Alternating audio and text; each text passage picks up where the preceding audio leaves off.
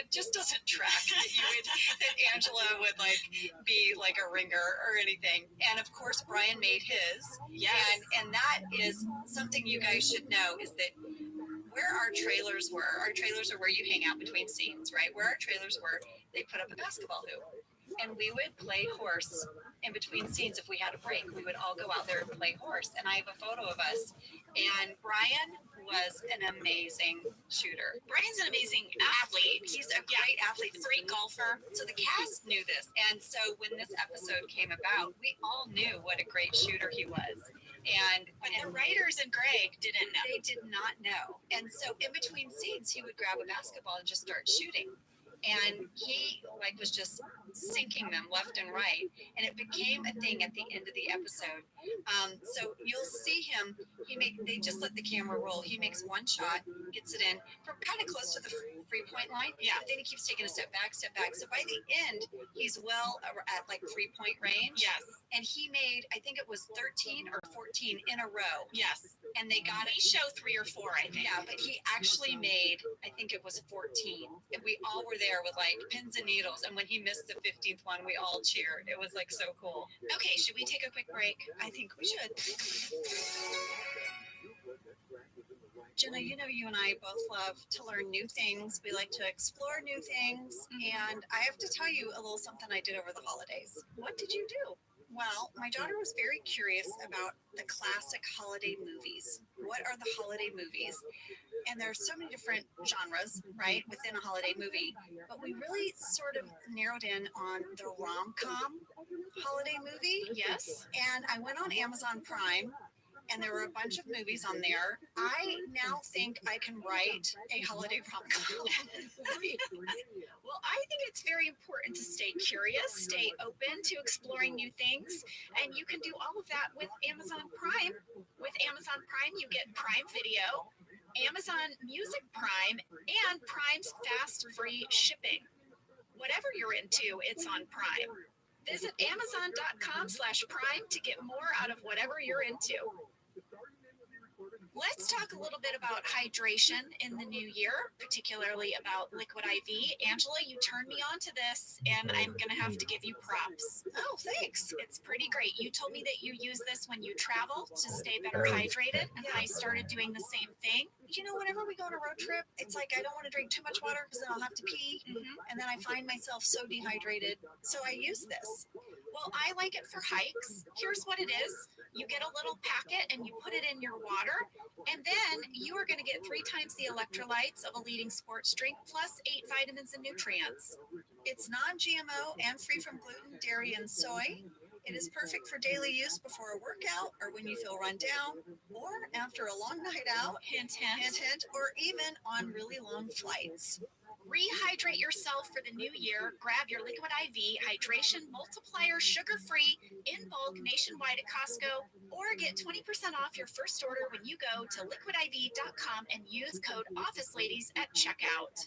That's 20% off your first order when you shop Better Hydration today using promo code OfficeLadies at liquidiv.com. Should we also talk about the Jim Pam part of this episode? Yes, because they have such an awkward, flirty scene that is so funny to me. First of all, I love that the subject of their flirt is the mall or wave runners. This is so relatable to me because I have family that live in northern Texas, and on the weekend you go to the lake, you go to the mall. Yes, exactly. These are the choices. Jim is going to go to the mall for the weekend if he doesn't have to work. The outlets, the outlet malls. Yeah. And then Pam said that if Roy wins, they're going to take the wave runners up to the lake. Yeah, I love it. And Jim says, well, I think Roy's going to be working. So I think you're going to be coming to the mall with me, just if you want to save big on brand names. Super cute. But I have to say, that whole wave runner backstory, that was based on a backstory that I wrote about Pam and Roy that ended up making it into the show in this very subtle way. So I remember trying to justify, just as myself, why is Pam still engaged to Roy after 3 years? Because in this episode, you find out they've been engaged for 3 years. Her little toaster oven is broken. She's sad. She got it. Her engagement party is broken. Yeah, they're still not married. So I asked myself, why? Why are they not married yet? It's been Right. 3 years. What is Right. the reason? In my head, I came up with the reason that they had been saving money for the wedding. Wait. I have to pause. Yeah. I love this about Jenna so much, you guys. This is her actor prep. This is my actor prep. She did this solely for herself. No one asked me to do. No one asked her to do it. I wrote it in essay form. Again, Jenna, first of her name, keeper of the notes. I would love to find this document. It was my Pam document. Oh my God. And I have all these little things I made up. Oh my God, you have to find it. Okay, so go. So what's Okay, your backstory so my for yourself? backstory was that they had been saving money for the wedding, and about a year into their engagement, without telling Pam, Roy spent the money on a pair of wave runners with his brother. This is perfect, Jenna. Yeah. This is perfect. And he, so he and his brother bought these pair of wave runners with their wedding money. But, Roy was like, we're going to have so much fun with these. So it broke What Pam's an heart. ass. These What an wave ass. runners. Yeah. And I told Greg this story, just bantering with him. And he was like, oh my gosh, I love that. We got to put that in. We got to put that in the wave runners. Yeah. In the wave runners. That is so good. I love that. I feel like as I talked to some of our cast members about our time on the show, we all had moments where we gave ourselves a little backstory like that. And obviously we won't get into it here. Mine was sprinkles. You invented sprinkles. I did. But I did not know you did that about the wave runners. That is absolutely what Roy would have done. Yeah. He would have been like, listen, that money we were going to spend on the wedding, I got a really good deal on wave runners. Yeah, he surprised her with some wave runners. Oh my God, that's amazing. What Pam's always wanted. And I have to say, this is a funny thing. David Denman and I really hit it off. Yeah, you did. We are good friends in real life. We especially hit it off in this episode. And it was weird because I think I had spent a lot of time talking to John Krasinski between scenes, and now I was talking to David Denman. And John was like, hey, where's my where's chat my buddy? friend go? Yeah. But he became a really, really good friend of mine outside of the office. And I think it's probably a weird thing for people to imagine that one of my best connections on the show was with David Denman. I'm Played sure. my jerk boyfriend Roy. Your jerk boyfriend. I'm sure right now if you guys went out for lunch and you and him walked in, people would be like, why are you with Roy? It's so true. Where's Jim? I know. I had lunch with Rainn Wilson and people lost their mind. They were like, oh my God, it's Ryan and Angela. So next up, everyone goes down to the warehouse for the big basketball game. I feel like we should say from a production standpoint, we spent 2 days down in the warehouse playing basketball. That's right. And there was a lot of the guys just playing basketball, and they filmed them to get random Footage. shots. Right. But then there were all of these scripted moments that they had to get. Right. To And- make the game make sense. Yes. Exactly. Can we speak about some highlights from the basketball Let's game? do it. Rainn's crazy nose guard. Oh my God. I knew a guy in high school, Ken, he had to wear one. They're special. I guess this was Greg's idea. Mhm. He wanted him to wear this nose guard, but you know what I love? We never mention it. Nope. We don't know why he's wearing it. Mm-mm. Was he injured once, or is he just afraid of injury? We don't know. We don't know. But of course, he would wear it when Rainn takes his shirt off to be skins. By the way, Rainn, I think, loves taking his shirt off. He 'cause loves the shock value the shock of his value. white pasty body. And he liked to stick his belly out and pat it, Yep. look at it. Speaking of Rainn taking off his t-shirt, I have a note card about that shirt that Dwight wears in the basketball game. All right. Now, this was really popular. I saw people commenting on this online when I looked back at the episode. All right, so Dwight is wearing a Japanese anime t-shirt in this game, and it's of Koni Kotaka. All right. Yes, you're like, all right. You're looking at me like, did you say that right? Here's the thing. I'm not sure. Someone Google it. Koni Kotaka. But it comes back in Hot Girl. It does? Yes, this is a Dwight When? Okay, it's a Dwight deleted scene. But as you know, I found all the deleted scenes Yes. on probably some illegal site online. And now Because you still don't have a DVD player. I don't. And now the cops are going to come for me. Do they come for you? Anyway, I'm such a rule follower. I'm like, oh no. Anyway. Okay. You're a rule follower, but you refuse to wear your pantyhose. So which one is it, Angela? Okay. Do you fine. follow the rules or do you break the I rules? follow the police rules. Oh, But, okay. but I'm going to put what I want on my body. Whoa! Oh! Snap, Okay. Angela. Okay. Anyway, here we go.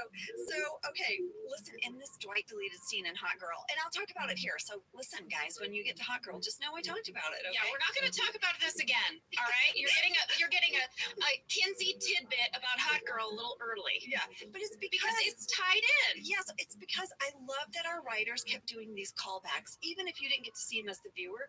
That was part of Dwight's character. So this T-shirt that he wore in basketball comes back in Hot Girl as a reference. He holds up a picture of Connie Kotaka and he says, "She is my perfect date." Ready? Here's a description of Connie Kotaka that I found online. Okay. And remember, this is Dwight's idea of the perfect date. All right. This is the perfect woman. Dwight K. Schrute's perfect woman is go. Okay, ready? Here's a description of her. She was orphaned at the age of 10 when both of her parents were assassinated, then taken in by a wealthy but very cruel businessman. So she practiced Aikido in secrecy for years until she could avenge the death of her parents. Wow. That's Dwight's perfect date. Can we also just for a minute, none of us knew what it was going to look like when Stanley dribbled the basketball. It was in the script that he is not good at dribbling. That's all. That's all. And that Michael would look and just have this moment of like, crap. Yes. Like, are you kidding me? And that dribble that Leslie David Baker did With his hand behind out, him. ridiculous. It Ridiculous. was so perfect. It was Literal perfection. Yeah. There's another moment in the basketball game that's coming to mind. There's a moment where Michael is supposed to, as a joke, it was in the script, he's supposed to like throw the ball from really far. Right. And it doesn't go in. Yeah. And then he's supposed to like be all upset, like, I usually make those or whatever. The first time, do you remember what happened the first time? Steve made it. He made it. He made the most ridiculous like alley-oop from the other side of the warehouse, and we all cheered. We cheered. And they were like, "No, you guys can't cheer. He doesn't make that." And Steve was so amazing. I'm sure Steve was like, "Oh man, I wish that could go in." I know. That should be a deleted scene for I know. sure. That was crazy. Oh, you have to tell about when John actually got hurt. Yes. We actually had a real injury, and they just kept the camera rolling. They did. This was not scripted. It's the part where Roy knocks Jim in the nose and his nose is bleeding. That was just David Denman blocking, like getting a ball and blocking out. There was some real basketball competition It did when they were playing. The dudes got a little testosterone. They got a little duty. Yeah, they got a little duty. But he did. He threw his elbow back, Yeah. not knowing that John was there, and clocked John. And his nose started gushing blood. I think that sound you hear is his nose. I asked Dave Rogers, Our editor. yes, because I remember the debate when they were editing this episode. Well, we heard it in real You time. could hear it in real life. We were like, dang. Yes, we knew. We were like, is his nose broken? Yeah. And we had to pause and like ice pack him. First of all, they didn't stop rolling. They kept They documenting it. kept documenting it, and so we see that John ran off because he was in pain, and his nose starts bleeding. And I didn't know what to do, so I picked up that freaking first aid kit, and I walked over to him, and then I was like, "Wait, what am I doing? There's nothing in that There's kit. nothing in that kit. It's like empty."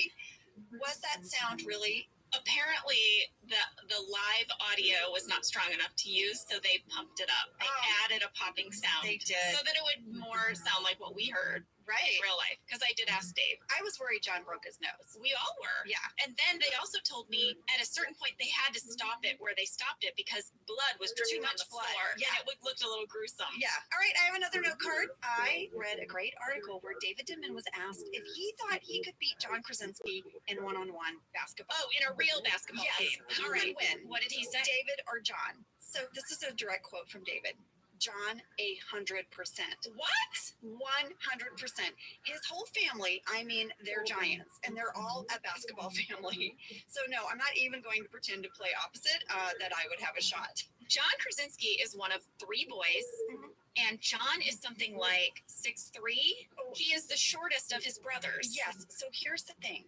John had always told us I'm the shortest in my family, and we'd be like, "That's crazy, you're 6'3". And then I went to the premiere of Leatherheads, his movie, and his whole family came, and I met his brothers, and it was ridiculous.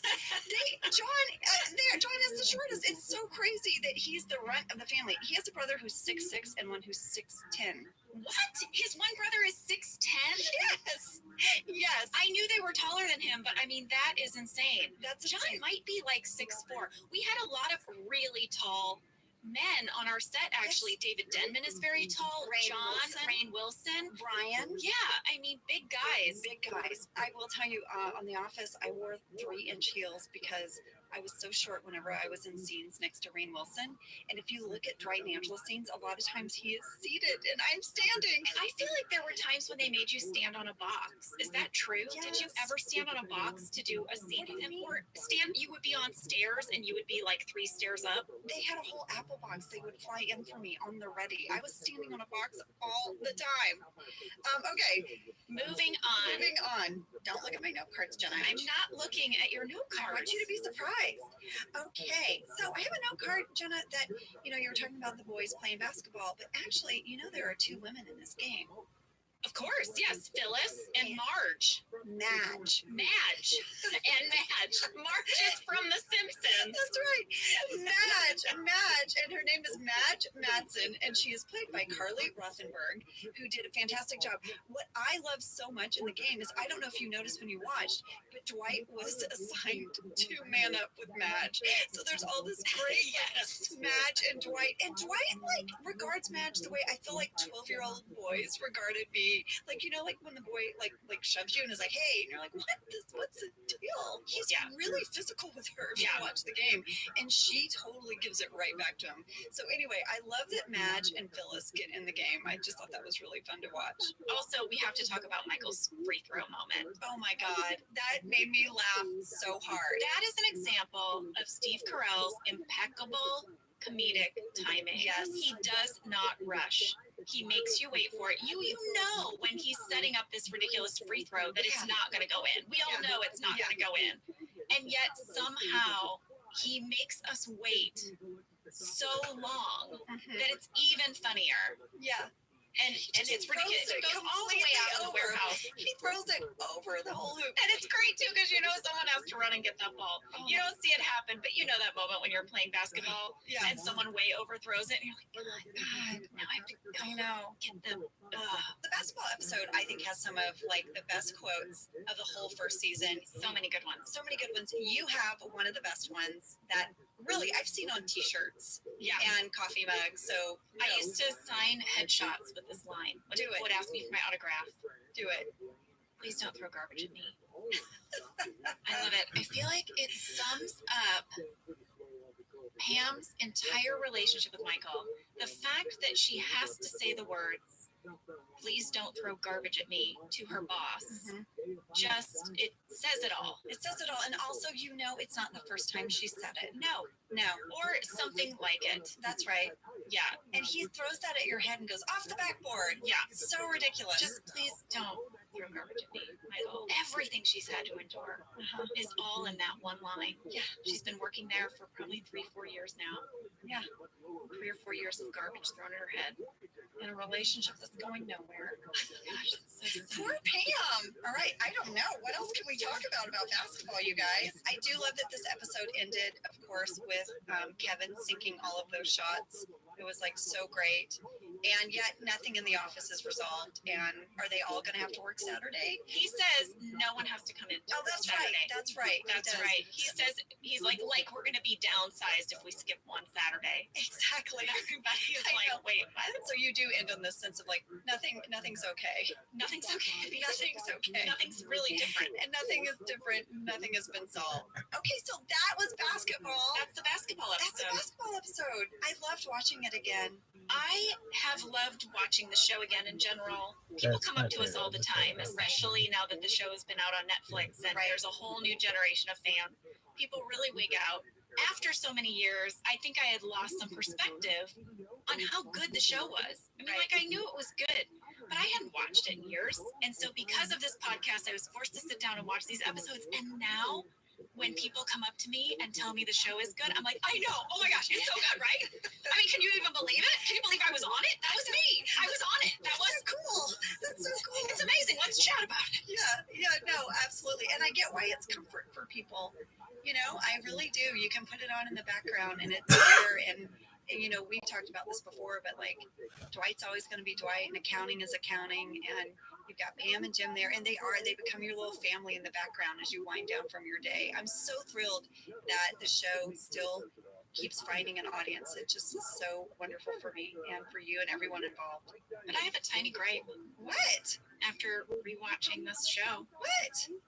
Do you know that not a single actor on our television show ever won an Emmy for their performance on The We're Office, going there. including Wait, I was Steve trying to wrap it up. Carell? I was trying to wrap it up with a bow. No, And Jim's I like, have a wait, gripe. let me bitch for 1 I'm second. ending with a gripe. Oh, God, I here we think go. it is an absolute crime that Steve Carell was never awarded the top prize in his industry of For the role of television Michael acting Scott. for the Yeah. role of Michael Scott. I agree. Because I kind of dare you to name another comedic male performance sort of as revolutionary and heartbreaking and funny and real Yes. as his performance on that show. No, it was brilliant. He won the Golden Globe. The show won Best Comedy Ensemble. We won an Emmy. We won some SAG awards. But Steve never won an Emmy. And the final year, he was nominated because his character was ending. His time on The Office was ending. It was his final nomination. It was me, you, and John Krasinski in a row on the aisle. And Steve, I think, was right in front of us, or he was down a row, and they had a camera on us as they announced the nominees, and then they announced the winner, and the camera was right on us. And when they didn't say Steve's name, I said, "Mother effer," out loud. And I don't curse, guys. I'm not a big cursor.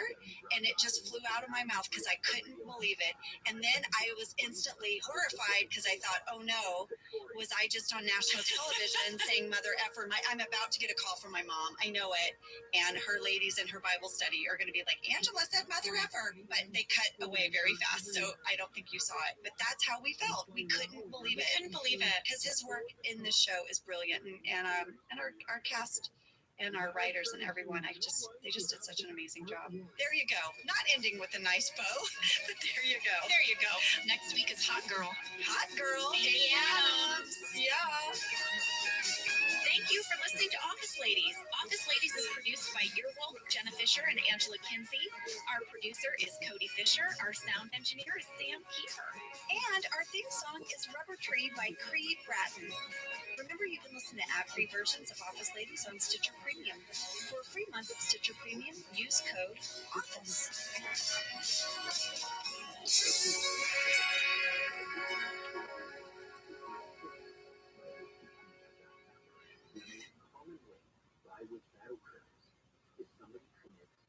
Did you know that the bold, smooth taste of Dunkin' cold coffee can be brewed in your Keurig coffee maker and enjoyed at home? You heard that right. Dunkin's cold K-Cup pods were crafted to be brewed hot and enjoyed cold. Each Dunkin' cold K-Cup pod is packed with the smooth, bold Dunkin' flavor you crave. Pick up a pack of Dunkin's cold K-Cup pods and enjoy a Dunkin' cold coffee at home whenever you crave it. Just brew over ice and sip in seconds, because the home with Dunkin' is where you want to be. I'm Jenna Fisher. And I'm Angela Kinsey. We were on The Office together. And we're best friends. And now we're doing the Ultimate Office Rewatch podcast just for you. Each week, we will break down an episode of The Office and give exclusive behind-the-scenes stories that only two people who were there can tell you. We're the Office Ladies.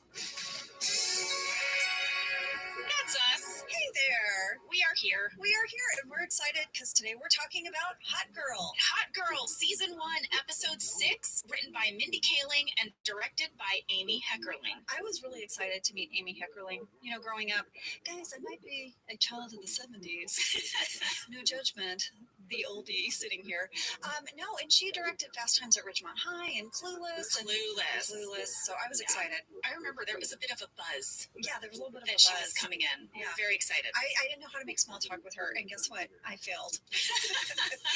All right, Jenna, hit us with a synopsis. All right, synopsis of this episode. Michael allows a woman selling purses to set up in the conference room for the day, and Michael and Dwight compete for her attention. Mm-hmm. Very simple. Very simple. And yet, so loaded for Pam. Oh, this was really a big Pam episode. it really was. So should we start with some fast facts then? I know you want to. You know, my fast fact, number 1, this is the first episode written by Mindy Kaling. Yes, Mindy Kaling's so smart, so funny, and she was one of our most prolific writers on The Office. She wrote a total of, Jenna, ready? What? 22 episodes. Wow. I know. That's like she wrote an entire season of The Office. I know. Of our night, because the season's usually about 22, 24 Yes. episodes. I have a fan question about Mindy. All right. This is from Bear. Hi, Bear. Yes, Bear asked, this episode was written by Mindy Kaling. What was it like to work with her as a writer versus an actor? Oh, Bear, good question. I know. You know what? I loved when Mindy was the writer of the episode, because the writer of the episode on our show would stay on set all week and produce their episode with the director. So they kind of worked very side by side with the director. Yes, and they were sort of the liaison back to the writer's room. I love that our show did this. Not all shows do that, and I really think you benefit from having the writer of the episode on the set with you. Well, Mindy, it was so easy to make Mindy laugh. Like, she was so ready to love everything you were doing. You were filled with such confidence when Mindy was on the set. And she also was really good on the spot coming up with new jokes, because that was another thing that the writer of the episode would do. They would pitch you improvisations on the spot. Yeah, and Mindy, for me, as someone with like an improv background, I loved being able to pitch to Mindy because she's so smart. So I could like say, hey, Mindy, could I, try this? And then she would just instantly be like, oh, that'd be great. Or how about you do this? Like, she was such a wonderful creative collaborator. I always felt like Mindy was such a big advocate for the character of Pam as well. I think she was in the writer's room pitching storylines for Pam, and this was a very Pam-centered episode, as we said. Pam has feelings. She has a lot of feelings. Pam has a lot of feelings. She does. This leads me into my second fast fact. I was texting with Mindy about this episode in preparation, and she told me something. What? The original title of this episode was Purse Girl.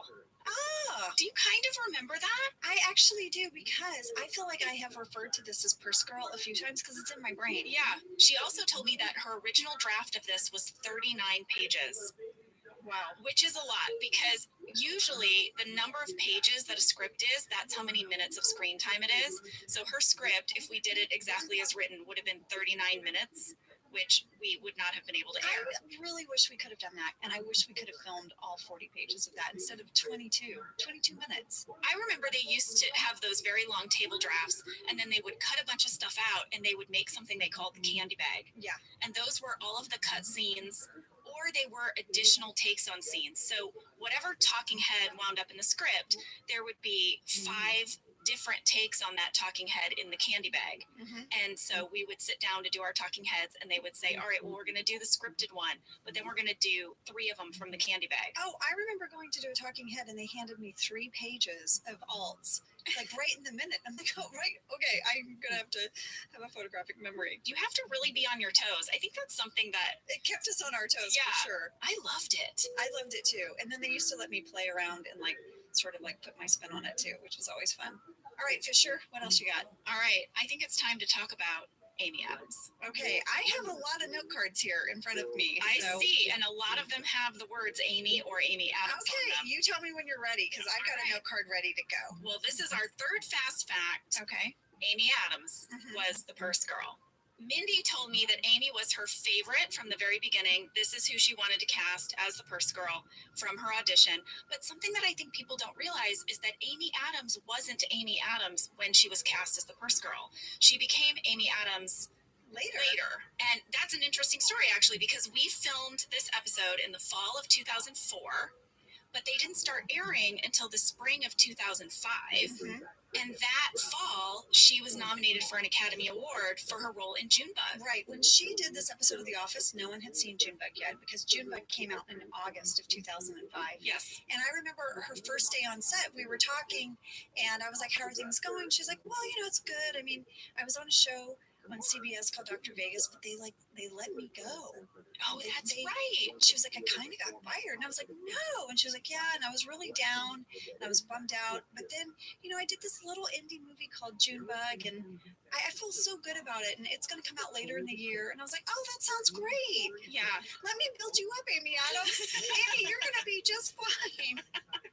And she was. And she was. But Amy is one of the nicest people. She's so, so sweet. Oh, I loved Amy. It was so fun working with her. There were a lot of questions from fans asking if we planned to bring this character back after we shot it. Well, we didn't think we were going to have a show. Right. There were no real plans to bring her back, but then when the show got picked up, they wanted to bring her back, but now she was Academy Award nominated Amy Adams. So I was like, well, I hope we can get her back. And we did. She came back for 2 more episodes. Yes. And she was such a great foil, too, for Pam and Jim and all of that. I loved watching that play out. Not only was Amy Adams super nice on set and just like such a pleasure to work with, but I don't know, probably like 2 years later, I ran into her. I had a friend visiting from Alabama, and you guys, I don't ever go out. So my friend was coming in town, and I was like, oh, I'm going to take her somewhere fancy. That hotel, Chateau Marmont, that's fancy. We'll go there. Because I just had it in my head. Yeah, it was a like the Hollywood fancy it was a place. fancy place. Yeah. I mean, it's like half an hour from my house. It was such a like haul. But I was like, no, I'll take my friend from Alabama there. So we went, and we were having dinner, and Amy Adams was at a table, and she sent over 2 glasses of champagne to my friend and I.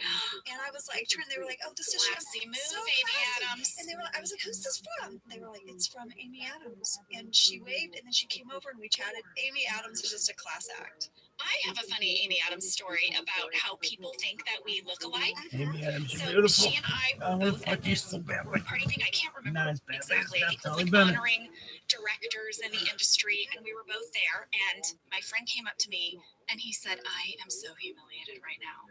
And I said, what happened? And he goes, I just went up and bear hugged Amy Adams and said, Jenna, you look beautiful. Oh, no. Because he mixed us up. And this people have this thing where they think she and I look a lot alike. We really don't look anything alike in person, although I guess I just told a story about someone who mixed us up in person. I mean, there is a resemblance.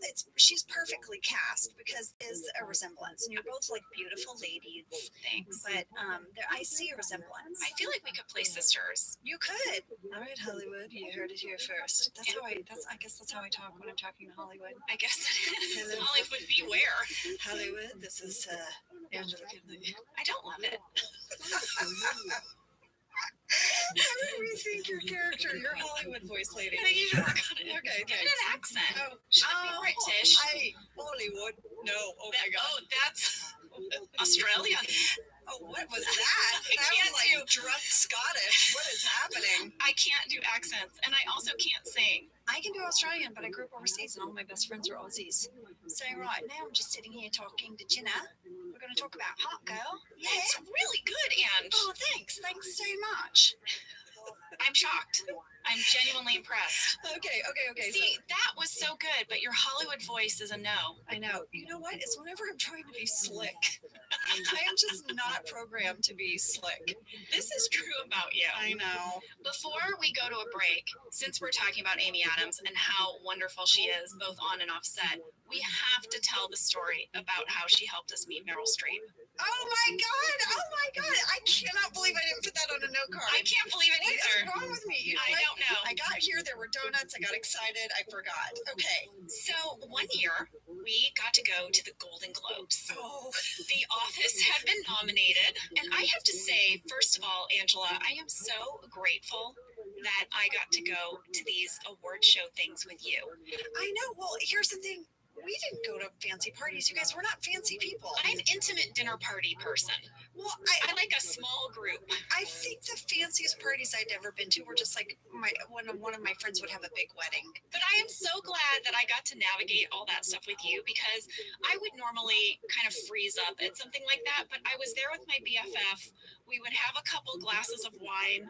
We would sometimes get a little, well, because one thing we should say is we were not allowed to bring a +1. Well, we were not big time enough. No. I feel like we were barely invited. Truth be told. Even though our show was nominated, it did feel like that. Well, first of all, Wait. What? Do you remember where our table was? very far away from Our the stage. table was behind a pillar, Jenna. I do remember that. I had to sort of lean all the way like towards Brian's lap to see the stage. Yeah, so the Golden Globes are really cool because they have awards for both movies and television. So There are cool movies to you. as TV people, we were in the room with Angelina Jolie suddenly and Brad Pitt and all those people. We were nowhere near them though. They were down at the front and we were in the nosebleeds. But hey, we were in the room. Well, I will say, I remember going to the bathroom and Angelina Jolie passed by. She took my breath away. I thought, well, now she is from the gods. I get that. I mean, that is a movie star.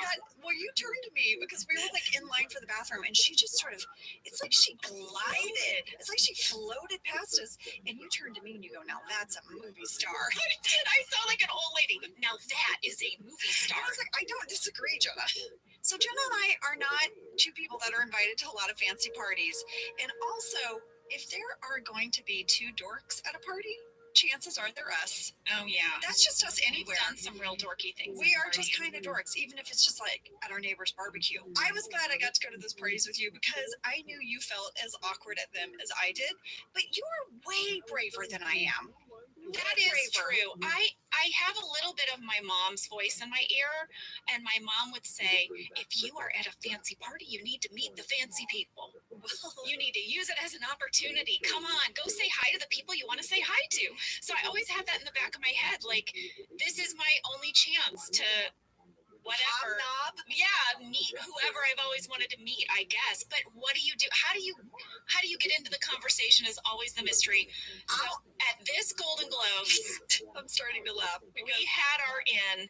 We look across the room and we see Amy Adams talking to Meryl Streep. We lean around the pillar we're sitting behind and we see Amy Adams. You should know at this point, we've been sitting at our table for quite a while. We hadn't got up and mingled other than we went to the bathroom and saw Angelina Jolie walk by and we didn't say a word. No, I did not speak to her. We did not speak to her. So Jenna's like, there's Amy Adams and Angela, she's talking to Meryl Streep. We know Amy Adams. Yes. We can go talk to Amy Adams. We know her. She likes us. And yes, and then maybe we'll get to meet some movie stars. Yeah, we'll just basically glom on to Amy Adams was our plan. Yeah. And Jenna was like, come on, Angela, let's go. And I was like, nope, don't want to go. Not going. And you really, like, you were like, Angela? I pulled you from the table. I said, we are meeting Meryl Streep. We are doing this. This is a story for my mother. Come on. And then she said, and you got to be quick. You have to be quick because what if Amy stops talking to her? Yeah, let's go. And you said, well, what are we going to do? What are we going to say? How do you walk up to them? What are we going to say? So I was like, here's my plan. We are just going to walk up to them laughing. What? Just laugh. What? And I said, laugh at what? It doesn't matter. It doesn't matter. Just walk up to them laughing. I think you thought if we just walked up laughing, we would look cool. Like we're like, I don't know what I thought, Angela. I don't know. I just knew we had to seize the moment. So we did. Well, I basically was like in shock. I was like, wait, what?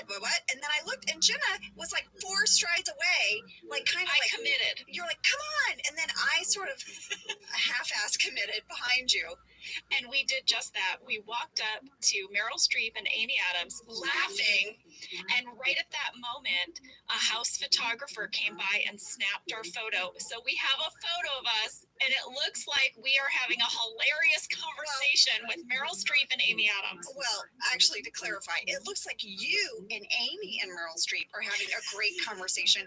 But because I lagged behind you a little, I was late getting there, and I just look like I'm walking alone laughing.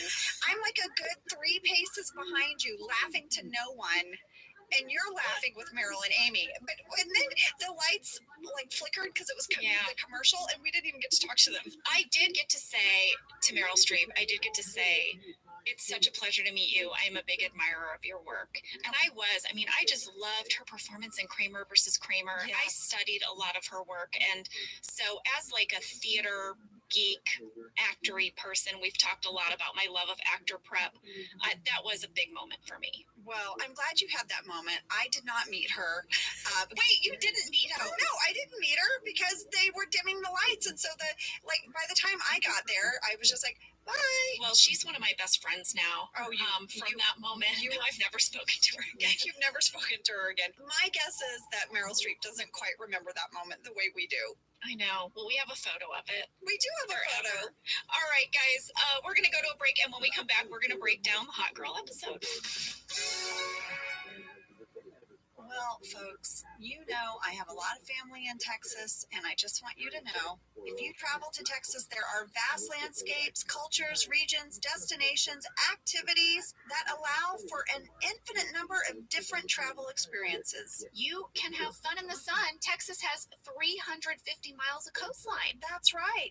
Or if you like more of a rugged vacation, there are campgrounds, hiking trails, state parks, in the food. Can we talk about the food? Tex-Mex. And barbecue. There's live music, art museums, cowboy experiences. Come on.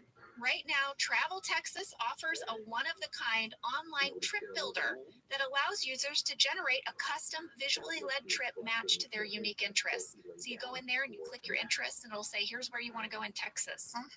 Visit traveltexas.com/get-your-own to get the only trip to Texas that matters, yours. That's traveltexas.com/get-your-own. Whether your resolution is to save money, eat better, or stress less, HelloFresh is here to help you do all three.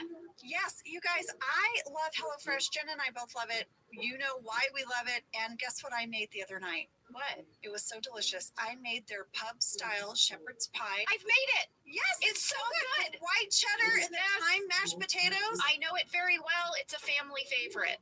Well, you know, Josh normally makes dinner, so this was my turn, and I made this, and he loved it, and I was so happy. I was like, I made a shepherd's pie. I'd never made one before. It's so good. Everyone, you can say hello to your most delicious year yet with fresh ingredients, chef-craft recipes, all at a price you'll like, delivered right to your door. Go to hellofresh.com/officeladiesfree and use code officeladiesfree for free breakfast for life. One breakfast item per box while subscription is active. That's free breakfast for life at hellofresh.com/officeladiesfree with code officeladiesfree. HelloFresh, America's #1 meal kit. This show is sponsored by BetterHelp. You know, around New Year's, we all reflect and people really start making lists of what they can do to be their best self for the next year. Yes, I think, the new year definitely makes you think New Year's resolution. What do I want to change? New year, new me, that kind of thing. Yes, but perhaps this year we could be reflecting on what we're already doing right. Yeah. And therapy can help you figure out your strengths. So you can ditch this idea that you need some extreme change or this extreme New Year's resolution and Right. just, you can make changes that really stick because they're based on your strengths. I like that. If you're thinking of starting therapy, give BetterHelp a try. It's entirely online, designed to be convenient, flexible, and suited to your schedule.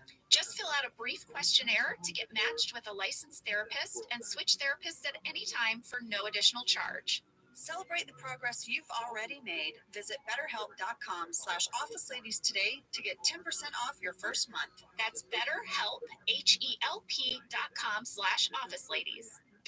All right, this episode starts with Michael on a phone call with Jan. She's explaining that they're going to introduce a new incentive program, and the top seller in the office is going to get a prize worth $1,000, and that Michael can choose what that prize is. The end. So I love that this episode starts with the line, "Are you listening to me, Michael?" by Jan, because he's just like futzing around with pencils and he has her on speakerphone. But I love that the first scene, you just think he's being an idiot, and then you hear this voice say, "Are you listening to me, Michael?" And I just love it. I love it. The next scene, when Dwight is standing over Michael's shoulder in the talking head, it begins as a talking head and then it reveals that Dwight Has is been kind there. of like hovering. That's the first time we did that. But Yes. then we will do that many times in the show. It's one of my favorite things is how Dwight stands over Michael's shoulder. That's also when Pam comes into the office to say someone wants to sell handbags, and Michael is totally against it, of course, until he sees how attractive the woman is. A lot of people wrote in and wanted to know, where did these purses come from that she's selling? So I called Phil Shea, Our prop master. yes. He told me that he bought them all in downtown LA. Oh, at like the markets downtown? Yes. Oh, the knockoff purse Birkins. Yes. Because some of them looked really nice, but also they looked a little like pleather. I don't think anyone kept them. I didn't keep one. Did you? I didn't know we could. I probably would have taken one. It was early on when we weren't brave enough to ask to take things yet. Yeah, no. Later, when the show wrapped, I did take Pam's everyday purse. It's just Aw. something that had been sitting, even if I didn't use it in a scene, it sat on Pam's desk or it was in her drawer. Yeah. So I have that. I have Pam's everyday purse that she had for most of the season. No, But I didn't keep a fancy purse. There's this scene where Michael has to refer to Katie the purse girl as Pam 6.0. Mm-hmm. This was not an improvisation. I have the script. I know. From Hot Girl. I have all the scripts from season 1. I saved them, speaking of saving things. And I looked it up. She is like the improved version of me. Like she is not. like, yes, she is. Not. She is. As your best friend, I am not going to let that slide. She is not. But in this episode, they had really zhuzhed her up. She had a push-up bra on and her hair Doesn't all. matter. Even on our plainest day, Amy Adams is Jenna 6.0. She is. No, she's not. It's okay with me. No, I'm not. No. Well, oh, okay. Well, whatever. Should I have not said that? No, I think it's a funny story. But as your best friend, I'm not going to let you say Amy Adams is a better version of you. It's like we look similar, but then her nose is a little daintier, and her cheeks are a little rosier, and her hair is just a little brighter red. You know what I'm saying? It's just like she just turned it up a couple of notches on the dial, and you get Amy Adams. Like if you're creating me, right, you get to me, and then if you turn the dial a couple more notches, it turns into Amy Adams. She's Disney you. She kind of is. She's the Disney princess version of me. Yes. Angela, do you have a note card? Because you're like handling a note card right now. I feel like you want to say a note card. I mean, It's in your hand, and then you're touching them. What is it that you want to say? Are you annoyed that I'm touching? No, I'm giving you a chance to speak. Oh. Oh, thank you so much. Oh, is that what? Oh, so it's British when you're offended. Oh God, no! Stop!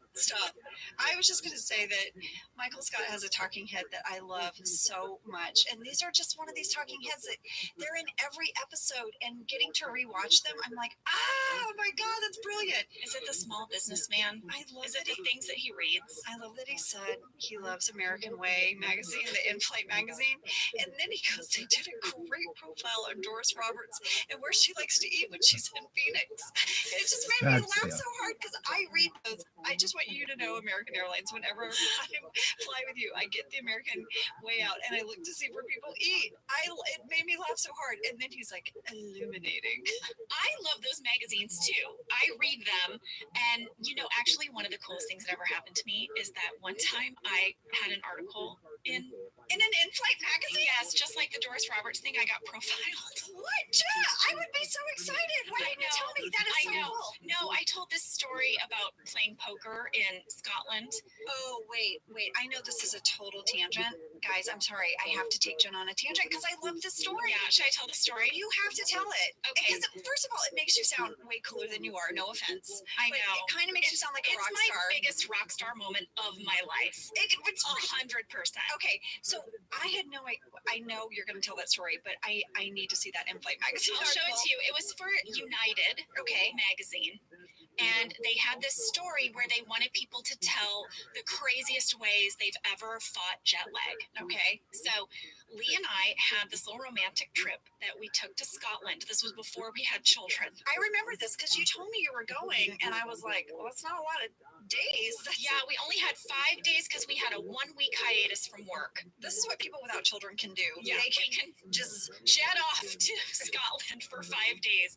So we were going to spend 2 days in Edinburgh, and then we were going to go into the countryside for the other 3 days, do a tour of like a Scotch factory and everything, really fun. So we get there, and we thought we will take an overnight flight. We will sleep on the plane, and we will arrive at noon, rested and ready to tour Edinburgh. Yeah, right. This did not happen. We did not sleep on the plane, and we landed. It was noon, and we were thinking, how in the world are we going to make it through this whole day? We were exhausted. So tired. We're touring a castle. We're walking along little shops. We bought some hats. And at a little hat shop. Oh, wait, I know I'm raising my hand because Jenna, you texted me and I remember you saying, we're so tired, we're going to try to power through. We're going to try to power through so we don't fall asleep. Yes. You can't fall asleep in the middle of the day, then you're ruined. Then the whole 5 days, you're just going to be sleeping during the day and up at night. So it's 5 o'clock and we are so exhausted. Just so incredibly exhausted. We thought, here's what we're going to do. We're going to go into a little pub. We're going to get a bite to eat. We're going to have a drink. We are going to force ourselves to stay awake until 7 p.m. And then we're going to go back to the hotel and fall asleep. Right. That was your plan. Go to the pub, power through, and then go to bed. Correct. We get to the pub, we order our drink, and we see a sign that says poker tournament starting at 6 p.m. All right, I have to interject here. So my BFF, Jenna Fisher, is a flippin' fantastic poker player. I don't know if I'm fantastic, You but I are love fantastic. playing. Okay, no, you're fantastic. And I once went with her to the Celebrity Poker Showdown. Story for later, but she's really good at poker. I came in second place. You came in. I mean, that's behind Keegan Michael Key. he won. That's a big flex because you beat Michael Ian Black, who still tells me that you beat him in poker. And I mean, you guys, I also just want to say all of this is before I had children. Yeah. I barely play poker anymore. I can't stay awake for anything. I know, but you are really good. Back in your day, lady. Back in the day. Back in your day before In my kids. In your youth, you were quite the poker player. I think I can win poker with like 2 pairs of threes, and I have all the bravado. 2 pairs of threes. That would be 4 of a kind. You can. Okay. You can win poker with Okay. that, Angela. Okay, so see, this is the problem. But I have no idea what I'm doing. And I think sometimes I mess up a table just because I have such confidence and I have nothing. And then people are like, "Urgh." Okay, Sometimes anyways, that's the best strategy. okay, go. You're in So Scotland. we're in Scotland. You're trying to stay so awake. tired. We sign up for the poker tournament. Lee, my husband, he plays poker as well. We're thinking, here's what we'll do. We'll join the poker tournament at 6 p.m. We'll be done at 7. This is how we're going to stay awake that extra You're hour. going to play an hour of poker and then you're going to go to bed. Go to bed. We enter the tournament. We start playing.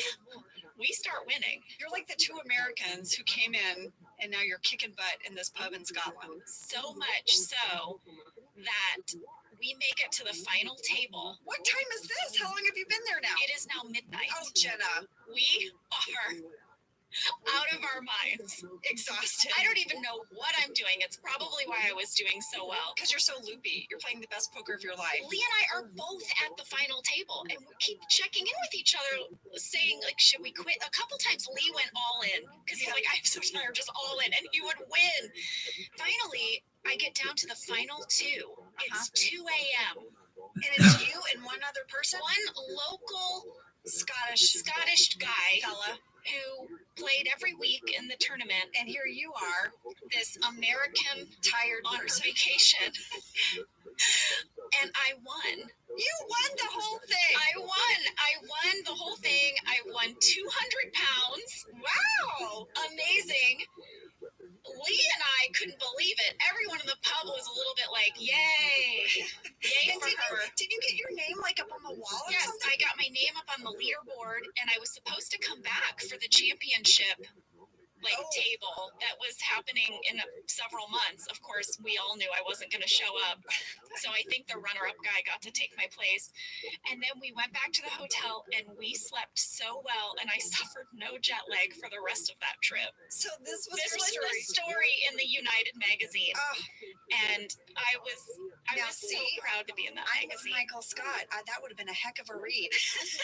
I got copies. I sent them to my mom. I sent them to my in-laws. I have one at home. I want you guys to know I woke up back here in the US of A and I had a text from my best friend in Scotland and there was a photo of her in a pub Wearing my hat that I had bought, by the way. wearing your hat, My to your wool body hat. and like smiling, and I was like, what is going on? And you were like, I won a poker tournament. I was like, you're supposed to be sleeping. Yeah. But truly, that is like maybe one of my proudest moments. Yeah, that's a pretty rock star moment, lady. Thank you. Well, we should probably get back to the episode. This is the cringiest episode of The Office so far. Not ever. I mean, Scott's tots, but It's cringy, but Diversity Day is pretty cringy too. the whole scene where Michael is talking to Katie about coffee, I was dying. I was dying. What I was also got so weirded out when he was like, all I'm trying to do here is just break down walls. I just try to break down walls. I was like, what is he talking about? Oh my goodness. And she plays it so well. Oh my She gosh. does. And then that scene with Brian over my shoulder asking me if I'm jealous. Mhm. I laughed so hard during that scene. What was difficult was that I was supposed to sit there and be doing my work, and he is hovering over me and then insulting me, and I could not get through it. Every time he would start his sentence, it would make me laugh. That was a scene that I probably laughed the most in when I was shooting this episode. And this leads me into a fan question from Delaney. Mhm. Did you guys ever get offended by the scripts personally? Like in this episode, how Pam is compared to Katie the whole time? Jenna, did you take that personally? I didn't. Well, I didn't either, because I felt like a lot of our comedy was a little bit of a free for all. Like everyone was going to have a moment, where they were sort of the butt of the joke, but it was never malicious. It was just, it served the script, it served the story. I never took offense. Also, I feel like so much of comedy and comedians is self-deprecating in nature. Yeah. And so we're a group of people who are pretty honest with ourselves, don't you think? Yeah. It wasn't offensive to me. It was the idea that has happened to all of us, where a more attractive person walks in the room and is getting all the attention, and then you feel jealous. But I enjoyed this episode. I loved playing with all those feelings. I was going to say, it was a lot of human moments for Pam, just seeing how Jim was affected and how that affected her, and it was fantastic. I thought you did an excellent job. I have on one of my note cards. Where is it, Jenna? What does it say? Jenna was brilliant. She was. Thank you, Angela. You were so good. Oh, I don't want to get us off I know you have your list, lady, but the moment when she's like, "What are you going to do?" and he's like, "Oh, I think actually I'm going to see Katie." The look on your face as Pam, what you did with your eyes in that moment was so amazing. It's interesting. So amazing. You know what I gave myself as a direction in that moment in my head? What? Was when he tells you that, do not blink your eyes. Just stare at him. You're not affected by that. And smile, because that is great news. Oh, that's great. That was her way of trying to not show how she was feeling, but then it shows everything. Yeah, it showed everything. It was so great. The scene with Katie, Michael, and Toby. Oh, brutal. Oh, Jenna, I watched the deleted scenes this time. You did? Yes, so I still haven't gotten a DVD player. How'd you do it? I found them online. Okay. I don't know if it was a legal site that I went to. I clicked on so many things that took me there. So I don't know. I probably have some inappropriate things on my computer now. Oh boy. No, I'm just saying I clicked away. But anyway, I watched the deleted scenes, and there is a longer version of that scene where Steve, I know, is just riffing on that whole idea of sad sack Toby. Yeah. And it is so cringy. Oh, I want to go back and watch that. It's really good. So what you see in the episode is just 3 seconds of that moment where he's like, "Oh yeah, you're divorced, right? Sleeping in your car." I love the you slept one night in your car, right? Yeah. Made me laugh out loud. Yeah, it's so good. For a long time. Yeah, and Paul's reaction is so perfect. In the deleted scenes, Michael goes off on him for minutes. What's so amazing is that Steve and Paul in real life are both of our kind of very gentle, quiet, kind people on the set, and they have to. Well, I guess just Michael has to bully Toby, but Steve and Paul's real life relationship is so opposite that. Yeah. No, but it was, and Katie's like, "Where am I?" Ooh, I have some Kinsey tidbits. All right, let's hear them. At 8 minutes, 14 seconds, Pam, gets up in a huff from Roy and leaves her salad on the table. Yeah. You left her. You didn't pack up your Tupperware or anything, and you had a juice box. What are you? I had just been insulted.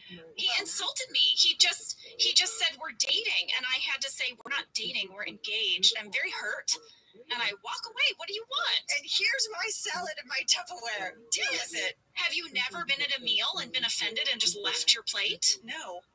So if you're in a fight with someone over dinner, yes, you get up with your plate and you go rinse it off and put it in the dishwasher. That's right. I'm going to bust my plate. I'm not going to leave my salad. Well, I would love to see that. I think it would have been so weird if she had taken her food with her.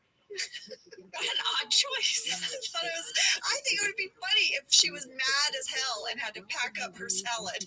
I have a thing that I wanted to share about Pam's engagement ring to Roy. The props people, when you have to be married on a show, they'll bring you a whole tray of rings to pick. Yes, you get to pick your engagement ring and your wedding ring. Now, these are based on selections that have been pre-edited by the director and producers, right? So you can't just pick a honkin' ring. Right, it has to match your character's life. Yes, but they give you a variety of things to choose from, and you have to try them on in different sizes. So when they gave me the tray of rings, I picked a diamond cluster ring as opposed to a diamond solitaire. And I had it in my mind that Pam has always been hurt that Roy didn't get her more of the ring she wanted. which would be more of a diamond solitaire, more of what Jim is going to give her later. Right. But she's a polite person, and she thinks it's not right to be offended by the ring or to not like the ring, so she had to very graciously accept this ring. But I always felt like her opinion of Roy was that he didn't put enough effort into getting to know her or what she would like, or he didn't put a lot of effort into the engagement ring Or the relationship. but that the ring is really a symbol of his lack of effort and his lack of knowing her. And every day when I would look down at that diamond cluster ring, it would just poke at those wounds that she has in her relationship with Roy. And so when he says boyfriend, that's another way that she's like, that's right. This ring makes me feel like we're not engaged. I've been wearing this diamond cluster ring for 3 years, and it feels like a thing that you give your girlfriend. It doesn't feel like what you give someone when you're proposing, at least for Pam.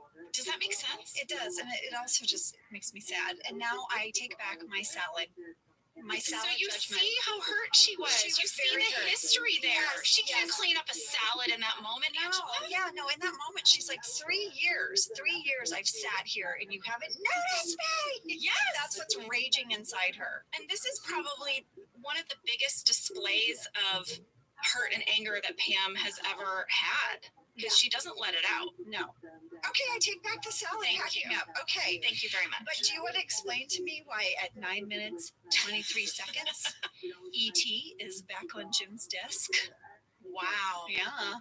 E.T. in his blue robe back on Jim's desk. So it was on the desk and then off. Oh, Sam's going to bring up E.T. Looking at, so I make suggestions. Wait for it. Here's the thing, okay? Just keep talking. See E.T.? See E.T.? Where? Oh, yeah. Oh, yes. Yes, I see it. I see it. What is that? I don't know. We need to find out from John. And Phil Shea. We will text John and Phil and get an answer. I have a fan question. Okay. This is from Mary Beth. The scene where Dwight is talking to Katie about buying a purse when Jim and Pam start awkwardly narrating the interaction. Was that scene scripted, or did John and Jenna just play off whatever Rain decided to do?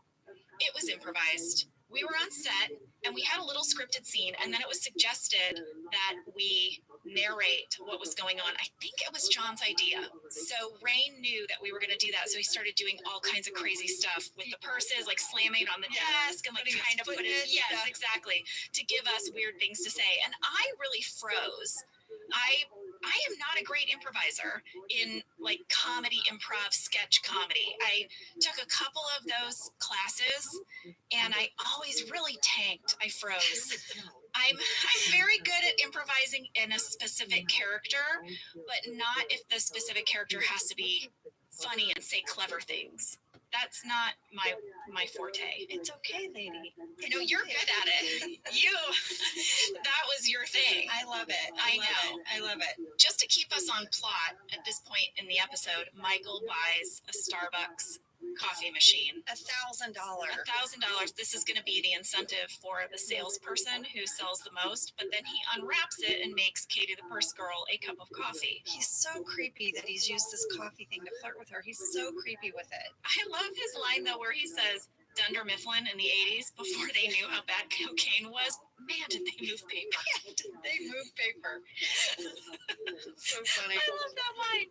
I also remember the scene with Michael and Dwight. Michael tells Dwight that he's going to be giving Katie a ride home, and Dwight asking if he loves her. Do you love her? Do you love her? I remember they could not get through that scene. The two of them were cracking each other up. It went on forever. Not only do I love that Dwight is like, do you love her? I love that Michael's like, I don't know. Maybe. I can't say. I can't say.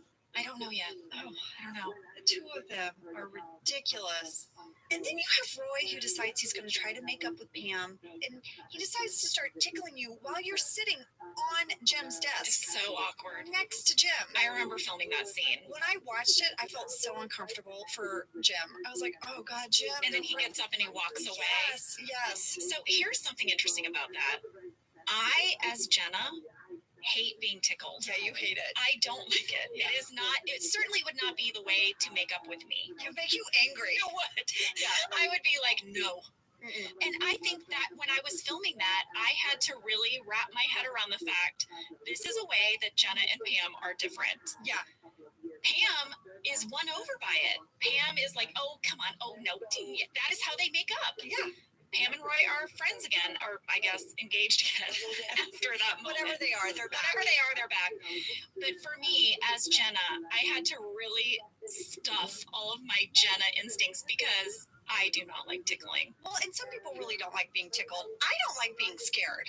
Oh, So, like, I know. Well, and my husband, once a year around Halloween. You don't like being startled. Yeah. Or scared. I don't like scary movies. You don't movies. respond well. I don't go to scary movies, and my dad was the same way. So you know how they say some people are like fight or flight? Yeah. I am fight. and so Josh, my husband, like around Halloween, him and the kids think it's funny to get like a fake arm or a mask and scare me. And I always say to them, one of you will get whacked. You know that. And I have no You flail your arms when people scare you. Yeah, I've seen it happen. I have no control over it. Just recently, my husband, for Halloween, they jumped out to scare me. He had this mask on, and I screamed. And then with everything I had, I hucked my phone at him, and I hit him with my phone. Clearly, like I didn't mean to. It's just this weird instinctual thing where I just go, ah. Yeah, you need to hope that you never have to do a scene where someone scares you. It'll be very. Because how will you keep your arms from not whacking? I don't know. Someone will get hurt. That was the difficulty for me in that scene because tickling me makes me irritated. Want to whack someone? Does not make me laugh. Well, I thought you did a great job, and it was cringy as heck. Yeah, for Jim. I know. All right, we're gonna go to a break. Let's take a break. Jenna, you know you and I both love to learn new things. We like to explore new things. And I have to tell you a little something I did over the holidays. What did you do? Well, my daughter was very curious about the classic holiday movies. What are the holiday movies? And there are so many different genres, right, within a holiday movie. But we really sort of narrowed in on the rom-com holiday movie. Yes. And I went on Amazon Prime, and there were a bunch of movies on there. I now think I can write a holiday rom-com. Well, I think it's very important to stay curious, stay open to exploring new things, and you can do all of that with Amazon Prime. With Amazon Prime, you get Prime Video, Amazon Music Prime, and Prime's fast free shipping. Whatever you're into, it's on Prime. Visit Amazon.com/Prime to get more out of whatever you're into. Let's talk a little bit about hydration in the new year, particularly about Liquid IV. Angela, you turned me on to this, and I'm going to have to give you props. Oh, thanks. It's pretty great. You told me that you use this when you travel to stay better hydrated, and I started doing the same thing. You know, whenever we go on a road trip, it's like I don't want to drink too much water because then I'll have to pee, and then I find myself so dehydrated. So I use this.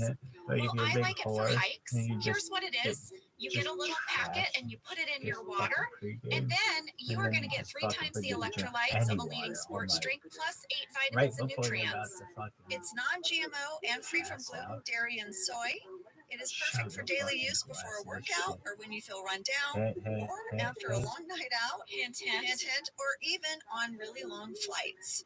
Rehydrate yourself for the new year. Grab your Liquid IV Hydration Multiplier sugar-free in bulk nationwide at Costco, or get 20% off your first order when you go to liquidiv.com and use code OfficeLadies at checkout.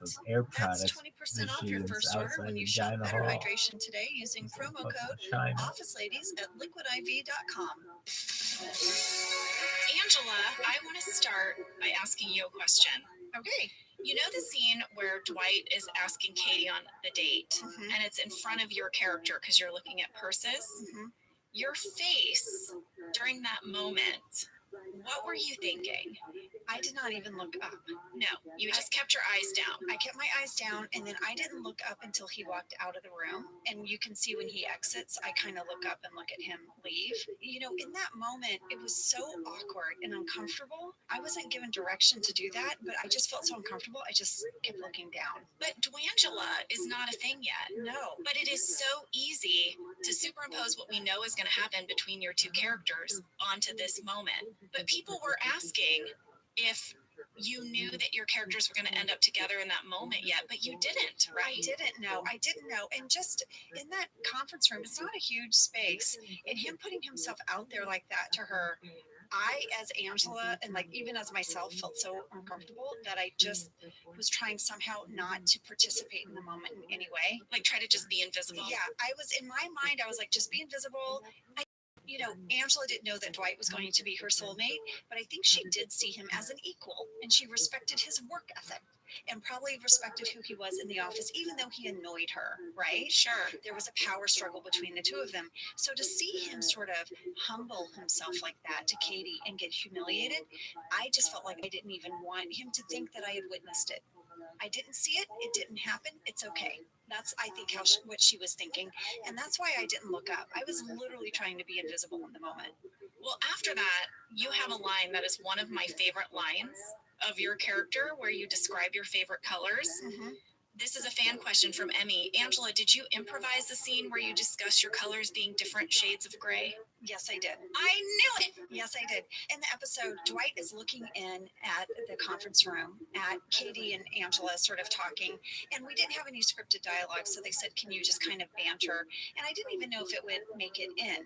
Yes. And so that scene was improvised, and it starts off with Amy as Katie saying, well, you seem to like to touch things. And then I just responded, I don't like to necessarily touch things. I'm shopping, I loved that line. And then she said, well, what color do you like? And this was all improvised. And I said, gray, dark gray, charcoal. And it made it in, and that was really fun. And then that line ended up in a article in the newspaper. It was talking about what sums up the show, and they said, the character Angela's line, gray, dark gray, charcoal, really sets the tone. And I was so proud of that. It really then informed a lot of your wardrobe after that. You had been kind of wearing these muted colors, but that became your uniform moving forward. Okay, Jenna, what else do you have? All right. The scene where Ryan and Michael are cleaning out his car, that was not improvised. No, that was scripted. A lot of people asked, all of it, blue blast, smell alike, how many filet of fish do you eat? All of those lines are in the script. I checked because when I was watching it, it was so hard for me to believe that it was not improvised that I went back to my script and I read it. And I think that it just points to how good the writing was on our show. Fantastic. Just how good. And also how good the actors were.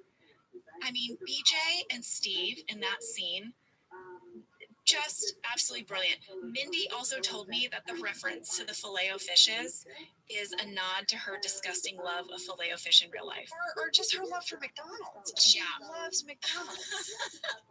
But that she really does love a filet-o-fish. I loved in this scene too when Michael's like, oh, that was over a period of time, okay? It was over a month. It was over a month. And Ryan the Tip goes, still. Yeah. I could watch that scene over and over again. I think that's a gem. I think if you haven't rewatched this episode, but you're listening to the podcast, just please go watch that scene. It's It so is good. terrific. Blue is not a flavor. I have a note card. Say it. Okay, this is a great Dwight line when he says, Schrutes produce very thirsty babies. Oh, yes. That's a famous line. That's a famous line. And when I was pregnant season 5 of The Office, and I got a gift of a T-shirt that said, Schrutes produce very thirsty babies. And it was a maternity shirt. Oh my God. And I wore that around my big belly, and people would freak out. I still have it. Oh, do you have a picture of yourself in that? I will look, but if I don't, I'll just take a picture of myself in it, and I'll have to post that on Office Ladies Pod because I still have that shirt. You should, definitely.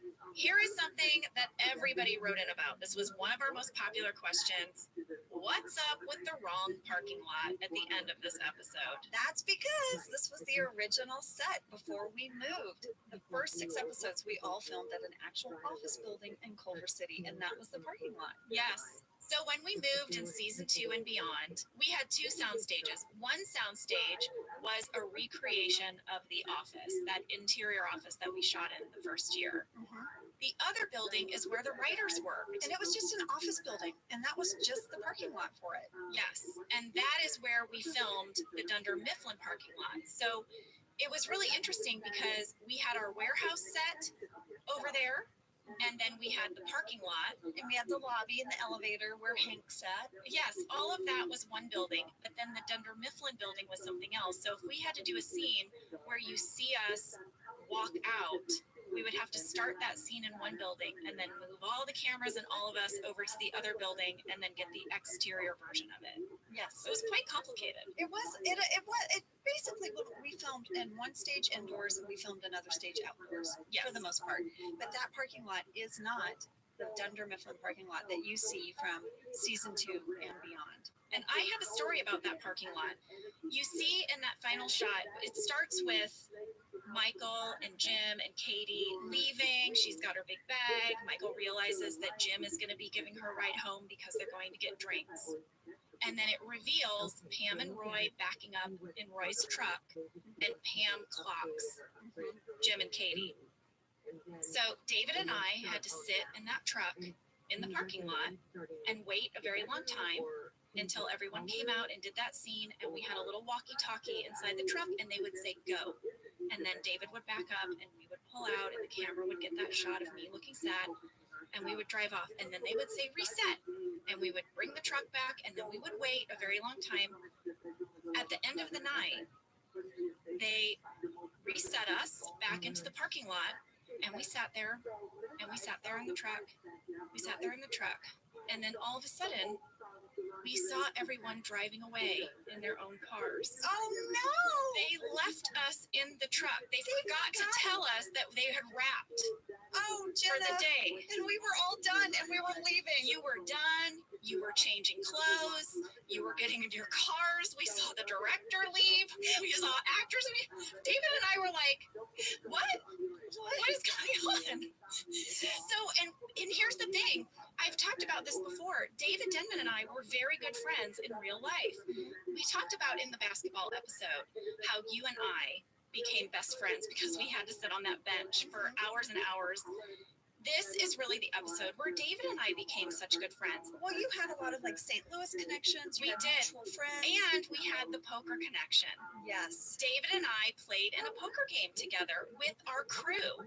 We would host these poker games. Rain was in on it.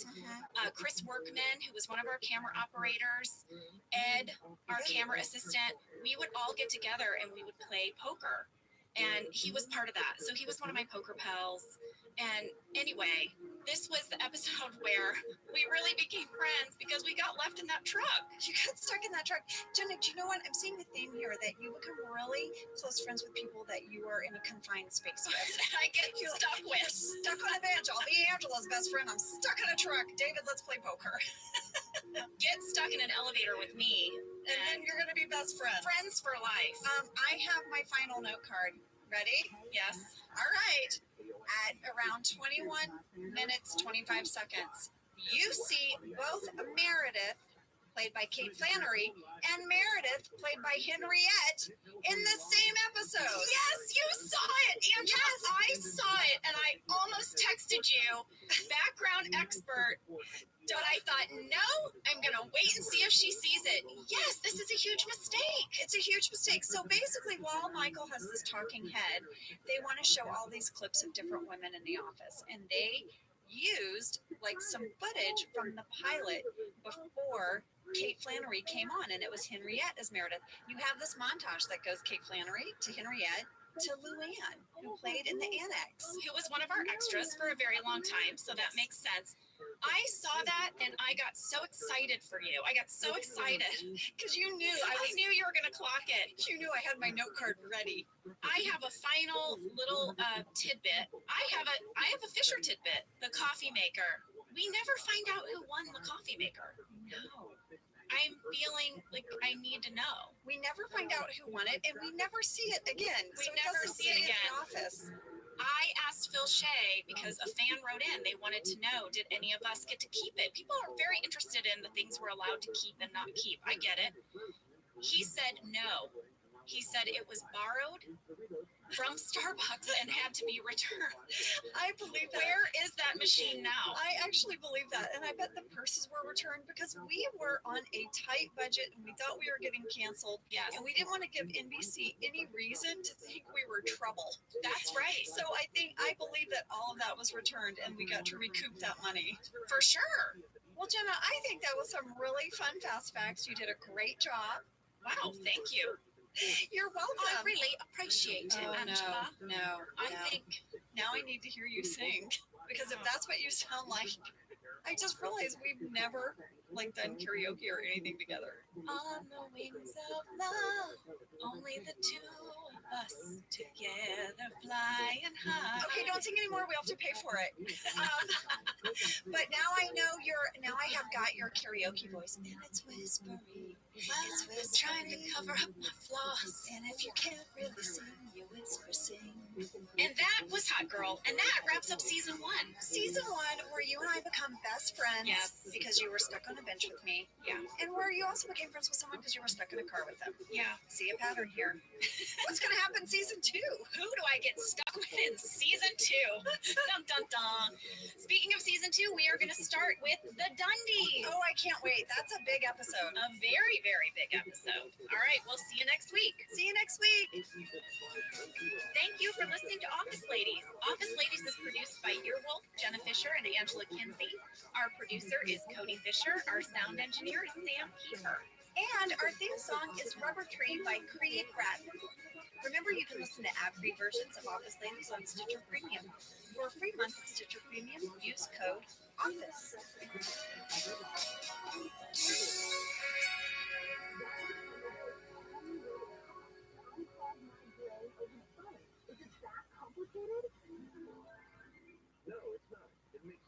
Did you know that the bold, smooth taste of Dunkin' cold coffee can be brewed in your Keurig coffee maker and enjoyed at home? You heard that right. Dunkin's cold K-Cup pods were crafted to be brewed hot and enjoyed cold. Each Dunkin' cold K-Cup pod is packed with the smooth, bold Dunkin' flavor you crave. Pick up a pack of Dunkin's cold K-Cup pods and enjoy a Dunkin' cold coffee at home whenever you crave it. Just brew over ice and sip in seconds, because the home with Dunkin' is where you want to be. Hi there, it's Angela And Jenna. Happy Thanksgiving week. Yeah, happy Thanksgiving week, guys. We are going to take this week off. Don't be mad. We're going to come back next week with an amazing episode. It's the Dundies.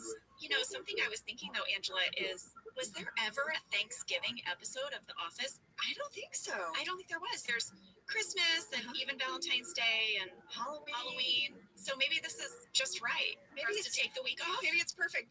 We have family coming in to visit. Jenna's hosting this year for her family, so you're going to be super busy. You're going to be cooking and just busy. Yeah, we do something called Thanksmas. My family gets all together for Thanksgiving and we celebrate Thanksgiving and Christmas. I decorate my living room for Christmas. We wake up in the morning, we open presents, and then we move into the dining room. What do you which is think of that decorated for idea? Thanksgiving, and I we think have a it's the big dumbest meal. fucking thing I've ever I heard in love my that. I goddamn love life. it. We rented a Stupid. cabin in the woods. Hey, we fucking, Oh, that's your we happy fucking place. celebrate. That is our We're happy gonna place. We like to celebrate get out in the nature, so we're going to be road tripping, packing it up in the minivan, Columbus lots of Labor Day. snacks, and Oh, heading to the okay. forest. So that's, I don't even know if I'm going to have internet. I probably won't, but that's probably a good thing. Veterans You'll be Day. totally Oh, unplugged. Oh, you you're think gonna love that? that. I want to do a You puzzle. think that? Oh, I love puzzles, Angela. I do too. I want to be in the forest, Well, hiking, doing We're a puzzle. gonna But so we just celebrate. wanted to wish you guys a very happy Thanksgiving and just know that we're thinking about you. And thank you for just being part of our journey. We did not know what we were doing when we started this. We just knew we wanted to work together. We knew we loved The Office and we wanted to share our memories with you. And your support has just been so amazing. Thank you. We're really, really enjoying this. And it's really largely due to you guys. Like your enthusiasm and support. Your questions are so fun to read. Yeah, and your comments and all of it. So thank you guys so much. Have a wonderful Thanksgiving with your family and friends. And everyone out there, just know you got 2 office ladies sending you some love. And we'll see you next week for the Dundies. Okay. Yeah, Veterans Day.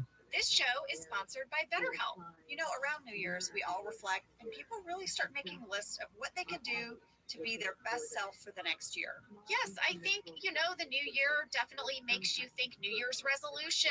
What do I want to change? New year, new me, that kind of thing. Yes, but perhaps this year we could be reflecting on what we're already doing right. Yeah.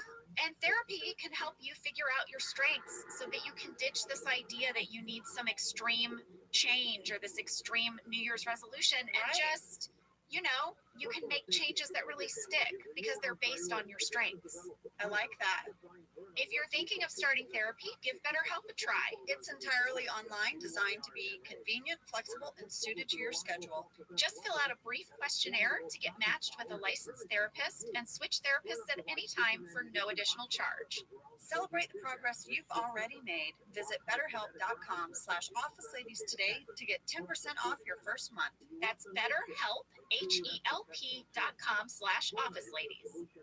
Did you know that the bold, smooth taste of Dunkin' cold coffee can be brewed in your Keurig coffee maker and enjoyed at home? You heard that right. Dunkin's cold K-Cup pods were crafted to be brewed hot and enjoyed cold. Each Dunkin' cold K-Cup pod is packed with the smooth, bold Dunkin' flavor you crave. Pick up a pack of Dunkin's cold K-Cup pods and enjoy a Dunkin' cold coffee at home whenever you crave it. Just brew over ice and sip in seconds, because the home with Dunkin' is where you want to be. I'm Jenna Fisher. And I'm Angela Kinsey. We were on The Office together. And we're best friends. And now we're doing the Ultimate Office Rewatch podcast just for you. Each week, we will break down an episode of The Office and give exclusive behind-the-scenes stories that only two people who were there can tell you. We're the Office Ladies. Hello, everyone. Hi there. Guys, thank you so much for your support of our podcast and watching with us and listening with us. It means so much, and we are loving all of your comments, too. It has been so fun. I have loved going through the comments and going through the questions and the mailbox. By the way, if you want to send us a question, you can send it to officeladies@earwolf.com.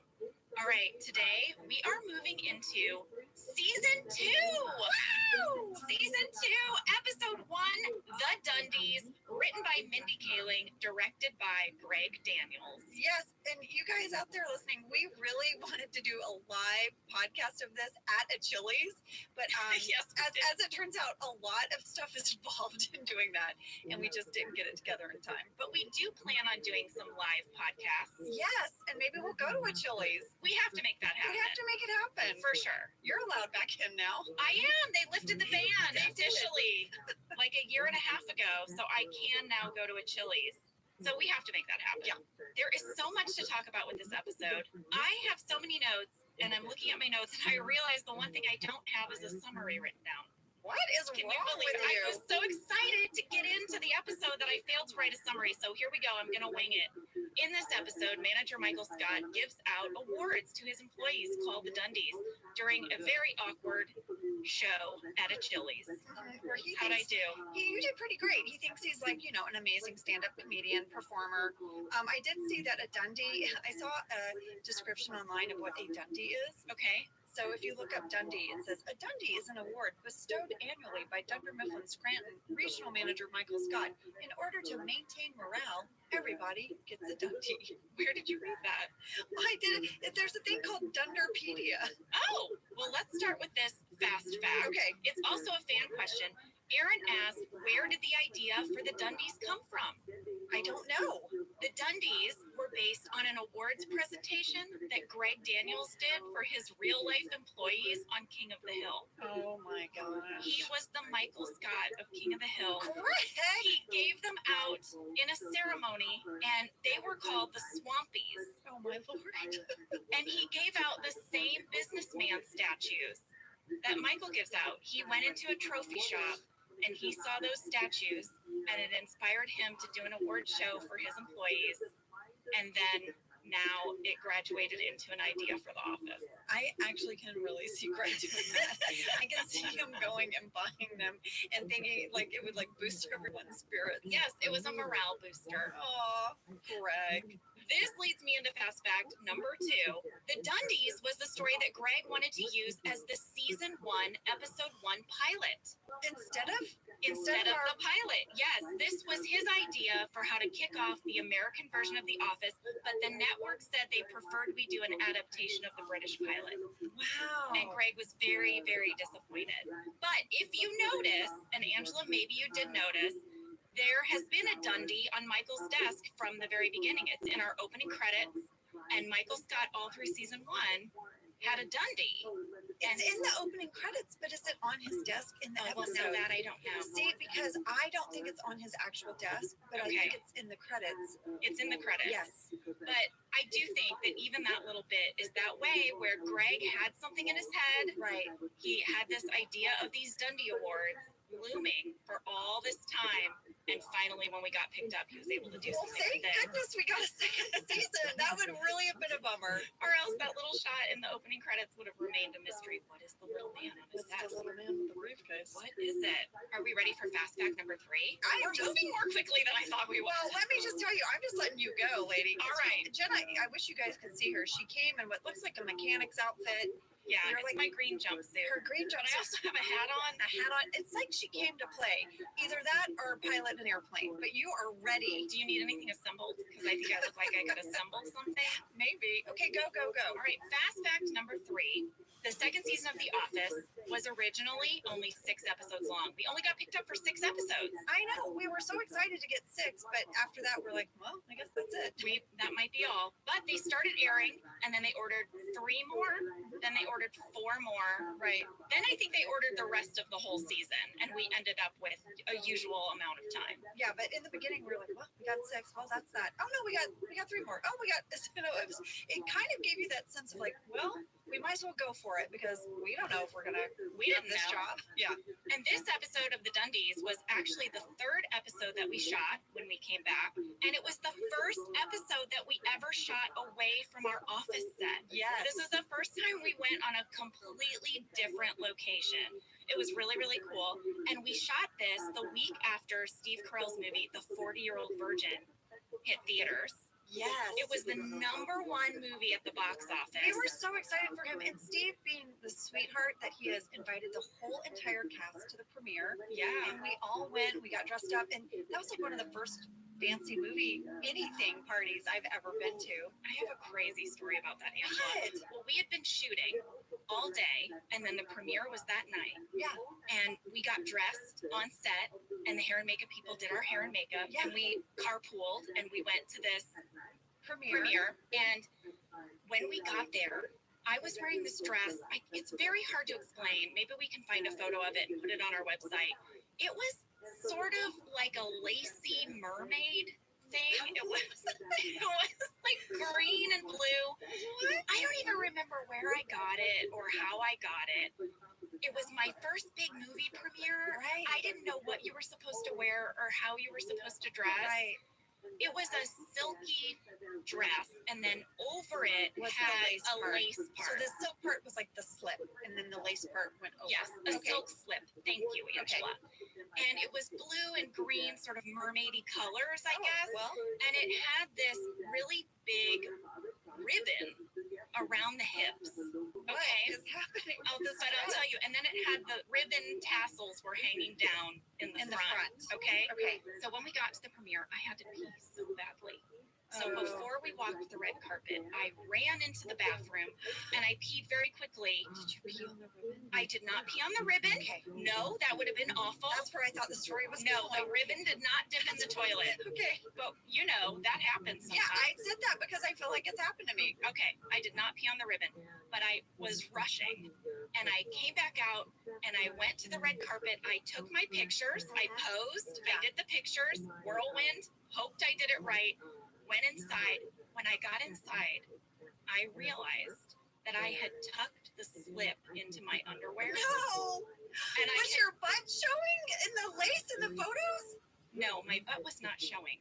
Thankfully, that ribbon was strategically poised to cover my lady bits. because it was just lace on the bottom because I had tucked the slip in my underwear, but it gets worse. What? How can it get worse than you tucked your? Also, didn't you fill some air in places you should have been filling air? I was so nervous. You were rushing. I was rushing. Okay. I wanted to get into my friend Steve's big movie premiere. Okay, how does it get worse? You know when you go and you buy like the 3-pack of cotton underwear at Target, and there's a white pair, a black pair, a nude pair, and then a crazy colored pair? I was wearing the crazy pair from my Target underwear pack, and I think like from the back you must have been able to see it. Thankfully I didn't turn around on the red carpet, but I'm sure many people saw that as I was walking. Jenna, I do not remember if I did the red carpet or not. I don't know if I did. I think I just went in the theater. I mean, I would have to go back and look, but I feel like I didn't even know that we had to do that. And I kind of, someone made me do it. Like I got out of the car and, you know, someone grabbed me and said, you need to take pictures. And I'm pretty sure I didn't know what drove to do. myself and I just parked in the garage and I walked in. But I just remember being so excited for Steve, and he was so happy we were there. He had us all sitting together, and he came over and he gave us all a big hug. And I kind of remember that he wore a white suit. Am I remembering that right? Don't know. Should have looked it up. We were doing the Dundies today. I don't think I bought anything new. I don't remember what I wore. I sat between John and Rain at the premiere. When the movie was over, I turned to John and I said, Steve is going to be the biggest movie star when this movie comes out. Yeah. He's going to stop being Steve. He's going to start being Steve Carell. Yeah. And it's going to be weird because we know Steve, Right. and the rest of the world is going to know Steve Carell in about 1 week. I remember thinking, like, holy moly, this is going to be a big hit. So now we're shooting the Dundies. Yes. The 40-year-old virgin has come out, and as predicted, Our Steve friend is a is big Steve movie star. Carell. He's a Yes. huge movie star, and since we're on location, they had to economize space, and we were each given these teeny tiny trailers. To change clothes in, basically. That's right. That's all you could do. That's all you could do, is about the size of a closet. Even Steve, biggest movie star in the country, did not get a larger closet to change in, and his was infested with ants. Ew. And I will just never forget how humble he was and how he did not complain at all. Well, he's And I thought, you know what? That is how you behave with class. yes, and Steve is not a complainer, and he's professional, and he's on time, and he gets his shiitake done. And he even joked about it. He was like, well, that's how they keep you humble in this business. It was great. It was so great. I have a fourth fast fact, Angela. But Jenna, you only do 3 fast facts. But this is the Dundies. The Dundies deserves a fourth fast fact. Okay. So fast fact number 4, and this was based on a lot of questions from fans about the Chili's location. It was not a real Chili's. In fact, it was an out-of-business restaurant. We got permission from Chili's Mhm. to make it a Chili's. And they sent all their gear, all their signs and their chalkboard stuff to make it look like a Chili's. Yes, they spent weeks. Michael Gallenberg, our set designer, spent weeks conferring with Chili's, reconstructing with painstaking detail this Chili's restaurant, which was in an abandoned former restaurant. It was in an abandoned restaurant and an empty parking lot, and it didn't even have any signs or anything on it when they started. It was just a out-of-business restaurant. So there you go, guys. You can't, and that what's crazy about that is you can't go eat at that Chili's. It is near a mall, and on my lunch break, I wanted a mask and snorkel, and I went. What? Yeah, so this is a story that's not that interesting, but when we filmed at this random neighborhood at this out-of-business restaurant, and I just happened to see that it was near like a mall, and I was able on my lunch break to get a snorkel and a mask. So For what reason? I wanted to go snorkeling. I was gonna go, but this is what I remember about this restaurant. It's like, oh, that's the restaurant. Snorkeling where? It's like in the ocean, Jenna. I was gonna go to Catalina Island. Listen, the details aren't important. What is important is when I think about that out of business restaurant that we filmed in as a Chili's, is that that's near where I bought my mask and snorkel. Do you still have your mask and snorkel? It broke. Here's the thing, guys. If you want to not eat at that Chili's and also buy a broken mask and A snorkel, kind of crappy mask you and can snorkel. head out to wherever that was, I think it was in Panorama City. deep in the valleys Valley. of Los Angeles. You Yeah. want to take a break? Yeah, And let's then take a we'll break. get into this episode. Okay. So much to say. We have so much to say, and I have all my note cards. Some of them are really great. Some of them, I don't know, guys. Some of them are just a mask and snorkel. Some of Did them. you see? Oh, well, That means listen. stud. Oh, okay. Well, do you want to talk more about the ants in the trailer? The ants in the trailer were Do interesting. you want to tell another riveting insect story? We'll be right back. Well, folks, you know I have a lot of family in Texas, and I just want you to know, if you travel to Texas, there are vast landscapes, cultures, regions, destinations, activities that allow for an infinite number of different travel experiences. You can have fun in the sun. Texas has 350 miles of coastline. That's right. Or if you like more of a rugged vacation, there are campgrounds, hiking trails, state parks, and the food. Can we talk about the food? Tex-Mex. And barbecue. There's live music, art museums, cowboy experiences. Come on. Right now, Travel Texas offers a one-of-the-kind online trip builder that allows users to generate a custom visually led trip matched to their unique interests. So you go in there and you click your interests and it'll say, here's where you want to go in Texas. Visit traveltexas.com/get-your-own to get the only trip to Texas that matters, yours. That's traveltexas.com/get-your-own. Whether your resolution is to save money, eat better, or stress less, HelloFresh is here to help you do all three. Yes, you guys, I love HelloFresh. Jen and I both love it. You know why we love it. And guess what I made the other night? What? It was so delicious. I made their pub-style shepherd's pie. I've made it. Yes, it's so good. White cheddar and then Yes. thyme mashed potatoes. I know it very well. It's a family favorite. Well, you know, Josh normally makes dinner, so this was my turn, and I made this, and he loved it, and I was so happy. I was like, I made a shepherd's pie. I'd never made one before. It's so good. Everyone, you can say hello to your most delicious year yet with fresh ingredients, chef-crafted recipes, all at a price you'll like, delivered right to your door. Go to hellofresh.com/officeladiesfree and use code officeladiesfree for free breakfast for life. One breakfast item per box while subscription is active. That's free breakfast for life at hellofresh.com/officeladiesfree with code officeladiesfree. HelloFresh, America's #1 meal kit. This show is sponsored by BetterHelp. You know, around New Year's, we all reflect and people really start making lists of what they could do to be their best self for the next year. Yes, I think, the new year definitely makes you think New Year's resolution. What do I want to change? New year, new me, that kind of thing. Yes, but perhaps this year we could be reflecting on what we're already doing right. Yeah. And therapy can help you figure out your strengths so that you can ditch this idea that you need some extreme change or this extreme New Year's resolution and Right. just, you can make changes that really stick because they're based on your strengths. I like If you're thinking of starting therapy, give BetterHelp a try. It's entirely online, designed to be convenient, flexible, and suited to your schedule. Just fill out a brief questionnaire to get matched with a licensed therapist and switch therapists at any time for no additional charge.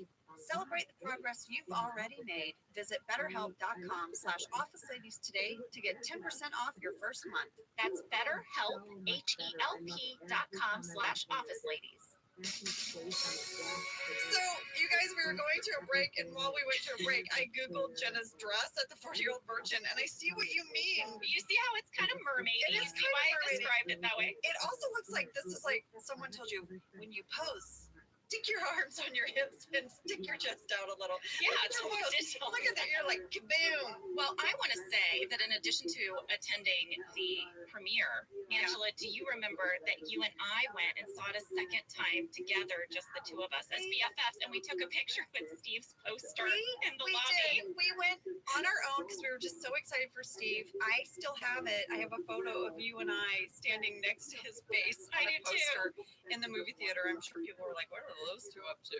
Should we get into this episode as Angela continues to scroll through pictures of me at this premiere looking for my crazy Target underwear, I'm sure. Oh, Steve did wear a white suit. He wore a white suit. I remembered that correctly. There are no photos for me. All right. Let's get into this episode. In the very opening shot of Pam at her desk, I don't know if you noticed this, Angela, as our background expert, but I am holding my work shoes in my hand.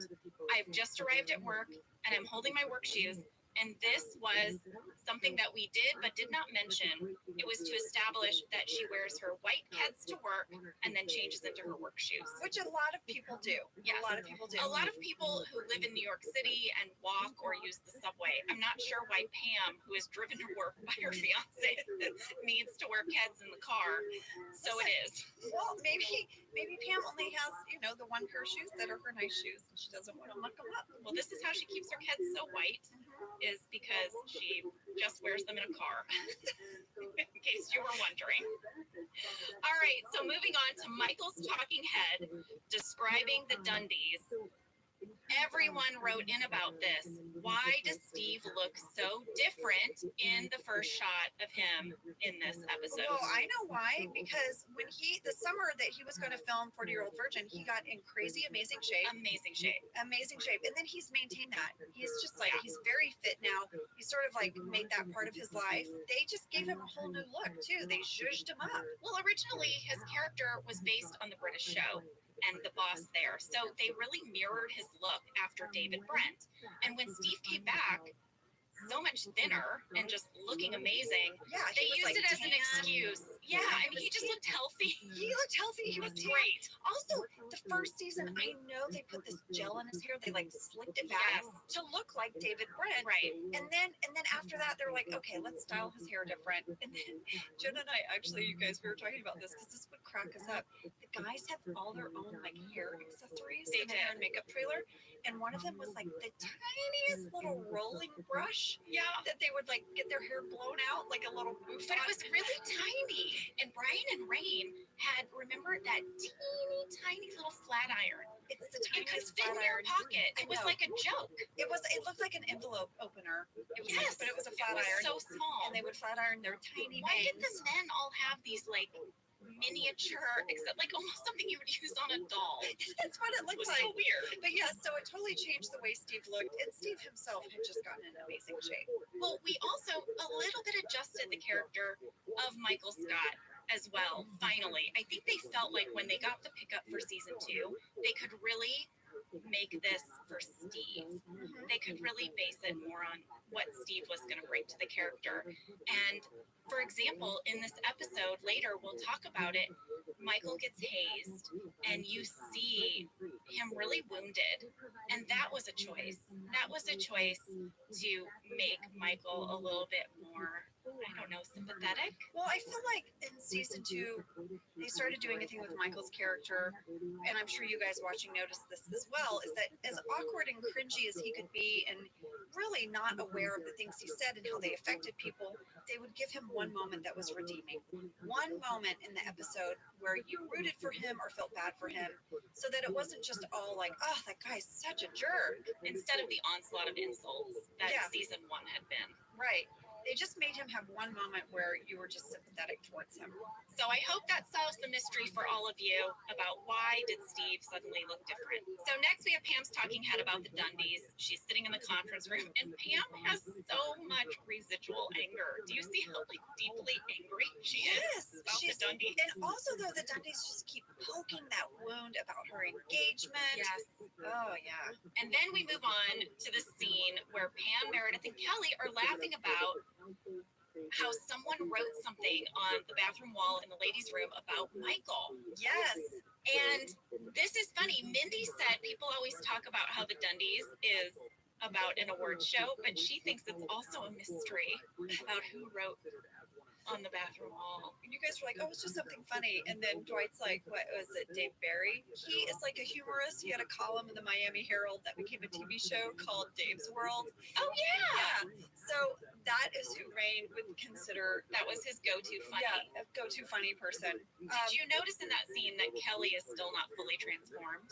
She's getting there though. Her hair is Her now half up, half down. Yes. Yes, she's getting there, and she had some brighter lipstick on. But she still has that high neck paisley blouse. And also, did you notice that Mindy is basically laughing through the entire scene? Yes, and I thought, you know what? When I watched it, I was Did like, you see how this happy move? was Mindy Did that anybody she's see this allowed move? to laugh? Because she was going to be laughing anyway. Yes, Mindy laughed through all of her acting tapes. A lot of them. Yeah. So I thought she must have been just so tickled that she got to be laughing.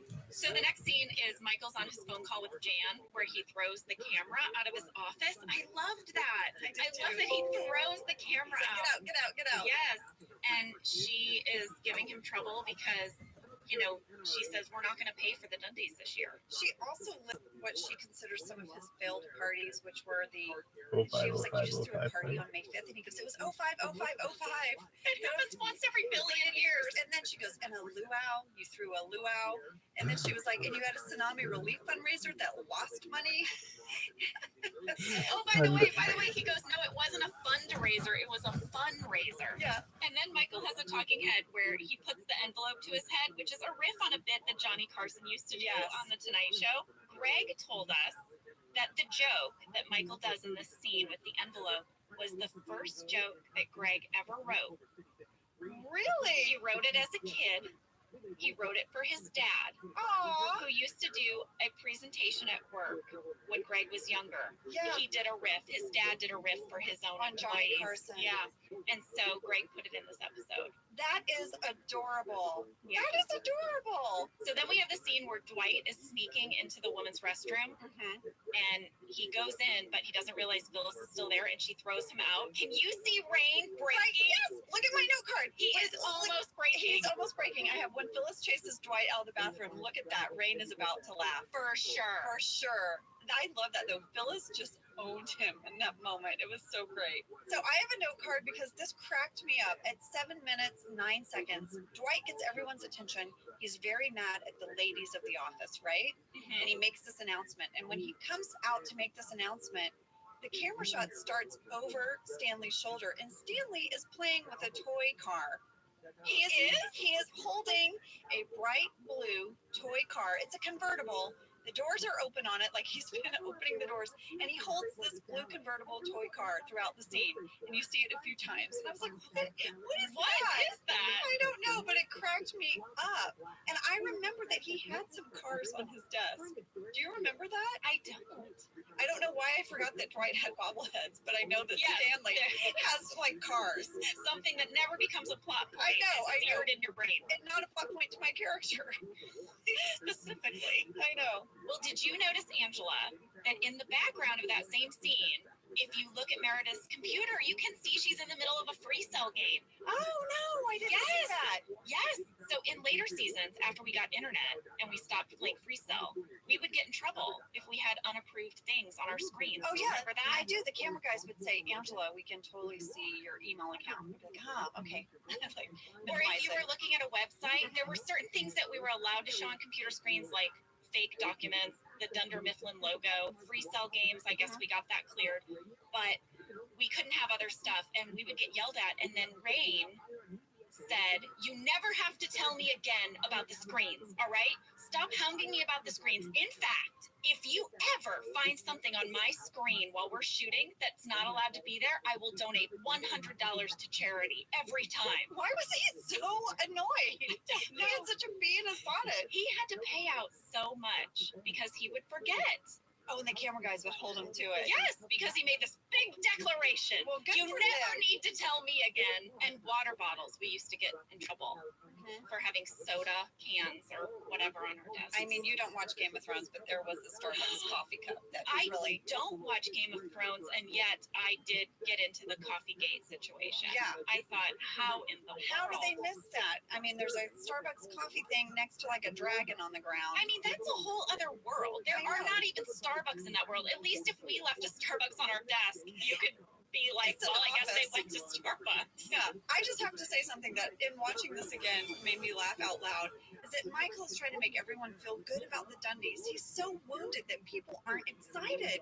This clearly means so much to him, and he can't believe that no one else shares his enthusiasm for the Dundies and sees how important they are.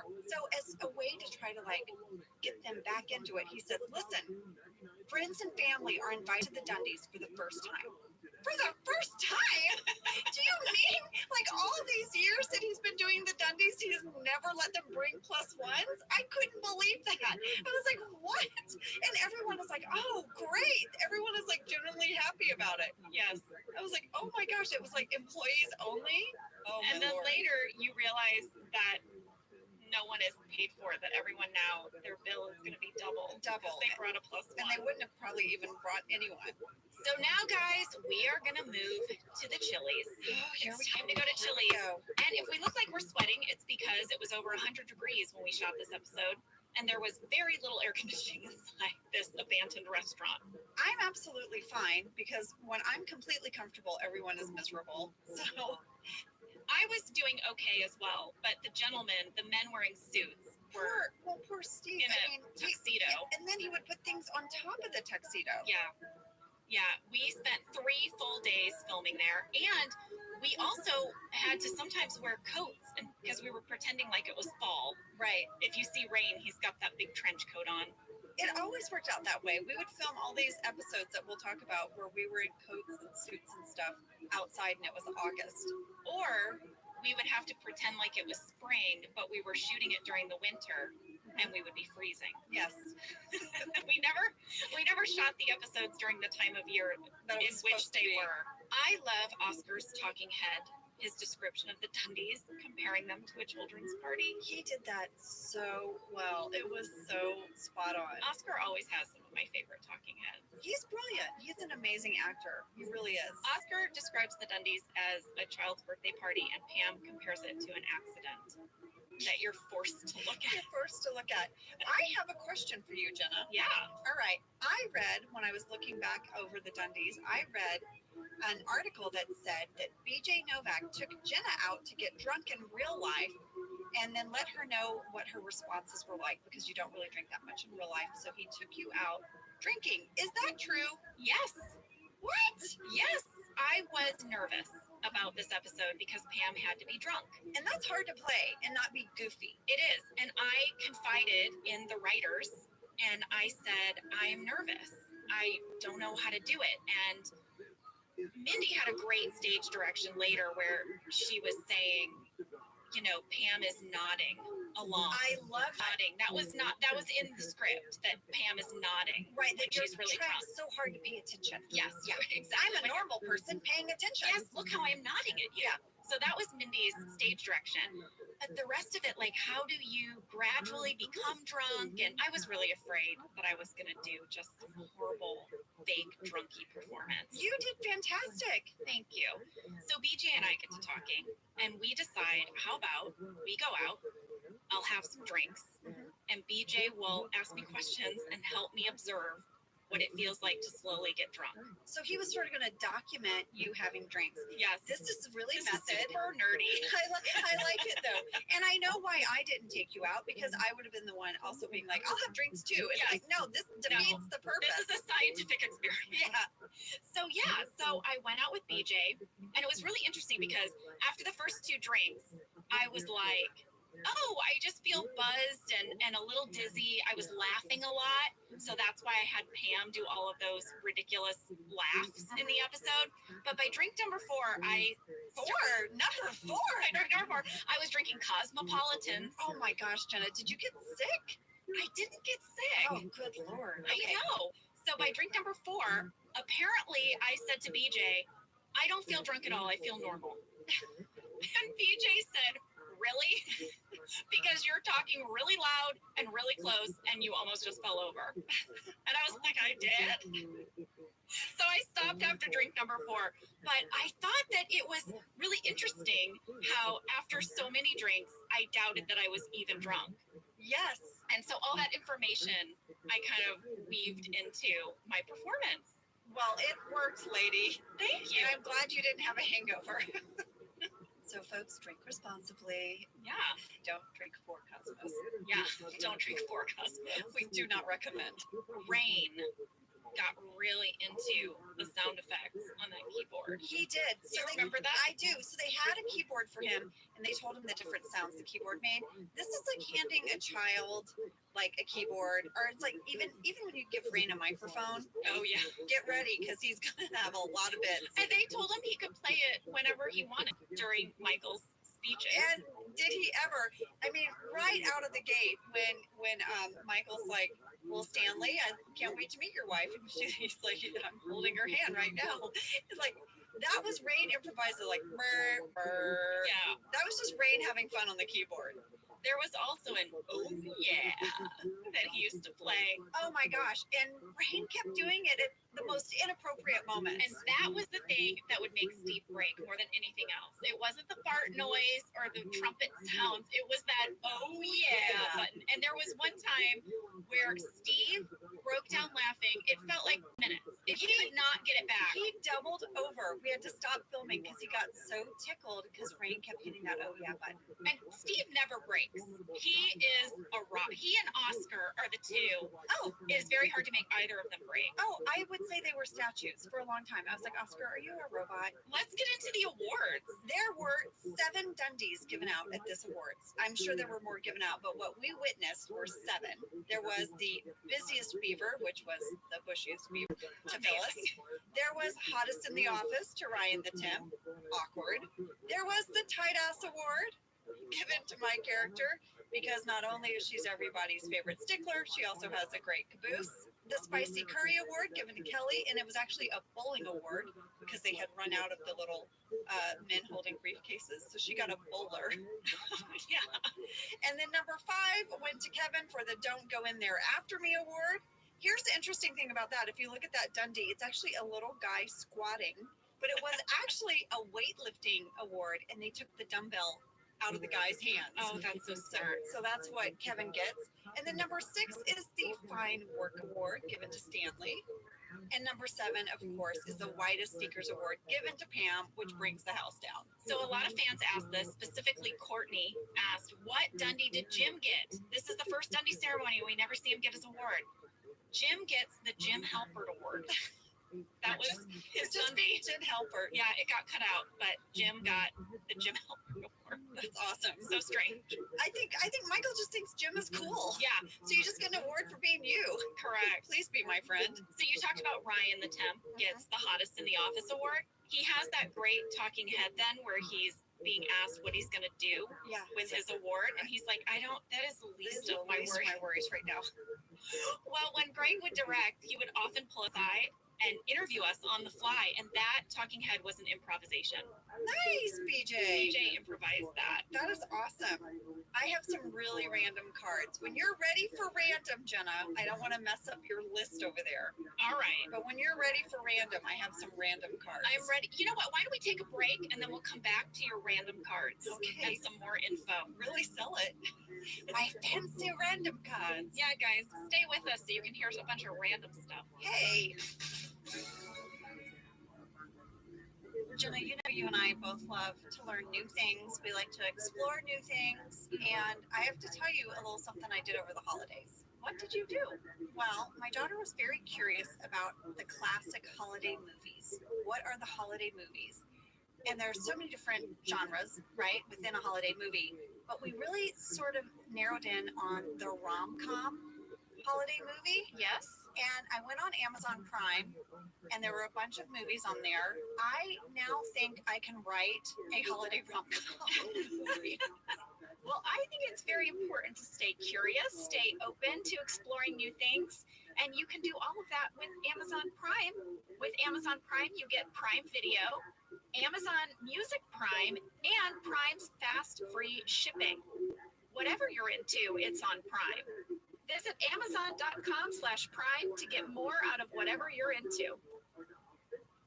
Let's talk a little bit about hydration in the new year, particularly about Liquid IV. Angela, you turned me on to this, and I'm going to have to give you props. Oh, thanks. It's pretty great. You told me that you use this when you travel to stay better hydrated, and Yeah. I started doing the same thing. You know, whenever we go on a road trip, it's like I don't want to drink too much water because then I'll have to pee.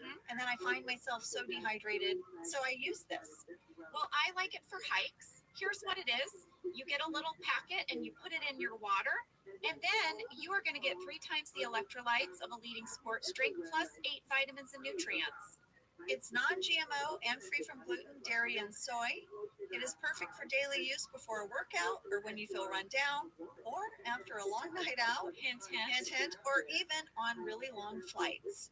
Rehydrate yourself for the new year. Grab your Liquid IV Hydration Multiplier sugar-free in bulk nationwide at Costco, or get 20% off your first order when you go to liquidiv.com and use code OfficeLadies at checkout. That's 20% off your first order when you shop Better Hydration today using promo code OfficeLadies at liquidiv.com. Hey guys, we're back. Are you ready for some random facts, Angela? All right, here's some random. Creed, I love you, but at 9 minutes, 53 seconds, you pick your teeth. And I think you did it on purpose. I think as Creed, you just let your freak fly, and you're like, you know what? I'm picking my teeth. It's on camera. It's all good. I love me some Creed.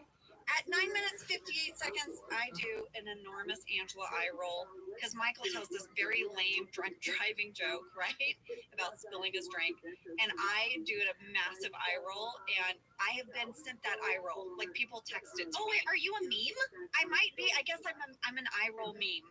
So, but That's yeah. exciting. That's exciting. This, guys, hang with me. This could be horrible. But I became obsessed. You know what happens? I get obsessed. So everyone is sitting at tables that kind of make sense, right? You can sort of see how there's the work friendships. For example, Kelly and Toby are at a table at the Chili's. Roy, Pam, and Daryl sit together. Ryan and Jim. When Ryan isn't holding up Michael's cue cards, he goes and sits with Jim. This is before Pam comes back, right? Sure. At the beginning. Creed and Meredith sit together. Stanley is with his wife, Terry. Kevin, I think, is with his fiancee, Stacy. Stacy. And Angela's in the corner with Phyllis. But where's Oscar? Where is Who Oscar? is Oscar sitting with? I ask myself. Well, at 11 minutes, 3 seconds, you see that Oscar is sitting between a woman and a man. The woman has long dark hair. Then, at 15 minutes, 9 seconds, I'm sitting next to Oscar in the booth, and Oscar's sitting behind me. And then, at 15 minutes, 40 seconds, there's a new man and woman in the booth with Oscar. What? And myself. What is happening? I don't know. And then at 15 minutes, 52 seconds, Oscar is back between the original woman and man. Then at 17 minutes, 38 seconds, there's a new woman with dark hair and an updo sitting next to Oscar. I don't know. It's like, he's like between this woman and man. Then it's like this random woman, this random man, then Oscar, then me. Then it's Oscar back between this woman and man, but it happens within seconds. So, like, what kind of magic is Oscar doing and me? We're like hopping all over these booths. Do you have a recollection from when we taped the episode that they were moving you around? Well, I do. So, in one shot, they needed to establish a reaction of everyone. And in order to do that in one sweeping pan shot, they had to stack some of us. So they moved me from my corner booth and they stuck me in front of Oscar in his booth, and they pulled these other two people out. But in watching it, it's so funny to me because it's like Oscar keeps entertaining. He keeps having all these different people at his booth in a matter of seconds. Like, we couldn't have physically all been up and down and back and forth like that. And then at the very end, Oscar leaves the Chili's with the original couple. Wow. Who's that with? I know, And who guys. are those people? I don't we know. never find We out. never find out. We don't know. But anyway, it just cracked me up because I would look back there and I'd be like, oh, who's Oscar sitting with? What? But it was like a matter of seconds. Wow. Now, here's the thing. If you're watching just Oscar's booth, you're missing a lot of action that you probably should be paying attention to. But I watched this episode 3 times prepping for this. So I watched it once just as me. You clearly watched it once just to see what Oscar was I doing. clearly watched it once just to see what was happening in the background. I think something we should talk about is Pam and Roy fighting in the parking lot. Yes, let's talk about that. They originally said that they were not going to use the audio from this because there was no dialogue. In the script, it just said spy shot. Pam and Roy are having a heated argument in the parking lot. Roy tugs her arm. Pam pulls away and heads back into the restaurant. Roy slams the truck door, then gets in the other side. And that was it. Yeah. So David and I improvised a fight that we were having. And then they used it. Yeah. So that was so crazy. That is crazy. And I love what Pam said when she was like, if you had listened, you would have known that. Of course, we don't know what you're talking about, right? But I was like, when Roy grabbed her arm, I was like, hey I now. know. He gets a little physical with her sometimes with the grabbing of the arm. Someone mentioned that. Mm-hmm. And he's a big guy. He is. So you sort of really see in that moment that Pam is just fed up and she wants to stay. She wants to be with her friends. And I think she wants to be with another person. I don't know what you're talking about. Yeah, I think she wants to Mhm. be with Jim, who she sits down at a table with. I know, and the look on his face when you come back in. Oh, He is so delighted. She starts drinking his beer immediately. I know. Then she orders her own drinks, and it leads us into a famous line. Who knew it would be this famous? Written by Mindy Kaling. Look what I have on my note card. It's like second drink. Second drink. Yes. And Andrew Nelson asked, did you ad-lib second drink, or was it scripted? It was scripted. And a lot of people asked about, what are we really drinking?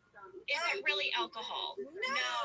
No, we would be so wasted. Also, it looks like something from like a Nickelodeon slime, like award show. Because do you see, like, if you look at Meredith's drink, it's like a neon green. Yeah, what was she drinking? I don't know, but I think they really wanted the drinks to pop so you could see them, and so they added a lot of like food dye and things. Well, the beer is usually just non-alcoholic beer, so the beer actually tastes like beer. And you feel bloaty. Yeah, and I don't like beer, and I don't like the taste of beer, so I hate it whenever I have to drink it on camera, because bleh. And then other drinks like wine, it's usually watered down juice, Cranberry juice. apple juice. Yeah. And then the other drinks are anything. Sometimes it's just water with a little food coloring in it. Or like if it is supposed to look like a bourbon or something, it could just be tea. Oh yeah, yeah. Sometimes they'll brew you some tea and pour it over ice. And then I'm now actually you happy when you have that. Like if you have a Long Island iced tea, you're just drinking an iced tea. Yeah. Sam just pulled up for you guys listening a whole page on the internet of just me rolling my eyes and looking snarky. So as Angela Martin, I guess there's a lot of snarky eye roll options out there, or just snarky looks. They're not limited to the Dundies. Okay, Sam, take it down. I can't look at myself rolling my eyes at myself. So now we get into the tender moment where Michael is desperately trying to keep the Dundies going, and the guys at the bar start to heckle him, Yeah. and he's so wounded. And Pam won't have it. Well, I think it's that moment. Even there's a look that comes across Jim's face of like, ooh, like that's mean, you know? Yeah. And it's sort of that thing of like, you know, your creepy cousin that creeps everyone out, but you have to take up for them because they're your cousin. It's like that moment of like, okay, he's like family and we get to like make fun of him, but no one else can. That's right. And Pam starts chanting Dundies and getting people to rally around him. And I love that. And this is a little bit the relationship between Pam and Michael. This is the way that she shows up for him, the way he shows up for her at her art show later. Yeah. Like in their lowest moments, they are there for one another. When Pam gives him a hug when she gets her Dundee, his face is so precious. He's Yeah. just like, it's like the whole night was made in that moment. Well, Pam accepting her Dundee is another famous line. Yes. I feel God in this Chili's tonight. Oh, I love it. So when I rewatched this, there was this moment I wrote on my note card because when you say I'd like to thank God for this Dundee, it cuts to Jim, and Jim's reaction to you thanking God for your Dundee is one of the best moments for me of the whole episode. It is just so sweet. He's just looking at you like, oh my sweet little drunk friend. I love you. well, I talked to Mindy about this on the day, and she had told me that Greg did not have total confidence in Pam thanking God for her Dundee, but we were going to do it anyway. He was a little bit like, I don't totally get it. And she's like, no, you know, like whenever people win awards or they have like big sports moments, Yeah. a lot of times they thank God. And I asked her, I said, but how do I do it? Because, and she said, you do it totally sincerely. Yeah. She's like, you really are like sincerely thankful and grateful for your Dundee It tonight. totally made sense to me because I felt like drunk Pam thinks this is what you do when you win an award. That's right. You take a moment, you thank God, and you scream, woohoo! Yeah. And I loved it so much. And then after this, after she gets her Dundee, Pam kisses Jim on the lips. I know. Was that weird? Well, this was a big fan question. Caitlin asked, do you consider this episode as Pam and Jim's first kiss, or do you think it's casino night? I did not consider this their first kiss. I did. John did. I disagree. I considered it. You planted one on him. The intention there was that it was accidental. The intention was that Pam was going for his cheek, and it was one of those moments where he moved his head in a way that I wasn't expecting, and I'm drunk, and I just followed through. That was what was in my head as Pam. So I wasn't thinking that I was intending to kiss his lips. And so Pam kind of doesn't register it. That was me. John said that Jim, who is not drunk, was very aware that they just kissed on the lips. And this was a whole conversation that we had off camera. I agree with him though, and I see both sides. I see as a drunk person, you just kind of hug and you're a little sloppy. Yeah. But I see for him as a sober person, this person he's in love with just kissed him. Yeah. But it was unintentional on Pam's part. I know. In her mind. I know. But a lot of people wrote in and said, oh my gosh, why didn't everyone in the office, why wasn't this a big gossipy moment? They know Pam's engaged and they all witnessed her kiss Jim. And in my mind, it was because it wasn't really a kiss. It wasn't a... Oh, well, in my mind, everyone was talking about it at work. Oh, Trust me.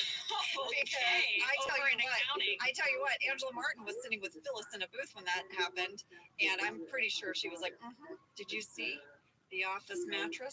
Just Well, smooch someone else? Well, I have another fan question for you then. This one is from Amy. She said, at the end, when you drive Pam home, in my mind, Angela would be so disgusted by Pam's behavior. It seems odd that she would give her a ride. Well, let me tell you, Amy, if you watch the deleted scenes, because I did, you will see that Angela Martin has a talking head where she is the company's designated driver. And you would know that Angela Martin would take this very serious as the safety officer for Dunder Mifflin. And I have this talking head where Angela goes on to say, and you know what? No one gives me any gas money. And everyone lives all over. It's very expensive. Wow, that is gold. So she's always the martyr. She's doing her job, but no one gives her gas money, and she has to drive these drunks around, but she's the designated driver, and so she has to do it. So not only did Pam probably not give her any gas money, Yeah. she Oh, was very disappointed in I'm her sure behavior. Angela quietly judged her the whole drive and probably told her, you need to make some new life choices. Amy also wanted to know, was that really you driving? Yes, it was. At 20 minutes, 2 seconds in the car, you see my shoulder. Now, here's the thing. They wanted me every time in the car. You got in with me every time I pulled away, and then I would back up and we'd do the scene over a few times. And I had a front row seat watching Pam and Jim have that sort of very tender but awkward moment where Pam has a question for him, but then notices the camera. I watched that whole thing over and over as you guys did it, and it was so great. You guys did such a fantastic job. And when I rewatched it, part of me was like, well, why'd they have me in the car? You don't see me anyway.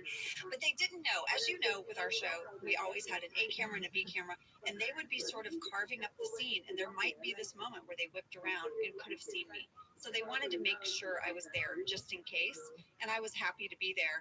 But also, A lot of times they would use a double for that in other shows, but in our show, we were our own doubles. That's right, because as a documentary, you really never knew where that second camera would end up landing, and you could end up on camera. I was asked, is that a cat air freshener hanging from your rear view mirror in your car? Is it? It looks like it could be a cat or a tree. Guys, I don't know. I tried to zoom in on it, but Oh, I hope it's a cat. I hope it's a green. Let's call it a cat. I hope it's a green cat. Green cat doesn't sound right now, Angela. I know, but maybe it was a Christmas cat that I held on to. Not sure. Something we haven't talked about is the scene where Pam falls off the stool because she is so drunk. And this leads me into a fan question. Okay. Matt Shelton asked, how did you get Chili's to cooperate with this idea? Well, they were on the fence, and we almost weren't allowed to film there. Remember? Well, here's what happened.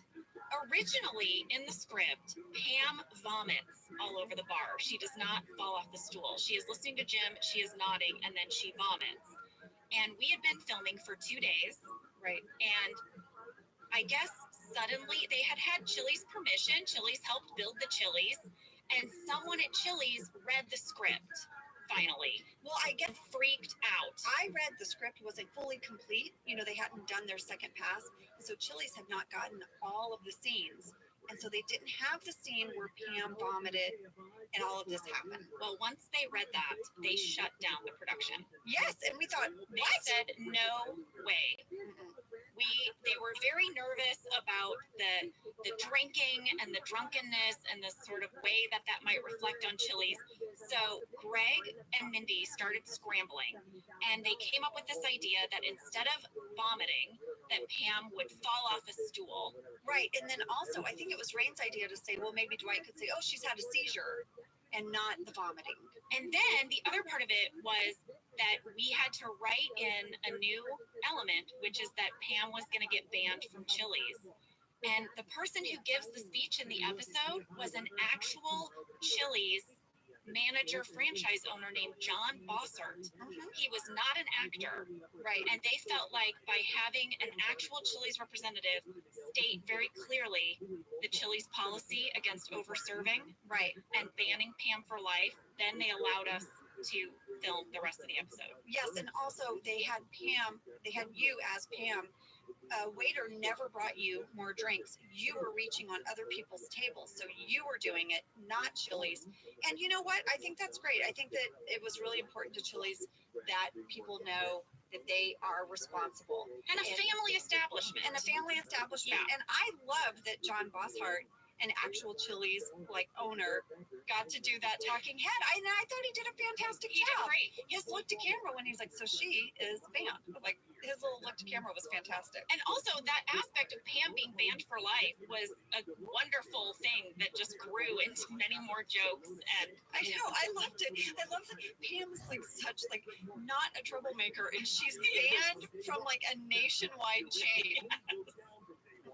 as if there is such a system that I know. can control that. I have one card that's sort of around that area, so can I talk about it right now? Sure. Once again, Rainn Wilson finds a way to take off his shirt. Always taking off his shirt, We Rainn get to Wilson. see his beautiful white fleshy belly, because somehow that's going to help save Pam. It was going to be a pillow for your head. I guess so. Yeah. A lot of people asked about the falling off the stool moment. Was it scripted? Did I actually do it? It was scripted. I did actually do it. But again, like being drunk, I was very nervous about falling off the stool and making it look good. So Greg Daniels, he got on the stool and he showed me how he wanted me to fall. He said he wanted me to just keep looking at John and nodding and then slowly slip off the stool. And he's very large. He's very tall. He's tall. He's like 6'2" or something. Yeah. And so he fell down. They had padding on the floor. So he and I were both falling on padding. But John Krasinski and I, we kept pretending like we didn't understand how I should fall off the stool. On purpose to mess with Greg? So that Greg Kept would have doing to it? keep showing us. Oh my gosh. You were like, that's a moment where you were like real Jim and Pam, because you were pranking Greg the way you would prank Dwight. 100%. Does Greg know that? He does. And then Greg told me later, I guess John and I told that story in an interview, and he confronted us. He was like, guys, I really hurt my back doing No, that. he did not. So we felt so bad. Jenna! Oh my God, you guys. That was real life Jim Pam moment. It was. But I love doing that. I love doing that stunt. I thought it ended up looking really good too. I was proud of it. I thought it looked fantastic. I thought that whole part where you were nodding and then you were like, what? And he was like, what? And then you start laughing. It was so perfect. It was so perfect. This brings us to the scene with Jim in the parking lot that we were talking about a little bit earlier. A lot of people wanted to know what was Pam going to ask Jim. She wanted to bring up so many things. So I think, And that's what Yeah. stopped her, because there were so many options going through her head in that moment. And I had written out in my script all of these things that I could possibly say so that I could, in that moment, rifle through them, but then not pick any of them. right. I think it's that moment where you have so much to say and you're like, can I ask you a question? And then it would just, the floodgates would have opened. But you saw the camera and it gave you sort of this check of I can't do this. Not here, not now. And I'm so glad that she didn't, because those kind of drunken confessional conversations, that wasn't going to lead to the right place. I'm glad the camera was there for them in that moment. Because I think what Pam was going to say, what I had written in my script, was something along the lines of, I love you. well, I think the question was going to be, do you think I should break up with Roy? Yeah. What do you do you think I'm with the wrong person? Yeah. Those kind of leading questions. Hoping that he'd say, Yeah. be with me. Yes, exactly. So here's a crazy thing. We mentioned earlier that our second season only had 6 episodes picked up, that this was the 3rd episode that we shot, and we didn't know this was going to be the premiere of season 2 when we shot it. In fact, one of the ideas was that if we got canceled, it would be the season finale. And so I said to Greg, I think just in case we get canceled and this is the season finale, I think we should film an alternate ending to this scene in the parking lot where Pam does tell Jim how she feels and they kiss for real. Not the Chili's kiss, but the real kiss, just so that we could air it and we don't leave people hanging. And Greg said, no. He said no. If they want to see what happens with Jim and Pam, they're just going to have to order more episodes. I don't want to give them a choice.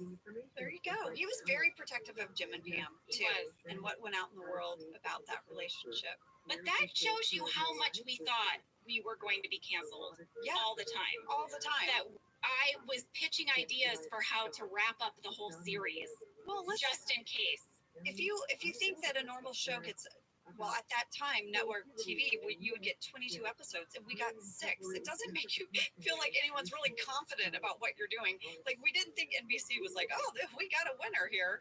I have some deleted scenes cards. Oh, tell them. Well, one of the ones I really loved is that Toby does a talking head where he says he's never won a Dundee. Oh, yeah. Michael refuses to give Toby a Dundee. He just leaves him out every year. And now everyone in the office gets a Dundee but Toby. And I think, and Toby's like, I'm okay with that. I thought that was really funny. And then there's a great Dwight Angela scene at the copier where Dwight is really trying to force Angela to tell him what was written in the bathroom wall. And I'm like, I don't repeat this kind of things. It's inappropriate. I don't say those words out loud. And then Dwight's like, does it have anything to do with his butt or his wiener? And I just walk off in a huff. But it's the very first time I feel like Dwight and I have some little clandestine conversation just between the two of us. Oh, that's a good one. Yeah, Pam does confess that she wrote it on the wall she does. about Mike, but we don't find out what it was. Which I love too. I love what she's like, I feel bad about what I wrote. And he's like, no, you don't. People wanted to know, did we all get to keep our Dundies? Yes, we did. Yes, we did. We all have them. I have 2. I have 2 as well. I have longest engagement and whitest sneakers. They gave me the longest engagement that you see me win in earlier years. I have the tight ass award, and then from years later, which we'll get to, I have the she's kind of a bitch. I think Pam doesn't get a Dundee the second time around. I don't think so. There weren't as many that round. I have a final fan question. This is something for us to discuss, Angela. This is from Samantha. Okay. She says, the last 2 times I have watched this episode, which is one of my top 5 favorite episodes, we have immediately been hit by a tornado. What? Within 10 minutes of the line, I feel God in this Chili's tonight. Samantha, first of all, where do you live? Do you think I'm jinxed or is it just bad luck? Should Samantha ever watch this episode again? I would say, do you live in Tornado Alley? Do you live in like Kansas, North Texas, Oklahoma? Like where do you live? Right. And perhaps the next time you watch it in the storm cellar? Or maybe hit pause right before that line, Check the weather, skip it, just skip ahead and watch the and end. come back. That is a crazy coincidence. That is though. crazy. That was the craziest fan question we got. I had to include it because I found it so charming and I was a little worried about Samantha. So guys, before we go, we want to tell you about a new feature of the Office Ladies podcast called Office Ladies Candy Bag. Yes, it's over at Stitcher Premium. And this is where we are going to answer even more of your questions about the show, particularly the things that you think we missed the first time around. We're going to miss a bunch of things. Oh, we already have. We already have, Believe me. and we have heard from you. But also, we get a lot of questions. We could do almost a whole episode with just fan questions. And so we are. And so we are. We're going to do it a little bit at a time, and we're going to answer your questions. Look for us over on Stitcher Premium, Office Ladies Candy Bag. It's named after the candy bag on The Office, which is the place where we put all of our extra stuff. Our extra stuff, you guys, and you get a discount if you use code Office Ladies for the first month. We're going to get to your questions, all the things we missed on the pilot and diversity day. Guys, I heard you. I missed the shredder thing. Oh my We will God. discuss. Did Jenna hear you or did she hear you? I heard ya. That was it. That's the Dundee. That is the Dundies. Please email us at officeladies@earwolf.com if you feel like we missed anything. We will get to it. Yeah, sorry if we did, but we love this episode and we're always happy to talk more about it. And next week we will be talking about sexual harassment. The episode sexual harassment. Correct. Yes. We will be talking about the episode sexual harassment. All right, you guys, see you then. Thanks for tuning in. Thank you. Thank you for listening to Office Ladies. Office Ladies is produced by Earwolf, Jenna Fisher, and Angela Kinsey. Our producer is Cody Fisher. Our sound engineer is Sam Kiefer. And our theme song is Rubber Tree by Creed Bratton. Remember, you can listen to ad-free versions of Office Ladies on Stitcher Premium. For a free month of Stitcher Premium, use code OFFICE.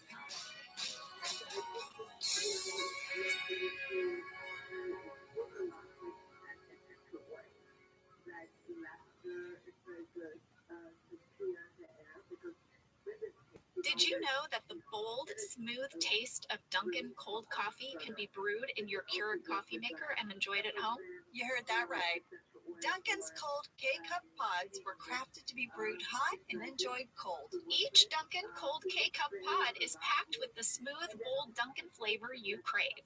Pick up a pack of Dunkin's cold K-Cup pods and enjoy a Dunkin' cold coffee at home whenever you crave it. Just brew over ice and sip in seconds, because the home with Dunkin' is where you want to be.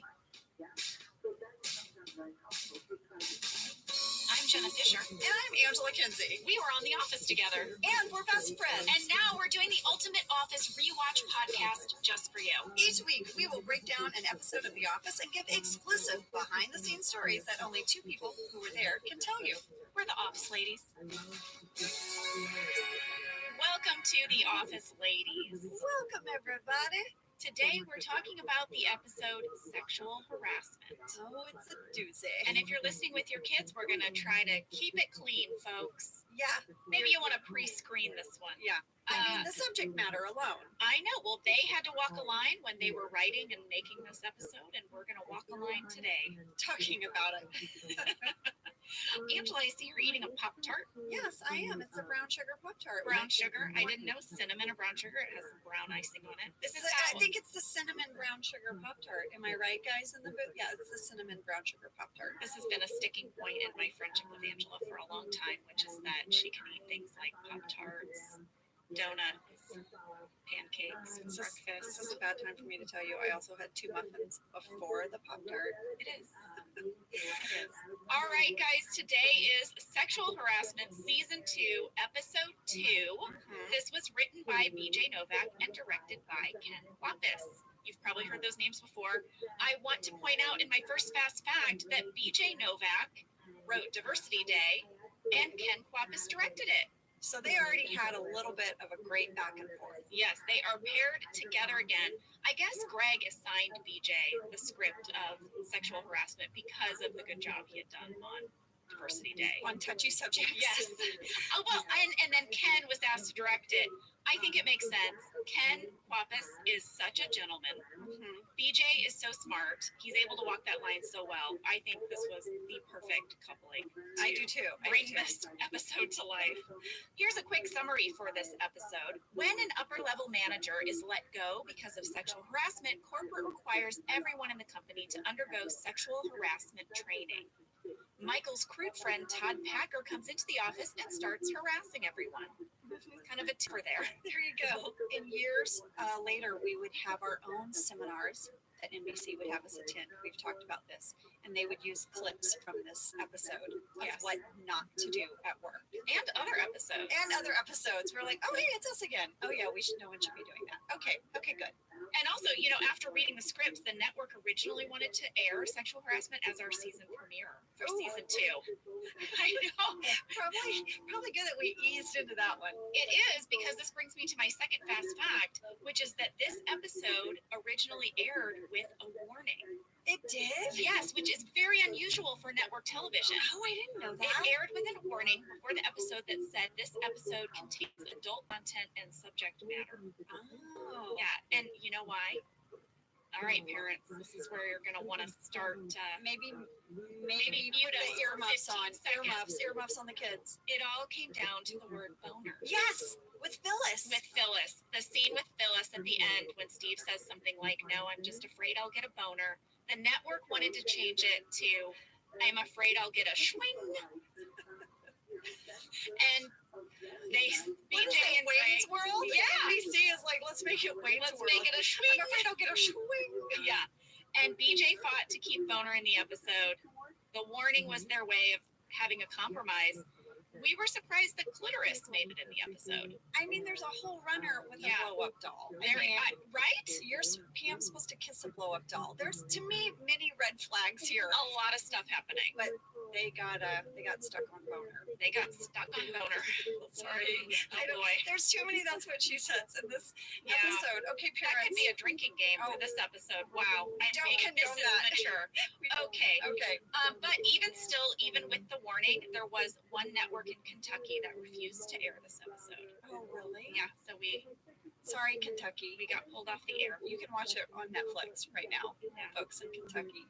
That is so funny to me because the word boner, sorry to go back there, it's so funny. Phyllis's reaction to the word boner. Yes, it wouldn't be the same if it, It was wouldn't be swing. the same. It wouldn't be the same. And for me, what made that moment funny was Phyllis. Her look to Michael when he said it was hilarious. So, okay, moving on. We can talk more about that scene later in the episode. Okay. We can really, I have a lot to say about that scene. Oh gosh, more? Okay. My third fast fact is that we get to meet Todd Packer, finally!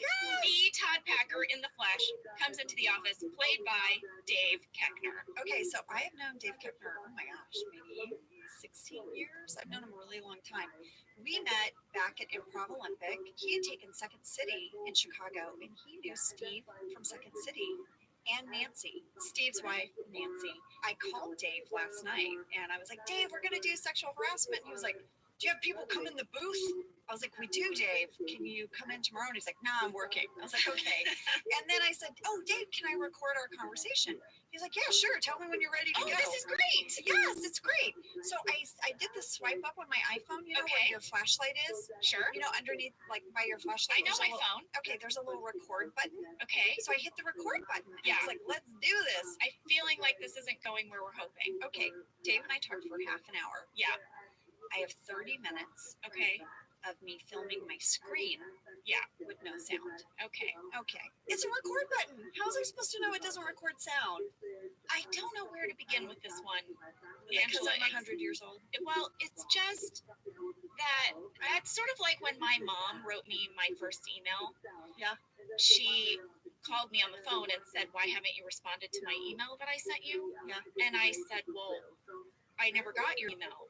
What email address did you send it to?" And she said, "I sent it to you. I sent it to Jenna." And I said, I don't understand. And she said, "I opened the email box and it said to, and I wrote Jenna." She just sent an email to Jenna. That is very similar to what you've done here with the record button on your phone. A little bit. Come on. A little bit. Wait a minute. It's kind of. Anyway, whatever, guys. The long story short here is, Dave, thank you so much for talking to me last night for half an hour. And I wrote down everything we talked about because it didn't record. You do have a gazillion note cards I today. have- Angela I- had to move seats because she has so many note I cards. have so many note cards. I have lots of little fun tidbits from Dave, but I'll save those as we go. Okay, that's great. Something I'd like to expand on is what you were saying about Steve Carell starting at Second City in Chicago. I think a lot of people don't realize the long journey that a lot of us took before we landed on The Office, and in particular, Steve Carell. He was doing comedy in Chicago on Second City for a very, very long time, and then he and his wife Nancy, they moved to New York City because she had an audition for Saturday Night Live. And she got it. She did. Her and Dave were on Saturday Night Live together. So they had known each other for a really long time and journeyed through quite a bit. And Steve was really excited. He's actually the one who pitched Dave to Greg for Todd Packer. He was really like, you gotta cast Dave Keckner. They had just done Anchorman together, and he just knew that they'd be off to the races. It would be so much fun. And the dynamic in Anchorman was amazing. Their chemistry there was amazing. But it makes sense because they had been schlepping through Chicago to New York to LA together doing comedy for close to 15 years. Oh yeah, they've known each other for so long. And you were in those circles, Angela. I never got into that. I never did the comedy, improv, sketch comedy thing. Yes, I had met Dave years ago at Improv Olympic out here in Los Angeles. It was called IO West, and he was part of a phenomenal improv show called Beer Shark Mice. These guys are amazing. They were like the best of the best. It would sell out. It would be standing room only. They were amazing. It was Mike Coleman, Pat Finn, Neil Flynn, and Pete Holney, Dave Keckner, and then also Paul Valancourt. They were just phenomenal. Wow, what a show. It was great. So like, listen, if you're an improv nerd out there, these guys are the best of the best. I was working in the light booth. I was in charge of calling their lights, and I was really intimidated because the person in the light booth makes it fade to black when you feel that the show has wrapped up. So what? It's kind of on you to decide. It's on me. And here I am like, You're like the person lowering the curtain at the end of the show. yes, and I'm just like a newbie at the theater. Like, I'm like, really, you're gonna trust me? Was there no one else? And so I was calling lights, and I really felt like the show wrapped up, and it was about 30 minutes, and I pulled it to black, and they were like, what? And then afterwards, Dave and everyone was like, Ange, we had a whole nother round to go. You called the lights way too soon. And I was like, I am so sorry. I'm so sorry. I felt so horrible. All right. So it's the next week. And Dave comes up to me and says, Ange, let us go about 45 minutes tonight. I'm like, okay, Dave, got it. Set my timer. You set a timer. I love set that. a timer. That's very Jenna of you. Thank you. Yes. I didn't want to get it wrong. So anyway, I'm up in the light booth at 39 minutes. I thought they had their out, Jenna. Okay. I did not pull lights. You didn't know. No. And then they went to 45 minutes. And then it was almost an hour. I didn't want to pull the lights. I was too nervous. I don't know. I froze. They're probably just out there just flailing on stage. It was getting awkward. And Dave walks backstage, and someone had left, I don't know, a spare tire to like a truck or a Jeep. It was enormous. So Dave gets this giant tire, and he rolls it across the stage into the audience. And he's like, that's our show, you guys. And I was like, oh, crap. Oh, Wait, crap. did you, when the time went across the stage, did you finally go to black again? I did. Okay, so you got his signal. I got it, Dave, the tire. I got it. And I went backstage, and I was like, you guys. And we all started cracking up, and they still talk about it. They still talk about the tire. Anyway, I just love those guys so much. And believe it or not, I did call lights for them a few more times until they got their official person. But that is how I met Dave Keckner. Didn't Greg Daniels go to a few of those shows? I mean, maybe not Dave's in particular, but Oh no, Greg loved supporting like small improv theaters, and a lot of improvisers ended up on our show. So I know Rainn Wilson would make fun of me, but I'd be like, oh, you know, whoever actor is showing up. I did a Sunday show with him. He'd be like, did you do improv with him, Angela? I'm like, yes, Rainn. well, Rainn and I were the two classically trained theater actors. Oh, don't we know it? Group. Oh, don't we know it? I heard quite a bit about it. Yes. All right, before things take a turn here, maybe we should go to a break. Yeah, let's go to a break. Whether your resolution is to save money, eat better, or stress less, HelloFresh is here to help you do all three. Yes, you guys, I love HelloFresh. Jen and I both love it. You know why we love it. And guess what I made the other night? What? It was so delicious. I made their pub-style shepherd's pie. I've made it. Yes, It's so good. White cheddar and the Yes. thyme mashed potatoes. I know it very well. It's a family favorite. Well, you know, Josh normally makes dinner, so this was my turn, and I made this, and he loved it, and I was so happy. I was like, I made a shepherd's pie. I'd never made one before. It's so good. Everyone, you can say hello to your most delicious year yet with fresh ingredients, chef-crafted recipes, all at a price you'll like, delivered right to your door. Go to hellofresh.com/officeladiesfree and use code officeladiesfree for free breakfast for life. One breakfast item per box while subscription is active. That's free breakfast for life at hellofresh.com/officeladiesfree with code officeladiesfree. HelloFresh, America's #1 meal kit. This show is sponsored by BetterHelp. You know, around New Year's, we all reflect and can people really start making lists of what they can do to be their best self for the next year? Yes, I think, the new year definitely makes you think New Year's resolution. What do I want to change? New year, new me, that kind of thing. Yes, but perhaps this year we could be reflecting on what we're already doing right. Yeah. And therapy can help you figure out your strengths so that you can ditch this idea that you need some extreme change or this extreme New Year's resolution and just, you can make changes that really stick because they're based on your strengths. I like that. If you're thinking of starting therapy, give BetterHelp a try. It's entirely online, designed to be convenient, flexible, and suited to your schedule. Just fill out a brief questionnaire to get matched with a licensed therapist and switch therapists at any time for no additional charge. Celebrate the progress you've already made. Visit betterhelp.com/officeladies today to get 10% off your first month. That's BetterHelp, HELP.com/officeladies. Let's talk a little bit about hydration in the new year, particularly about liquid IV. Angela, you turned me on to this, and I'm going to have to give you props. Oh, thanks. It's pretty great. You told me that you use this when you travel to stay better hydrated, and I started doing the same thing. Whenever we go on a road trip, it's like I don't want to drink too much water because then I'll have to pee, and then I find myself so dehydrated. So I use this.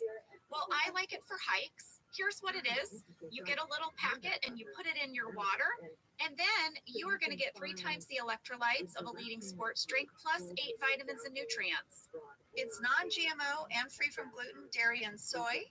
It is perfect for daily use before a workout or when you feel run down or after a long night out, Hint, hint. hint, hint, or even on really long flights. Rehydrate yourself for the new year. Grab your Liquid IV Hydration Multiplier sugar-free in bulk nationwide at Costco, or get 20% off your first order when you go to liquidiv.com and use code OfficeLadies at checkout. That's 20% off your first order when you shop Better Hydration today using promo code OfficeLadies at liquidiv.com. And we're back talking about the sexual harassment episode. Here we go. Here we go. Buckle in, everyone. Buckle in, as they say. In rewatching this episode, Angela, I was very uncomfortable. Yeah, I was more squirmy during this than Diversity Day. Well, yeah, I don't know. They're both equally squirmy for me. But then I was squirmy during Hot Girl. I think that I had forgotten how really cringy and uncomfortable the show can get sometimes. Oh, we pushed it. We pushed it to the line and then went over the line. How did this show get on the air? I mean, I know this particular episode got on with a warning, but in general, what was going on? I don't know. I grew up overseas and I grew up with a lot of British television, and they definitely pushed the line. And I think the show was in the spirit of the BBC version. And I don't know. I think like some of the cringy moments that you end up laughing. I love it. I know that Kevin Riley, who was at NBC at the time, was a huge champion for our show. I really credit him with us sticking around. He believed in us, and there were a lot of people there who didn't get it and who didn't think that this was a good idea. No, it's true. He fought for us. And when we finally won an Emmy for Best Comedy Ensemble, we all went backstage for photos, and the cast picked up Kevin Riley up in the air.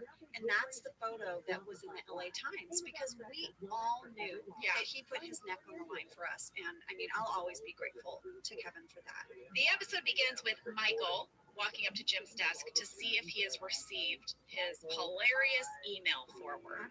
Michael has a talking head where he declares himself the king of forwards. And he says, that's how I like to do business. Yeah. I have a funny story about a behind the scenes moment that happened on set while we were filming a big group scene in the bullpen talking about these email forwards. And was I there? You were there. Okay, Everyone was there. Everyone was there. Kelly was there, still with an up to. When is the episode where Kelly becomes Mindy? Exactly. That's what we need to look for. No, so this is an episode that John Krasinski and I will never forget because he about fell out of his chair.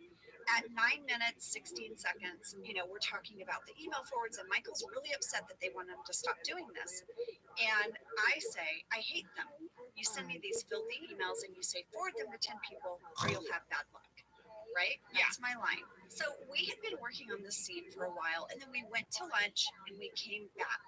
Oh, right? that's always so hard to pick up a scene Yes. with lunch in between. Yes. And I think it was like around 3 o'clock in the afternoon. Ooh, everyone's real off at that time. Everyone's a little tired. People are a little bit more punchy. Yeah. And we're in a big group scene. So here's the thing you should know about me. I was born in Louisiana. My family's from Texas and Louisiana. I have a really, really hard time saying a vowel in front of an L. And 2 times in my career on The Office, they almost dropped a line because I could not say it. One time they actually did. I'll save that story for later. It was Okay. between Andy Bernard and myself. I couldn't say the line. I just kept sounding like such a hillbilly that they just dropped the line. But this line, I said, I hate them. You send me these filthy emails.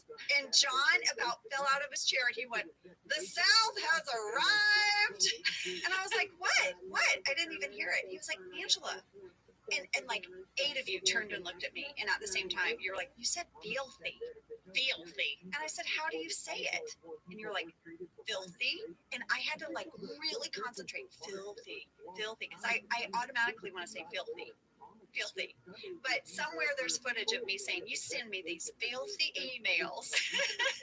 And John lost it. You and John had a great relationship on the show. You guys were big brother, kid sister. And it was so sweet. I loved your banter and I loved just, I don't know, you guys were really cute. You would tease one another. I know. He felt like my big brother, even though he's like younger than me. Yes. But he did. He felt like my big brother that I teased. And he loved it. When I slipped into Southern drawl, he'd be like, "Well, hello." He loved it. So next up, Todd Packer comes in the office and boy, does Dave Keckner own a room when he enters that room. Yes. Dave told me last night on the phone, he said, "Todd Packer just comes in and blows up your world and then kaboom, leaves. No consequences." Mic drop. Yeah. See you later. And then he's out. I have a little tidbit about Dave. Oh, tell me. Okay, so Dave told me he actually auditioned for Michael Scott. What? Yes, he had known Greg Daniels for years. He had done a pilot for one of Greg's writers on King of the Hill. Yeah. So he knew Greg for a long time, and they brought him in for Michael Scott, and he said, "Ange, I was obsessed with the BBC version, and all I had in my head was Ricky Gervais. I couldn't do it any other way." So he was doing a little bit of an impersonation of Ricky. Yes, and I think a lot of people did that came in, but Steve had not seen it, and I think that really helped him kind of make his own person. Yeah. But he told me when they brought him in for Todd Packer, he was so excited because yes, it was based on Finchy, right, in the BBC version. Oh yeah. So in the BBC version, David Brent has a friend named Chris Finch, and they call him Finchy, and he is the Todd Packer of the British show. Basically, it's just this one-sided best friendship, and if you can believe, Chris Finch is worse than Todd Packer. He If you is watch worse. the British show, you think it can't get worse than Todd Packer. Yeah. If you're looking for that, check out the British version. Exactly. Dave said that he was so excited to come in for Todd Packer because they were just like, "Dave, do whatever." And he just was like, "Oh, I got this. I got this." Him and Steve had just done Anchorman, as we talked about. So he knew it was just going to be playtime. I asked Dave, I was like, what is something you remember about that first day as Todd Packer? And he said, "I remember the writing. I remember reading that script and thinking how fantastic it was. And I thought, when you have writing this good, anything is possible. I can go anywhere because what I have is so solid." And I said, "Did you improvise any of that?" He said, "Honestly, I can't remember because I remember thinking the writing was so good."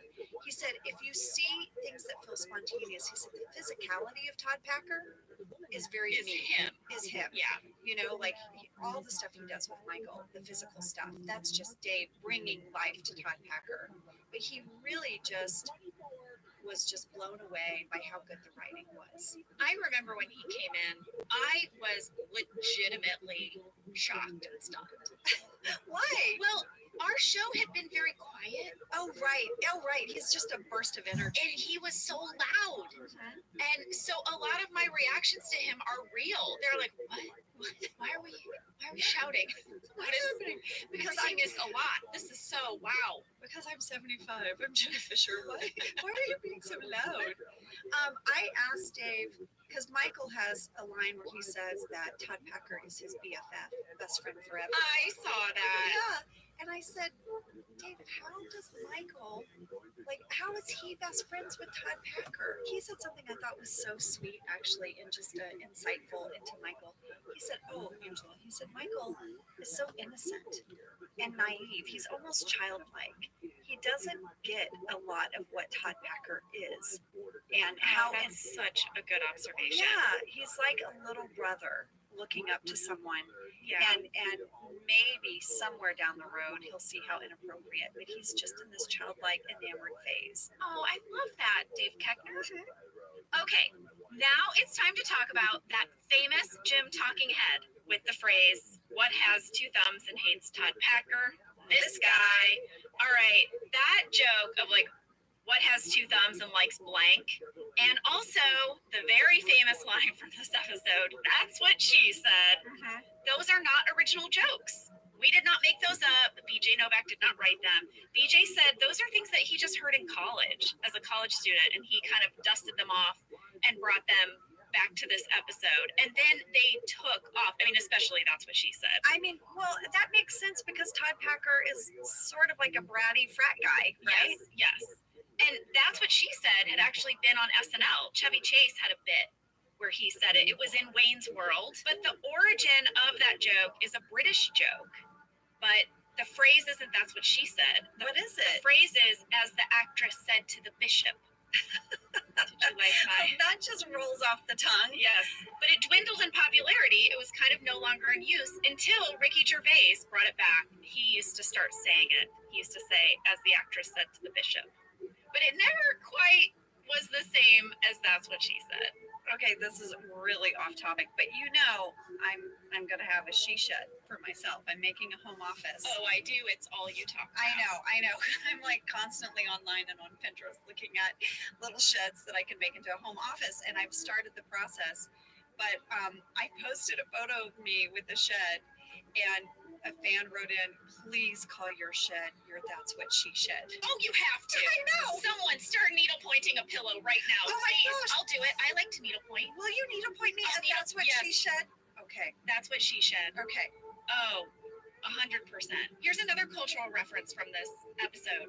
When Ryan takes Todd Packer down to the parking lot to drive him somewhere because of his DUIs, he has a WL hung. Oh yes. Right? Yes, I have this on a Which, card. of course, Todd Packer wants everyone to think says Will Hung. But Ryan says, "Oh, are you a big fan of William Hung?"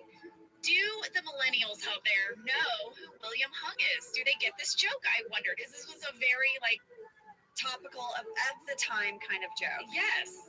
So William Hung was an old American Idol reference. He was a contestant, and he gave this horrible yet very committed rendition of Ricky Martin's "She Bangs." Yes, season 3, and like the judges could barely hold it together. Bless his heart. It was so pure, so honest. He was like an engineering student. Yeah. His secret passion in life was to sing.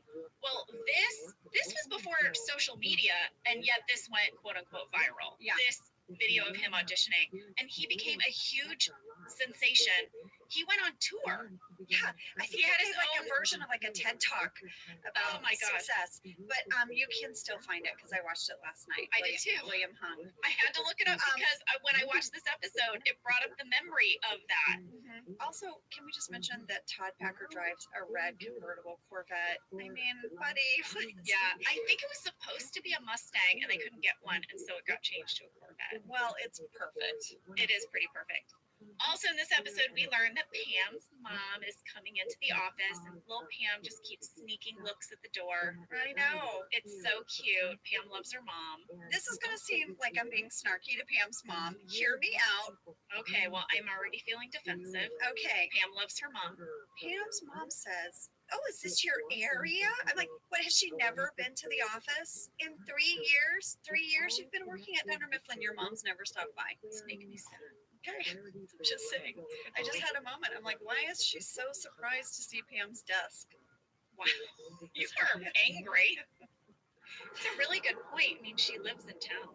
I I have a bunch of time code things too. Oh, time code us, Angela. Okay, at 5 minutes 15 seconds, you guys, there is a fantastic shot of Michael's desk when he's talking to Toby. And I'll tell you what all you see on his desk. You see a mini billiards table. Mm-hmm. You see like the silver ball clacky thingy. Yes, whoever wants that on their I desk? don't know. What is that for? I've always It's wondered. probably some kind of Zen thing. I guess. Jenna, you see his Dundee. Oh, Yes, there's a great shot of his Dundee, and then what looks like is a green magic 8-ball. And in the scene, at the top of the scene, Michael is holding a giant pencil in his hand. oh yeah. I mean, if that This tells- guy yeah, loves the Spencer's gifts. he loves the Spencer's It's his gifts. favorite store. But can you imagine Toby like wants to have a serious conversation with him, and Michael is holding an oversized pencil throughout the conversation? Yes. So that I thought was just a great screen grab if you want to see all the things on Michael's desk. Okay, and what's next? I have another Dave Kettner story. Oh, great. Is this another one of the stories you didn't record on your phone last night? Yes, Jenna, it is. All right, Thank you. Thank you very much. Let's hear it. When Dave got the call that they wanted him to come in for Todd Packer, guess where he was? Where? He was in Canada filming Snakes on a Plane. No. Oh my It gosh. just made me laugh. He was like, "Yeah, I got the call. I was filming Snakes on a Plane." Well, I do know that they had to really manipulate the schedule in order to make it work with him. Yeah, because he was filming Snakes on a Plane. Yeah, we got him for one day. We had to film all of the Todd Packer stuff in one day. So he could then go back to Canada and be in Snakes on a Plane. One of my favorite scenes in this episode, Angela, Yes. is when I have two. They both Okay. involve Toby. Oh yeah. Okay, the first is when Toby reveals he has to do a review of the sexual harassment policy. One thing I noticed was I felt like Toby was super excited that he was going to get to run Yeah. something Mhm. for a change and that Michael had no choice. I don't know, I just watched the scene a couple times and I felt like I could see this little like happy glint in Paul's eye as he was explaining to Michael that he was going to do this, period. But I also noticed that Toby's presentation happens in the bullpen. Yes. It does not happen in the conference room. And if I remember correctly, it is because we decided that Michael would allow him to have his presentation, but not in the conference room. Not in Under his space. Yeah, under no circumstances. Maybe I just made that up in my own head. Maybe it's true. The other thing that was interesting to me that we'd never seen before is Toby does a talking head in front of the vending machine in the break room. Oh, And that is not where our talking heads ever are. They're always in the conference room. Toby is clearly, ever since he got thrown out of the conference room, has not been invited back into the conference room. I watched the deleted scenes for this, and there is a runner of Michael talking heads where he's just talking about how much he hates Toby in different ways. Oh my gosh. It's so good. I have to say, for anybody out there who is wishing there was more Office or wishing you could watch more of The Office, you actually can. It is the deleted scenes. I have been enjoying them so much. So really look for them because just these runner of talking heads from Michael were wonderful. Yeah, I saw some that were pretty amazing, and I wonder out there if the webisodes are available. Oh yeah, you guys won an Emmy award for your I webisodes. know, we wanted I remember that. for the accountants. Yeah. I really want some more Pop-Tart. I have it sitting next to me, but I'm afraid it's going to be really loud. We can take a Pop-Tart break if you need to. Angela, you want us to take a break so you can have some Pop-Tart? Is this how you talk to your kids? Maybe you want to have some Pop-Tart? Yes, I want to have Pop-Tart. All right, guys, we're going to take a break so Angela can have more of her Pop-Tart. Tell me, can you hear me eating this Pop-Tart? 1 second. Yeah, it's gross. Oh. What gross is a Pop-Tart? It's no one wants to listen to someone chew and swallow. That, That is maybe something she said. All right, we're going to break. Welcome back, everybody. all right, this is totally off topic, but in preparing for this episode, I like to go back and look at some of the old photos that I have, and sort of it helps me remember things. Yeah. You know, as you know, I'm a hoarder. I have multiple bins of photos. I found pictures, Jenna, from my first red carpet. It was with you. Oh, I was your plus one. I will never forget this. You know what it was called? Yeah. Pause for Style. Not pause button, guys. Pause, like a dog, like a PAWS. Pause for style. Yes, it was a runway show where celebrities walked a catwalk with their dogs, and the dogs were wearing the fashion. So the celebrities were wearing whatever they showed up in, and the dogs were dressed in outfits. It was kind of a hot mess. And But the money went to the Humane Society. that's why we went. And Yes. you were invited with I your was dog. invited to bring my dog, Wesley. Mhm. And Angela, this was your first red carpet. We talked in the Dundies episode about how I walked the red carpet for 40-year-old virgin. And I somehow just didn't do it. You skipped I it. did. I don't think it was intentional. I think I just didn't know. I think I just went inside and got my popcorn. But for Pause for Style, you did walk the red carpet Yeah, I wanted to pick the biggest event possible for my first red for your carpet. coming out. I said, I mean, it's almost like my character. Do you know how many photographers there are? 2. Angela over here. Angela over here. It was like art, like life recreating art or whatever that's saying. Life intimidating or no. I am tired. I just spit out my coffee because you said life intimidating art. I am tired, you guys. I am so tired. Art imitating life. That's what I'm trying to say. Yeah. Not life intimidating art. Oh, good Lord. Anyway, so here we are at Pause for Style. The big name was Paula Abdul, With her 2 or 3 dogs she had. like 3 little dogs in outfits. I remember meeting her out by the red carpet. I remember Wesley and her dogs. They all smelled each other as they do. She was very nice. Very nice. I have great photos from this night. I mean, can only spectacular. imagine. I did my own hair and makeup. This is before I discovered a flat iron. So it's just frizzy, guys. It's just frizzy, down and straight. I bought a tank top at Target. Yeah. And I bought one at the Gap. And I layered them. I layered my tank tops. They're both turquoise. Why did I layer 2 turquoise tank I tops? don't know. And then I bought some white jeans at Target. And this is what I wore. Now I'm That's going to say what- something. You always really do look good in turquoise, Angela. Thank you. It's a great color on you. So I think in that way you styled yourself well. Thank you. I think you can tell because you texted me the photo of you on the red carpet. I think you can tell that, how can I say this? That you'd never done a red carpet. I mean, you look a little bit stiff. How can I say this? I love like how delicately you're trying to put this. Jenna, it's like, you know how if you stand and you put your hands on your hip? Yeah. What if you decided to stand but do your legs like spread way too far apart? Yeah. And then instead of putting your hands on your hip, and you're 5'1", guys, you're 5'1", you decide to put them on your mid-thigh, Yeah, kind of like above. almost like you're doing a squat. Yeah. Like, and then you smile to camera. That That's would, what I did. that's what she did. Yeah, that's what I did. Why did I stand like that? Listen, you guys, we didn't know anything about We red didn't know carpets. what We the didn't hell we have were doing. anyone advising us.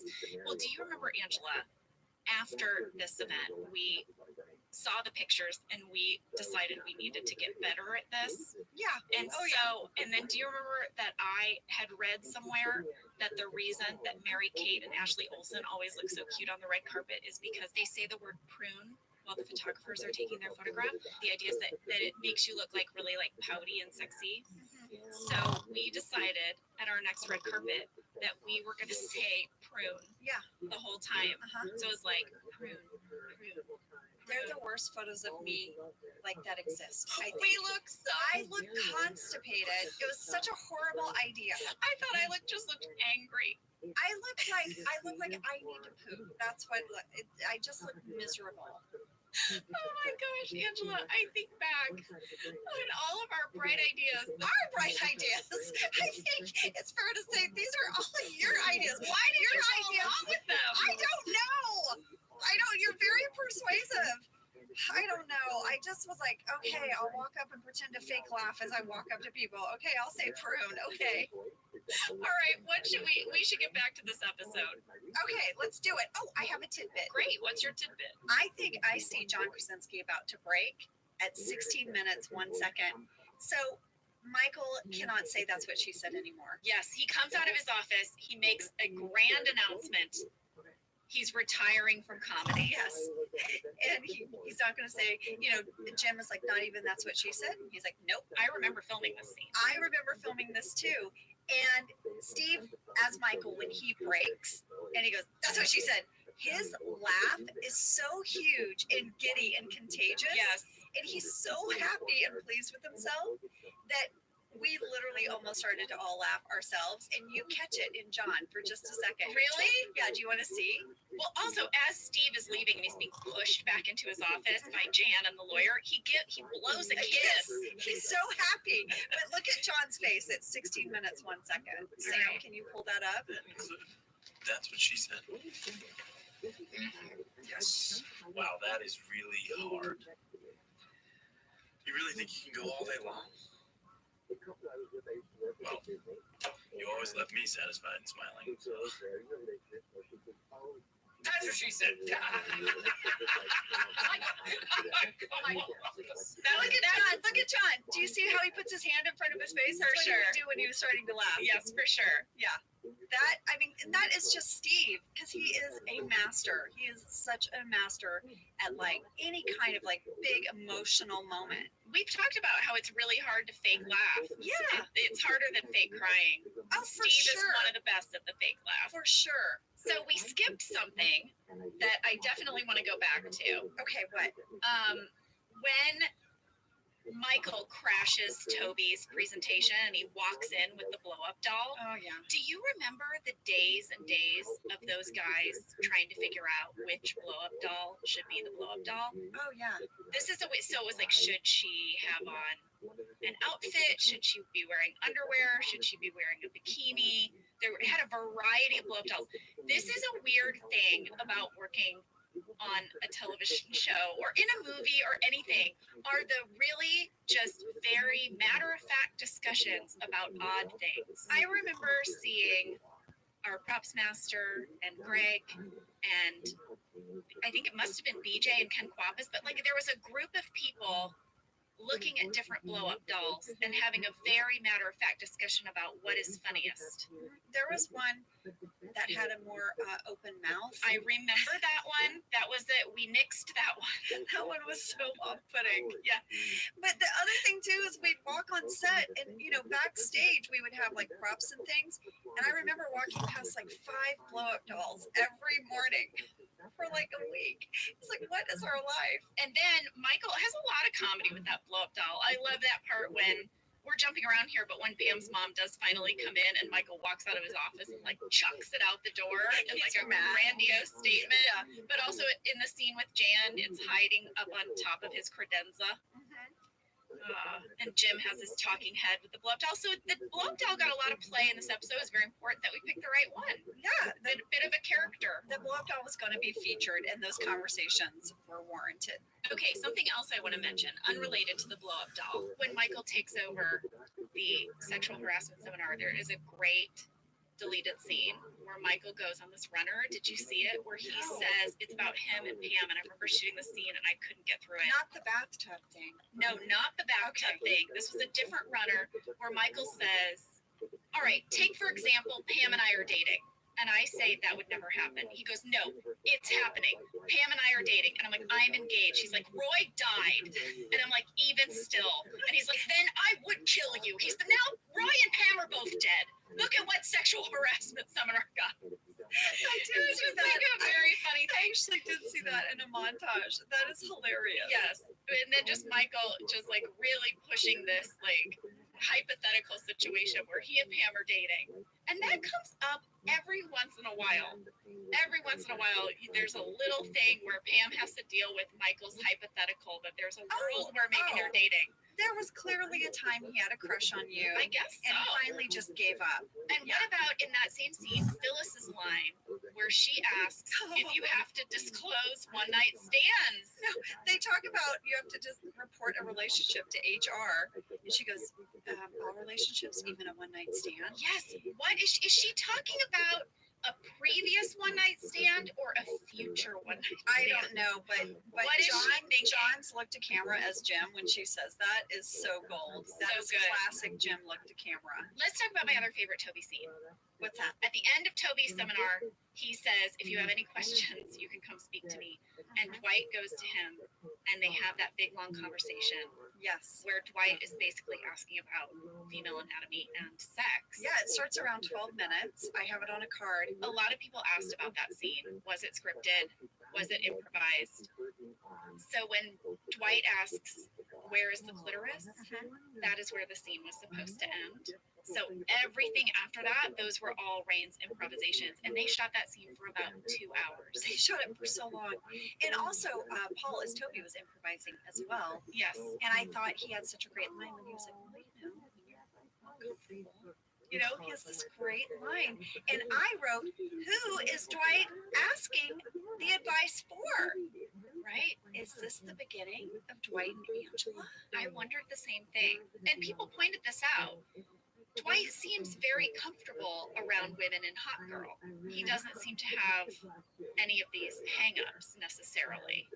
And then now suddenly in this episode, he's revealing maybe the truth, which is that he doesn't know so many things about women. Well, I also think that he might actually have a woman, finally, who might be interested in doing those things with him, perhaps, and he's realized he doesn't have the skill set for it. I think that's what it is.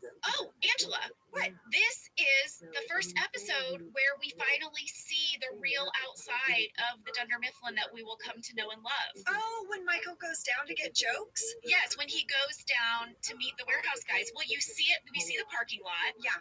When Ryan takes Todd Packer down, but then you really see him come down through the lobby and outside and around the corner, and he's talking to all the warehouse guys. I thought that was so cool. I did too. I thought it was great. So the point of that scene, because I was texting with BJ about this, the point of that scene was that Michael would go down to ask for jokes, and then the guys in the warehouse would actually start sexually harassing Michael. Right. So that's the point. They start commenting on his appearance and his pants and His lack of package. yes, and all that sort of stuff. And yet somehow this does not land on Michael. He learns nothing from being the recipient of harassment. He's just frustrated they didn't give him a good joke he could use. But then later, all those same warehouse guys are called up to the conference room and they have to watch a sexual harassment training video. But did you notice it's all those guys and Kevin? Yes. Well, Why Kevin? Here's what I think. I think Kevin is kind of like that teenage kid who, if there's any chance he might see someone in a bra, maybe side boob. Oh, he's in that. He's in that. He's the one that does the MILF joke about your mom. Like, he's kind of like, I feel like the kid who is like excited to maybe see anything go down. Well, I think that sexual harassment video is amazing. We shot that. That's not a real sexual harassment video. Joel wrote in and asked, did the actors in the sexual harassment video know they were auditioning for a sitcom, or did they think it was just an educational video? That's an awesome That's question. an awesome question. They knew that they were going to appear on The Office, but they were told to pretend like they were making a real educational video. So They did a phenomenal job. It Those guest actors were amazing. they were amazing. And we shot that in the actual writers' offices. All right, I found it hilarious that when Michael is in the scene with Jan and the corporate lawyer, Mhm. I feel like this is the first time Michael realizes that he's upper management. Oh, and he's so proud. He's so proud. He's so proud of himself because he's hired James P. Albini, the guy from the bus stop, to be his lawyer. I love that scene. Actually, that's a really great scene to watch if you want to like nerd out on the camera work and the way that the camera helps tell the story on The Office, because that whole entrance of Michael's lawyer, the way Michael's lawyer looks directly at camera and gives a little plug for his business is pretty great. But the camera work in that scene is really incredible. Also, in that scene, Toby, where he's sitting, he's not been invited to sit sort of in the circle. yeah, he's off against the wall. It's a great scene to watch. Just watch Toby. And Toby The has whole scene is pretty delicious. And Toby has a great snarky moment in that scene because, you know, Jan's like, Michael, are you going to have to watch the video again? And he's like, I watched the video. And Toby goes, he talked through most of it. Yes. He's like, Toby throwing him under the bus. So now we finally have to talk about the scene where Michael stands up to Todd Packer, otherwise known as the boner scene. The boner scene.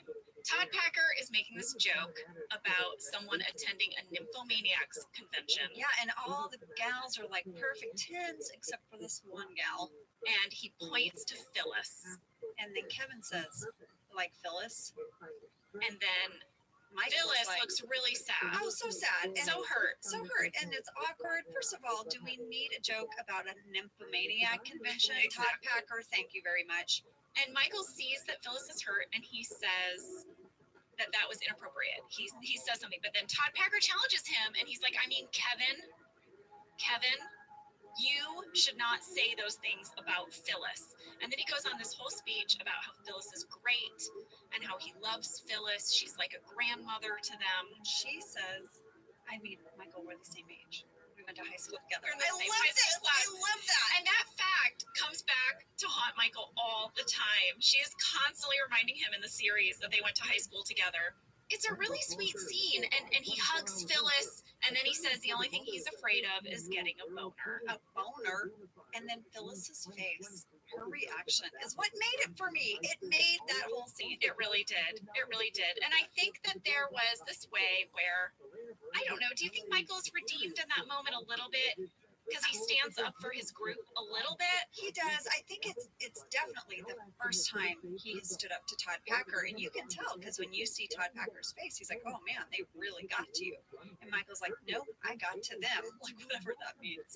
But I think it's the first time he stood up to him, and even though it's a very small way, I think it's that moment once again where this is our writers trying to give Michael a little bit of a growth moment.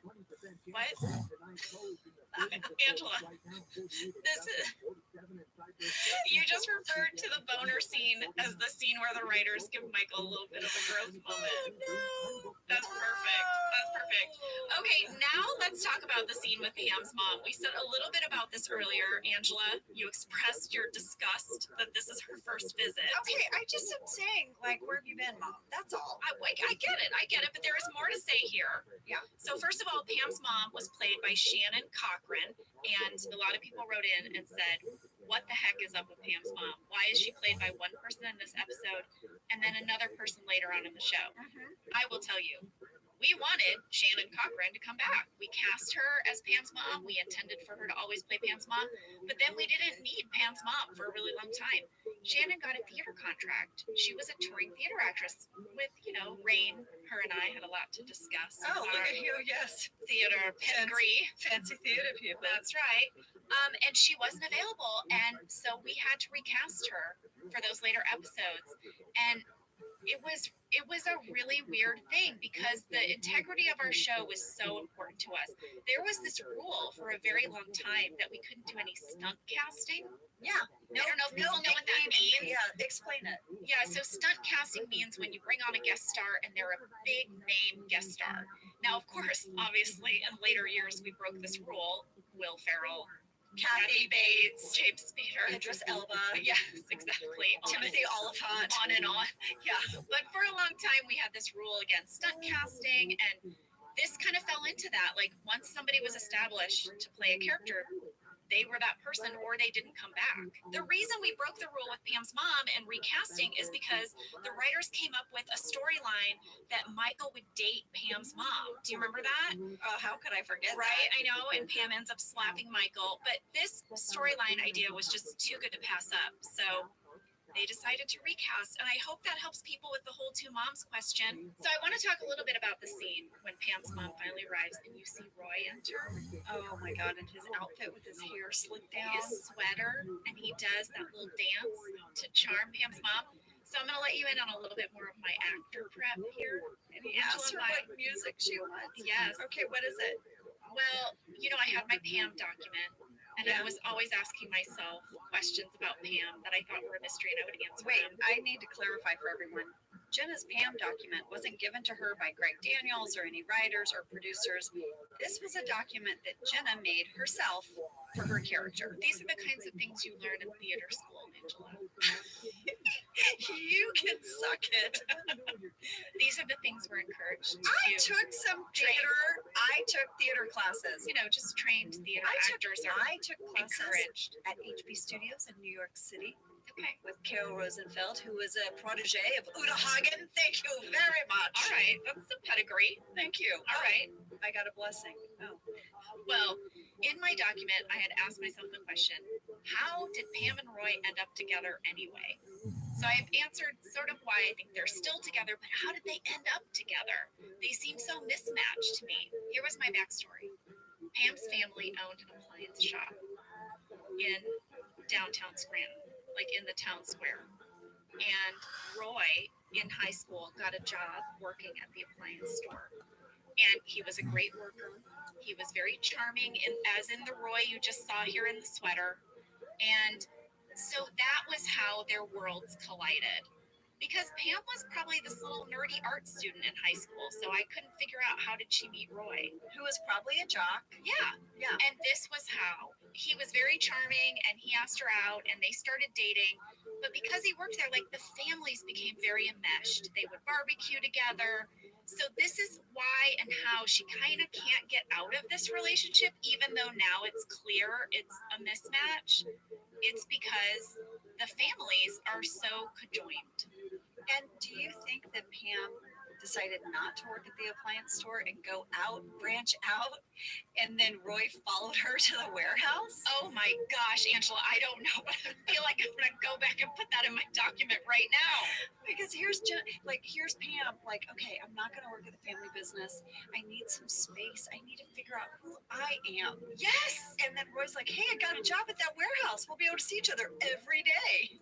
Oh my gosh. I find it interesting that Pam eats in the break room with Jim and not in the warehouse with Roy. Now, we see Roy sometimes eat there. Yeah, they don't eat lunch together, do Not they? very often. And then Pam's mom has the moment in this episode where she whispers, which one is Jim? And you see John Krasinski's face. He's all pleased that he knows now that Pam. And by the way, in Casino Night, we know Pam calls her mom on the phone to, share about what happened in the parking lot. Well, I just love the moment, and John played it so well, where he sees his opportunity to introduce himself to Pam's mom, and he gets up the courage and he walks over right as Roy walks in, and he just quickly takes like a piece of candy and goes back to his desk. And that kind of broke my heart for him. Lastly, from Dave Keckner, who plays Todd Packer, he said, Ange, please let everyone know I am nothing like Todd Packer in real life. Oh, and it's true, everyone. I know. Dave is just a sweet, sweet, sweetheart. Father of 5. I know. And he said, he goes, I just wish you and Jenna all the best. This is such a great idea. I just love it as a fan of the show. It's going to be hard to believe that he is not like Todd Packer for some people. To imagine that if you met him, he is just the warmest, nicest, wonderful gentleman. I know. Yeah, I think sometimes you get known as this character, but he's nothing like that. I'm nothing like Angela Martin. This is true. You're a little bit like Pam. I am. All right, guys, that was sexual harassment. That was sexual harassment. We did it. Next week is Office Olympics with special guest director Paul Feig. He is the best dressed man in show business. For sure. Go to his Instagram. It is delightful. Thank you for listening to Office Ladies. Office Ladies is produced by Earwolf, Jenna Fisher, and Angela Kinsey. Our producer is Cody Fisher. Our sound engineer is Sam Kiefer. And our theme song is Rubber Tree by Creed Bratton. For ad-free versions of the show and our bonus episodes Candy Bag, go to StitcherPremium.com. For a free 1-month trial of Stitcher Premium, use code OFFICE.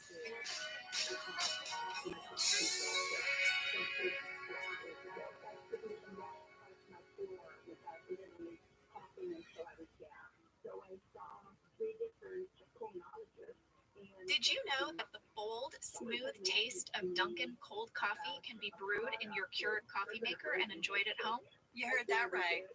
Dunkin's cold K-Cup pods were crafted to be brewed hot and enjoyed cold. Each Dunkin' cold K-Cup pod is packed with the smooth, bold Dunkin' flavor you crave. Pick up a pack of Dunkin's cold K-Cup pods and enjoy a Dunkin' cold coffee at home whenever you crave it. Just brew over ice and sip in seconds, because the home with Dunkin' is where you want to be. I'm Jenna Fisher. And I'm Angela Kinsey. We were on The Office together. And we're best friends. And now we're doing the Ultimate Office Rewatch podcast just for you. Each week, we will break down an episode of The Office and give exclusive behind-the-scenes stories that only 2 people who were there can tell you. We're the Office Ladies. Hello, Hello, everybody. Hi, everyone. Welcome to season 2, episode 3, Office Olympics. Yoo-hoo! Guys, if I sound grouchy today, it's because I'm in hour 4 of a cleanse. I've never done one before. I think they're stupid.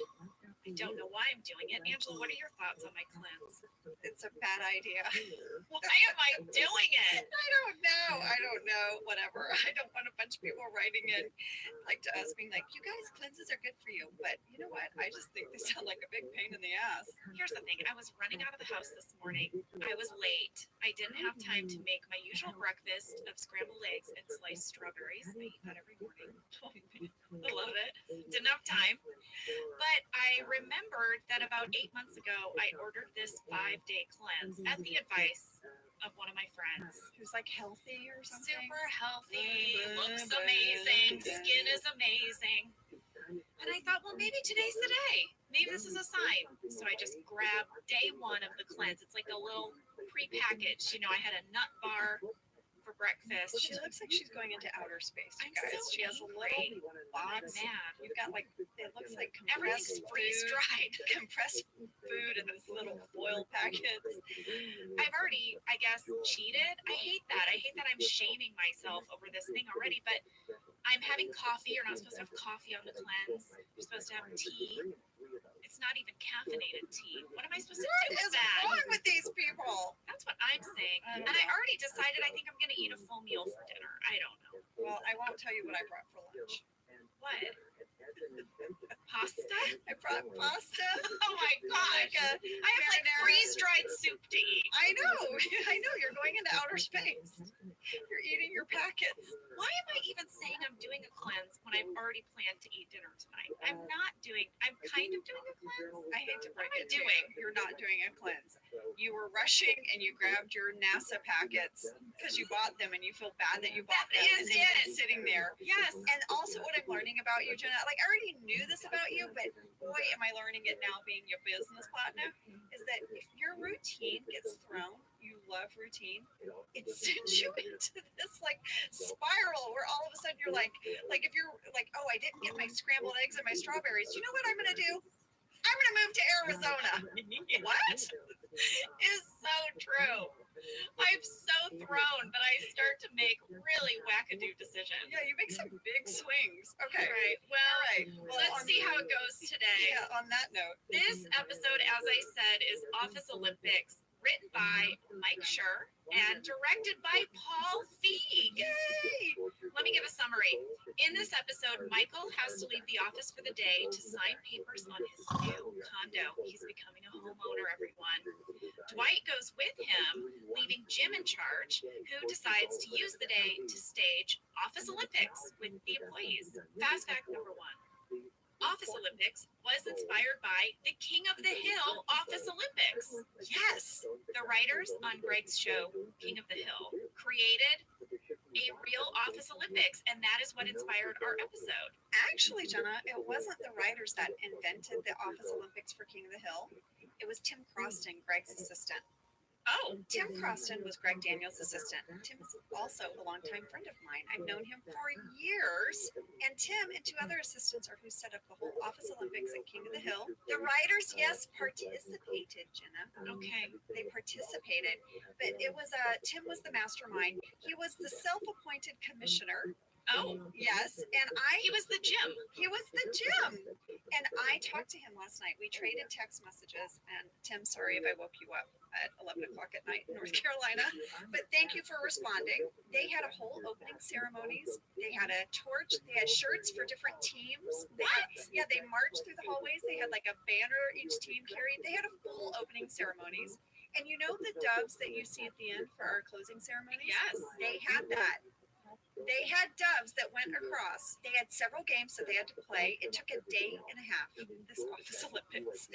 What were they not doing during I this know, day and a half? I know. Well, Tim said that we wasted a full day and a half on this, and I won the award for wasting the most office time. So he said, so overall, I'm very proud of my time on King of the Hill. He said some of the games they had were mini golf through the office, Okay. Kerplunk, which was like this game, I guess, where they had like sticks like in like a tube, and you drop marbles down, and you had to twist it. I don't know, and then it went kerplunk. Tim's favorite game that they had though was Guess the Elevator, and that made it into our episode. Yes. So someone went down to the lobby and then came up, and you had to guess which elevator they came out. So he said that was his personal favorite. They also had a Twinkie eating contest, and Paul Lieberstein came in second. Go Paul. Because Paul was working on King of the Hill at the time as well. But he said they really got into it. They went all out, and he said one of the things that blew him away was Chuck Mangione. He is a famous musician, composer, Jenna. He actually played a recurring character on King of the Hill as himself, as the celebrity spokesperson for the Megalomart. Yes. And he flew himself out on his own dime to play. He plays the flugelhorn and the trumpet to play at the opening ceremonies, because he, in fact, actually played at the Olympics in Lake Placid, New York. This is crazy. How many years did they do this? Do we know? This was an annual thing, right? I don't know that. I mean, from what Tim texted me, they definitely went full out one year. I don't know if they can sustain this, because I think they did waste a lot of time not working. And here's a random piece of trivia for you. I did a voice on King of the Hill. I had one line in the Megalomart where I said, "We don't sell super squirters no more on account of they're dangerous." So there's my connection there. Can you believe that? They really went all out on King of the Hill for their Office Olympics, and that was the inspiration for Office Olympics on The Office. I love all of that information. That was amazing. Also, this episode ended up inspiring offices around the country to do their own Office Olympics. I mean, this got even bigger than just our TV show. Tim, you really started something. Thank you for that legacy, and thank you for letting me text you till almost midnight last night your time.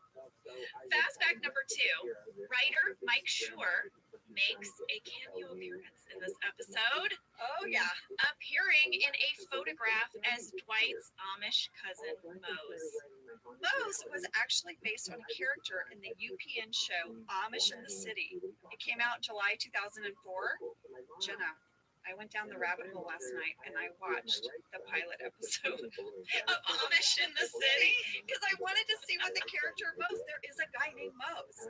First of all, the premise for the show is crazy. They take 5 Amish teens who are on their Rumspringa. Yeah, where they can go and live in the world for a year. In a non-Amish world. Right, and then they decide if they want to actually take the Amish way of life, right? So they take 5 Amish teens and they put them in a house in Los Angeles, like right off Ventura Boulevard, overlooking the city, and they put 5 mainstream American like teenagers. And now I think just taking 5 Amish kids to Los Angeles is enough. You got to throw in. There's a guy from Boston who's like, all I want to do is like get laid and party, woohoo! And you're gonna put him with Mose, who like brought his wooden puzzles that he made himself. I mean, there's a whole scene where he's like, "Do you like puzzles?" And the Boston guy's like, "Nah, I don't like them." And he's like, "Oh, that's pretty much all I brought." Oh my gosh. Okay, sorry. Your explanation of Amish in the City is making me want to watch Amish in the City. I'm very invested in Mose. I feel like I'm gonna have to go back because I'm like, what happened to Mose and his puzzles? How's he doing? Well, I guess the writers were obsessed with Amish in the City as well. And the entire first season of The Office, they would all talk about it. And so finally, when we got a season 2, that was their way of honoring their love of Amish in the City, was this character of Mose that Mike Schur, I think he thought he was just appearing in a photograph. Little did he know he would go on to play this character for 9 years. For 9 years, and then probably would have been in the spinoff, The Farm, had it happened. True. He would still be playing Mose. Of course. We also introduced another recurring character in this episode. It is the realtor, Yes, Carol Stills. Carol Stills, played by Nancy Carell, Steve Carell's wife. Who is hilarious. Nancy is hilarious, and we will talk more about her scenes with Steve as we get into this episode. Fast fact number 3, this was our first time working with director Paul Feig, Yay! who is undoubtedly one of our favorite directors. Paul is so brilliant, and what I love is he's kind. He's just a delightful person to be around. We've talked a little bit about how he and his wife Lori would host our viewing parties, but this was our first time working with him, and I'll never forget, when he walked on set because he was wearing a full suit and tie, Oh, he is so dapper. which he wore every day.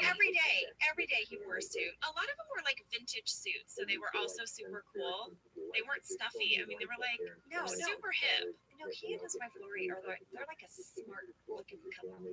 Yeah, they look like people who read the New Yorker, don't they? Like they're super smart. They're They smart. can read the long articles because those articles are super long. They're really smart, and their house I remember was like decorated, like so lovely. Like they had art. Yes, yes, things art. like that. But they're not stuffy people. You know what I mean? They're Yes, incredibly not approachable. flashy. Yeah, not flashy. They're just really nice people. And Paul was one of my absolute favorite directors we ever had. You are in love with his Instagram. I am his She is Instagram. obsessed with his Instagram. I love his Instagram. It makes me want to travel and dress nice and have a cocktail. Yes, yes, this is true. Paul Feig, before this, had worked on Freaks and Geeks, which I was a huge fan of. And actually, Freaks and Geeks is the very first television show I ever auditioned for. I wondered if you auditioned for that. That seemed like right in your wheelhouse. I did not audition for one of the regular characters. The show had already happened, but I went in for a guest appearance, I think just 3 lines. And this was because Allison Jones, who cast The Office, also cast Freaks and Geeks. This started my relationship with Allison Jones. I went in, I auditioned for Freaks and Geeks. I did not get the role.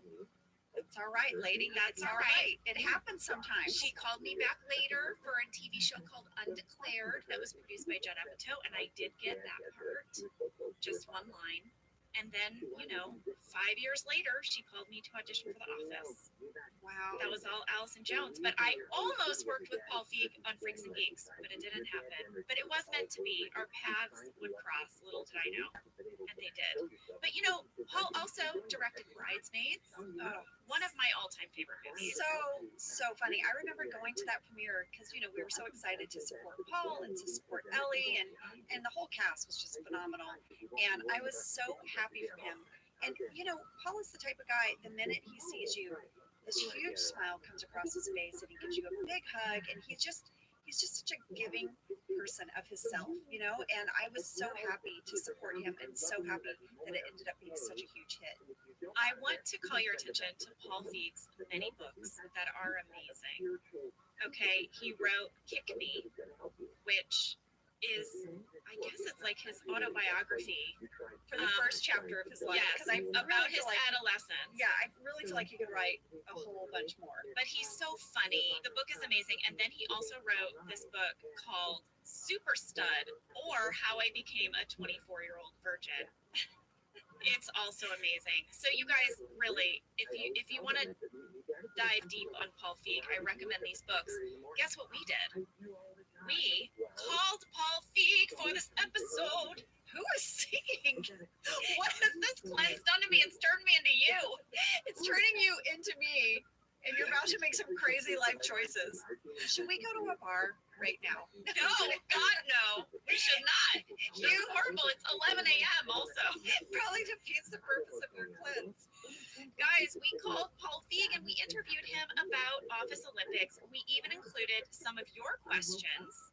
So after the break, we're going to talk to Paul Feig. We're going to ask him some questions. He's going to tell us about Office Olympics. I can't wait. All right, stay tuned.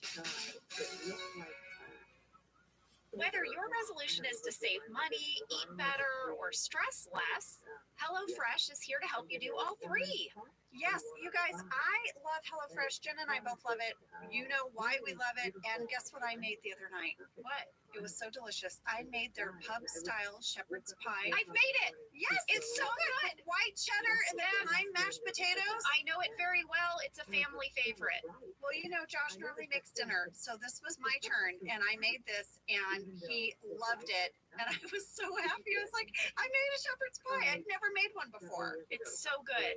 Everyone, you can say hello to your most delicious year yet with fresh ingredients, chef-crafted recipes, all at a price you'll like, delivered right to your door. Go to hellofresh.com/officeladiesfree and use code officeladiesfree for free breakfast for life. One breakfast item per box while subscription is active. That's free breakfast for life at hellofresh.com/officeladiesfree with code Office Ladies Free. HelloFresh, America's #1 meal kit. This show is sponsored by BetterHelp. You know, around New Year's, we all reflect and people really start making lists of what they can do to be their best self for the next year. Yes, I think, the new year definitely makes you think New Year's resolution. What do I want to change? New year, new me, that kind of thing. Yes, but perhaps this year we could be reflecting on what we're already doing right. Yeah. And therapy can help you figure out your strengths so that you can ditch this idea that you need some extreme change or this extreme New Year's resolution and Right. just, you get pages that really stick because they're based on your strengths. I like that. If you're thinking of starting therapy, give BetterHelp a try. It's entirely online, designed convenient, flexible, and suited to your schedule. Just fill out a brief questionnaire to get matched with a licensed therapist and switch therapists at any time for no additional charge. Celebrate the progress you've already made. Visit betterhelp.com/officeladies today to get 10% off your first month. That's BetterHelp, HELP.com/officeladies. Let's talk a little bit about hydration in the new year, particularly about Liquid IV. Angela, you turned me on to this, and I'm going to have to give you props. Oh, thanks. It's pretty great. You told me that you use this when you travel to stay better hydrated, and I started doing the same thing. You know, whenever we go on a road trip, it's like I don't want to drink too much water because then I'll have to pee. Mm-hmm. And then I find myself so dehydrated. So I use this. Well, I like it for hikes. Here's what it is. You get a little packet and you put it in your water, and then you are going to get 3 times the electrolytes of a leading sports drink plus 8 vitamins and nutrients. It's non-GMO and free from gluten, dairy, and soy. It is perfect for daily use before a workout or when you feel run down or after a long night out, Hint, hint. hint, hint, or even on really long flights. Rehydrate yourself for the new year. Grab your Liquid IV Hydration Multiplier sugar-free in bulk nationwide at Costco, or get 20% off your first order when you go to liquidiv.com and use code OfficeLadies at checkout. That's 20% off your first order when you shop Better Hydration today using promo code OfficeLadies at liquidiv.com. All right, we are back, and we are going to be talking to Paul Feig. Sam, dial him up.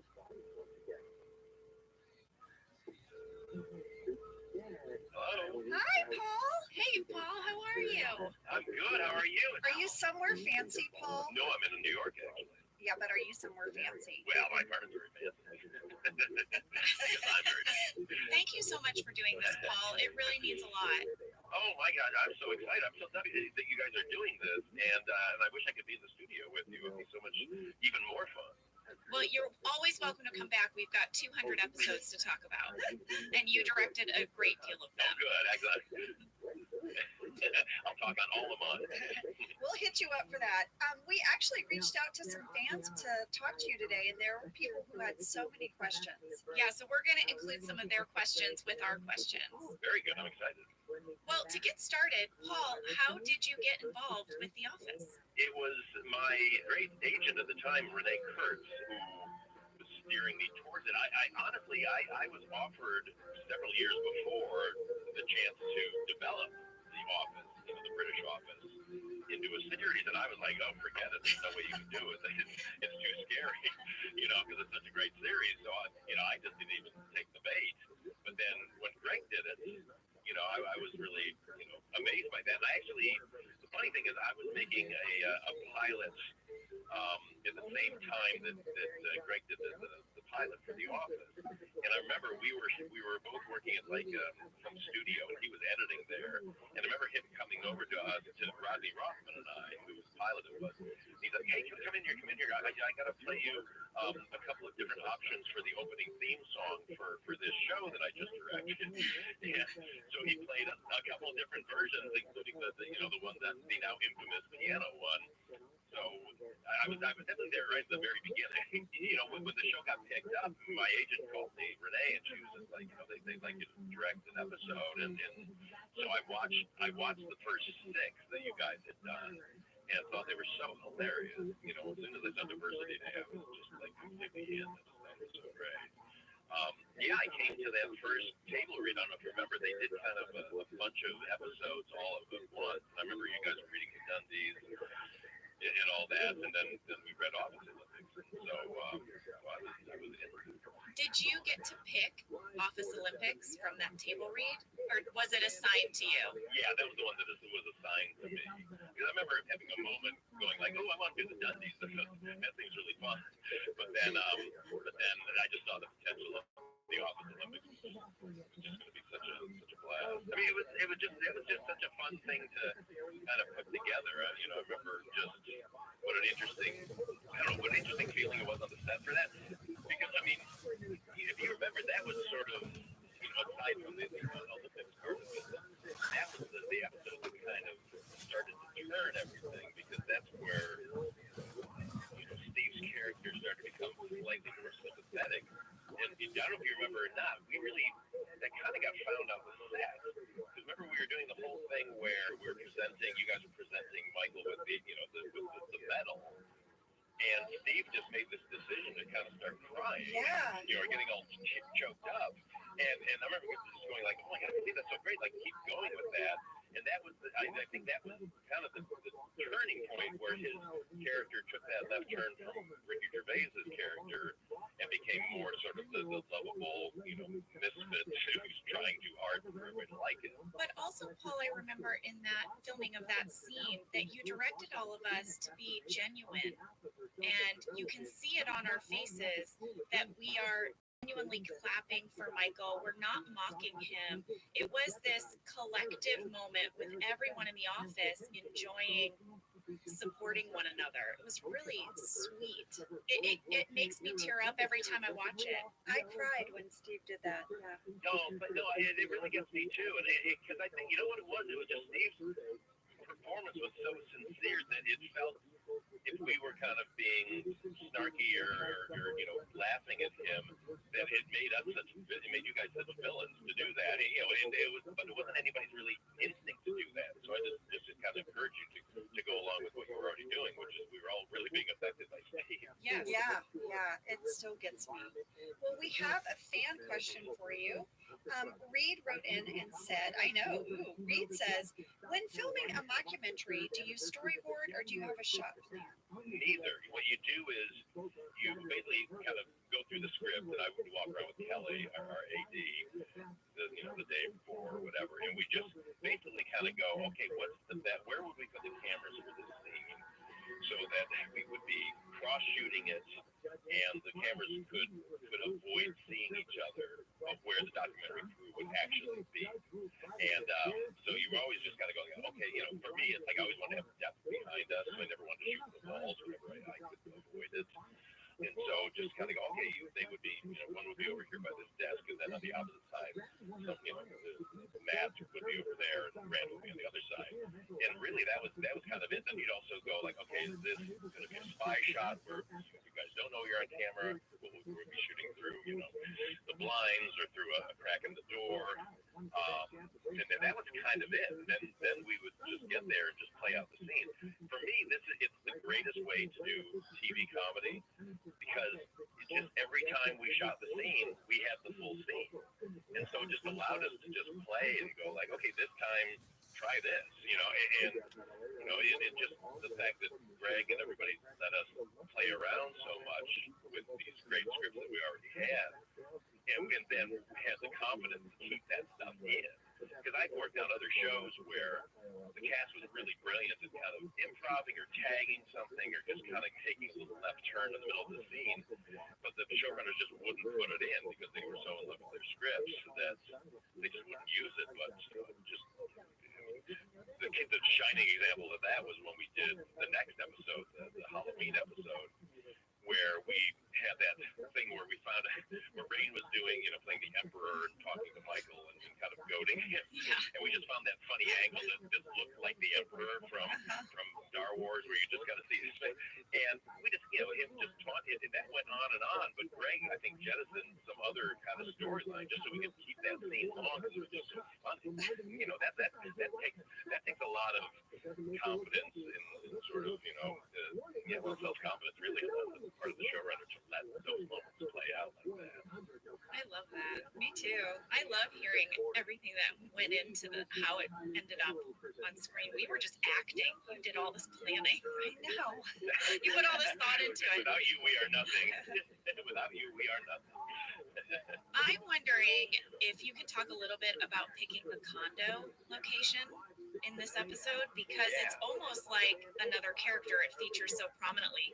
What was the criteria for picking the condo? You wanted something that had enough flow to it and openness that you weren't going to be stuck in little rooms, with just basically walls as your background. And so what I really liked about it is they had that kitchen that went through to the back patio. So, when we were in the kitchen shooting Michael kind of having his breakdown, which is still possibly, I think, the hardest I think I've ever laughed on the set. Yes. When Steve was having that thing where he's having the breakdown, he kind of puts his hand on the stove and the thing and then goes outside. Because he says, is this supposed to come off? And he walks out with it.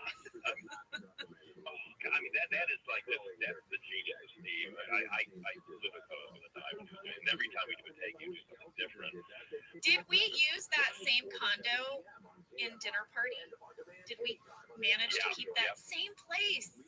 It looked familiar. It looked very familiar to me, didn't it? To you, like I thought it was the condo. Yeah, that's amazing. Well, what was fun about that is being able to go in and turn it into Jan's place. Yeah. And that was, I mean, I don't want to jump episodes, but I mean, for Dinner Party, that was the most fun. I'm like, how do we see how Jan's woman's touch went in with kimonos on the wall? oh my gosh, Paul, you have to come back. You have to come in. We will have so much fun with that. I was talking to Mike Schur about this episode. He was the writer of this episode, and he shared with us your choice of using a wide-angle lens when filming Steve for this episode. Can you talk a little bit about that? Yeah, it was just, we really wanted him to feel lost in this thing because, it's so much about him being overwhelmed.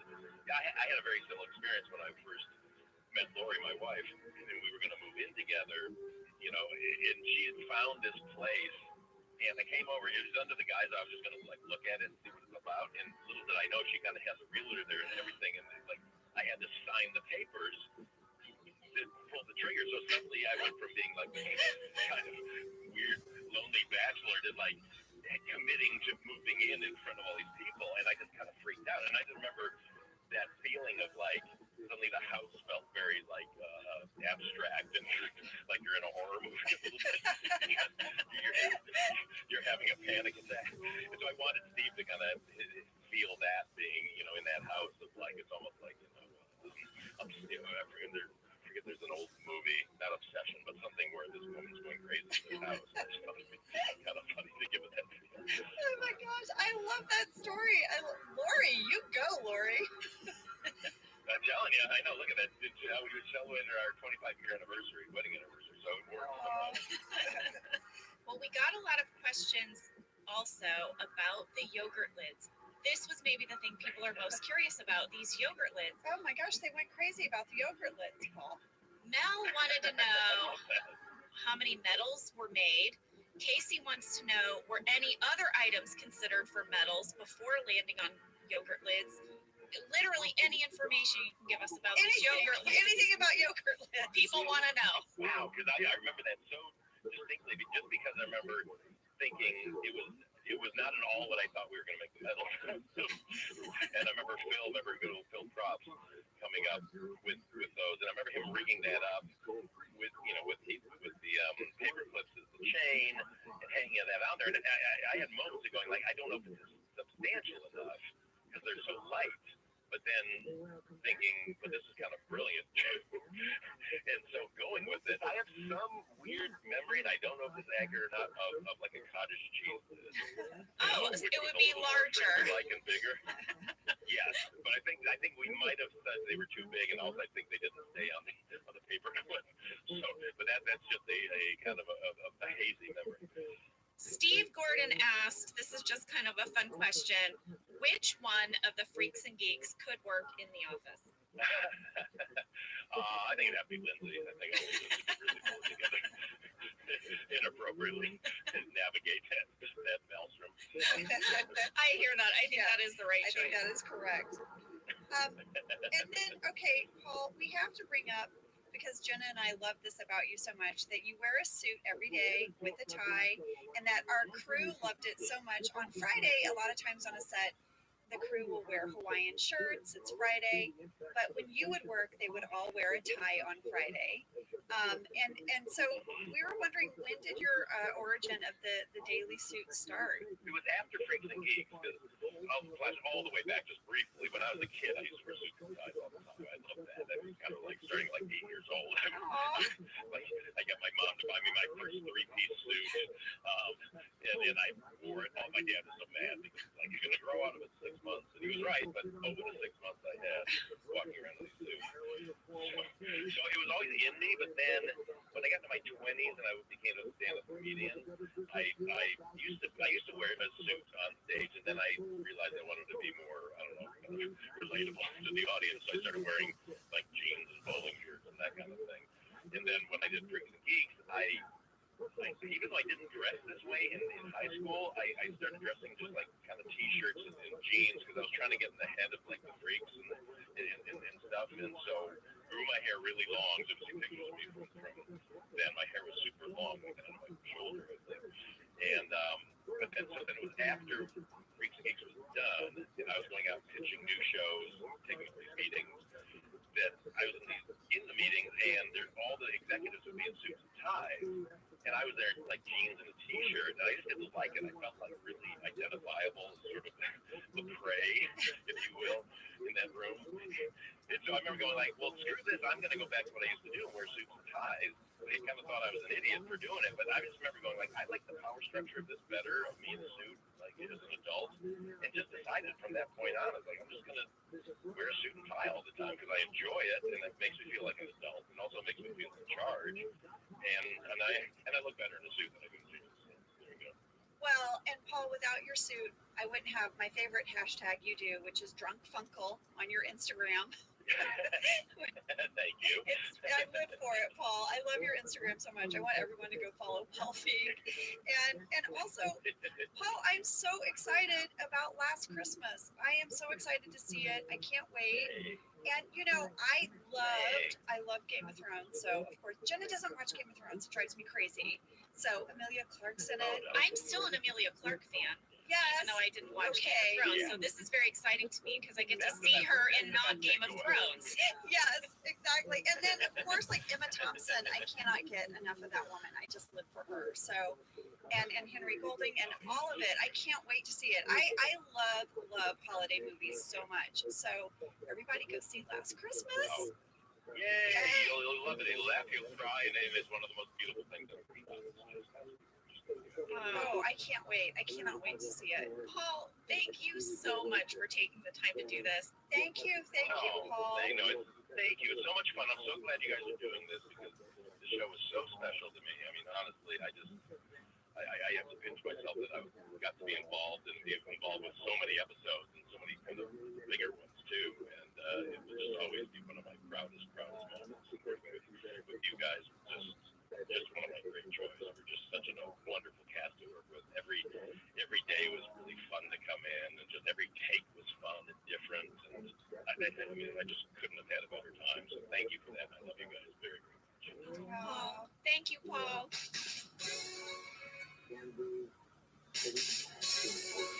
Okay, guys, we're back, and now we are going to break down Office Olympics. Yeah, That was so nice that talking was to so Paul. great. All right, let's get into this episode scene by scene. We start with Michael's talking head. He explains that he has come in early, and we learn that Ryan had to come in early to bring Michael a sausage, egg, and cheese biscuit. Ryan is so pissed. Angela, I noticed a little bit of Ryan sass. Yeah, Ryan had some sass. Can I get Ryan sass from you? Yeah. Do you have a card that says Ryan sass? I don't, because the only person that bumps me with sass is Pam. I knew it was targeted. I knew your sass was not universal. I knew it was personal. See, I just proved it. I also remember that Steve had to eat all of those egg and cheese biscuits, and he had a bucket under his desk because he would spit them out. Because remember, he had just gotten in this amazing shape. And I feel like season 1, Steve might have enjoyed eating all of those, but season 2, Steve was like, I'm not doing that to my body anymore. Also, though, I mean, listen, here's the thing: when you have to eat that much food, like the same food over and over, maybe 30 takes of that food, it turns on you. It does. You don't need that sausage egg biscuit turning on you. It's true. I spit it out. All right, so then there's another scene that has the thing that I love so much, which is when we start on Michael speaking to camera and we widen to reveal Dwight lurking over his shoulder. It is one of your favorite talking heads. And this is when Michael reveals he is buying a condo, going to Big become day. a homeowner. Yeah, big day for him. And then we swoop into the main office, and did you notice this, Angela? The photo on Jim's desk? I have two note cards about these opening shots in the bullpen. At a minute 48 seconds, do you know what Jim's screensaver is? What? It's a deserted island in the middle of the ocean. I think that's a little foreshadowing to the fire, Which is coming next. coming next, that desert island. At a minute 51, John's desk, right next to his computer, there's a photo of him holding a baby. Do you know who that is? It's his nephew. It's his nephew. Oh, so when we had to personalize our desk, that's one of the things John brought in. He was so proud to be an uncle. I know, he's adorable. He was so excited to put that picture on his desk. Then we go to the scene where Jim and Pam are throwing things into Dwight's cup. This is when Pam has to revive Jim because sometimes he dies of boredom. I remember shooting that. That was really fun. John and I got really into seeing if we really could throw stuff in the cup. Like, sometimes that happens where it's in the scene, but then in real life you actually really enjoy it. That was a moment. Well, I have a little something from that scene. At 2 minutes 4 seconds, boom!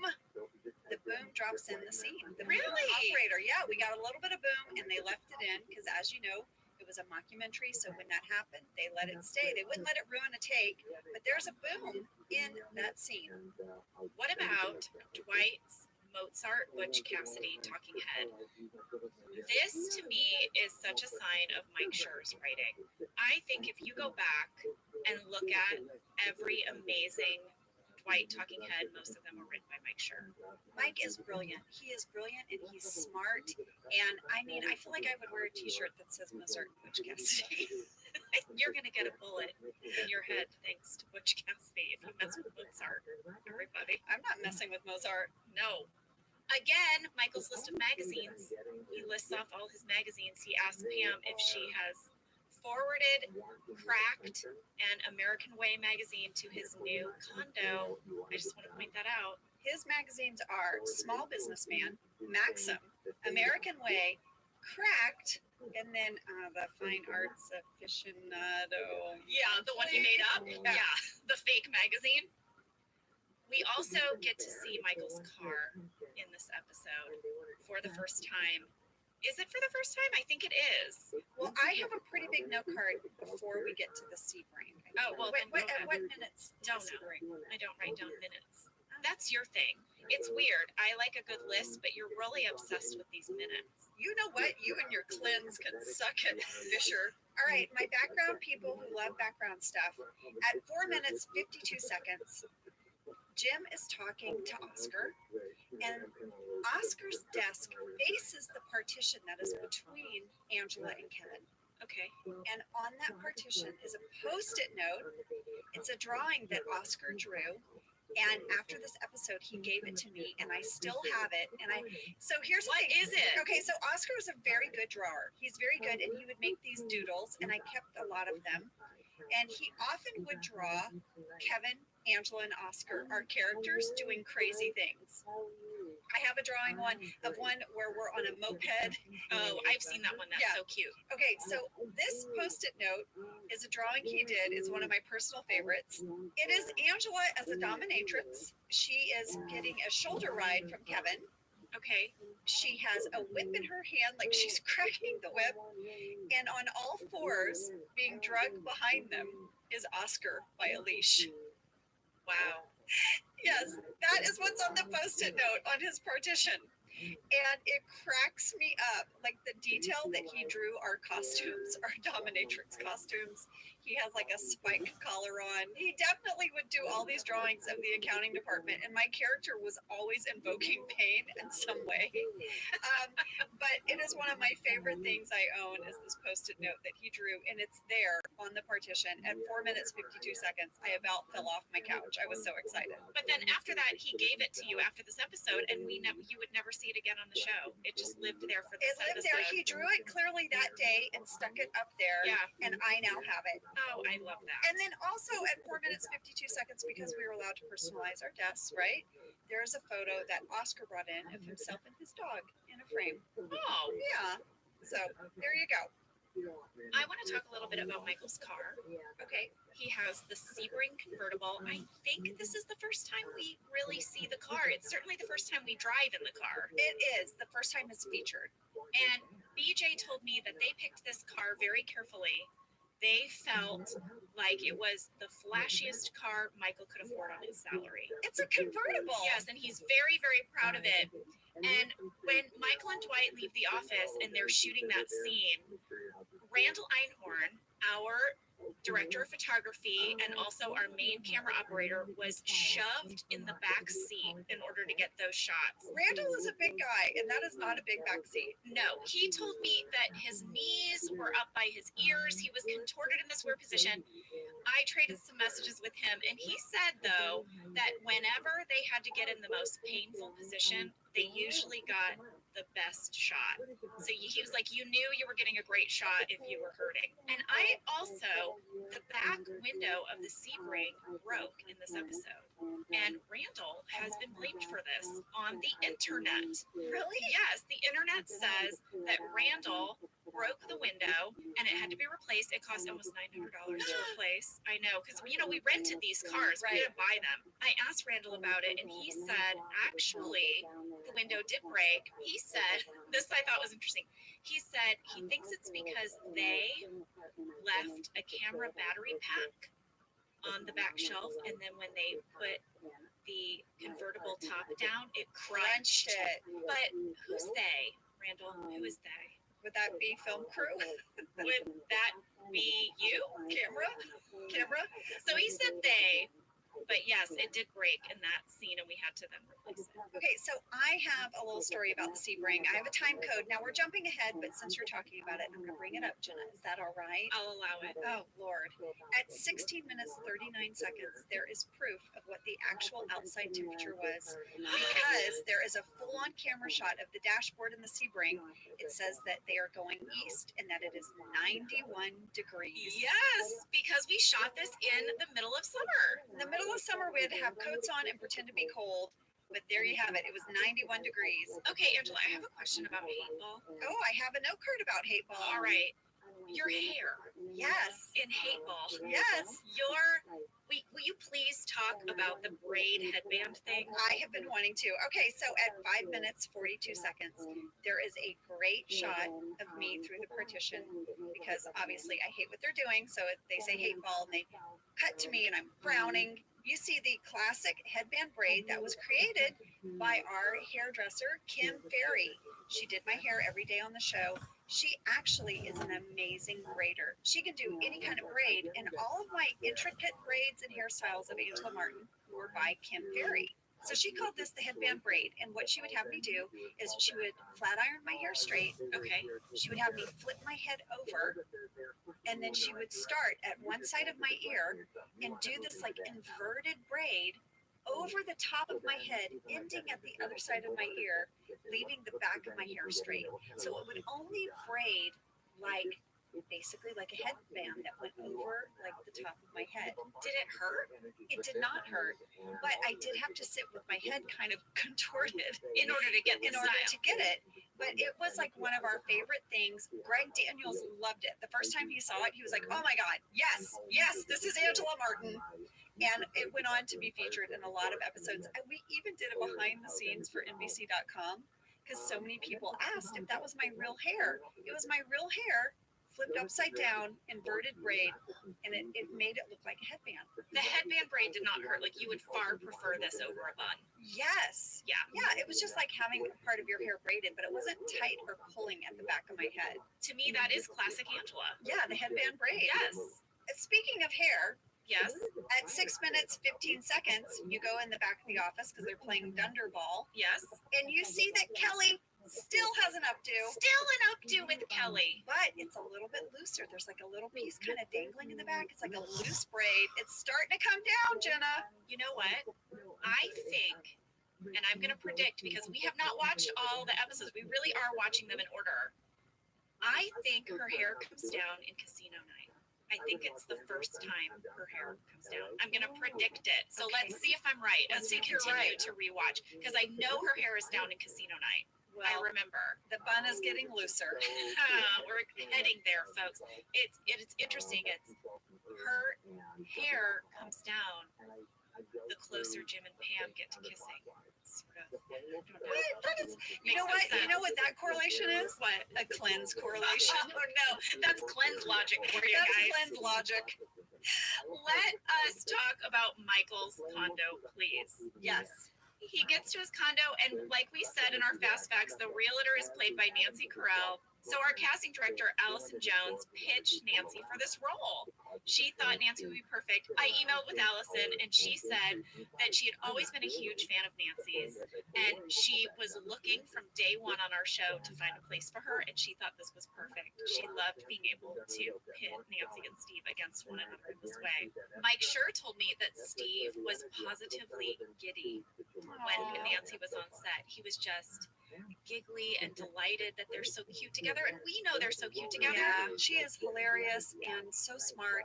But Steve, you want to meet a man that loves you the way Steve loves Nancy, For sure. because he's just delighted by her. I love when Michael starts to spiral out because he realizes, and Dwight is not helping. No. Dwight's like, you're going to be 75.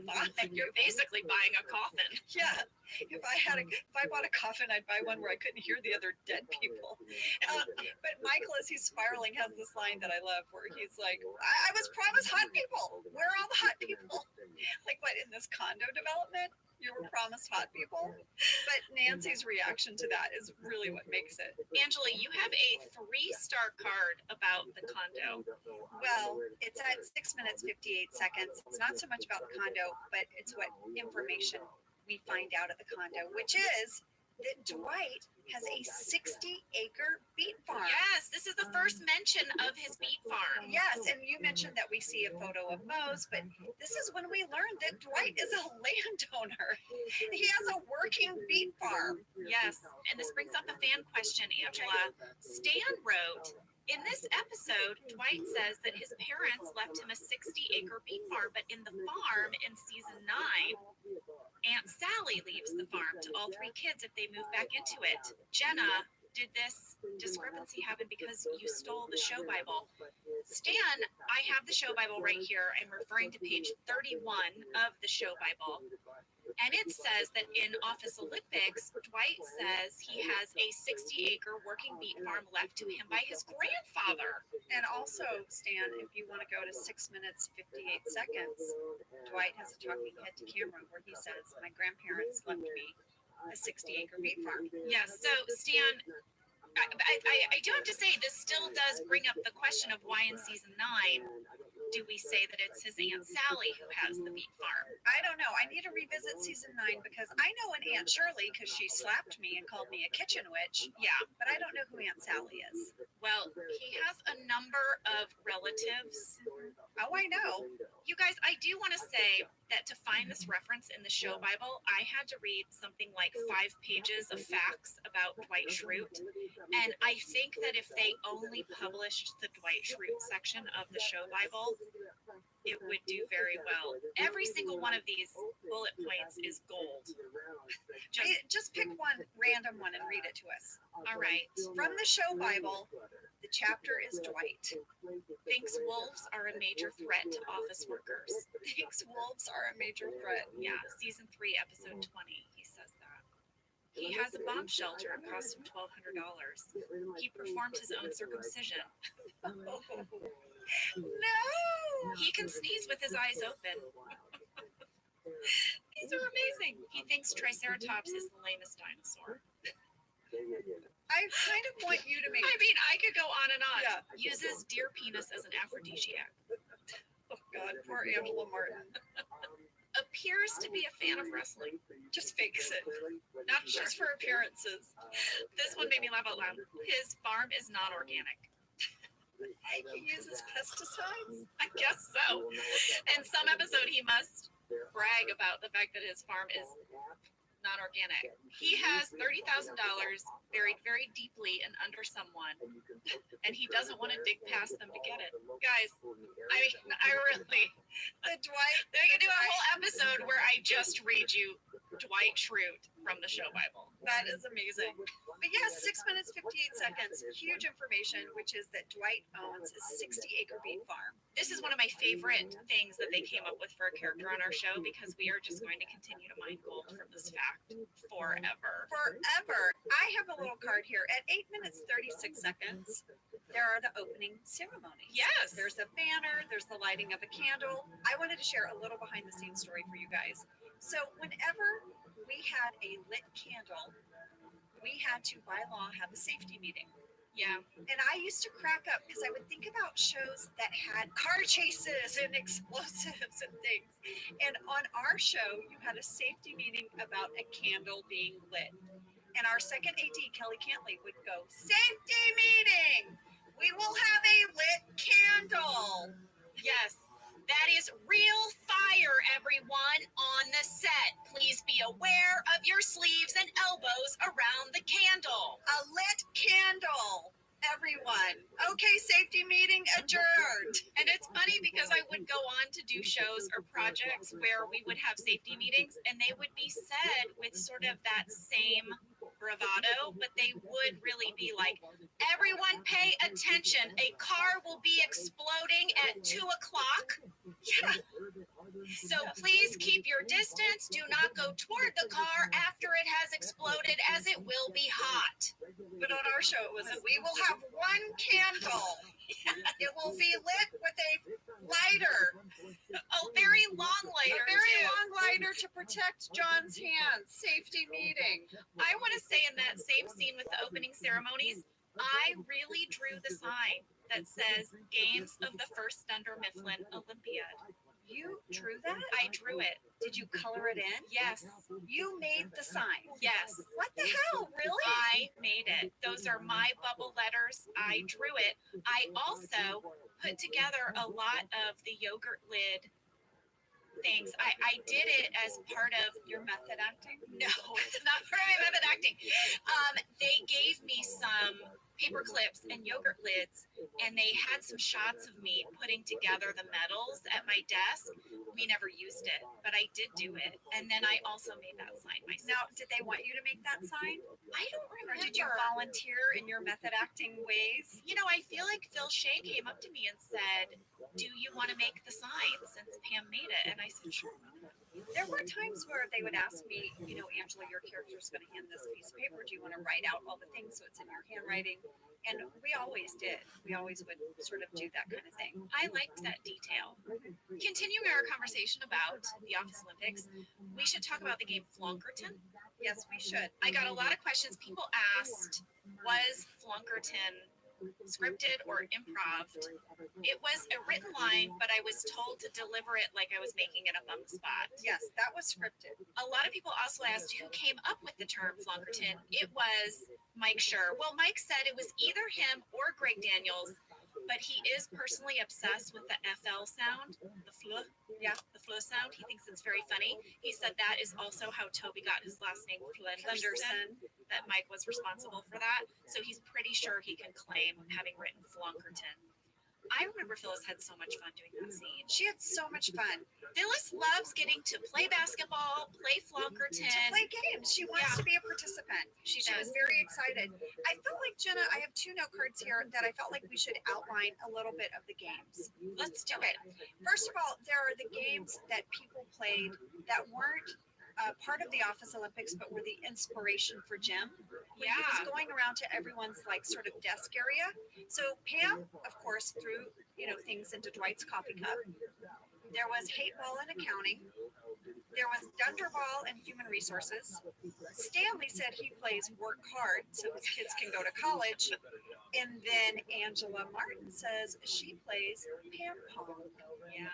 Oh, That's some Angela sass. that is some serious Angela sass. I have a question for you about Pam Pong. Okay. Is this the first time that an office coworker has called out the Jim Pam crush? Yes. Right? That's the first time someone's like, "Oh, I see what's happening. You're not fooling anyone." Yes. Yeah, Yeah. And Pam is super self-conscious about it for the rest of the episode. yeah. So, and then of course we have Angela at 16 minutes 20 seconds. She's keeping score. She comes That's over. the only game she's playing that That's day. the only game she's playing. But then the actual games that Jim makes up, Jim and Pam, right? They Yeah. make these up. Are number one, Flonkerton. Phyllis being the winner of that. Yeah. Number two, how many M&Ms can you put in your mouth? Kevin was the only Participant. participant. Three, guess the elevator. Inspired by the Real Office Olympics. And Ryan won that. And then the final game that we see is this full coffee mug relay between Oscar and Toby, and it disrupts when Michael and Dwight come in the office, and we never see the outcome of that. Well, we kind of do. I think Toby's coffee is spilling at the end. So you're I'm giving it to Oscar. You're giving it to Oscar? Okay. But you have two medals hanging on your desk at 17 minutes 32 seconds. You have a gold and a silver. Yeah. So I wonder what Pam won for. I don't know. You're saying I don't deserve my medals, Angela? No, Clint, I am not. I'm just merely being a fan saying I wonder what other games we didn't get to see. Yeah. Well, obviously something where Pam won a gold Oh my medal. God, I sass. just want to say. Okay. All right, Angela. Maybe she won a gold medal at Pam Pong. Oh, Oh, I see. I see what you've done there. thank you. I do have a fan question. Karen asked, "Did you get to take home the medals?" Yes, and I still have mine. Aw. I have a yogurt lid medal in my home office, and it is hanging on my Dundee. And from this episode, I have the drawing Oscar did of Angela as a dominatrix, pulling Kevin and Oscar around in costume. We kept all kinds of stuff from the show. We did. We're a little bit of hoarders, guys. Someday we joke that we're going to do a book and put them all somewhere where we can share them. I think we should. I think we should We too. should go through our bins and we should share all this memorabilia and our tons of photos. I mean, we Yeah. have so many. So many. And I also Can want we to do it. finally get on that, please, Angela? Can we do that? Yes. You guys would want that, right? You would want a book of this stuff. Do people want that? Like a scrapbook. A scrapbook. Like our sort of BFF scrapbook. Yeah. Yeah. I think we should because I want to do it before I lose the stuff, okay? Because Yeah. I'm worried about my shed. Lastly, guys, I cannot not talk about the scene at 20 minutes 53 seconds. It's the closing ceremonies, and We talked a little bit about this, Yeah. with Paul, and I agree. Steve did such an amazing performance where as Michael, he tears up. He's made this huge life choice to buy a condo. He's feeling this love and support from his office family that he doesn't get from his family, probably, right? Yeah. The office family is his family. And he's absolutely emotional. And when we filmed it, we did not know that Steve was going to make that choice to get emotional. And so we're all looking at him, and he started to tear up. And I, as Angela Martin as myself, started to tear up. Yeah. It was so moving, just sort of his honest portrayal of this person. And Steve is just amazing. Yeah, when that happened in the first take that happened in, Paul then said to us, "This is the direction of this scene. Yeah. This is how we're going to do it." So everyone just be proud of Michael. Just play it real.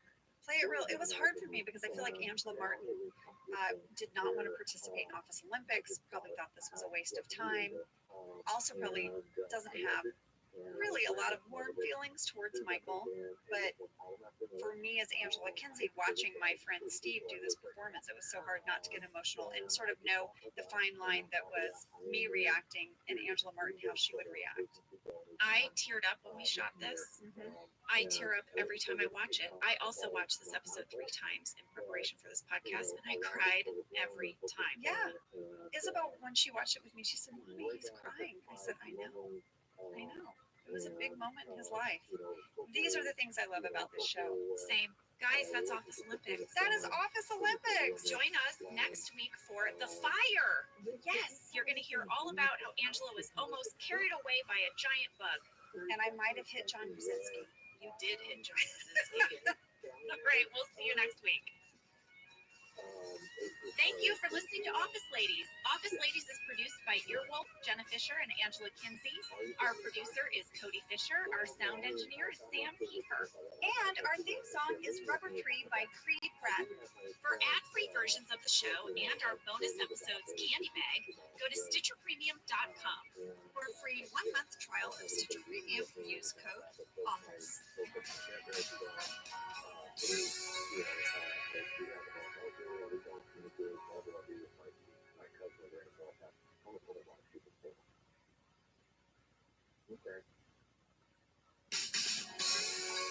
Hey, Office Ladies listeners. Hello there. Happy holidays. We want to wish everyone a Merry Christmas, a Happy Holiday, and let you know that we are off this week and next. Yeah, guys, we want to hang out with our families, get in some fun time with the kiddos. And we hope you're having a great time with your family as well. I am going to attempt to make my very first panettone.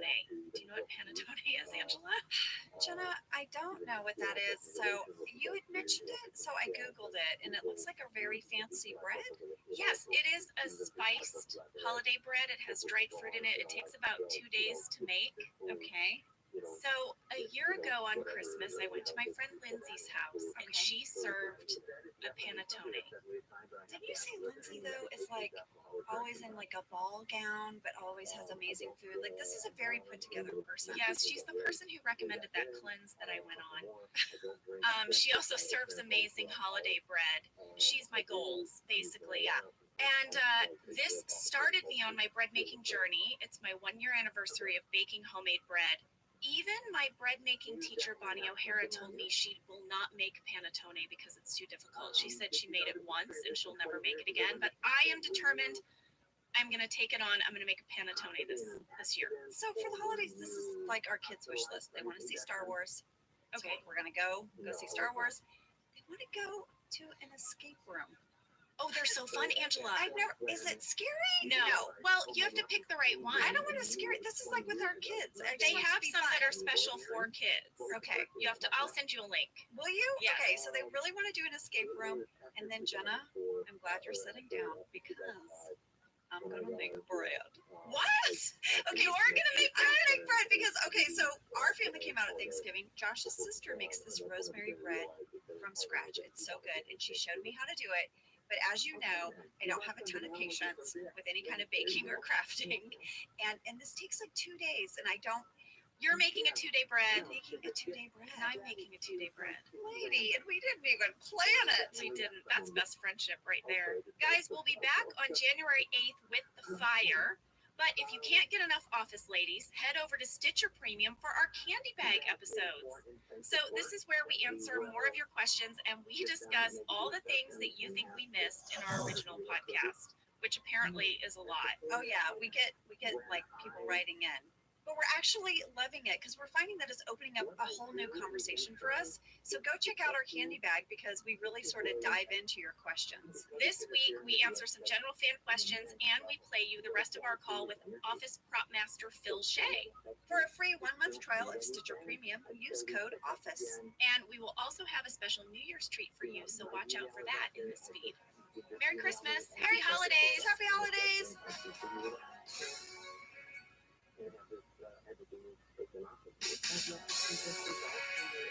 Hey there, Happy New Year's. We are off this week, but we wanted to pop on over and wish you a happy New Year. We have a special treat for you. Creed Bratton was recently in the studio recording the upcoming Halloween episode with us, and we asked Creed what his craziest New Year's was, and here is what he had to say. Probably the time I took psychedelics and thought I could fly. Oh my gosh! And I was at a house and I started walking out off the porch. What year was this? What I year? can't remember. If I could 60s? remember, I wouldn't have been having that good of a time. You're right. And I remember some people grabbing my hand saying, Creed, there's no floor. And I looked down and went, oh yeah, that's right. Oh my gosh. So Angela, I am not sure. Is got a story about Creed or Creed? Because I feel like it could apply to either. I think this is when the line blurs. I think that's why he would say things on set and we would like totally believe him. He'd be like, guys, I'm just messing with you. And then the next time he would say something and we'd be like, haha. And he goes, no, that really happened. I dropped acid with like the Doors. I Yes. was touring with them. I was like, what? But Creed did say to me, you guys, after that interview, he called me just the other day and he was like, hey, Pumpkin, be sure and tell the kids not to do drugs. that was the 60s. You know what I mean? I do yoga now. I'm clean living. I was like, okay, Creed. Oh man, having Creed in the studio was so much fun. You guys, he stayed with us for the whole episode. I really can't wait for you guys to hear it. It's the Halloween episode. It will be out January 15th. It's one of my favorite episodes we've done on the podcast. Me for too. sure. Thank you so much for going on this journey with us. We can't wait for next year's episodes and guests. Next week, we are back with The Fire. Oh, The Fire's going to be a fun one. And if you're interested in more Office Ladies content while we're off, head on over to Stitcher Premium and listen to our candy bag episodes, which I am loving doing. Me too. And there is a new one out today on Stitcher Premium. That's right. And for a free 1-month trial at Stitcher Premium, use code OFFICE. We'll see you guys next week. Okay. We'll see you next year. Next, it's January 1st right now. Oh, we'll see you in a few days.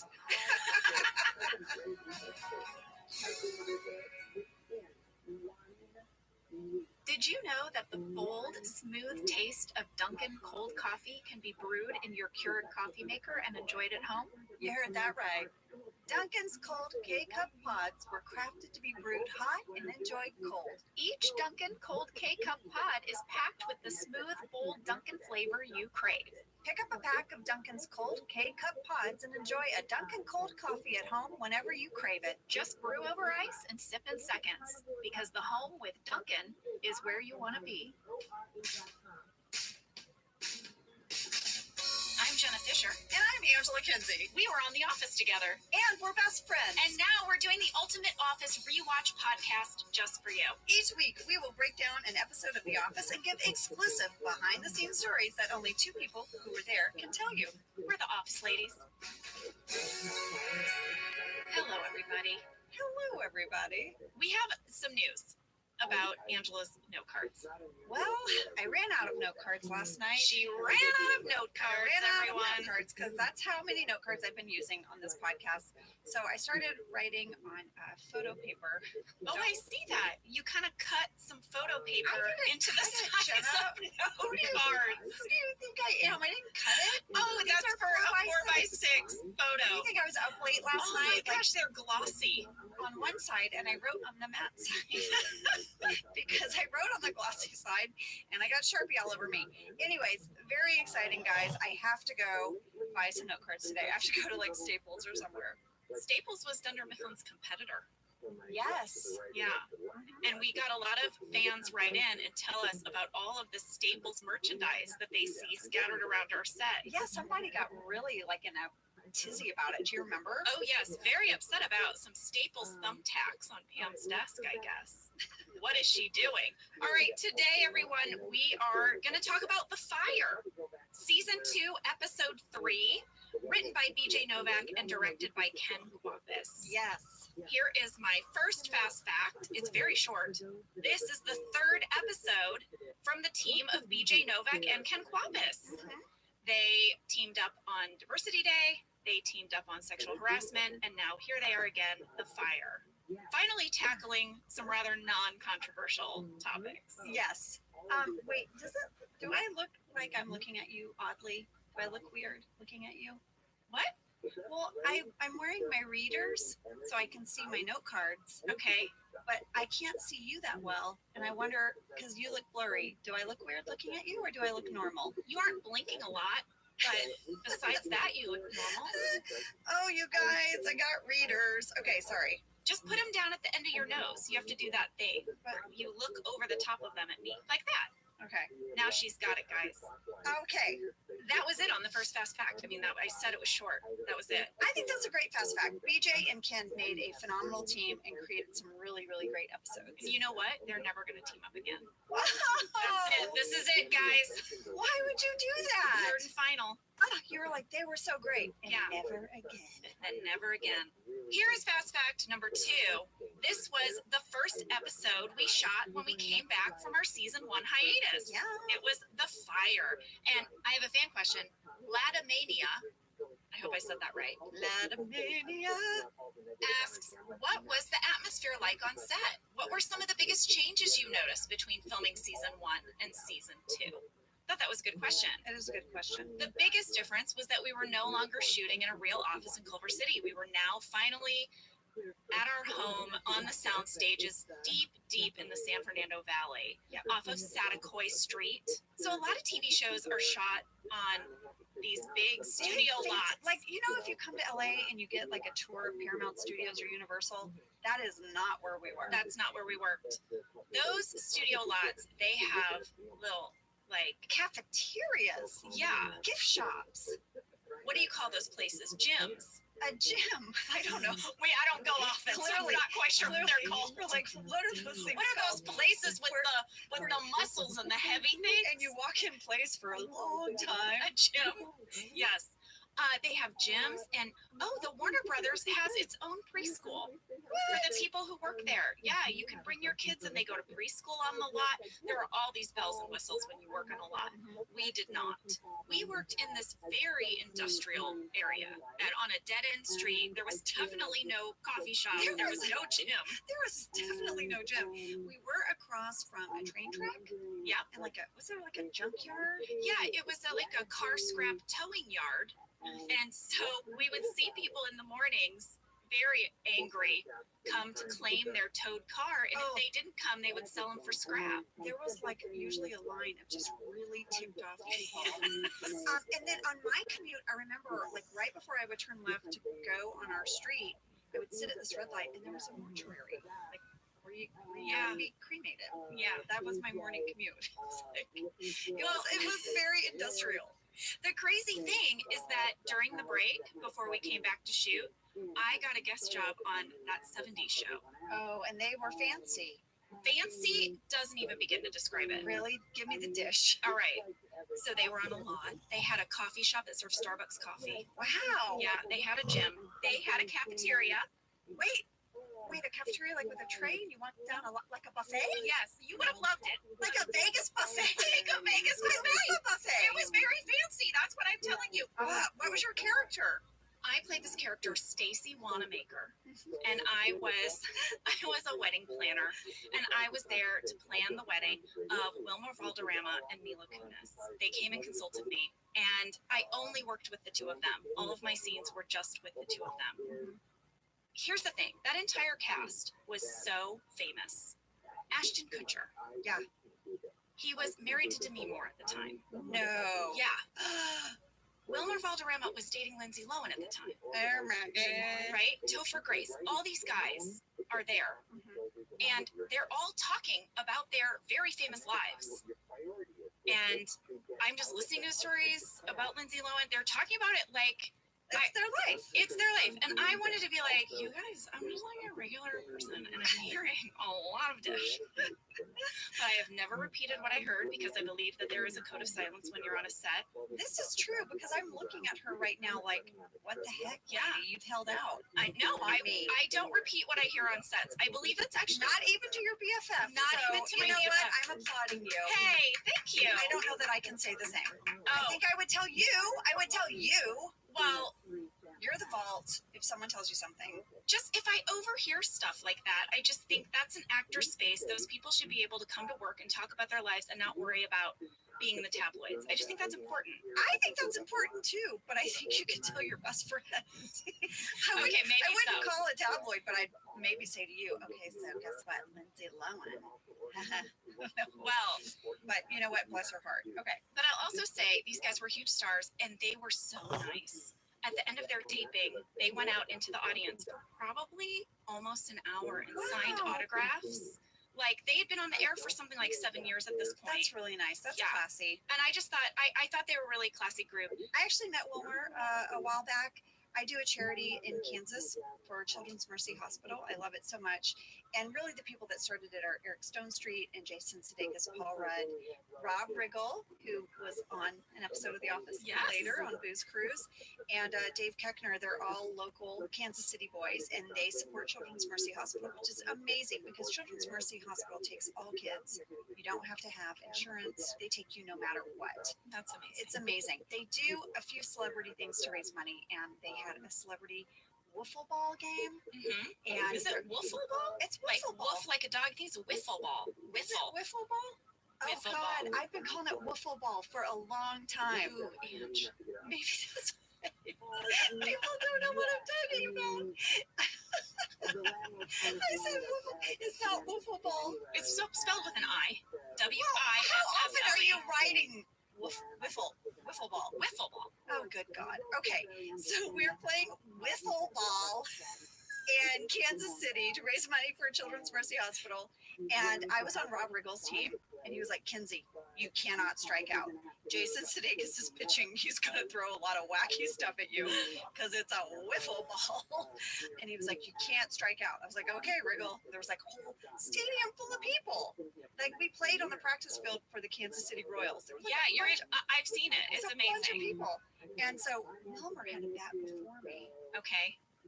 and he swung as hard as he could Oh, in that and- wiffle ball, And and he struck out.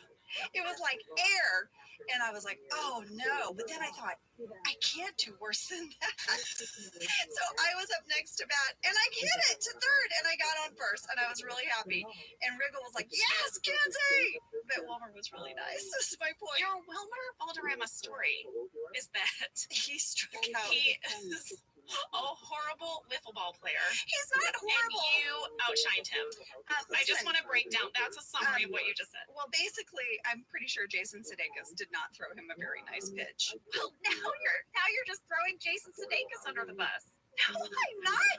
Wait, Yes, you are. I am giving him a compliment. He clearly was throwing some zinc. That is why Wilmer couldn't hit the wiffle ball.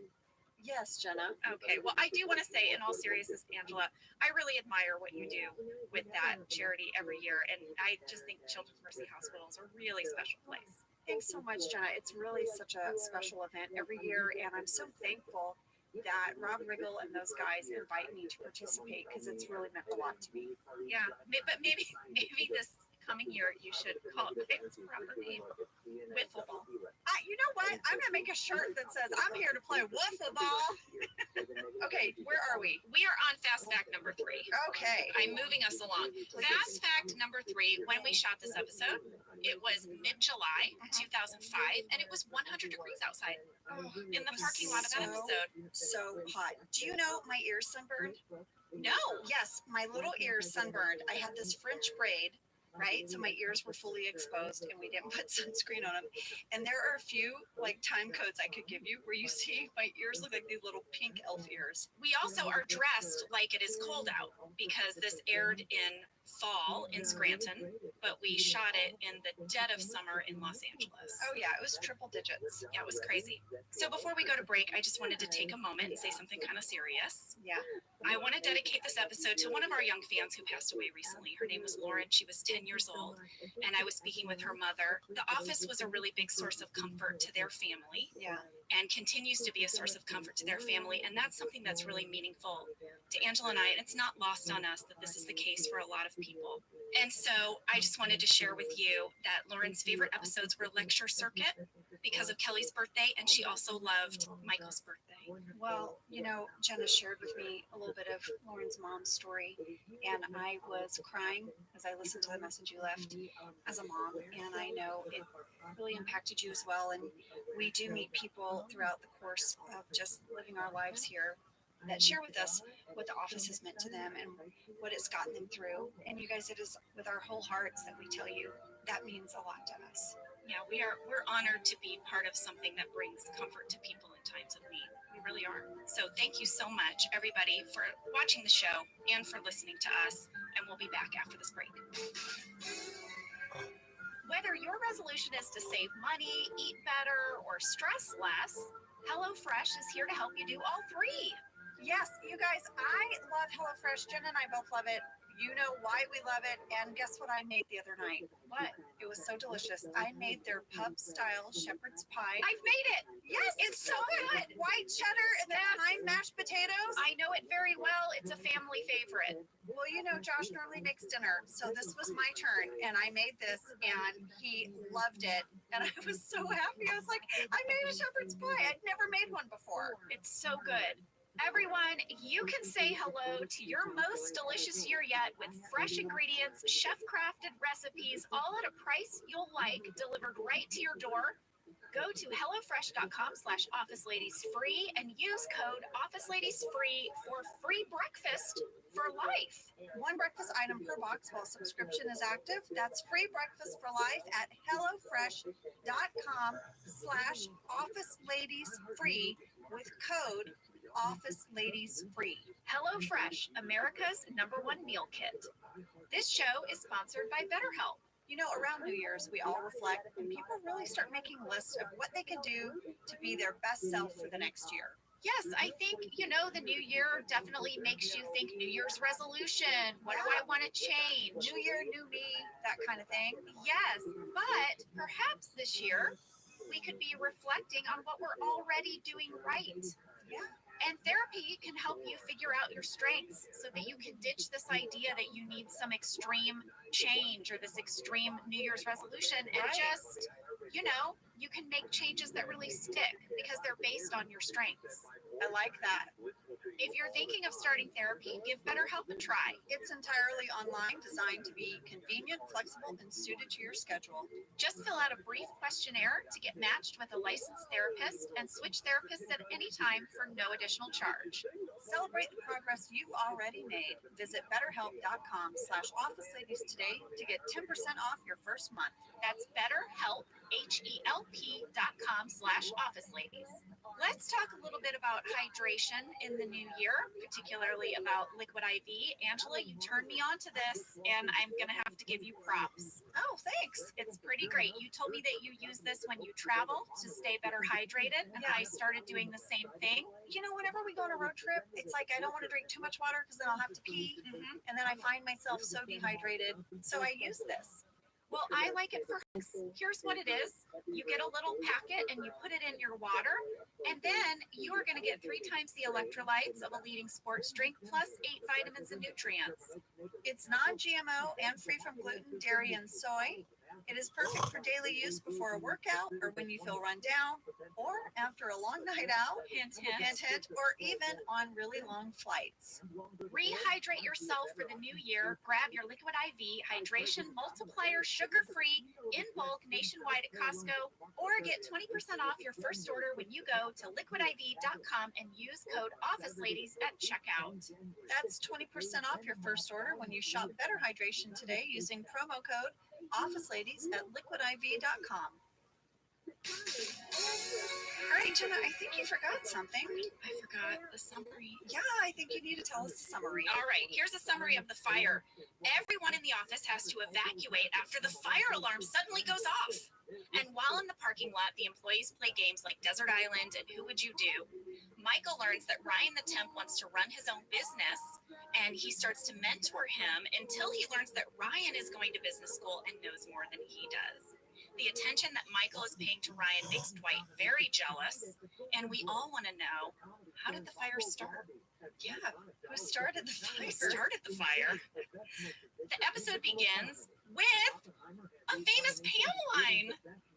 Dunder Mifflin, this is Pam. Oh, yes. Who's calling? Who's calling, everybody? It's Katie. Oh, yeah. Jim, Pam has to transfer Katie. So, Jenna, I have written here, what does that say? Pam sass. There is some serious Pam sass in this episode, and it comes right out of the gate when you say, you can just give her your extension. Yeah. Oh, so much sass. You are ticked off that Katie is calling. I mean, just give her your direct line. Why do I have to answer? Yeah, why do I have to take your I have to messages? deal with that. I'm not your secretary. Wait, I know this is like backing us up a little bit, but right at 14 seconds, there is something that brought such a big smile to my face. There is a yellow duck stuffed animal laying under Jim's computer screen. Yes. And you guys, in seasons later, you know, my daughter was born season 5, and she would come to the set all the time, and she would come on set to my desk area. She was obsessed with that little yellow duck, and she would grab it and squeeze it and be like, quack, quack, quack, quack, quack. And then they got a monkey she would squeeze that would be like, wah, wah. I'm sure it drove everyone crazy. But she would go around set, little tiny Isabel looking for the duck and the monkey. So I'll when never forget that. I have pictures of her holding that duck on set. Okay, back to the Pam sass. She's ticked off at Katie, and here we go. The next scene is Michael and Ryan in Michael's office.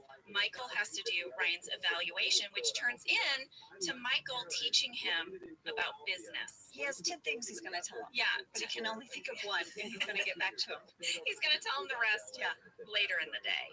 I have a little screen grab moment, guys. At 3 minutes 6 seconds, we've talked about this before. I have that there is a green magic 8-ball on his desk. There's a great shot of it on Michael's desk. It's got a dollar sign on it. It's not actually the number 8. It's a dollar sign. And so Oh, this must be some sort of other product. Not a magic 8-ball, like a special like money magic 8-ball. yeah.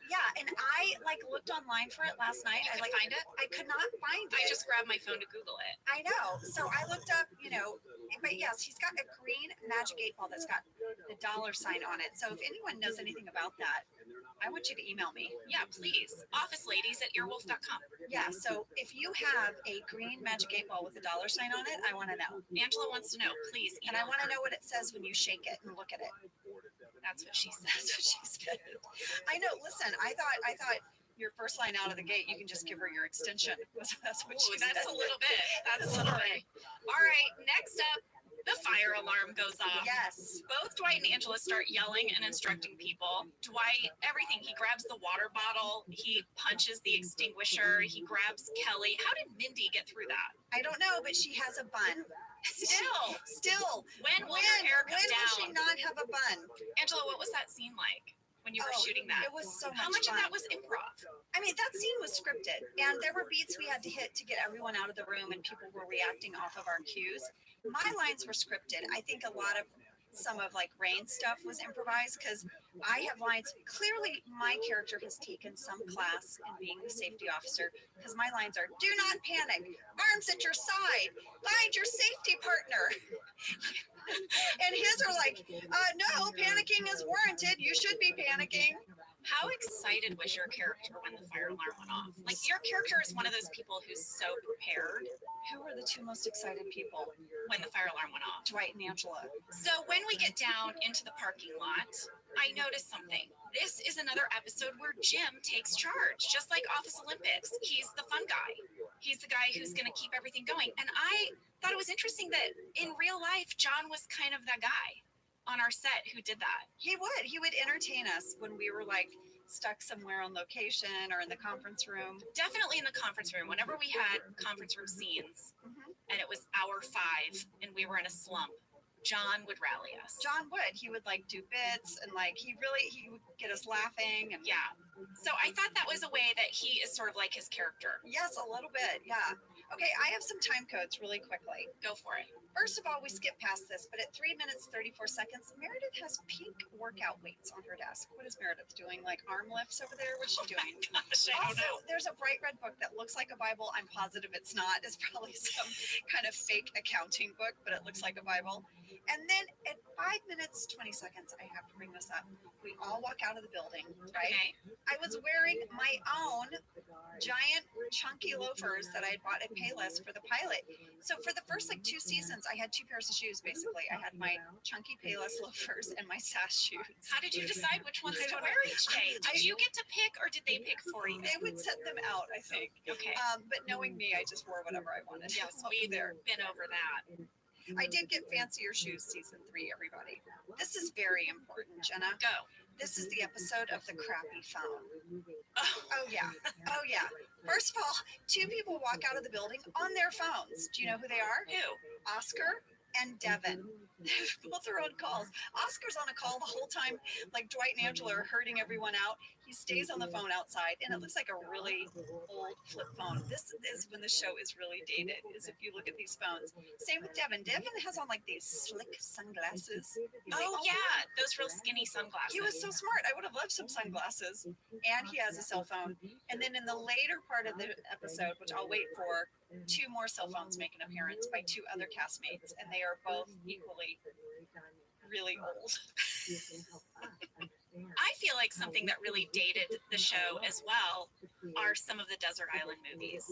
Okay. Desert Island movies was a big thing that came up. Should we talk about them? We should, but I have this card, but now I feel really stupid reading it, because of my waffle ball moment. You've changed it again. You were calling it waffle ball, like Waffle. dog. It's wiffle ball. Wiffle. Okay. You just called it waffle. Well, because I was trying to get it right and I got it wrong again. I went from wiffle ball. Also, I'm Southern, so I think I just said wiffle ball. You want to play wiffle ball? I've started to ask myself with the whole wiffle ball moment. So this is not going to help. What is But I it? have this written on a note card ready. All right. You have it written on a photo card. Yeah, because I ran out of note cards. Desert Island, WTF. What does that mean? At 6:40, John, as Jim says, Desert Island. It's deserted island. What would you take on a deserted island? It's deserted island. Come on, Sam in the booth. It's deserted island. What would you take on a deserted island? Are you nodding?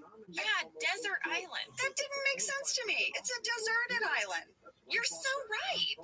Thank you. Desert island. Oh my God, am I redeemed for wiffle ball? Is it desert or deserted island? Why? It's deserted. Yes, thank you. So he's like, okay, desert island. I'm like, well, why do I want to go to some arid desert island with other people? No, it's a deserted island, like Castaway. Right. You're so right, Angela. Thank you. I have a fan question Okay. about should we call it desert island or deserted island? I don't even know now. Hayden asked, did any of Pam's desert island movies match your personal favorite movies? Pam's movies were Fargo, Edward Scissorhands, Dazed and Confused, Breakfast Club, and Princess Bride. And then you had your ultimate all-time favorite that you never got to say. That Jim wouldn't let me say, and a ton of people wrote in and said, what is Pam's favorite movie? I don't know. It wasn't in the script. And I texted BJ and I said, did you have a favorite movie? And he said, no, it was never written. We'll never know. Right. I'm so sorry. I tried. I even said to BJ, do you want to just make one up Take a now? stab at Just like give us an answer? And he felt that for the integrity of the show, he could not do that. BJ's so honorable. I know. So we will never know her favorite movie. And then as for me, okay, I do like Fargo. Yes. But who wants to watch that over and over again on an I island? don't want to see that leg go into the wood chipper over and over Over again. and over. To Yeah. me, when I'm thinking about what movies do I take on an island, I'm thinking, what can I stand to watch repeatedly? Yes, and I love Fargo, but I don't know that I could watch it over and over and over. Yes. And I would say maybe Princess Bride. I've seen that over and over and over I again. do love Princess And that Bride. holds up. But still, my list would be different. Wait, do you have your list? I did. I made my list. I have my list too. Let me futz through my paperwork, Jenna. All right. Okay. This one, okay. Anyway, you go. Okay. My list would be The Edge. Mhm. Do you know that movie? It stars Anthony Hopkins and Alec Baldwin. It's a Is this the survival. one with the bear? Yes. Oh God. It's a survival movie. I watch it every year. It's so What? good. It's written by David Mamet. It has one of my favorite lines. What one man has done, another can do. That gets me through tough times. Okay. I think to myself, well, someone else has probably done it. I can do it too. I love that that message gets to you. I cannot believe in all the years we've been friends, I did not know that you watch The Edge every year as like some motivational thing. I also didn't know you had gossip from, that 70s show. So I don't know what's happening. Gosh, there's a lot of things you don't know about me. I guess so. You're a mystery. All right. I also felt like if I brought The Edge, there might be some like survival techniques that I could learn while on the island. This is very you. That Now, could help kick it off. That is very you. So I just thought it would be instructional and entertaining. Okay. All right. That is Dwight. Are you Dwight? A little bit. Okay, then I would also bring The Three Amigos. Oh, that's a great one. I love that. Tootsie, Oh, I love Tootsie. Terms of Endearment. Oh, I love Terms of Endearment, which was written by Larry McMurtry, who's from my hometown of Archer City, Texas. It's so good. All the performances in that. Deborah Winger made me want to be an actress. I love that movie. Okay, and then my final movie that I'm going to say, I'm a little on the fence about, but I'm going to say it. Okay. Parasite, What? the Korean film. here's the thing. I just saw it and I really want to see it again. So, I mean, I just loved it. I thought it was beautiful and amazing and just so good. Okay, I need to Those see are my it. movies. I need to see it. I haven't seen it. I don't know why I cited it, except that it sounds stressful to me. And you already have The Edge on your list, which also sounds stressful. But I've got comedies. Okay. I've got a good cry with Terms of Endearment. Okay. And I've got some survival. Then Three Amigos. Okay. Jenna asked me if I would make my list, and I want you guys all to know the minute I read that from her, she texted me. I did an enormous eye roll. I knew you'd be stressed. You don't like to make. I don't like You don't like to categorize. I don't like lists, so I did it, but I didn't like doing it. I love Meet the Parents. Yeah. It has an all-time great line too, Jenna, that gets me through things. What is it? I have nipples, Greg. Can you milk me? They're so similar. The things that get us through things are so incredibly similar. It's weird. I love Pride and Prejudice, the one with Keira Knightley. I watch it over and over. Yes. I've seen it so many times. I love it. It's also beautiful. I love it. I love Out of Africa with Meryl Streep And Robert Redford. Robert Redford. He's swoony. He's 20, but I grew up overseas, and when I came stateside, I said goodbye to people that I'd never see again. And I watched this movie as a kid, and when she had to say goodbye to everyone in Africa, like I was bawling. I love The Matrix. Oh, that's a good one. There is no spoon. That gets me through too, Jenna. I don't know, guys. I love The Empire Strikes Back, and then like a wild card, I love Shakespeare in Love. I also love Elizabeth I with Kate Blanchett. I mean, I did write a term paper on Anne Boleyn, so I kind of love anything to do with like that time period, the age of, the golden age. I did not know that about you. Yes. I mean, I knew that you watched Pride and Prejudice a lot, and I remember because you texted me the first time you showed it to Isabel. Oh yeah. Yeah, so I remember that was a big moment. But I did not know that you had such. Do you watch The Crown? Jenna, how do you not know this about me? You clearly never watch my Insta stories. Oh, no. Yes, I watched The Crown. I can't believe it's taking so long for it to come back, and I can't wait. And it's finally here. Olivia Colman. Also, I almost put on here none of these movies, just Downton Abbey, because I watched Downton Abbey. I'm already I've made it through twice. I have another fan question. Okay. This is from Michael. Are episodes like this one, where a good portion of the story is outdoors, a pain to shoot because of the need for daylight? Does it make for longer shoots? No. I thought the heat made it really hard because I felt really bad for the guys. They were in wool blazers and pants. They were so hot. And by the way, we're complaining, but we had camera operators who were on their feet all day with a giant camera on their shoulder. Yeah. And then boom operators who were out in the hot sun. It was just Holding a hot. boom above their It head. was a hot day to work outside. It was. But my legs and hips were really sore after standing on that concrete for 2 days. I'll never forget that. Says the 75-year-old. That's right. I needed some of those SAS shoes. Oh yeah. So we talked about the movies that we would all take to the deserted island. Yes. And Angela, then there's that part with the books. And I love your line. Bible, The Bible. A Purpose-Driven Life, and then say, what's your third book? Say it to me. What's your third book? No. But then also, I love that you say you would take the Da Vinci Code so you can burn the Da Vinci Code. All right. What a great piece of It's dialogue. such a great piece of dialogue. And people ask me, what are lines that people quote back to you? Like you get Dunder Mifflin, this is Pam. I was at a concert for U2, a U2 concert, and there was a group of like young guys in the section next to me, and there was like a whole like banister between us, right? Yeah. And they leaned over this railing and they yelled, "We take the Da Vinci Code because we burn the Da Vinci Code!" Like that. And I was like, "Hey, fellas." So I actually get that line quoted to me. I also love Stanley's face during Dwight's description of the book he would bring. Yeah. That he would bring a book, but then he would hollow out the book and put a bunch of stuff in A it. book that would actually be really helpful. Yes. It's actually a good book to bring. He's then going to hollow it out. Exactly. I have a question. Yeah. At 6 minutes, 54 seconds, all of these people are in the parking lot. There's a ton of people Yeah. that you don't know. And I have a theory about who I think they are. Who do you think they are? Well, I'm assuming they're the other people who work in the building because Dunder Mifflin isn't the only business. Right. I think they're Vance Refrigeration.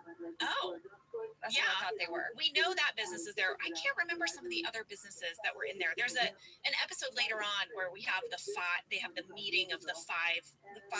Oh yeah, the 5 business heads. Yes. But I can't remember what the other businesses are right now. I would need to prepare that. And I would when we discuss that episode. Oh, well, is that sass to me that I No. brought something up that you're not prepared for? No, that wasn't sad. That was just I'm just speaking. Why would I speak? Do you think it's sass? I don't understand. I don't know. You guys listening, some of my favorite lines are when Jenna is just like being Jenna sass instead of Pam sass, where she's like, I am giving you a compliment. Oh no, you need to know something. You may speak. You may tell that story now. After we record these podcasts, we edit these podcasts all together with our engineer Sam and our producer Cody. We sit in a room and we go over the podcast and we have to listen to ourselves back. And we have honed in on a few lines that now you give me trouble for. Apparently, in an episode, I say, I am giving you a compliment. And now the 3 of them We tease say it. me. We say it all the time. I am giving you a compliment. You may speak now. I did not ever say you may speak now. You may tell that story now. Oh no. Okay, thank you. Oh no. All right, I have a fan question. Catherine asked, did anyone actually list their favorite books or was it all scripted to fit your characters? There are actually a lot of questions like this. Were the movies scripted? Were any of them our real movies? All scripted. All scripted. I actually was talking to Kate Flannery last night on the phone, and I asked her if any of her movies for her DVDs for the Deserted Island, thank you, were her own. And she said no, they were all scripted. And I asked her because Meredith says My Big Fat Greek Wedding, and in real life, Kate Flannery and Nia Vardalos, who wrote that movie and stars in it, are very, very good friends. So I thought maybe she had improvised that, but nope, they were all scripted. Oh wow. That was some good little trivia there, Angela. Was that? That was good trivia. Angela, I'm giving you a compliment. Angela, you had decent trivia. I have always loved Rain's reaction to the firefighters. Yes. When he punches the air, I remember it on the day. I remember it fondly every time I watch it. And there was a fan question. Both Andrea and Thomas, 2 different people, not together, asked, did you guys recruit an actual fire department for this episode? The answer is yes. Yes, we did. And their uniforms are the Scranton uniforms, so that they wanted them to look like Scranton firefighters, but they were, in fact, an actual firehouse here in Los Angeles. From what I understand, our wardrobe department reached out to the Scranton Fire Department and they sent in photos of their uniforms so they could recreate them. Yeah. It's very cool. All right, guys, I think we should take a break and then we will be back and then we will finish talking about the episode. See, this is what she does. Do you hear it? You know what, you guys? You get to have a break now. I am giving you permission to have a break. I am giving you a break.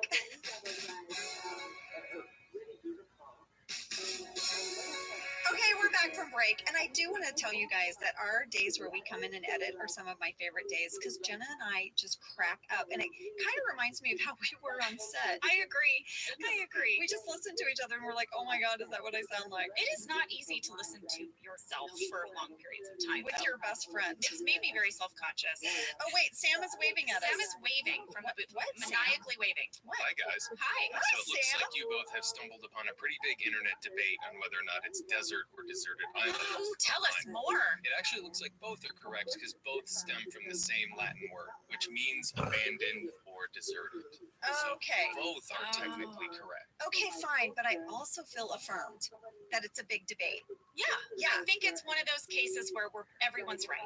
Yes, it's not a wiffle ball moment, No, it's not. not. It is not. but maybe No one agrees on that. Well, maybe in parts of Texas you play wiffle ball. You know what I'm saying? Okay, let's get back to the episode. A big part of this episode happens between Michael and Ryan.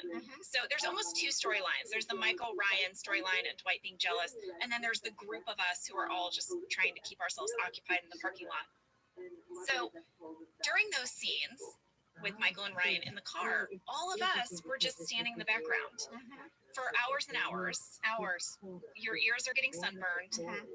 And do you remember that bug Jenna, you know I remember that bug. You know I screamed and Yes. ruined a take because of that bug. So, guys, there was this bug. I looked it up online. It was as big as a bird. I said it was as big as a Buick.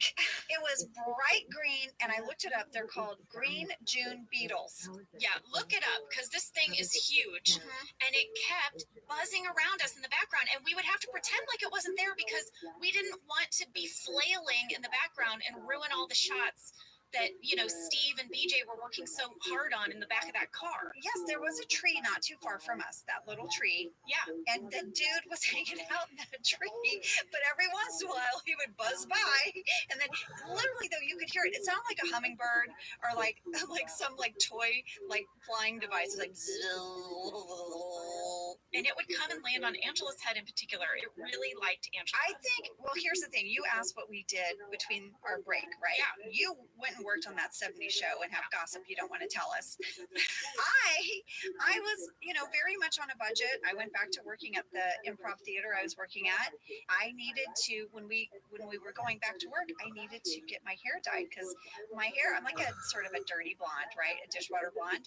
And I decided to dye my hair myself to save the money because it's really expensive. Yeah. So I went to the drugstore and I got like a home kit. A home kit. And so actually I remember people wrote in on the comments section at IMDb, which you should never look at. They wrote in and said, "What happened? Why is her hair so bleach blonde?" My hair is so blonde, and I think that dang bug thought I was a flower. I dyed my hair myself. Look at it. It's like I think I burnt my scalp. Well, John Krasinski started then doing this bit, Yeah. where he was pretending to be the bug, picking you up and carrying you Yeah, away from because- all of us. And we'd be like, bye, Angela. And I'd be like, but he would like do this. He's so tall, first of all. He would like do his arms like, and then like attach to my shoulders and then like carry pick you me up away. and like drop me off. But here's the thing, guys. I do not like people scaring me. We've discussed this. I like swat or hit. I also don't like anything near my ears. My ears were already sunburned. Yeah. And this thing would buzz by my ears and I would shriek and flail about. And I think I did ruin a take. And then I remember that John, as a joke, decided to come up right next to your ear Mhm. and pretend to be the bug. Make the buzz noise. And you were so startled, you hit him in the face. I hit him as hard as I could. I didn't know I was going to be hitting John. No, you had your thing. You had your reaction. So a lot was going on in the background. I have a question because at 16 minutes, 12 seconds, you guys, Roy is waving about.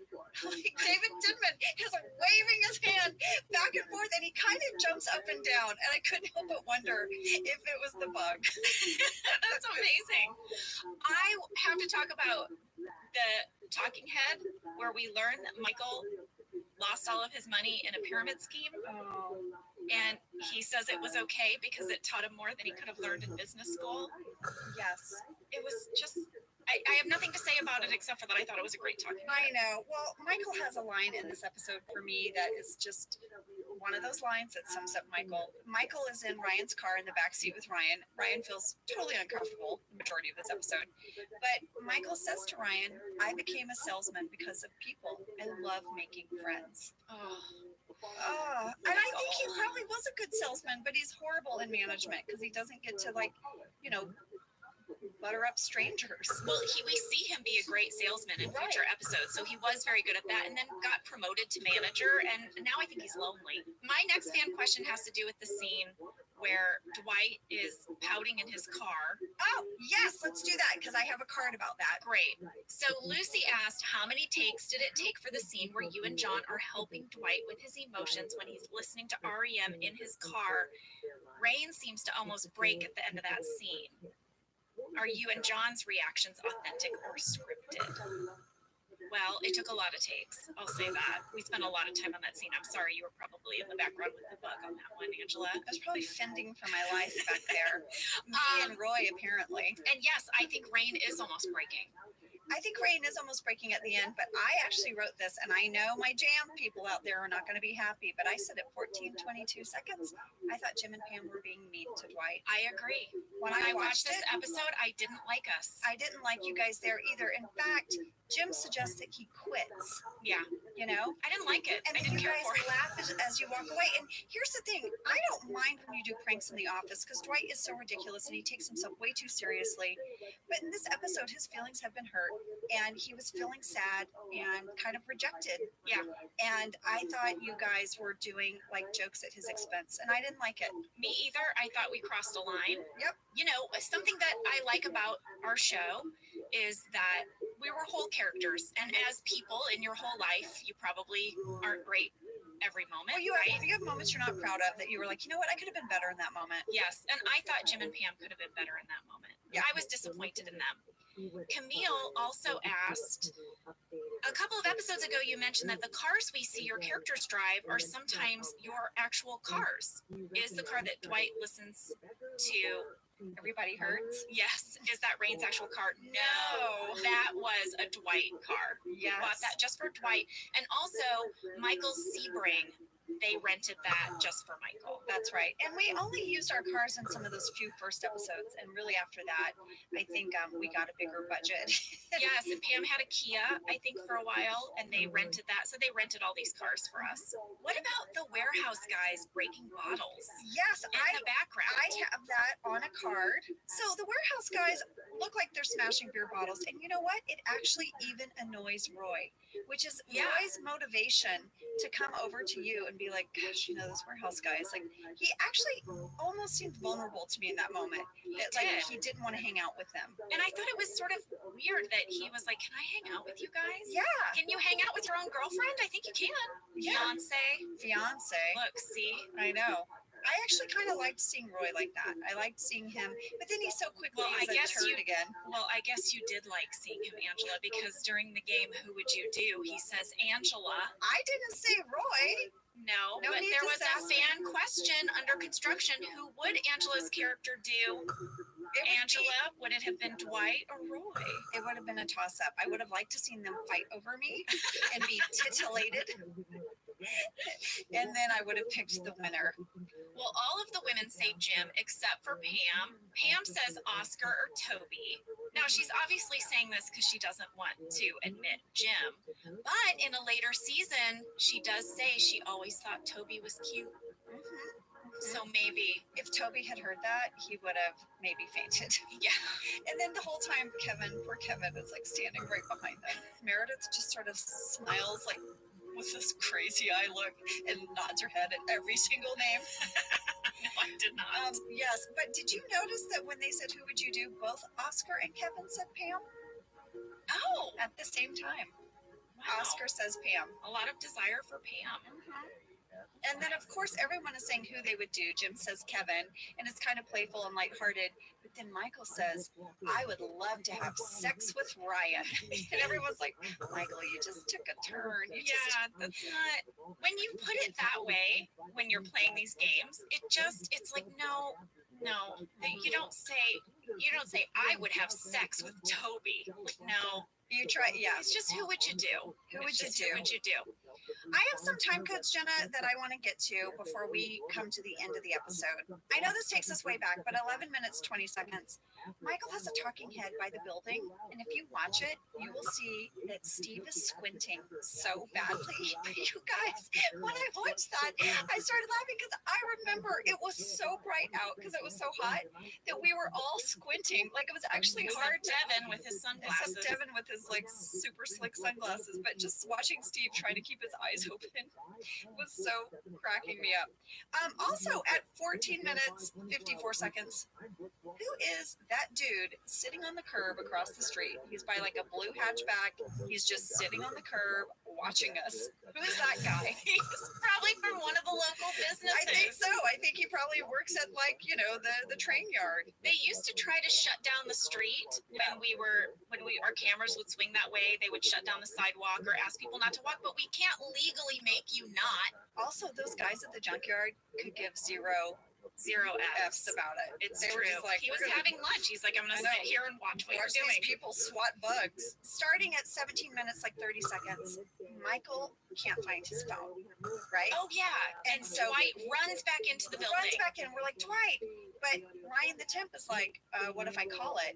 Right? And he pulls out his phone, and there's this awkward exchange that like Michael's like, I gave you my number, and he clearly didn't put it in his phone. But his phone is ridiculously old, and then Michael starts ringing in his pocket, and do you know the song is playing?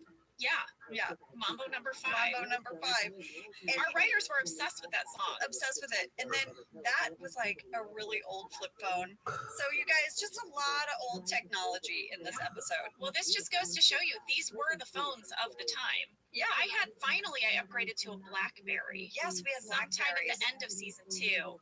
And that was the other thing. And I was thrilled that I could answer an email from my BlackBerry, but I still couldn't do any like web browsing. Also, this episode, I think, shows the time it's in, because if you had a group of people like this outside, there would not be only Oscar and Devin on a phone. Everybody would have their phones out. Oh yeah, That's what it would be now. Isn't that interesting? that's really interesting. And this It's episode sort of, wouldn't work. it wouldn't work because we wouldn't be forced to interact with one another. We We'd wouldn't all play just sit on games. our phones. Guys, we got to get off the phone sometimes. This is a good point. And also, remember Phyllis, our burlesque dancer, Yes. at 19 minutes, 3 seconds, guess who starts doing a little shimmy, a little dance I to loved it. Dwight's song? But Yes. you know what this song is, because guess who started the fire? Ryan started the fire. Yeah. It's cheese pita. What is a cheese pita? I feel like I've had one. It's a pita with just cheese in it? Kind of. It kind of reminds me of like a pizza pocket, Like a hot pocket? a hot pocket. Okay. I thought it was a weird thing to a cheese pita. I don't know. All right. I wonder if the writers ate them in the writers' room. They must have. Right? I have a fan question. The name of the person is one of those Marvel nerds.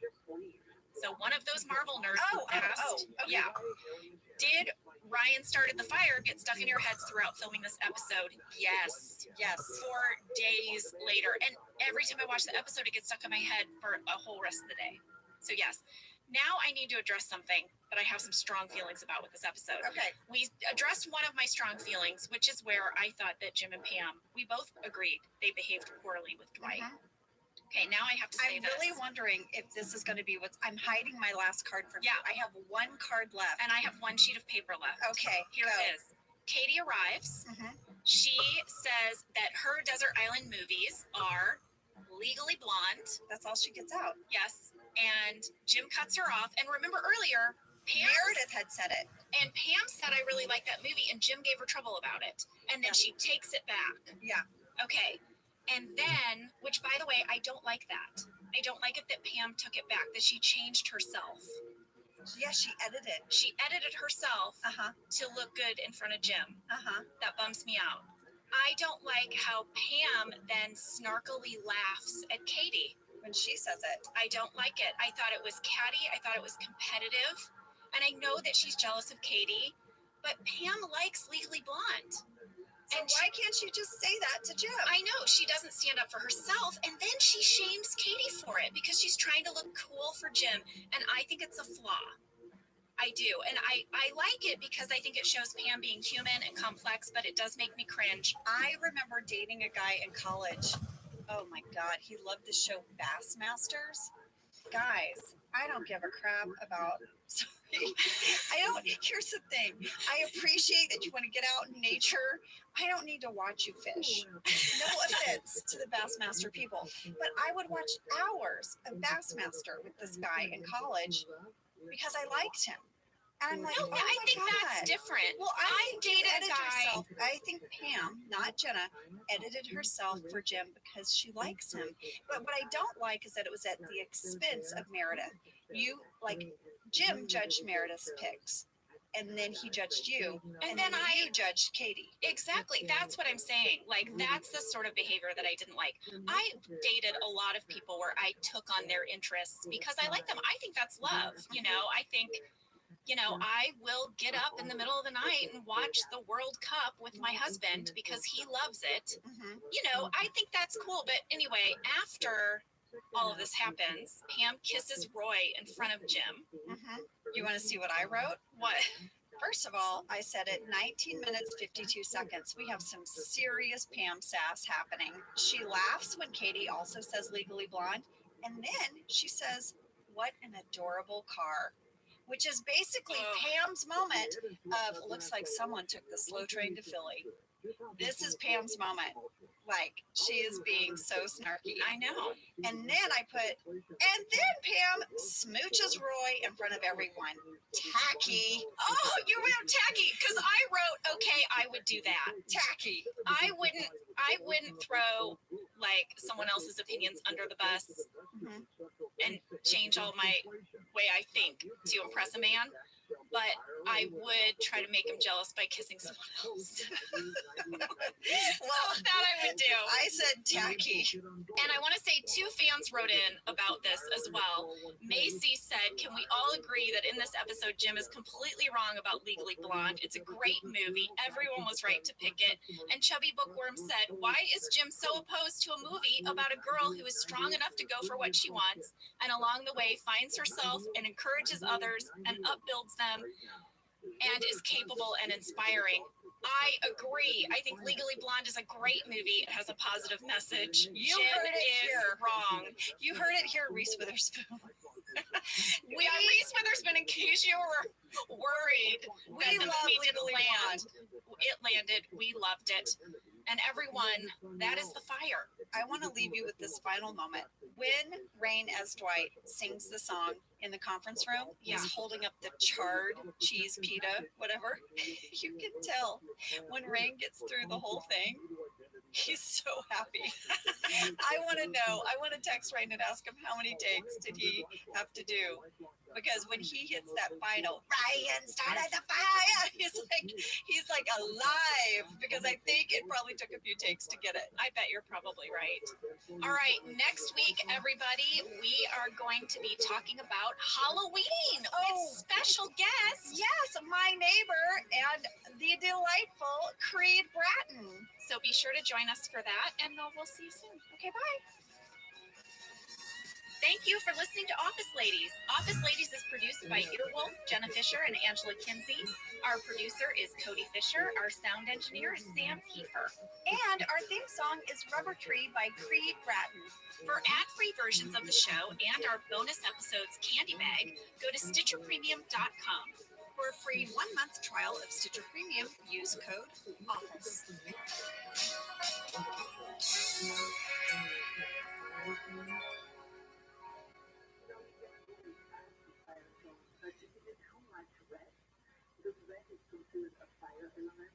Did you know that the bold, smooth taste of Dunkin' cold coffee can be brewed in your Keurig coffee maker and enjoyed at home? You heard that right. Dunkin's cold K-Cup pods were crafted to be brewed hot and enjoyed cold. Each Dunkin' cold K-Cup pod is packed with the smooth, bold Dunkin' flavor you crave. Pick up a pack of Dunkin's cold K-Cup pods and enjoy a Dunkin' cold coffee at home whenever you crave it. Just brew over ice and sip in seconds, because the home with Dunkin' is where you want to be. I'm Jenna Fisher. And I'm Angela Kinsey. We were on The Office together. And we're best friends. And now we're doing the Ultimate Office Rewatch podcast just for you. Each week, we will break down an episode of The Office and give exclusive behind-the-scenes stories that only 2 people who were there can tell you. We're the Office Ladies. I love it. Creed is here. Creed is here. Creed is here. Creed is in the house. Yeah. This is so amazing. Creed's going to be with us for the whole episode, guys. Okay, Creed, you're our first in-house visitor, right? I mean, we've had people call in, but you're our first in-house guest. I'm the first one. I might have a bathroom break or something. You know, we do the whole thing, but I'll be in and out. We can provide you with That'd be a good. That'd be good. We can take bathroom I'm old breaks. school. Well, I'm old, so that's part of it. I need everybody to know that I've already teared up twice since Creed has been here. Oh. You've said 2 touching, well, first of all, just seeing you Oh. almost burst into tears, but then you've said like 5 amazing things that have touched my heart Well, as soon already. as I get together with you, it's just we're back on the set. I know. This is gross. Creed lives down the street from me. Yes. I think everybody who knows The me world knows this. that. Don't give my address. I won't. Creed's address is. His hidden key is. Yes, we are neighbors, and it's one of the joys of my life that we're neighbors. I love that you're right around the corner. I love that we have. We see each other walking. We see each other hiking walking. down the street. We do. Yeah. Hey. You were walking. Was it your daughter's My- dog? Your your son's My dog. son's little Yorkie, yeah. Little Yorkie, and I hear, "Hey, pumpkin," and I turn around, it's Creed. And we've also maybe had some adult beverage in red We solo may cups. have. We may have. We like to do a little bit of what we call the sauce trail and walk around having a glass of wine. And watching documentaries. Oh yeah, Creed loves anything where like animals go crazy, like Planet Earth. Yes, all that stuff. I just love it. All right, well, we are really excited to have you here. We are discussing the Halloween episode. Yes. Right. Season 2, episode 5. This was written by Greg Daniels and directed by Paul Feig, and it is the first episode that Creed speaks. Well, I actually Oh, did remember? Diversity Day. In Diversity, I I had told lines her. with Phyllis. Yes, I And they told her. paid me afterwards. The first AD, remember that girl we had, the first AD? Yeah. The first season. She thought I was part of the cast at the time. So she came with her little hands and she said, "Now you and Phyllis just start talking." Phyllis said, "Wait." I said, "Never mind. It's okay." She said, never mind. Phyllis was gonna out you. Phyllis was gonna out me. So I said, "Never mind, it's fine." And so I started talking about, sacrificing goats or something, Of course you did. trying to tell her Wait, what was on her head. Your improv was sacrificing goats. Yes, So that's yes. fantastic. So you could hear me in the background. And then later, they said, "Wait a minute, Creed's talking in the background." And I said, "Oh shoot, how did that happen?" Yeah, how'd that happen, And Creed? so they paid me on the side, but they didn't. They said, "But we can't." I said, "That's fine. It's fine." And then not off camera, then I also was the voice for the ride. Yes, for the mining For ride. the mining ride, You That's- were I think so they funny. paid attention to that. Yeah, you were so funny as the voice of the mining ride. Yes. And Isabel was watching that episode with me, and she said, "Mom, I know that voice. I know Uh. that voice." I was like, "Wait, oh my gosh." She was like, "I think it's Creed." How yeah. discerning is she? She is, I mean, I didn't catch it. And then I looked it up and I'm like, Isabel, we do know that voice. It's Creed. Yeah. But anyway, this is the first time where I actually had some serious lines. It was 6.5 pages of Ken's going through the script down and said, "Okay, here it is.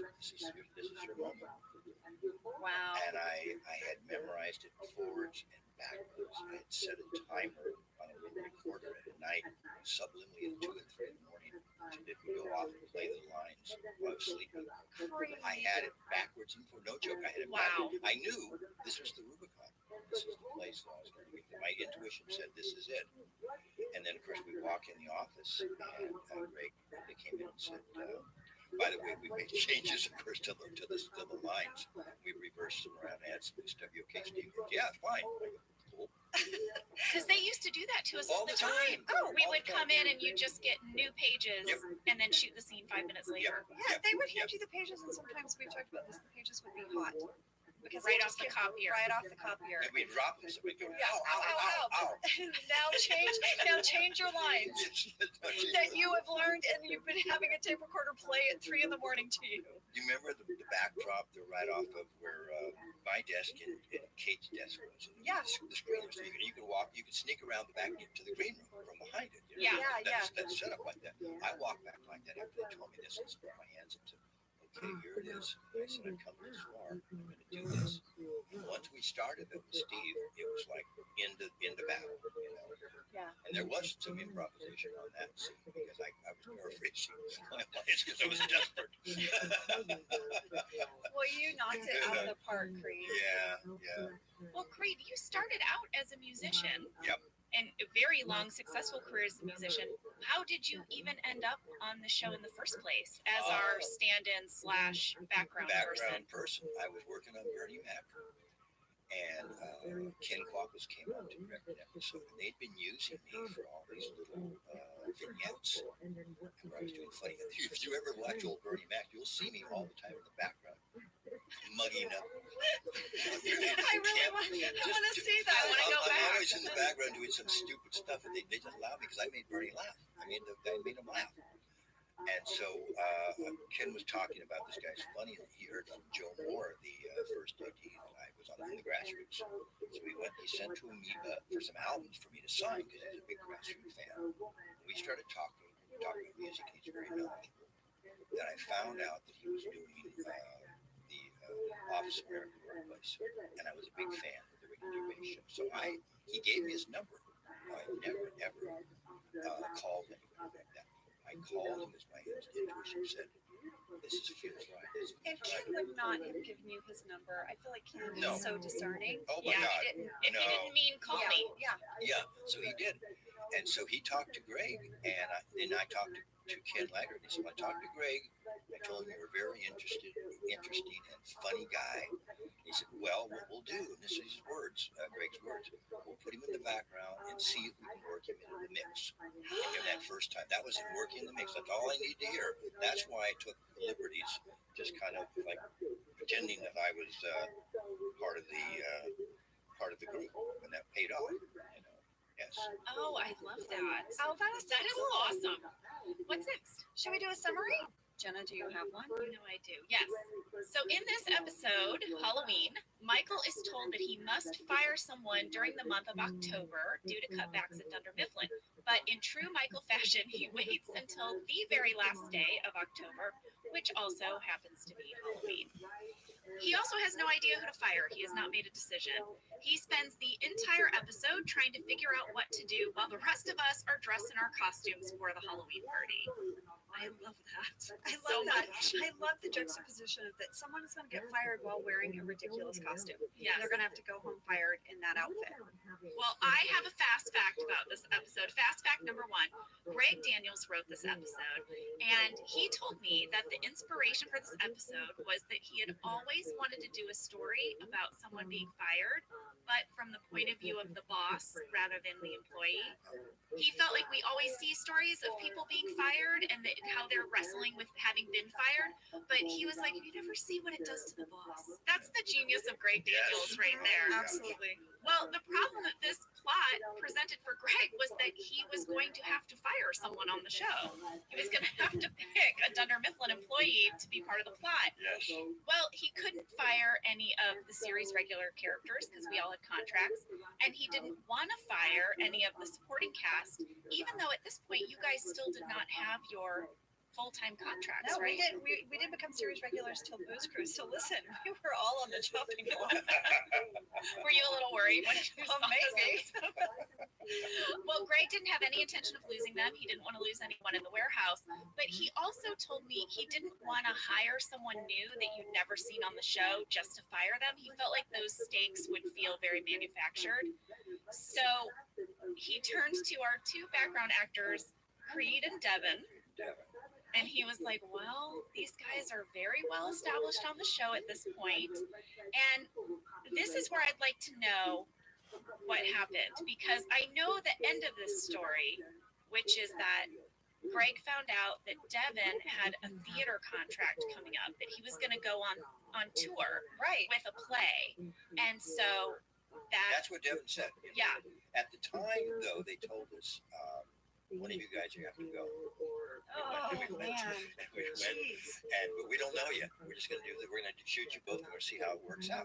Oh, my God. Wait, they're going to shoot the They're- scene they're- two well, ways? They know that we're going to shoot the thing because they could have gone back and changed it. I'm sure. Oh, because Michael could have said, you know what? I said Yeah. it was Creed and it's Creed. You can't change my mind. But it was going to be one of us. They said it was going to be one of us, and I remember being a little nervous.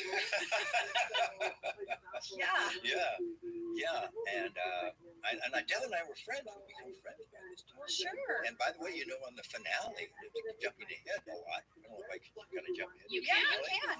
When Greg brought me to the office to find out what I wanted to do for the Creed character, I said, well, one thing I'd like to do is sing the song, my song, but I also think we should have Devin back on the show. Oh, And, Creed. because we get together sometimes. Yeah. Have coffee and stuff. I was feeling nervous because I couldn't feeling bad that I might have to go, but also that Devin might have to go too. So mixed blessings and all that stuff. All right, fast fact number 2. This is the first time we see Pam's hair down instead of her usual half up, half down hair With the clip. cat That ears. to me is so important. Oh, Yeah. well then, Creed. then Creed, you're gonna love some of my note cards Yeah, okay. if that's important. Yeah, Buckle in. But this was a huge deal. Kim Ferry, our hairstylist, and me, and Greg, and Paul Feig, we all had a meeting about Pam's hair and if we could let her hair down. And it was, I mean, it must have been 30 minutes. We talked about it. There was a lot of concern that she might look too pretty with her hair down. And I can't remember how we got permission. Kim was delighted. I mean, Kim had been putting my hair in a hair clip now for like 12 episodes or something. She was so thrilled to be able to scrunch it, Do something different. anything different. And it was kind of a big deal. So Well, they were playing down both your beauties all the time, the way they dressed you. that's right. Did everyone hear that? Did you fight? No. Creed That's M true. says they That's played true. down our beauty. That's true. Toward the end, did you guys lobby? Come on, just let us show you. I remember really wanting lip gloss. Yeah, something like So that. what's funny to me is that was a 30-minute meeting about your hair. Meanwhile, I go to hair and makeup and they put on full, enormous, purple fake eyelashes on me. If you look at me as this cat, I have big purple eyelashes. They were so huge. I had a hard time like even navigating them. Like when I watched the episode, I look a little sleepy. I think it's because I couldn't open my eyes. No No meeting. No meeting. They just I was like, are you sure? They just put them on me. And then one of the writers walked up to me. I can't remember who, and was like, do you have purple? It's really Mindy. She was like, do you have purple lashes on? I'm She like, might have been jealous. yeah. Yeah, she wanted to. She would want those purple lashes. No one said anything. Why is Angela Martin putting on purple fake eyelashes? Everyone was too busy meeting about my hair. Yeah. Yes, yes. All right, fast fact number 3. Creed, I don't know if you remember this. Angela, I think maybe you do. The week we shot the Halloween episode, Ricky Gervais and Stephen Merchant visited one day. I know this because I have a photograph with them In your cat. in my cat outfit, and Jim is 3-hole punch Jim, but you can't really see the holes because he's got his arm around someone. So it's a whole picture of our producers and Ricky and Steven and me and John, and I am the only person wearing a costume. I like to imagine that they came to see me in a play where I played a cat or Your something, one-act play. because we look like we're standing like backstage. You're the cats, yeah. You're the only one in a costume. Yeah, this is how I know this because I only have 2 pictures of myself with Ricky and Steven, and one of them is me in a cat costume. I remember that they were there because I used to, my ears still hurt me. And I could sprawl to Ricky Gervais, the laugh. That's such a good impression. He laughed at everything. He was Laughed at so like good some natured. coffee. Yeah. Oh, by the way, ladies and gentlemen, he is the sweetest man. And just a joy. All right, those are my fast facts. That's our summary. Those are Maybe good. we should. Do we need that bathroom break? Let's do a bathroom break. Let's do a bathroom I could break. use one. By the way, I just want to say I just love these fast facts. Oh, well then if you Oh, love the Creed, fast thank facts, you. get ready for the note cards, Creed. Oh my, I can't wait. Be still my throbbing heart. Okay. It sounded a little weird when you said it like Started that. to be weird, and then I drifted away. Okay. All right. Go to the bathroom. Whether your resolution is to save money, eat better, or stress less, HelloFresh is here to help you do all 3. Yes, you guys, I love HelloFresh. Jen and I both love it. You know why we love it. And guess what I made the other night? What? It was so delicious. I made their pub-style shepherd's pie. I've made it. Yes, it's so good. White cheddar and the Yes. thyme mashed potatoes. I know it very well. It's a family favorite. Well, you know, Josh normally makes dinner, so this was my turn, and I made this, and he loved it, and I was so happy. I was like, I made a shepherd's pie. I'd never made one before. It's so good.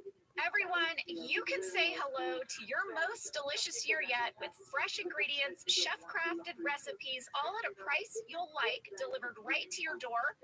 Go to hellofresh.com/officeladiesfree and use code officeladiesfree breakfast for life. One breakfast item per box while subscription is active. That's free breakfast for life at hellofresh.com/officeladiesfree with code officeladiesfree. HelloFresh, America's #1 meal kit.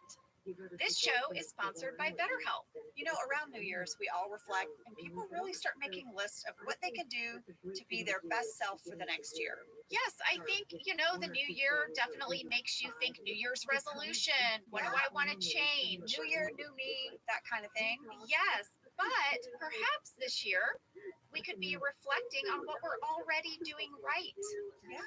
And therapy can help you figure out your strengths so that you can ditch this idea that you need some extreme change or this extreme New Year's resolution and Right. just, you can make changes that really stick because they're based on your strengths. I like that. If you're thinking of starting therapy, give BetterHelp a try. It's entirely online, designed to be convenient, flexible, and suited to your schedule. Just fill out a brief questionnaire to get matched with a licensed therapist and switch therapists at any time for no additional charge. Celebrate the progress you've already made. Visit betterhelp.com/officeladies today to get 10% off your first month. That's BetterHelp, HELP.com/officeladies. Let's talk a little bit about hydration in the new year, particularly about Liquid IV. Angela, you turned me on to this, and I'm going to have to give you props. Oh, thanks. It's pretty great. You told me that you use this when you travel to stay better hydrated, and I started doing the same thing. Whenever we go on a road trip, it's like I don't want to drink too much water because then I'll have to pee. And then I find myself so dehydrated. So I use this. Well, I like it for hikes. Here's what it is. You get a little packet and you put it in your water, and then you are going to get 3 times the electrolytes of a leading sports drink plus 8 vitamins and nutrients. It's non-GMO and free from gluten, dairy, and soy. It is perfect for daily use before a workout or when you feel run down or after a long night out, Hint, hint. hint, hint, or even on really long flights. Rehydrate yourself for the new year. Grab your Liquid IV Hydration Multiplier sugar-free in bulk nationwide at Costco, or get 20% off your first order when you go to liquidiv.com and use code OfficeLadies at checkout. That's 20% off your first order when you shop Better Hydration today using promo code OfficeLadies at liquidiv.com. All right, let's get into some note cards. Can we? Yes. All right. Let's get into the episode. Let's do it. I have a note card from the cold open. Oh, what is the cold open of this? Okay, so the cold open is you say that Jan called and he's like, oh, Yes. and Michael has to go in because he knows he has to fire someone. Right. And so he calls Jan, and her assistant Sherry answers the phone. Yes. And Sherry has so much good sass. She's like, okay, well, who are you going to fire? And he goes, well, I'm not really sure. And she's like, we just need the name. Jan needs the name. Jan needs the name. And then he's like, who would you fire? And she's like, just give me the name. And then he thinks he's hung up, and he's like, I'd like to fire you. And she goes, still here, right? He's like, I wish I could fire Sherry. Sherry. I mean, I want to know who Sherry is. Who is Sherry? Yes, I thought the same thing. So the first thing I did, I went to IMDb, Internet Movie Database. I did too. I looked up this episode, uncredited. Uncredited. Who is Sherry? Who is Sherry? I reached out to Dave Rogers. He was the editor for this episode. You guys, he knows everything about The Office. He didn't know. That is saying something because he is like He knows the walking everything. Bible of the show. He's an encyclopedic memory cat. No one knows. Listen to what Dave did. Dave reached out to Allison Jones, our casting director, who went to her storage facility, Oh my lord. found the contracts for this episode, looked it up. Wow. Allison, thank you. Oh my gosh, Allison, you're like an episode of The Pelican Brief. It is. Episode. This is The movie. CSI The Office. You're like CSI The Office. It is Lisa Malone. Okay. And by the way, this was shot on September 13th, 2005. Wow. Yeah. Well, Lisa, you were fantastic You as killed Sherry. it. You killed it as Sherry. Oh, man. And Allison, thank you. Thank you for being our CSI The Office. I want to go back, Angela, because I have a note that precedes your note card. Is it at 5 seconds? Is it the shot of Devin and Creed at their The desks? establishing shot. Yeah. Yes. I noticed it too. The second shot of this episode is Creed and Devin at their desks. I have to imagine this was not an accident. That they Right. wanted to drive home Devin and Creed, since we know It was that one of you. well Yeah. placed. Yes. Yeah. Well placed. It's Phyllis putting on makeup, and then it goes to Devin and Creed at their desks. Well, the scene with Michael and Pam. Do you guys remember how he's wearing the second head? Yes. Yes. And Pam goes in his office and he tells her that he needs to fire someone, and then he sort of implies maybe it could be her. Oh, I have 2 cards from this scene. And so Pam decides to quickly start flattering him She pivots hard. about his costume, and then she just gets out of the room as quickly as possible. I could not get through that scene. Listen, Steve is funny enough on his own, but Steve with that extra Steve on his shoulder, it was too much, and it wobbled in a sort of He weird was way. wobbling it on He loved it. purpose. He loved wobbling that He thing. loved it. Anytime you give That's him what she a said. cat, Come on, guys. That was a great. That's what she said. Come on. He loves wobbling things. He loved wobbling that thing. oh, that's what she said. Hey. We got it back. We got it back. Creed, what did I write? At 3 minutes, 12 seconds. Oh my God, Pam was diabolical. Her turn to flattery when she realizes Michael would fire her. Diabolical. I just see. I'm Diabolical. seeing a real devious streak in Pam. I want to just comment, if I may, Please. the brilliance of Steve Carell, the pain and the anguish in his face when he's trying to fire someone. You just see it. He's just dying. He's absolutely dying. He's not acting. He's like, to me, he looks like a man just suffering. And you know, Preeminent death. it's interesting you bring that up, Creed, because we've talked a lot about how Michael wants to be popular, he wants to be friends with people, he wants to be the life of the party, but I think this episode goes beyond that. That it isn't just that he knows that it's going to be, he's going to not be well liked by the person he fires. I think it really, like, I He's think sweet. it He touches doesn't on wanna hurt- yeah, something. He yeah. really doesn't want to hurt someone else. Yep, that's Yeah. exactly right. Yeah. So Exactly it's right. deeper than that, just unpopularity. I was moved by it. Oh, Same. yeah. I mean, yeah, he crushed it. I get more pictures at Halloween of Pam as a cat and Jim as 3-hole punch. I think that is the most popular Halloween costume that I get sent to me. I get myself, well, Angela Martin in an Argyle sweater, like with a turtleneck and a headband holding a stuffed animal cat next to some guy in a mustard shirt with a tie Yes. and his yes, hair parted yeah. down the middle. What about you, Creed? I get the Joker. The Joker. The Joker. Oh. And then when Ryan goes, damn it, Creed, and he hip checks you. Oh. No, that's a later episode. Later Yeah, no, episode, I you go guys are flying. both But she dressed in almost, the same almost costume. knocks you over. Oh, yeah. And Oh, it's that- I howl. that's a recurring thing. Really, really. Angela, I want to talk to you about your costume. Please. Okay, Michael comes over to accounting. You're dressed as a cat. There's 3 cats. Phyllis is Phyllis. a cat. I'm a cat. You're a cat. Yes, actually, we can do really quickly the rundown of costumes. Kelly is Dorothy. Phyllis, Pam, and Angela are cats. Dwight is a Sith Lord. Kevin is the Dunder Mifflin superhero. Creed is a vampire. Oscar is a lady. Yeah, Yeah, I don't know if she's a character lady or just a lady. I think he's a lady. He's just a lady. Jim is 3-hole punch. Jim. Stanley, no costume. Ryan the Temp, no costume. And of course, Michael has the 2 cats. And Yeah, and Devin. Devin was a tramp. And Devin was a hobo. Hobo. Yes. Yeah. Angela, why does your cat only have 2 lines for whiskers and not 3? Jenna, I don't know. Why does my cat have purple fake eyelashes? Why does your cat have weird cat ears? I mean, I just want to say that as the resident cat lady of the office, Yeah. I think you have the worst cat costume. Why do I have a fuzzy white skirt Why? with a giant tail that was almost impossible to sit in? It was so, and the skirt didn't quite fit me, and it kept like heading south. I had to keep like grabbing it and yanking it up. It almost ruined the whole episode. Yeah. I think now there was such a big meeting about your hair that my cat costume is just like, just put this on her. But you ended up wearing that costume like 2 For more years, times. for years. And it's the worst one. It really is. I have a vague memory, a very, very vague memory of being in makeup and having them discuss how they were going to differentiate the 3 different cats. And it was decided that Phyllis and I would have 3 whiskers on each cheek, and you would only have 2. My cat was maimed. I feel like that happened. I don't know if we can ask Laverne. Laverne was our makeup artist. I don't know. But I mean, right? I just think you You had. were smaller. They didn't deserve 3. they decided to give me less. I have to while It we're was a talking. height reference. Yeah. While we're talking about this scene in accounting, I have to point out that we don't often, our camera guys didn't often do like a full character slow pan, you know?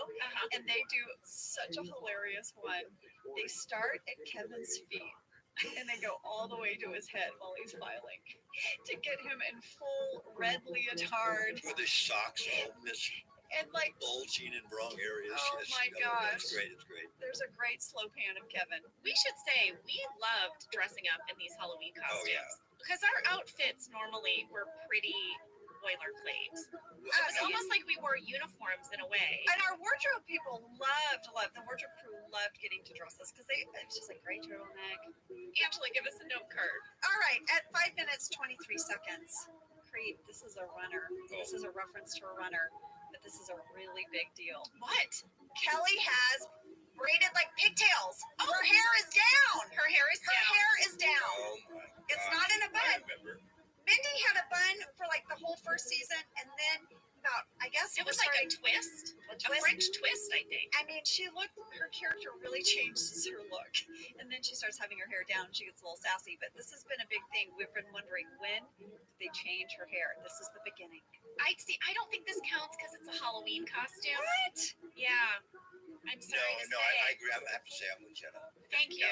Doesn't count. Well, I don't know if I like you here, Creed. All of a sudden, I have someone Oh, well. to veto. Two Sorry. against one. Oh, fart. Well, I got pretty excited because her hair was down. Well, but it was a costume. The Rabbi Day and the See? character thing. That's what I'm It saying. Am I talking to It Jenna or doesn't Creed? apply. I don't know It anymore. doesn't apply. All right. You know the scene where Pam and Jim set up a resume for Dwight to get a job someplace else? I have a fan question about that. RCJH asked, what were you typing on the computer when you and Jim were working on Dwight's resume? I was typing what we were saying. Of course you were, Jenna. Of course you were. Because you're so method. I was very method. You're like, And- I am a You responsible would type out person. your lines on Yeah. the computer? Yeah, while you were because Jim That's would amazing. say, like, I would say, what should we say here? And then he would say what we should say, and I would type it. And I see, here's the thing, I'm very proud of my typing skills. Oh, we know. Yeah. Creed, do we know or do we know? I We mean, really know. you No, guys- I'm back on your side, Angela. thank you, Creed. Just This talk this about how it you know. feels? Yes. This is how it feels? Yeah, we You'd know. walk in this thing with your fingers, you'd be sitting, we'd be talking about stuff in the craft and your fingers would be going like you're typing. Oh, Well, now that is not He true. was too much. He was too much. Jenna. Tone it down. And then you would tell us about your typing speed and your level of accuracy.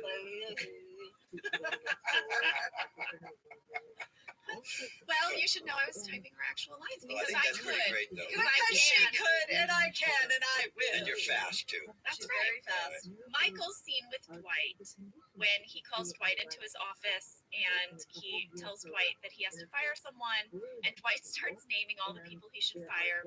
But then Michael implies maybe it should be Dwight. And then Michael's second head starts talking to Dwight. Do you remember Steve and Rain laughing during that scene? Because I do. I remember they could not get through that scene. I'm sitting out at reception in the background, and they were cracking themselves up in there. Rain was literally doubling over. Yeah. He was like kind of leaning forward and he would just kind of collapse into himself. He was laughing so hard. There must be deleted scenes of that scene. Oh man, I would I love would to love see to see those. that. Yeah. That is a funny scene. Well, Paul Feig called in when we did Office Olympics, and he said one of the things he loved about directing episodes of our shows is that you could really find a shot that was cool, and you would have the support of Greg to just kind of go with it. And he sort of found that shot where Dwight, as the Sith Lord, has his like hood kind of like, it looks like it's straight out of the movie, you know? Yes. And they just love But that. shot from the side, right? Yeah, shot from the side. And they sort of just found that and went with it. And Greg was totally supportive of it. And Paul was talking about like how fun that was to have that creative freedom and find those little nuggets. And it's so cool looking. We had a lot of shots like that. They're just the cookie cutter stereotype, you know, sitcom. We get the interesting shots. Yeah. You know, Cameraman. and something that we haven't talked about on the show yet is the idea of actor marks.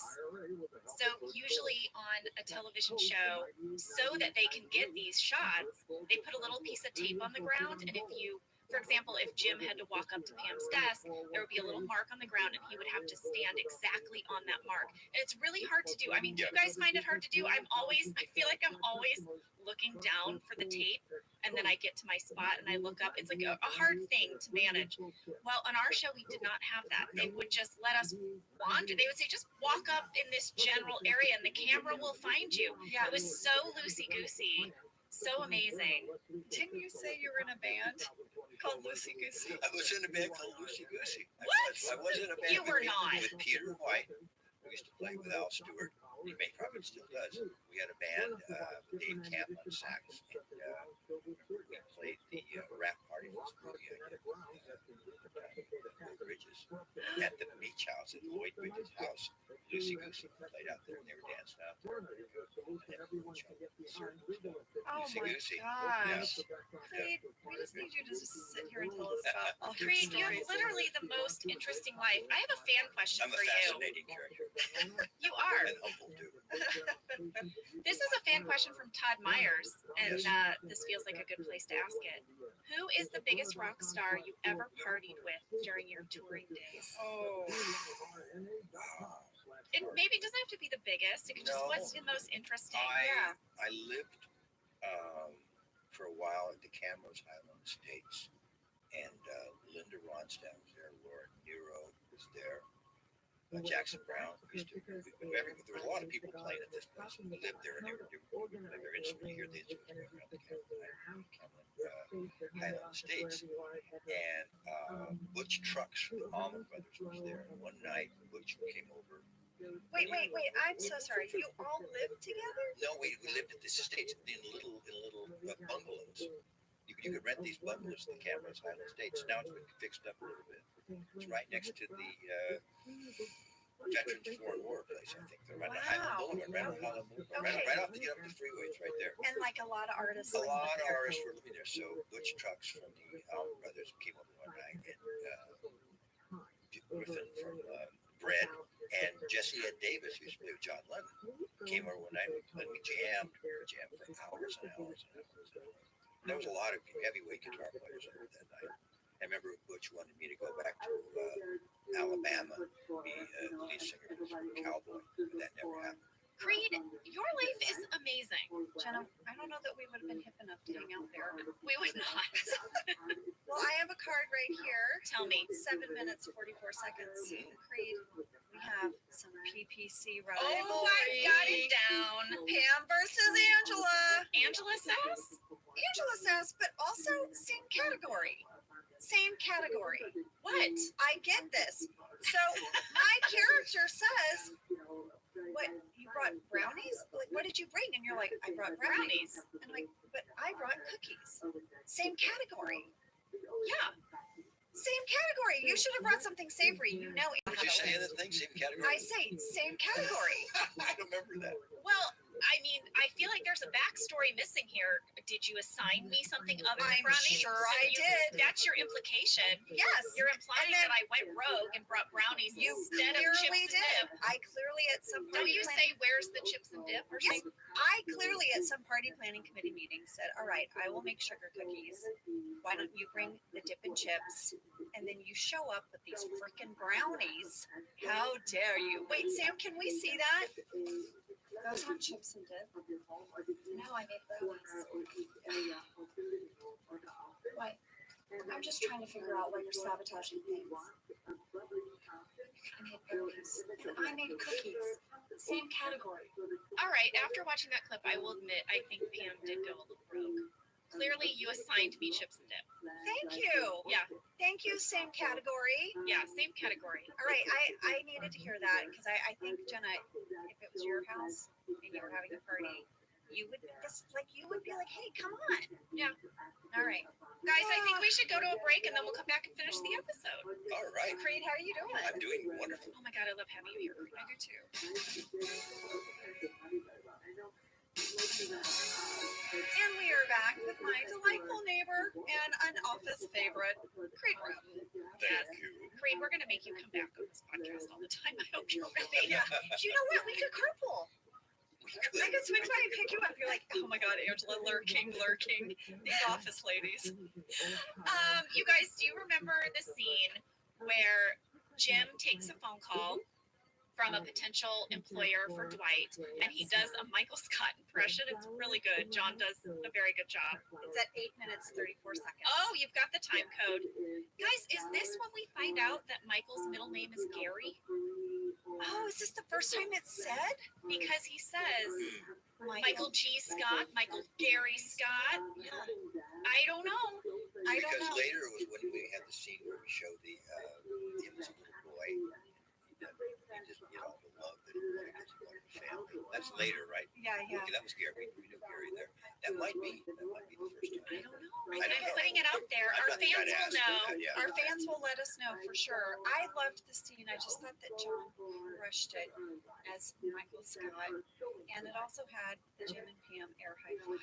The first air high five. Yes. Oh, Creed's getting misty-eyed. I literally, when I saw it, I think I audibly said out loud to no one, oh. yeah, super cute. Okay, so I have a question about the air high five. Say it. So I was trying to do the air high five with my daughter Isabel. Now, granted, she's 11, I'm 48. Maybe our timing's off. We couldn't get it. It's difficult. You guys did it perfectly. Yeah. And you know what? We kind of did it perfectly the first time. It was meant to be. That speaks to our chemistry, I believe. So shortly after this momentous air high five, very sadly, Pam tells Jim he should go for the job at Cumberland Mills. But the job is in Maryland, and he is so hurt. This happens a lot with you guys. Yeah. You're going off to do a job. It's a recurring theme, right? It is because he's, later he's going to go off to the other branch. And then later to New York and do that stuff with the sports thing, right? Yeah. Kept happening. And then you go to art camp or school or Art camp. I went to a university. Thank you very much. And then she Art goes to camp. Plaster of Paris making this place. Jeez. But yes, they constantly are being pushed together and pulled apart, right? Yeah, they are always. Yeah, It's always, true. always. But sometimes just through a comment. We're seeing in this second season, in each episode, there seems to be a really sweet moment with Jim and Pam, and then a moment where someone gets Their feelings hurt. a little bit. So Because many feelings. So many feelings. Feeling. But then at the end, Jim admits that if it weren't for Pam, he would take the job at Cumberland Mills because the pay is twice as much. It's a better job, yada yada. So why is he staying? He just basically admitted why he stays at this job. Yes. What was the one where he admitted that crabs were his favorite foods? He was going to go to this. Maryland. Was that Maryland? But that was Yeah. that was the Episode. crab. Yeah. That was the crab thing. Yeah. Soft-shelled crab Soft-shelled are crabs. apparently one of his favorites. Yes. Who knew? Who knew Well, that? he eats that tuna sandwich every day Didn't know for that. lunch, so he is a seafood fan. So he just stinks all the time. I guess Jim so. kind of And he could have called him crab if he wanted to. Oh, crabby. Jim eats tuna sandwiches and Pam eats sour cream and onion chips. They're a match And made. Wow. And I eat mung beans. Wow, what is there? The smells in this office. I know. Yeah. Oh dear. All right. So finally, Michael asks for Jim's help, and he wants to do some role play where he tries to fire someone, and that is just a delicious scene. Oh, Did you enjoy that one? how did John get through it? Is I what I don't want to know. know. When it's like Stevens Michael is like, why are you doing? I'm gonna kill myself. And he's like, wait, is this you as you, or who are you right now? What is happening? John has to check in.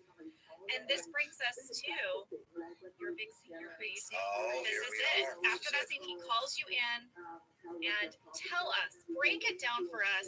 What was it like to sit in that chair and now you're going to launch into 5 pages with Steve Carell? Right. I right. mean, I've never had 5 pages with Steve, or 6.5.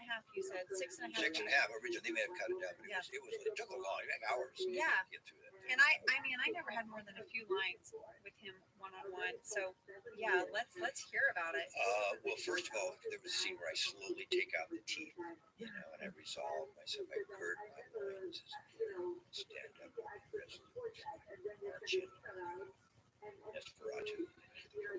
Are these some of your notes that you wrote in your script? No, for attention. Yes. This is just him storytelling, It's Jenna. the story. It's a storytelling. I'm into the story right now. Yeah. Yes, Yeah. exactly. So you march in. So I march in, and then I remember I sit back like this, my cross, I kind of have small, and I have my arms crossed because I'm protecting myself. Yeah.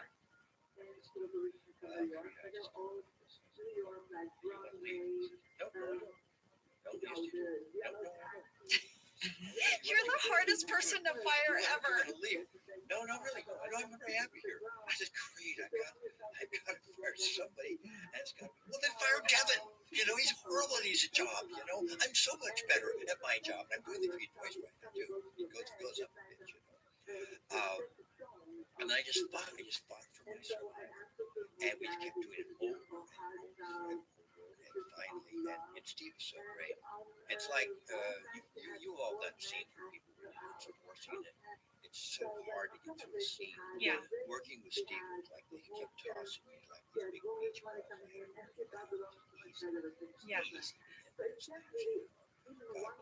He's a very giving, He's a very giving person, actor, you know, and when you're in scenes with him, he's so eager for you to get the laugh. He doesn't, some actors, guys out there, they want to get the laugh. They want that Yeah. moment. Steve is so eager to share it and really just what makes the scene work is what he focuses on. But Dave Rogers later, he said he's made him laugh the most of us. No, you're doing a good job. Good for you. I love I'm that. waiting my finger out, and all that stuff was just off the top Yeah, of my head. You know? yeah. When I rewatched it, I was like, oh, that is Creed. That is classic. That is just Creed being Creed. Yeah, that is actually. Yeah. Because I feel like you've left me voicemails where you're like, hey, pumpkin. I was just stuttering. But you were doing a bit. I was doing a bit, yeah. No. But still, I look at that with fond memories. It was great. And I thank Steve so much for being so gracious as an actor to work with him. So after that scene, Michael does fire Devin Right. in a much shorter scene. Devin gets so angry, he announces to the office, if anyone wants to join me at Poor Richard's Bar. Poor Richard's Bar, is this the first mention of Poor Richard's Bar? Well, he says he gives him a chili. She says, Michael gives him a Chili's Yeah, coupon. Chili's Just coupon, a yeah. nice nod back to the Dundies. And Yes. he rips it up. He rips it up, yeah. But have we, because we end up mentioning Poor Richard's Bar over and over again, and we go there eventually, but have we mentioned it yet? Oh, in the basketball episode. I think Daryl suggests that we all get drinks at Poor Richard's. Okay, in that scene though, where Devin invites everyone to Poor Richard's, there's 3 people he does not invite. Oh, yeah, you're right. He lists a bunch of names. Who does It's he very personal. Who It's does he not personal. invite? Who are they? He does not invite Michael. Of He course. does not invite Dwight. He does not invite Angela.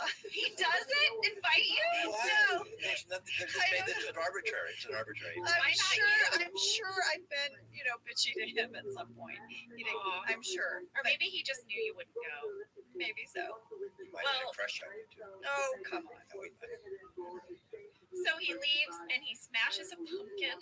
There we go. On Michael's car. Pumpkin. And when we go downstairs, we see Hank, the security guy at the security desk, who was played by Hugh Dane. God rest his. Yes, who passed away a couple of years ago. He was so nice. Yeah. Just a sweetheart. And so great as Hank. His delivery was always perfect. Is this the first time we see Hank at the security desk? I think so. It has to be. You guys leave, for to go to the dojo. Yeah, I don't think we saw him You there. don't see him. No. Well, it's brilliant because there he is and he's sitting there, and it's another example of introducing a character in an episode where they don't speak, but they will eventually. Yeah. They will come back. He did that with so many people. He did that with Craig in the warehouse and the Alliance. You just see him in the background watching Dwight pop out of the box. Creed, of course, you were in the background forever. And then now Hugh Dane in the background as the security officer. Just so thoughtful. And this thing that I love about our show when we talked about Creed is that Greg had the audience just start in the middle. He doesn't explain things to you. You discover it as you go. It's not spoon-fed information. Yes. I love that. Well, I don't think we can end this episode without talking about Michael's list of former costumes. Oh, please list them. Okay, he's really, really bummed the camera crew wasn't there the Halloween before when he was Janet Jackson's boo. Very topical. He's really bummed you guys missed it when he was Monica Lewinsky's Twice. dress. Yeah, twice. And then he was Monica Lewinsky the year before. Yes. And then before that, he was O.J. Simpson. So Where does he pick these? very topical. Yep. Great costumes that he was really sad the camera crew missed. I know you're going to want to talk about the very end with Michael and the trick or treaters because it's just such a touching moment. All right, cry. yeah. Every time I I watch do too. it. I do too. Every time. I was loving the show, and then when I got to that episode, he just killed Vince. Oh my God, this is a perfect episode. One of the great ones, you know. Yes. At the end of the episode, Michael goes home and you see him sitting alone, very lonely on the couch. And then the doorbell rings and there are trick or treaters at the door. And there was a big debate on set about how exactly this scene should play out, about whether or not the kids should be nice to Michael or if they should be annoyed by Michael, how Michael should be with the kids, should he be off-putting?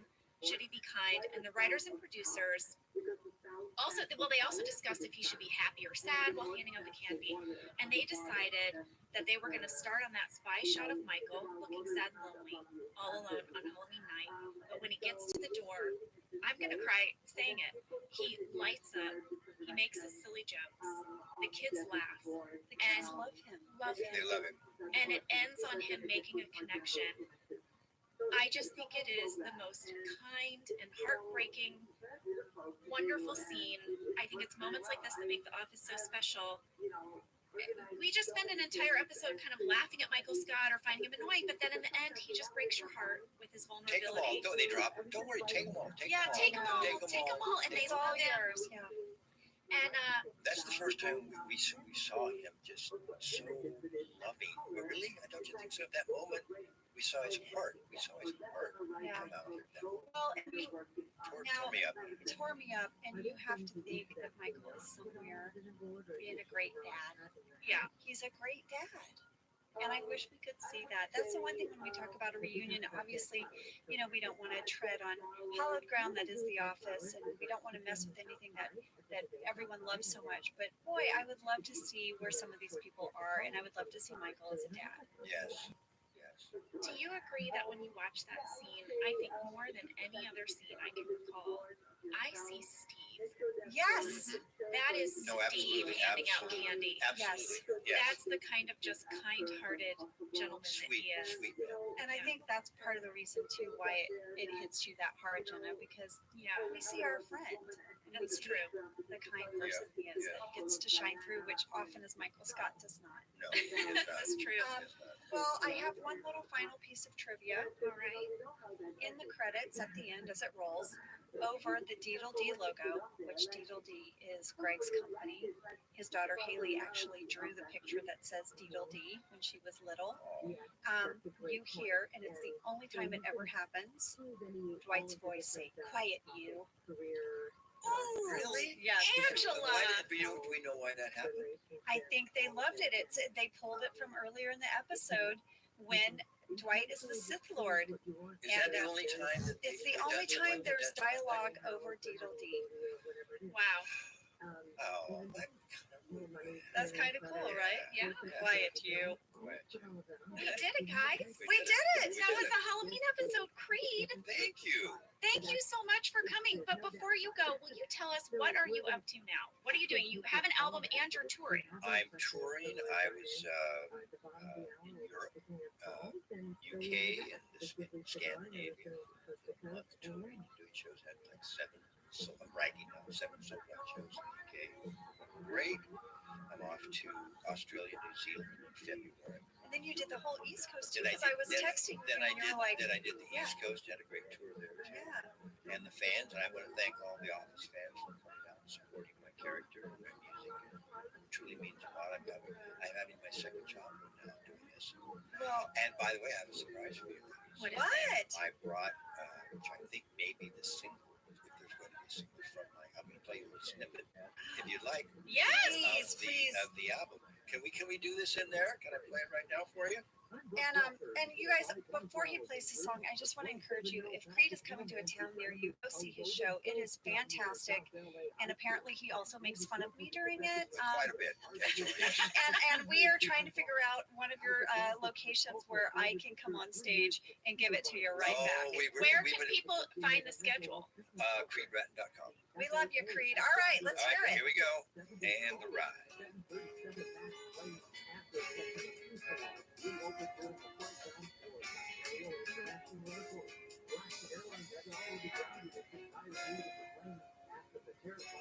You taught me how. You taught me that. How I could one day be yours. It's not so hard. Just hold on. Don't control. Then by and by we'll be side by side. We'll be side by side. For that is right.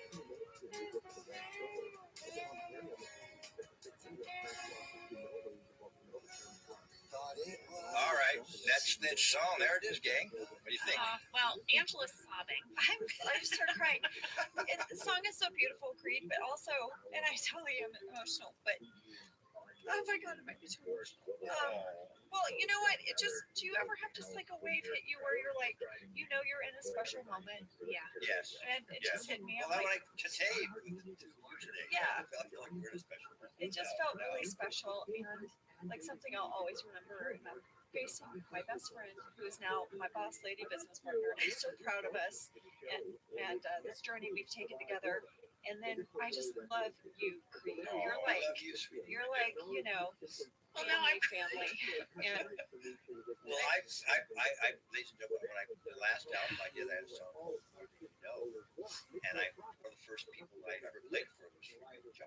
Yeah, At her house. I came over because I played. She started crying. I started crying. I knew I had a winner then. Well, Creed, some of my favorite memories on the set were at lunchtime when you would play guitar and Ed would play banjo. Yeah. Ed's trailer was next to mine. You'd go in his trailer and the two of you would play through my lunch. And you guys would you come over and take Yeah. your hand in and listen. We'd come over and hang out. Yeah. For years, my alarm clock is banjo music because it would make me think of you guys. And sometimes, especially when I was pregnant, if we had a little break, I might take a cat nap and I'd wake up to banjo music. Yes. And it was like so pleasing that I made my alarm clock banjo because I thought, oh, maybe I won't wake up grumpy. And I played.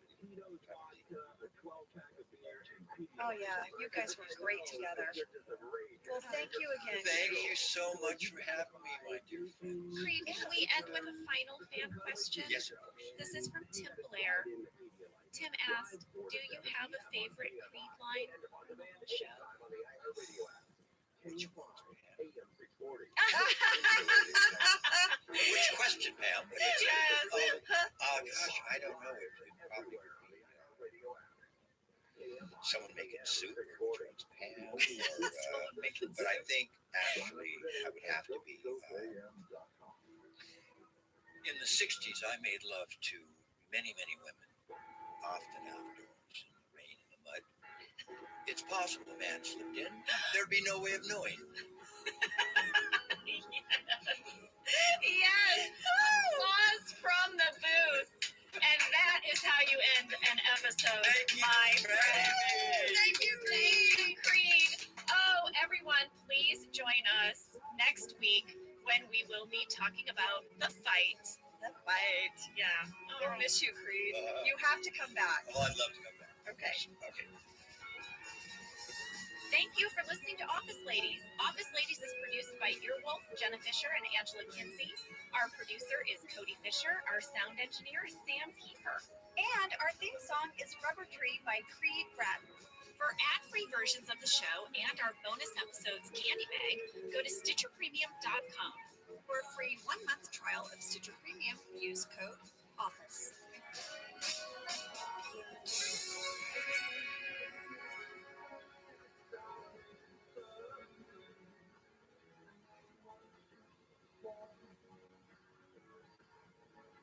Did you know that the bold, smooth taste of Dunkin' cold coffee can be brewed in your Keurig coffee maker and enjoyed at home? You heard that right.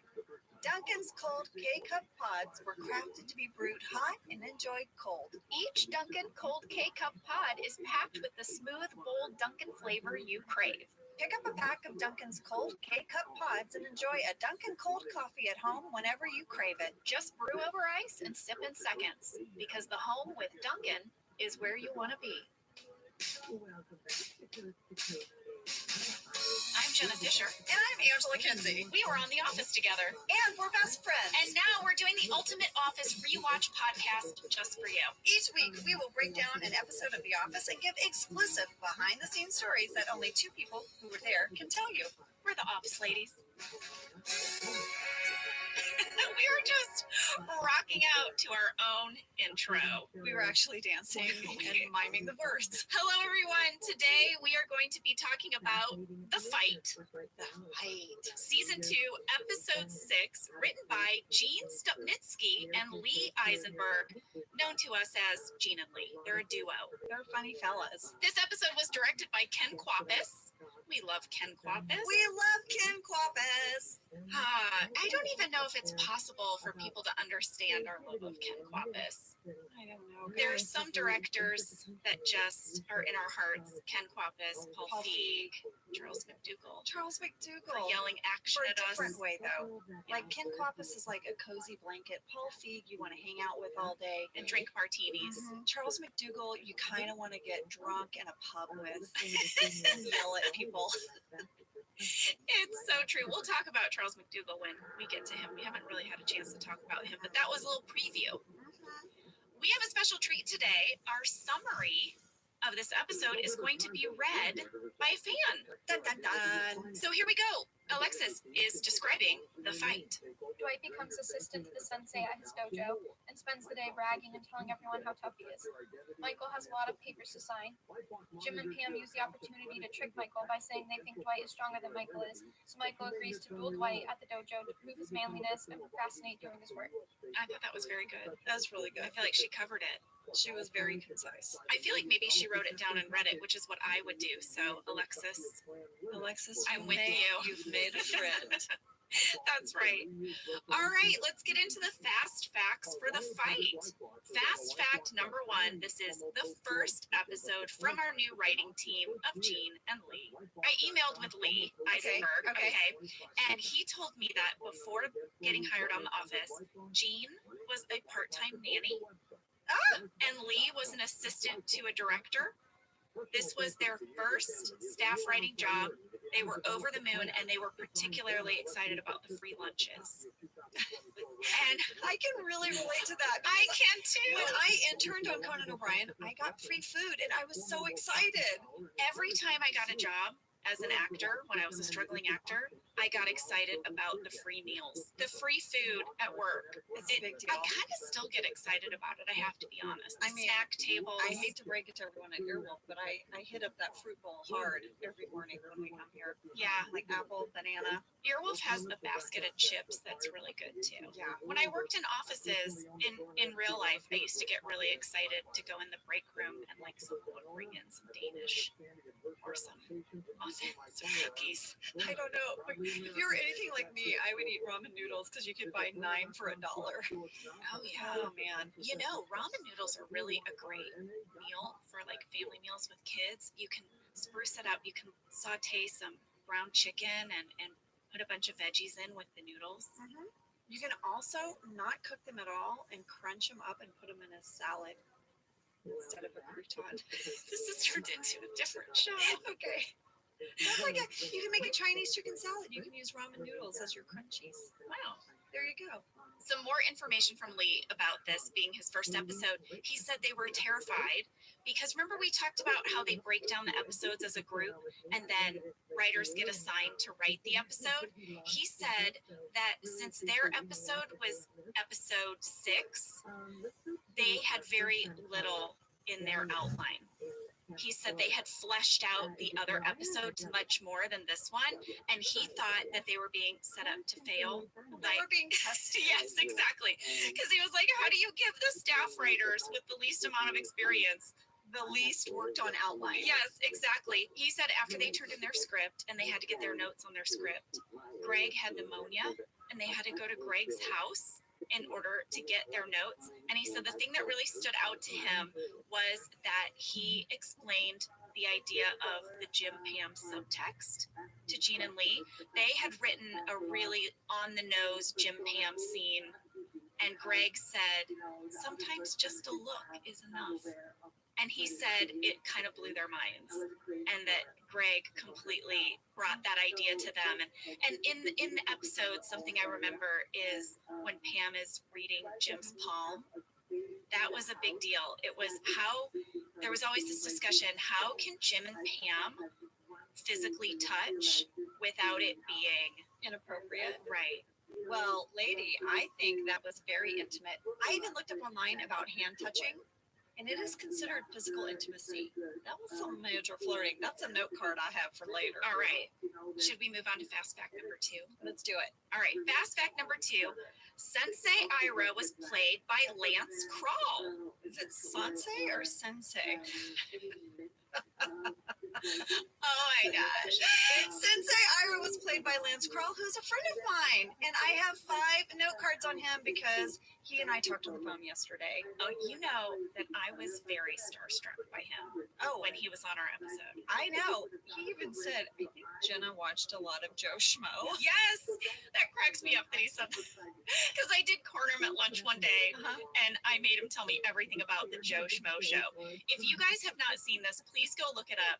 The Joe Schmo show was a fake reality show contest where everybody on the show were actors except for one person. The Joe Schmo guy Yes. was a real person, and everyone around him was acting like they were in a reality show. Yes, and they were locked in this house, and they had to do competitions and vote each other off at the end.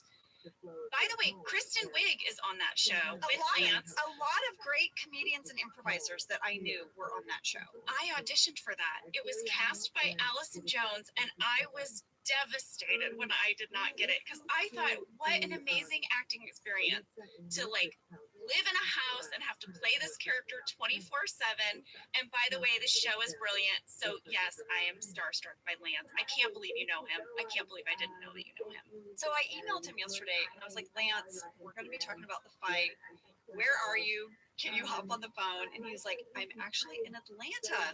He has moved to Atlanta and he set up his own production company because he's really talented. He's an actor, comedian, writer. Yeah. And he has a production company in Atlanta called Picture It Productions. How about that? You can check it out at pictureitproductions.com. All right, Lance. So we met so long ago, and I said, Lance, did we meet doing improv? I can't remember exactly how we met. And he remembered exactly, and it made me laugh so hard. What? Okay, so he was friends. We had mutual friends, and I went into an editing bay where a friend of ours worked, and they were helping me with my acting reel. Okay. And I said, Lance, was this before The Office? He said, no, Angela. It was like after the pilot, but you really didn't think the show was going to go. So you were trying to put some of your Office like scene with Kevin in accounting in your reel. Should we say what a reel is? Yes, yes. So just for people who don't know, like, you know, actors have a headshot and on the back is their resume and you give that at auditions, but you also would send a link to clips of various performances you had been on, and that's your acting reel. It helps you get jobs. So Yeah. Angela, you were putting together your acting reel Right, and with this some clips from The with some Office. clips, and this really dates me and our show because it was all on VHS. Oh my gosh. And- There was a guy actually editing. Yes, and I brought in like a box of all of my footage, and they were putting together a montage of my scenes. And Lance said, Angela, it was so cute and charming because you turned to me and you said, hey, will you watch this? What do you think of my reel? And he said, Ange, it was every second you've ever been on screen. He said it was so long. And also, in some of it, you didn't even have dialogue. You just walked by. That is hilarious. There was like a commercial like I did for Chrysler where I walked by and I just went and I like did thumbs up at someone. I was like, oh my gosh, Lance, it's so embarrassing. But that's the first time we met. So it was after the pilot when I thought the office wasn't going to go, and I was trying to figure out how to get more work. That's very funny that then he ends up being on the show. I know. And then he told me, he said, Ange, did you know I tested for the role of Jim? He tested for Jim. What? So I must have done scenes with him. He said you weren't in his group on his test day. Okay. He had a different group, and Bob Odenkirk was in his group for Michael Scott. Oh, yes, that's right. I was in the Steve Carell test group. Well, you know something that's funny about Bob Odenkirk, since you brought him up? I knew Bob Odenkirk when I was auditioning for The Office, and we were both called. I was called to do Pam, and he was called to do Michael. So we got together and we practiced together. Aw. But then I wasn't in his test group, and I had thought, darn it, we worked a bunch of bits together. We were so excited to show them off. But he did this very funny audition where he brought in his guitar and he sang a song to Pam, and we had worked it all out. We were going to ask if we could do it if we were paired together, but we never were. So Lance told me this great story that the day that he was screen testing, you know, he's in the lobby waiting. They were all kind of giddy that Bob Odenkirk was in their group. They were all really big fans of Bob's. And Bob walked over to Lance and was like, hey, you want to run lines with me? And Lance was like, sure. And he said it was really cool. And they like sort of went out in this lobby and ran lines like 3 or 4 times, like the scenes all the way through. He just thought it was a really cool moment. So Lance said when he read for Jim, he was like, you know, I really felt like I just tried too hard. And he said then when he got called back, once the show was up and going for the fight, he read that it was like a martial arts guy, and he goes, oh my gosh, Lance's background is actually martial arts. He was in the martial arts community for 15 years. He has a 3rd-degree black belt in Taekwondo. He was the 6th in the nation in his like weight category in 1992. He trained junior Olympic gold medalists. Like he was. Did they know this about him? I mean, I think they didn't. I don't know, but he said when he saw who the character was, he was like, oh my gosh. He said, I am not going to try to go for the joke at all. I'm just going to go in as if I'm like working with one of my students and teaching the class. And that's what he did. He put no pizzazz on it. He went in and played it really straight, and they loved it. They always loved that. Those are the people they always cast, were the people who played it real. This leads me to my 3rd fast fact, Angela. I know you might have more to say about Lance. No, go. But this is a fan question. Is anyone on the cast trained in martial arts? That's from Will. So yes, Lance and also Rainn Wilson studied karate his sophomore year in college and is a yellow belt. I didn't know that. Yes, and I asked Rainn if the writers knew that, and he said no. Isn't that what a weird coincidence that they wrote this whole karate themed episode and Rainn is a yellow belt and Lance was a black belt? Yes, that is so wild. Okay. Do you have more Lance stuff? Because I interrupted your Lance cards with my fast fact. He actually had a really funny thing that made me laugh. He said that when they got into the actual fight and the choreography of the fight, he said he was so surprised because there was no choreography. There was no stunt guy. He said literally it was like, okay guys, just 2 idiots trying to hit each other.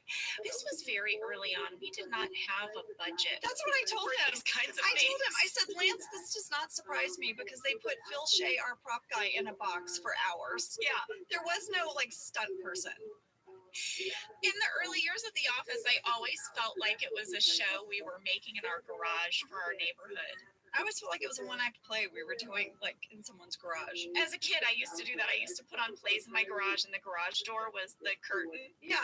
And so, and I would like put chairs out on my driveway for the neighborhood kids to come see my show. It was like a puppet show or a variety show. That's what The Office always felt like to me, just like a bunch of us making a show in our garage. Yeah. So this won't be the last time you see Sensei Ira. He does come back in season 9 in the episode Junior Salesman. He does? Yes. What does he do in that episode? He was actually there to interview for a job. Oh, I remember that. Dwight brings in a bunch of his old friends and weirdos to interview. Like family members. Yes. Lance emailed me a great behind-the-scenes photo of him and the other people interviewing for jobs in the conference room.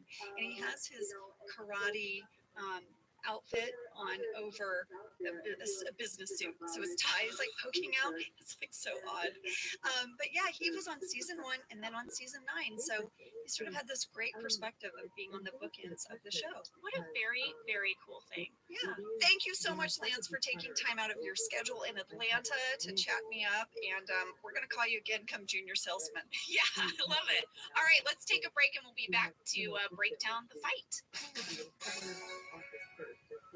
Whether your resolution is to save money, eat better, or stress less, HelloFresh is here to help you do all three. Yes, you guys, I love HelloFresh. Jen and I both love it. You know why we love it. And guess what I made the other night? What? It was so delicious. I made their pub-style shepherd's pie. I've made it. Yes, it's so good. White cheddar and the Yes. thyme mashed potatoes. I know it very well. It's a family favorite. Well, you know, Josh normally makes dinner, so this was my turn, and I made this, and he loved it. And I was so happy. I was like, I made a shepherd's pie. I'd never made one before. It's so good. Everyone, you can say hello to your most delicious year yet with fresh ingredients, chef-crafted recipes, all at a price you'll like, delivered right to your door. Go to hellofresh.com/officeladiesfree and use code officeladiesfree for free breakfast for life. One breakfast item per box while subscription is active. That's free breakfast for life at hellofresh.com/officeladiesfree with code officeladiesfree. HelloFresh, America's #1 meal kit. This show is sponsored by BetterHelp. You know, around New Year's, we all reflect and people really start making lists of what they can do to be their best self for the next year. Yes, I think, the new year definitely makes you think New Year's resolution. What do I want to change? New year, new me, that kind of thing. Yes, but perhaps this year we could be reflecting on what we're already doing right. Yeah. And therapy can help you figure out your strengths so that you can ditch this idea that you need some extreme change or this extreme New Year's resolution and Right. just, you can make changes that really stick because they're based on your strengths. I like that. If you're thinking of starting therapy, give BetterHelp a try. It's entirely online, designed to be convenient, flexible, and suited to your schedule. Just fill out a brief questionnaire to get matched with a licensed therapist and switch therapists at any time for no additional charge. Celebrate the progress you've already made. Visit betterhelp.com/officeladies today to get 10% off your first month. That's BetterHelp, HELP.com/officeladies. Let's talk a little bit about hydration in the new year, particularly about liquid IV. Angela, you turned me on to this, and I'm going to have to give you props. Oh, thanks. It's pretty great. You told me that you use this when you travel to stay better hydrated, and Yeah. I started doing the same thing. You know, whenever we go on a road trip, it's like I don't want to drink too much water because then I'll have to pee. And then I find myself so dehydrated. So I use this. Well, I like it for hikes. Here's what it is. You get a little packet and you put it in your water. And then you are going to get 3 times the electrolytes of a leading sports drink, plus 8 vitamins and nutrients. It's non-GMO and free from gluten, dairy, and soy. It is perfect for daily use before a workout or when you feel run down or after a long night out, Hint, hint. hint, or even on really long flights. Rehydrate yourself for the new year. Grab your Liquid IV Hydration Multiplier sugar-free in bulk nationwide at Costco, or get 20% off your first order when you go to liquidiv.com and use code OfficeLadies at checkout. That's 20% off your first order when you shop Better Hydration today using promo code OfficeLadies at liquidiv.com. And we are back. Hello. This episode begins with a prank. Jim pranks Dwight by putting his desk in the bathroom. Oh, poor Dwight. This was a good one. This was a good prank. I like this one. You have to look for Kevin in the background at the end when he leaves one of the stalls. He has a lit candle and a newspaper. And for all of you Office geeks, this was the moment that led to Kevin's line in Office Olympics about the bathroom candle smelling like cookies. Also, remember that in the Dundies, he did win the Don't Go In There After Me award. Yes, and we see why. Also, though, guys, who is lighting candles inside the stall? like he doesn't come out and light the candle. He exits the stall With holding the a candle, a lit Yes. candle. Yes, and that candle really did smell like cookies. I want to say that. Did you notice that there is another door by the urinal? Angela, where does it go? We don't know. I like to think What is maybe that door? Is it a utility I think closet? that's what I think. I think there's like a mop in there or Yeah. something. That's my guess. Those bathrooms did not work. Nope. It was very deceiving. We would have people come visit us on the set, like guests, family members, and they would go in there thinking that they were real bathrooms, and they weren't. No. In the next scene, Dwight calls his sensei. Jim asks if he's talking to his mother. I love that. I think John is really good in that scene. And then there is his whole talking head about being a sensei, an assistant to the sensei. What is it? So yeah, Dwight says he's the senpai, which is basically like the assistant to the sensei. Yeah, Although not assistant sensei. right, and but also actually it's not him. It's like the girl. Remember, because later in the episode, Sensei Ira is like, "There's my senpai." So we learn that it's actually not Dwight. Oh my gosh, I missed that. Yeah, the girl that walks through the scene Yeah. is actually the senpai. Oh, I totally missed that. All right, so next we have Pam's talking head. And this is when we find out that today is the day that Michael has to sign time cards, purchase order approvals, and expense reports, that they're all due at the end of the day. And this happens a couple times a year, and he always procrastinates wildly on these days. As a former secretary, I really relate to the dynamic between Pam and Michael in this episode, because during one of my early secretarial jobs, I had a boss that would take so long to do his end of the month report that I would have to drive to the airport because the FedEx at the airport had the latest drop time. I'm saying LAX airport, which anyone who lives in Los Angeles, if I drive to LAX now, it's about a 2-hour drive. So I would have to drive to the airport for like the 7 p.m. It might have even been 9 p.m. Also, FedEx there's drop. nowhere to park, Nowhere to and park. people are blowing whistles at you. Yes. Like, move out of the way. It's like Yes. chaos. I do love that Pam calls it the perfect storm. I do too. Also, though, Michael isn't having even to do any work. It's not like he's having to put together a report. All he has to do is sign them. It's No, so that's right. basic. It's just his signature. It could take him like 20 minutes, Yeah. and he'd be done. This is why I would get so mad at my boss who couldn't manage to get his report done, because I would think to myself, it's not new information, it's a boilerplate report that you have to do every month. It wasn't a special project that sneaked up on us. Yeah. Time management, dude. You can see I'm still You're still a annoyed. little angry about it. Well, if I had to drive to the airport to mail something, I'd be ticked off for a long time. All right, so next up, in Michael's attempt to procrastinate, he tells Ryan to update the emergency contacts. So I enter that scene where Michael is telling Ryan to do the emergency contact list. I was so concentrated on not laughing at Steve, who was being so funny in that scene. It took everything I had.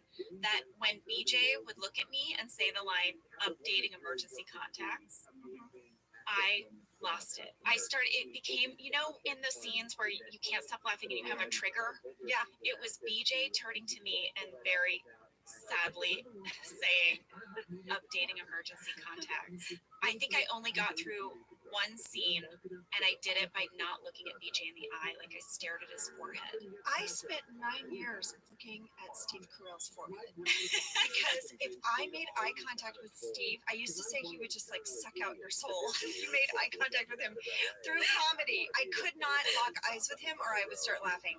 So I would look at his forehead.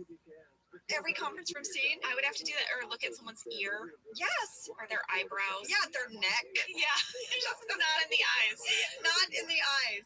Well, I thought that was a major Pam Sass moment. I think you have two really good Pam Sass moments in this episode, and one of them is where you just walk out while he's talking. And he's like, "Ah, she just left it. Let's finish talking." I was really channeling my real life experience working for that crazy guy. Michael gets Ryan's phone number in this episode. Oh, He's man. so delighted. He keeps calling him and doing voices. And Angela, flip phone. Flip phone, outdated phone is very featured in this episode.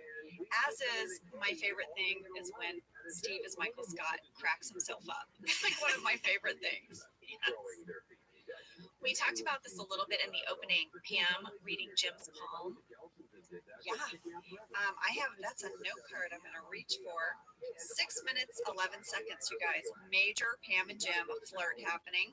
So touching someone's hand is actually like that, like how you were tracing his hand, Yeah, is a sign of physical intimacy.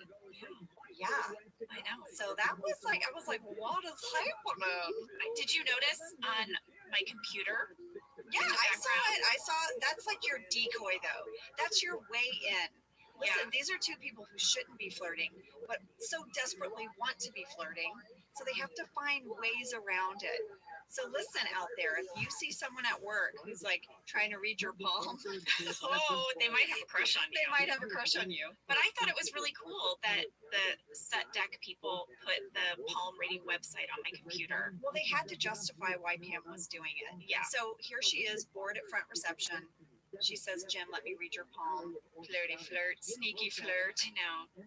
I see a note card that you have that is my next topic. Do You want to say it? Well, wait. Do you like that this note card only has one word? Yeah. What's that word, Jenna? Stacy. Stacy. 6 minutes, 17 seconds. Oh my gosh, Brian, you would crack me up every time you said Stacy. It's only one word, but it goes through like 4 octaves. And we used to, that was a bit on We the would set. tease him. We'd be We like, would. Stacy. At 6 minutes, 49 seconds, there's this whole scene with Jim and Dwight where they're talking, and Jim is talking to Dwight about humans versus robots. Yeah. All right. In the background, Phyllis is at her desk. Stanley is not. Where's Stanley? Where is Stanley? Stanley never leaves his desk. He was never missing. Never missing. Ever. He's actually one of the characters that is probably the most featured at his desk. We used to joke about this. We would say, why do we all have to be at our desks in the background of all the scenes? Do none of us ever go to the bathroom? Yeah. Do we never leave to go downstairs? Anything. For a reason? Yeah. None of us left our desk, but in particular, Stanley was always at his desk. He had to sit in the background of everyone's talking heads. He was always at his desk, but then you see as they pull back the camera that Stanley's at the file cabinet. Oh. But he never filed anything. To me, that was crazy. That's how I knew it was early on in the show, because after that, I think Leslie was probably like, "Yeah, no, I'm not filing. I'm sitting I'm down. sitting down." At 7 minutes 40 seconds, Jenna, it's one of my favorite Pam Sass moments. What is it? Okay, so Michael has a piece of paper and he's just like practicing his signature, Oh, yeah. and Pam taps on the glass and goes, "You could practice on the forms." I mean, that is some really good Pam sass. Pam it's such a great relationship between Pam and Michael because she is his subordinate, yet also his parent Yes. in many ways. Oh yeah. She has to corral him kind of like a sheepdog might corral the sheep. Okay, at 8 minutes 28 seconds. Oh man, this made me laugh so hard. We learned that Toby's emergency contact is still his ex-wife, even though her new last name is now Becker. And he says, please don't put X. Yeah, you don't need to put X. You don't need to put X. Okay, I have a screen grab I'm going to show you. I took it with my phone. Oh, At 9 minutes 42 seconds, when Jim is saying, you know, a ton of 14-year-old girls to Michael, there is a brown object in the top left corner. At first I thought, oh, it's a boom. And I froze the frame. I don't know if it's a boom or like an elbow. I don't know what it is. I'm going to show you a picture of it. all right. She's getting out her phone, folks. Okay. All right. Tell me what the heck this is. And guys, I want you to look at it because it is what? We'll put this on officeladies.com. Oh, okay. Now then I zoomed in. Do you see it? Yeah. Now look at it close up. What is that? And it's only in that frame. Is it Michael's shoulder or No, elbow or something? No, He's not there yet. Michael is standing here. See his highlight? This is here. Michael's right here. I don't know. It's a brown orb, everyone. It's a brown orb, and I am perplexed. Okay, We've sorry. presented a mystery with no I need solution. no. That's part of my superpower. I'll notice things. I won't give you answers. We have to talk about what happens at 9 minutes 48 seconds. We What have to. happens? What happens? We learned that Michael and Dwight spent New Year's Eve Oh. together. Yes. And that they watch, they rented, that even dates the show. Yes. They rented Armageddon. Yes, and that Dwight cried at the end. Yes. Oh, And I but actually, it was because, why did Dwight cry at the end? It's such brilliant writing.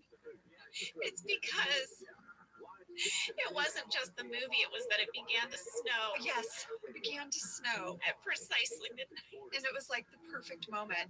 I actually saw Armageddon with my dad because my dad's a drilling engineer.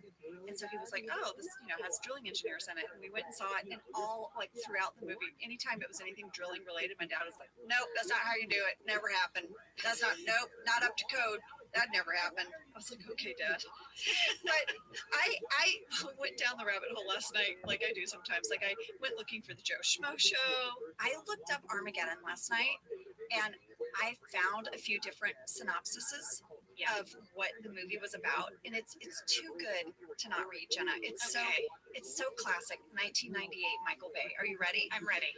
When an asteroid the size of Texas threatens to collide with Earth in under a month, by the way, NASA honcho Dan Truman, played by Billy Bob Thornton, determines the only way to stop it is to drill its surface and detonate a nuclear bomb inside the asteroid.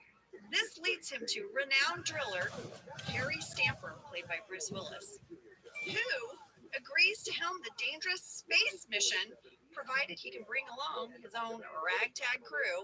Among them is cocksure AJ, played by Ben Affleck, who Harry thinks isn't good enough for his daughter, Liv Tyler, until the mission proves otherwise. Wow. I mean, Wow. come on. So your dad was Bruce Willis, My dad was Bruce Willis. the driller, Mhm. the drilling expert. Yeah. And he felt that everything Bruce Willis's character had to say was inaccurate. Yeah, I would say the two movies my dad got really mouthy about were Armageddon and Twister. Twister, the Twister. tornado movie. Yeah, because we live in Tornado Alley, and like they were like driving up on this tornado, and like a truck flies in the air, like a giant semi truck flies in the air. Cows are flying in the air, and the guy goes, I think it's Bill Paxton goes, we've got some debris, and my dad goes, debris my ass. I don't know. Anyway, we have to discuss the fact that Pam wants French onion chips. I love French onion chips. Gross. Was that? What? I have a question for you. Was that your personal pick, or was that scripted? I don't know, but I feel like it could have been my personal pick because a lot of times If you have to eat something, they ask you. they do. They ask you if you have any food allergies. The props person will call you at home and say, we're doing a dinner scene. Is there anything you can't eat? Yeah, I feel like Phil Shea would have been like, Jenna, what bag of chips would you want in case you have to open them up and eat them? Yeah. So you said French onion chips. Yeah. This means you wouldn't have been flirting with anyone the rest of the day because your breath would be disgusting. Well, that's a good point. I didn't really think of that. I also like a barbecue chip. I love a barbecue chip. Can I tell you a little bit of information about the chips? Yeah. Okay, they are Hers chips, Herrs, and this is a local Pennsylvania company, the Hers chip. I'm flipping my papers because I was going to talk about this later. Maybe you should have written it on a note card. Oh, I see. No, I'm just saying. Look how easy it is for me to see my information. A little bit of Angela sass, everyone. All right, here it is. I found it. Okay. The Hers chips are also what we put in our vending machine. Mhm. So you can spy them in there. And I just think it's cool that we used local stuff to fill out the world. And it's kind of a cool story, the story of Hers chips. I went down a rabbit hole, Angela. Well, listen, if I just read you the synopsis of Armageddon, you better tell me about hers. Guys, James Herr broke with his family's history of chicken farming. And in 1946, he bought a potato chip company. He was only 21 years old and he bought it for $1,750. Yeah. Wow. And now it's a huge, successful company, and you can even go there and tour it. You would love You that. can tour the facility. You love a factory tour. You know I love a factory tour. Angela, we've been invited to tour the SAS factory in San Antonio. They said they would send us some shoes. I want them. I know. I want some I'm SAS really shoes. excited about that. And then, I mean, listen, if we're talking factory tours, Jenna. I don't even know how to tell you this. You're going to be so jealous. But next week, I am going to the Tough Shed factory. For your, that's what she For said. that's what she said. I'm going to the Tough Shed factory. I'm so excited. You guys, this is a weird thing that happens to us. I went and bought some tile. I needed some tile because I was doing a renovation outside. And I went to this tile showroom. It's called Arto Tile in Los Angeles. And they geeked out and they recognized me and they gave me a factory tour. This is a really cool perk. Yes. If you like to see how things are made. I love to see how things are made. I do too. I loved that show. How it's made. How it's made. It's so good. I know. And so I've gone on quite a few factory tours as a result of my fame on the Open. You have. This is my first factory tour. Tough Shed's my first one, and I'm very excited. Jenna. All right. I wish I could go with you. So something I have to talk about, Angela, before we go to break is the scene at Michael and Jim's desk when Michael talks about being in the Damn Rascals. Yeah, his street gang. This is the same scene where they talk about Armageddon. Yeah. But when Dwight punches Michael in the stomach, he does the double punch, and Steve gets hit, and he's like, that was John's weak spot. Yeah. John would laugh so hard, and I think that's why in that scene there is not a single shot of John's face. If you watch it after he punches Michael in the stomach, you never see John's face because he couldn't get through that. Couldn't get through that. He loved whenever Steve couldn't get a word out. Yeah, especially in pain. Like, yeah, there's a scene later we'll talk about, but you know, Kevin sits on Michael's lap when he's Santa. Oh yes. And Steve let out like a painful moan, and I didn't think John was going to be able to get back from that. So this reminds me of that bit that Steve did on the Dana Carvey show, The Nauseous Waiter. It's one of the funniest things I've ever seen. You guys have to look it up. Steve did it for us one time when we were in the conference room together, and this is John couldn't. I thought John was gonna die. I thought John was gonna die, but we were weeping. We were, you know, when you start laughing, where all you do is shake and make no noise. Yes. Because Steve would do this thing. So the waiter, he's a waiter, but food makes him nauseous. So he would walk up to a table and have to give the specials of the day. So he'd be like, "So ask me, Jenna, what are the specials of the day?" What are the specials of the day? Well, we have broccoli. Like he would like start to puke as he listed off the specials. Yes, it'd be like, we have a delicious chicken with cream sauce. Cream sauce. It was so hilarious. It's so good. We are not doing it justice. We are not doing justice. Oh my gosh! If Steve ever comes on our Do podcast, you think he would do that? yes, Oh, I think he I would. need him to do it. Oh, Steve, come on and do Nauseous Waiter for us. Yes. We would make him do that. We loved that. Angela, I think we should go to a break. I think we should. I would like to go eat some chips, maybe some sour cream and onion chips from the basket. Clearly, you just want to be the gift that keeps on giving in here. Yes. All right. We'll see you in a second. We're back from break. Angela, Yes. I have a time code. What? Yeah. I have 3 time codes. Jenna, I'm so proud of you. Thank you. I almost wrote them on note cards and brought in 3 note cards, but I didn't want to infringe on your note card thing. First of all, I don't own note cards. I encourage you. I love it. Use it. I mean, Jenna, you don't own a list. I hate to break it to you. I might come in someday with a list. I think that's fantastic. What is your time code? I was very excited. It's 11 minutes, 50 seconds, and it is this scene where Pam and Jim are walking to the kitchen. John is snapping his fingers like he's from West Side Story, and we got tons of questions about these finger snaps, which I think is why I felt compelled to write down the time code. The question was this scripted or improvised? I remember it as being improvised, and I remember being so tickled by it because I'm a huge movie musical fan. And I asked Lee Eisenberg, and he thinks it was also improvised. He does not remember writing that. I think it was improvised because it's just like John kind of playing around. Because earlier in the show, he had mentioned, like a jet, and Michael, I think, thinks he's a jet. He's like, you're a jet. That was the name of your actual gang. Yeah, so I think John is just playing off of that reference. It was so fun. So then they go into the kitchen, and I have to say, This scene in the kitchen between Michael and Dwight when they face off might be one of my favorite scenes from the entire second season of The Office. In the kitchen, John and I almost started laughing about a million times. And if you notice, if you look at Mindy, she is constantly turning her back to the scene and looking into the annex.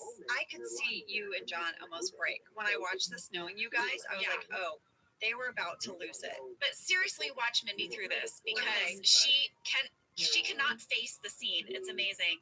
Well, when Rain like grabs her and is like, right now from behind, she's like, wait, what? Amazing. I don't know how she got through that. And there's all these great things in this. This is the misuse of common phrases like catch 22. Tit for tit. That's your favorite. My favorite. This is the second time he has said it. Tit for tit. Also, 2 hits, me punching you and you hitting the floor. That was so good. It was just so good. This leads me into my second time code, Angela. Okay. 13 minutes, 27 seconds. Well, I have one at 13:25. All right, what's yours? Let's see. Well, this is at 13:25. You see who actually goes to the dojo because you see everyone pile into the elevator. Yeah. And it is Phyllis, Pam, Meredith, Oscar, Creed, Kevin, Jim, Michael, and Dwight. And who does not go to the dojo? Angela, Stanley, Toby, Kelly, and Ryan. Is that true? So you did not go to? Did you not film that day when we I went? had the day off. Oh my gosh!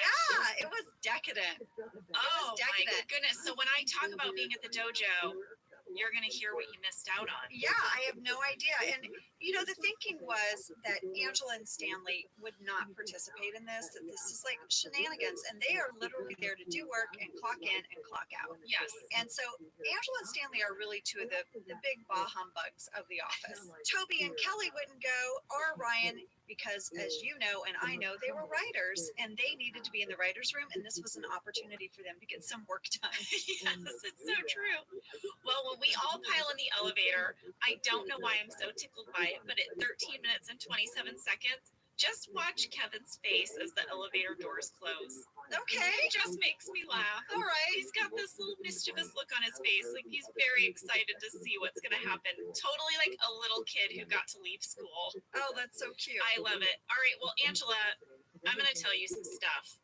The day that we shot at the dojo, it was really hot. I was going to say, were you guys all hot and sweaty? Yes, and the air conditioning in our trailers wasn't working. Oh, So remember on the Dundies when they had ants? This time they had no air conditioning and they're metal. So it was kind of like changing your clothes in a sauna. And we were just super sweaty, all of us, and gross. And I had to wear a sweater. yeah. Because we'd established my beige sweater earlier in the office. And I remember thinking, oh my God, I am so sweaty and stinky. And John has to pick me up. This is a thing that I think people don't think about. You know, anytime I would have a scene where I would have to whisper at someone or you'd have to kiss, I would brush my teeth like 3 times and chew gum and eat a mint before. And anytime when you have to be close to someone, I would be very aware of my potential body odor. Yeah. And At least our show wasn't a show with a bunch of close talkers. Because, like, you watch an episode of, like, The Sopranos, they get in each other's faces. They're like, listen here. And they're, like, right up to each other's face. Like, at least we didn't have that. that's true. But when I watch those scenes, because we're actors and we know, I think, like, oh my God, there's no way they don't know what they had for lunch. Because that is some close talking. Well, when Jim lifts Pam up at the dojo, At 14 minutes, 11 seconds. we got a lot of questions about this scene. I have questions, so go. Well, in Office Olympics, Angela has her bit about Pam Pong. Yes. And that's kind of the first time that Pam is made aware that someone else is aware. People are noticing. Yes. And now, in this scene, Meredith clocks the interaction between Pam and Jim, and that is what freaks out Pam. Also, your shirt came up and you could see your belly. Now, I remember as your friend, Yeah. that week, you saying to me, oh my gosh, people are going to see my belly because Yeah. it said, you know, it picks up and your shirt kind of comes up and Yeah. you're nervous about it. Yeah, that was a fan question. Anthony asked, was it meant for your shirt to pull up when Jim lifted you, or did it happen on accident and you went with it? It was in the script that my shirt would come up a little bit, and that was all to make it even more of a vulnerable thing for Pam, that she was literally exposed. Yeah, something that you were really embarrassed about. Yes, and wow, I wish my stomach looked like that today. I watched I that knew- scene. I I was knew you- like, why was I not wearing midriff tops every day when I looked like that? I know. I knew you were going to say that because I mean, listen, we've had babies and everything changes after that. And you look phenomenal today, Jenna. You look phenomenal then. But I remember our bellies before babies. I remember. Well, I am kind of glad that it was scripted that you see my belly, because I've got it on film now that at one time in my life I had a cute little belly and belly button. So thank you, Jean and Lee, for that. At 13 minutes 56 seconds, that's my third time code, Angela. There is a poster in the background of this interaction between Jim and Pam. So we're all watching Jim and Pam, but in the background there is a poster on the wall. And it is one of my favorite things. It was like a favorite thing of all of us when we got to the dojo. This was a set decoration poster that Jean and Lee wrote, that set decoration had printed and put on the wall. It is the 10 rules of karate. Okay. All right, according to this dojo. And I'm going to read them to you. Okay. They're amazing. Number 1, obey your parents. Okay. Number 2, no junk food. Number 3, do your homework. Number 4, keep your room clean. Number 5, maintain an indomitable spirit. Number 6, don't fight with your siblings. 7, practice, practice, practice. 8, treat others the way you would like to be treated. 9, be loyal to your country. And 10, have fun. So Lee told me he still has this poster. He asked to have it. He said they spent way too long I was writing going to these say, rules. I bet they spent like hours, like just They did. like cracking themselves up. It's amazing to me because I feel like it is this little detail that really hammers home that Dwight takes classes in a studio meant for children. Do your These- homework. These are kid-based rules. Yeah. And of course you see that. You see that he's in a class with a bunch of 11-year-olds, but I just think that is brilliant. Brilliant writing, that poster. Okay, so that was their version of the rules of karate, right? There's this thread on Reddit where people go back and forth. They're like, but Dwight says karate, and then there's taekwondo this, and there's this and this. So a little bit that the martial arts didn't quite line up in that dojo. Yeah, I think that makes sense too. I mean, Dwight is not maybe studying a Right. pure form of any one martial art. Right. I have to talk about the fact that at 14 minutes 11 seconds, I think that Pam is sending Jim mixed signals, Of course she and I is. totally judged her a little bit. I know. Because she was being really flirty, Yeah. and then when Meredith noticed, it wasn't until Meredith noticed That's right. that then she like pushed him away, and then the look on John's face, he does such a fantastic job of looking wounded and confused. Yeah. And not really, he was so happy, but now he's like, now what happened? Yeah. He did such a great job because Pam is sending him mixed signals. She really is. But I mean, that's complicated, unrequited love for you. I know. What are you going to do? She's conflicted. She's conflicted. When Michael pins down Dwight at the dojo and is winning the fight, our director of photography, Randall Einhorn, who used to work on Survivor, so I want to say literally nothing surprises this man. He is a total pro. He never broke. He lost it. He lost it. He was laughing so hard that he had to take the camera off his shoulder and hold it out with his arm so that it wouldn't shake. He had tears like streaming down his face. Now, It's the hardest I've ever seen him laugh. yeah, that's saying something because he was like a statue. Him and Oscar Nunez never break. Yeah.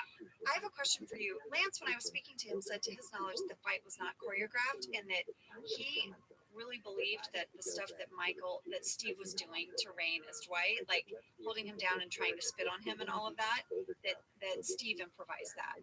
I asked Lee about that. His memory is that they did bring in a stunt coordinator to work with them on set one day during a break. Yeah, so Lance wouldn't have been there for that. That's right. And so But that person did not go to the dojo. did not go to the dojo. The day that you actually did it, they were not present. And so on the day, he said they just, like Steve and Rain and Ken Quapis just came up with a bunch of stuff, like the typewriter stuff.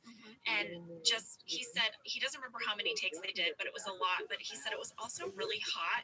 And those guys got really tired doing all the fake fighting. You can tell because they're winded when they're speaking to each other. They are. It's true. Did you clock Phyllis's disposable camera in the scene where yes. she's taking pictures Yes. and it's a disposable Don't camera? you wish we had those pictures? Who Yes, has those? someone must. Yeah. Phil Shea. Phil Shea. I don't know. All right, so after this humiliating defeat, we go back to the office and we see a scene from Michael's office that goes down into the parking lot and he tries to call Ryan on his cell phone. That was a different office than the Yes. usual Michael's office. You totally, like, it's completely different. Yes, so we had two Michael's offices. We had one Michael's office that was on our set, and it had just like a scrim backdrop behind the window that was kind of blurry, and it was just like was an old-fashioned fake out the window kind of thing. Yes.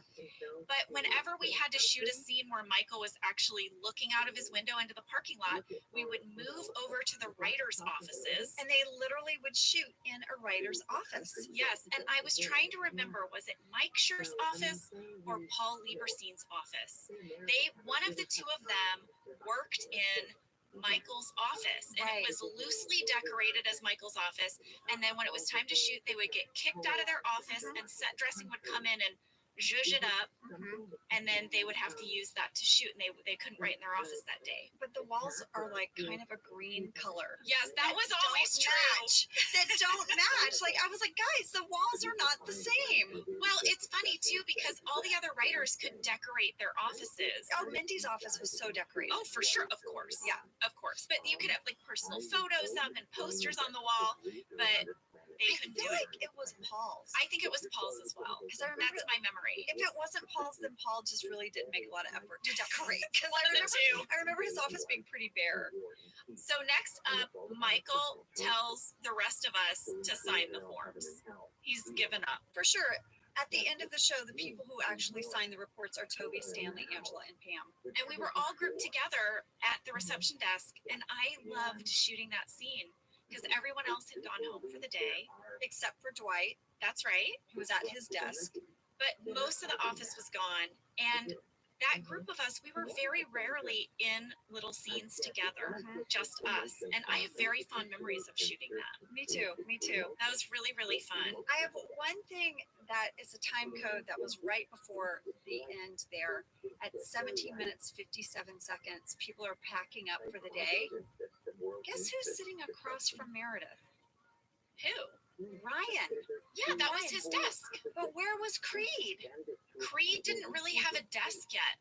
I don't know. When does Creed take over Ryan's desk? And when does Ryan move back to the annex? These are good questions. I know. Did Ryan, well, eventually, remember we turned that closet in the hallway into Ryan's office, I feel like. Yeah, for a little bit. That desk was kind of the catch-all, right? I feel like I've seen Devin there, I've seen Ryan there, I've seen Creed there. When does it become Creed's desk? Also in this episode at the end, when people are filing out, we see an appearance of Luann. Oh, there's Luann. Luann, Luann was one of our stand-ins / extras. who would normally sit in the annex. And Yes. people always say, who is that? So Luann walks by. That's right. I feel like the two things I want to tell you guys we're going to be dedicated to tracking in this rewatch is Mindy's hair and when does Creed get his desk. Okay, so just know that. Someone out there probably already knows. They're going to write in and say, you guys, Creed sits there in episode. Tell us. Tell us. Solve this mystery. Okay, Michael takes Dwight into the conference room here at the end and he says he's been testing him all day and he promotes Dwight to assistant regional manager. Right. He gets no announcement, no raise, and no new office, but Dwight is so happy. So he whites out to the on all of his business cards. It's so pure and sweet. I know. It's so sweet. Although Michael's like, it's not really a real thing, but it doesn't really. Dwight isn't hearing Dwight that doesn't part. care. He doesn't hear any words except assistant regional manager.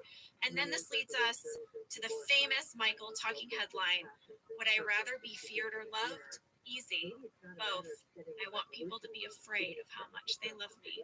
I have seen that stitched on pillows. I have seen that on shirts. I want people to be afraid of how much they love me. Good writers. Such good Yes. writing. And that was the fight. That was the fight.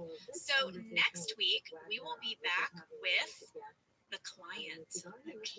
This is maybe my favorite season 2 episode. Although there's also the injury. I love the injury, You but love the injury, I Jenna. know. You wore a shirt like that you bought online of the I injury. bought a shirt from Etsy Yeah. of a grilled foot Yeah, that you for would a wear. long time. You would wear it a lot. It was like one of your favorite Jeez, shirts. did it bother you? It Did I wear it too often? No, it didn't, but it just made me laugh. There was a day that you showed up in your shirt with the grilled foot, and I had a shirt that was like an inside joke on our show of Creed as an action figure in Hong Kong. And we Did we realize we were maybe too big of fans? we were like, what are we doing? We're just walking around in shirts from our show. So next week we will be talking about not the injury, but the client. We'll see you then. See you then. Thank you for listening to Office Ladies. Office Ladies is produced by Earwolf, Jenna Fisher, and Angela Kinsey. Our producer is Cody Fisher. Our sound engineer is Sam Kiefer. And our theme song is Rubber Tree by Creed Bratton. For ad-free versions of the show and our bonus episodes candy bag, go to StitcherPremium.com. For a free 1-month trial of Stitcher Premium, use code OFFICE.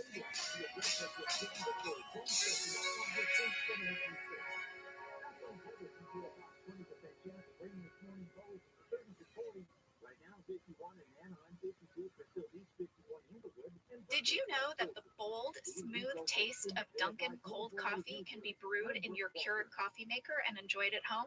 You heard that right. Dunkin's cold K-Cup pods were crafted to be brewed hot and enjoyed cold. Each Dunkin' cold K-Cup pod is packed with the smooth, bold Dunkin' flavor you crave. Pick up a pack of Dunkin's cold K-Cup pods and enjoy a Dunkin' cold coffee at home whenever you crave it. Just brew over ice and sip in seconds, because the home with Dunkin' is where you want to be. I'm Jenna Fisher. And I'm Angela Kinsey. We were on The Office together. And we're best friends. And now we're doing the Ultimate Office Rewatch podcast just for you. Each week, we will break down an episode of The Office and give exclusive behind-the-scenes stories that only 2 people who were there can tell you. We're the Office Ladies.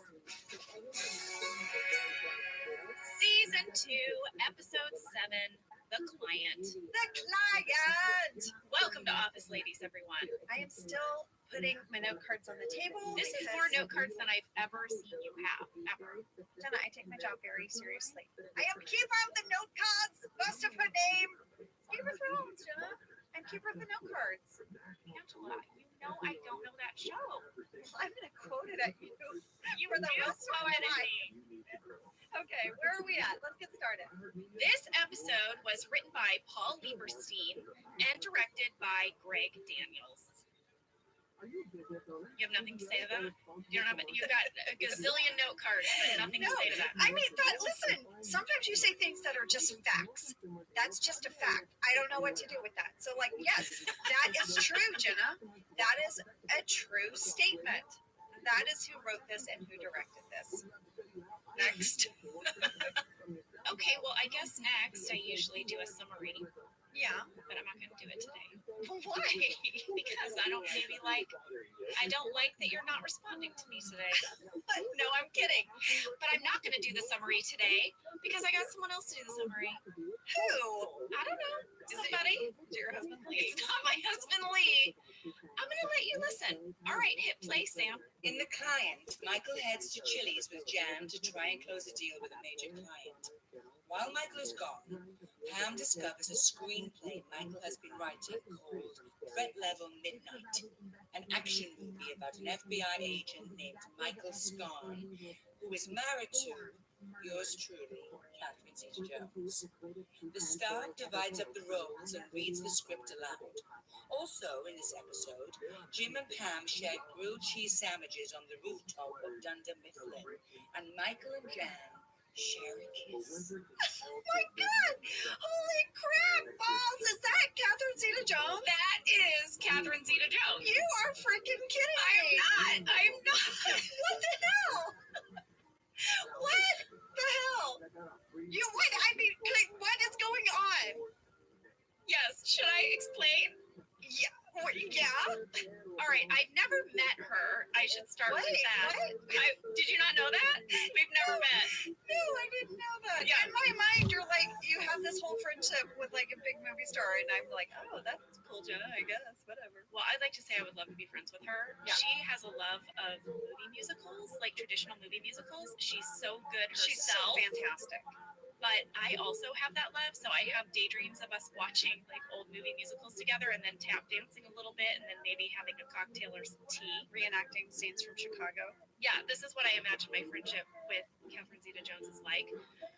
But I did do a movie with Michael Douglas. I played his daughter in a movie called Solitary Man. He's so good in it. It stars him and Jesse Eisenberg. In that movie, I did my first New York City walk and talk. Oh. Do you know those movies you see They're that are walking down shot the in New sidewalk. York? Yeah. And they're just people that are just walking and talking. And from the time I was little, I would see this in movies, and that to me was like, you're a movie star. Doing a If you do a walk and talk on the streets of New York, you've made it, kid. So I'm shooting this scene with Michael Douglas, and I turned to him and I said, Michael, this is my first New York City walk and talk. And he turned to me, he got it. He goes, what? You gotta be kidding me. This is fantastic. I'm your first New York City walk and talk. Congrats. Like it was everything I wanted the moment to be. Well, so flash forward to I'm on The Office and they write this joke in this episode that Michael Scarn's wife is Catherine Zeta-Jones. Cut even more forward, their kids are now, I think, big fans of The Office. And she started posting about The Office. So I got up the courage to DM her. You slid into Catherine Zeta-Jones' DMs. I did. And we've had a nice little DM relationship ever since. And then I became brave enough to ask her if she would please record our summary. And that brings us to now. Okay, well, Catherine, I don't know you, but that was fantastic, and thank you so much. Thank you. Now can I go into fast facts? Please go into your fast facts. Fast fact number 1. Big news, everybody. Big news. At 2 minutes, 50 seconds, Mindy's hair is down. Why It is down. Why do you want to freaking steal one of my big note cards? Damn it, Jenna. This My running bit about Mindy's hair. is Your running bit. my running It's bit. not our running bit. It's fine. Oh. I have to admit Okay. it is kind of yours. You started it. Okay, yes. It's a half up, half down. But it's very flowy. Very flowy. We are starting our transition to all down. This is half up, half down. Because in Halloween, there were these Braids. braided, but you said it didn't count because it was a costume. That's right. And I also claimed that I thought the first time we were going to see her hair down was casino night. So I stand corrected. It is 2 minutes, 50 seconds. The client. The client. Also in that scene, I think we're getting closer to the Kelly Kapoor we will all know and love. Oh, she was giggly. She was like, say it's not your fiance. Yes, right, giggly. Yes, no more morose French twist. Kelly So, Kapoor. For those of you who've been listening to the podcast here, you know why this fast fact was so big for Jenna and I. Kelly's hair is almost all the way down. We've been tracking her transformation. When will she become Mindy? We're almost there. Speaking of hair, what is up with John's hair in this episode? Did you notice? Well, it's like it kind of like is flipping out a little. No, the front, like the bangs that are usually kind of like floppy and real cute. They're like shellacked a little bit. Well, it looks like someone just took a pair of scissors and just did a real blunt horizontal cut. Well, I have said I feel like he has a bold haircut. for a Yeah, long this is time. the most bowl I've ever seen. So, guys, you can check that out. Yeah. Fast fact number 2, Tim Meadows guest stars in this episode as the Lackawanna County Representative Christian, I feel like, we had this rule where we weren't going to do any stunt casting, and this is the first time we kind of broke that rule, but we had to because it was so good. He's so good. And actually, Jenna and I both know Tim, and I was able to connect with him this week, and we hopped on the phone and talked about this episode, and he was so delightful. So I have some fun Tim tidbits for this episode, and I'll get to those here in a minute. Well, I didn't work the day that they shot the scenes with Tim, but I was such a big SNL fan that I went up to the set just to meet him, and I had lunch with him. I totally fangirled, and eventually we would end up doing the movie Walk Hard together, and so I actually got to work with him. Talk about fangirl. I did a pilot with Tim Meadows for Fox called The Gabriels, and Rob Riggle was in it, and we had so much fun. He is so hilarious. He's a hoot. Did I just say he's a hoot? Am I a nerd? You did say he's Why don't you give us a fast fact? Fast fact number 3. This episode was inspired by an idea that they had in the writer's room early on, that Jim and Pam would go on a date without really being on a date. So that was the card that they put up on the wall. How can we get Jim and Pam on a date without really being on a date? But then they also wanted to do the same thing with Michael and Jan. They thought it would be really fun to have both of these couples have this romantic evening. Right. So to Unknowingly. have a convention within the workday that they would somehow end up on a date. They also had the end of this episode written first, and then they wrote toward that ending. So that look that you see between Jim and Michael at the very end of the episode, where they both kind of shrug together, like, Right. "Ugh, The women." ladies Yeah. in our lives. They knew that that would be the ending, and then they tracked it back. Interesting. Because another thing that they wanted was this moment where Jim and Michael relate and bond over something. So that's what they decided it would be. Those are my fast facts. Okay. Can I start my note? I think we have to take a break. What is with you today? What is with you? What's going on? We are taping this like 2 days before the Christmas holiday week. I am in check it off the list mode. It is pretty funny though, because you're saying something and then I'm just looking at you and you're like, that's it? You got nothing? I know, you're just staring at me or nodding, and I'm like, it's an audio show. You have to give some audio cue that you've heard me. Are you done? Okay. All right, we're going to a break.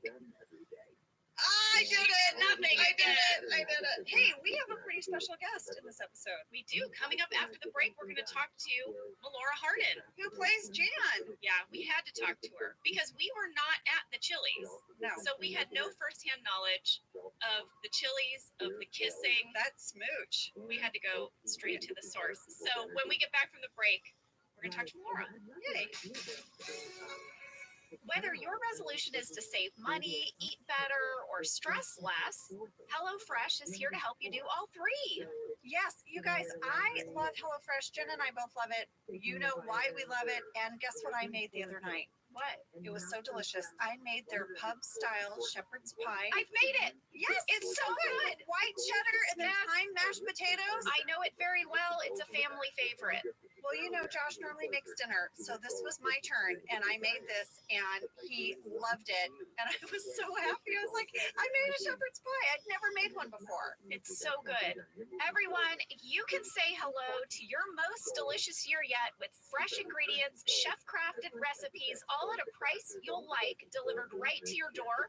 Go to hellofresh.com/officeladiesfree and use code officeladiesfree for free breakfast for life. One breakfast item per box while subscription is active. That's free breakfast for life at hellofresh.com/officeladiesfree with code officeladiesfree. HelloFresh, America's #1 meal kit. This show is sponsored by BetterHelp. You know, around New Year's, we all reflect and people really start making lists of what they can do to be their best self for the next year. Yes, I think, the new year definitely makes you think New Year's resolution. What do I want to change? New year, new me, that kind of thing. Yes, but perhaps this year we could be reflecting on what we're already doing right. Yeah. And therapy can help you figure out your strengths so that you can ditch this idea that you need some extreme change or this extreme New Year's resolution, and Right. just, you can make changes that really stick because they're based on your strengths. I like that. If you're thinking of starting therapy, give BetterHelp a try. It's entirely online, designed to be convenient, flexible, and suited to your schedule. Just fill out a brief questionnaire to get matched with a licensed therapist and switch therapists at any time for no additional charge. Celebrate the progress you've already made. Visit betterhelp.com/officeladies today to get 10% off your first month. That's BetterHelp, HELP.com/officeladies. Let's talk a little bit about hydration in the new year, particularly about liquid IV. Angela, you turned me on to this, and I'm going to have to give you props. Oh, thanks. It's pretty great. You told me that you use this when you travel to stay better hydrated, and Yeah. I started doing the same thing. Whenever we go on a road trip, it's like I don't want to drink too much water because then I'll have to pee. And then I find myself so dehydrated. So I use this. Well, I like it for hikes. Here's what it is. You get a little packet and you put it in your water, and then you are going to get 3 times the electrolytes of a leading sports drink plus 8 vitamins and nutrients. It's non-GMO and free from gluten, dairy, and soy.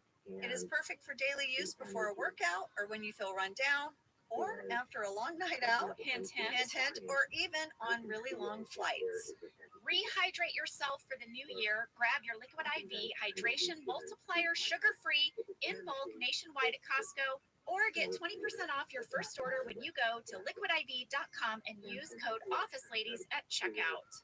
That's 20% off your first order when you shop Better Hydration today using promo code OfficeLadies at liquidiv.com.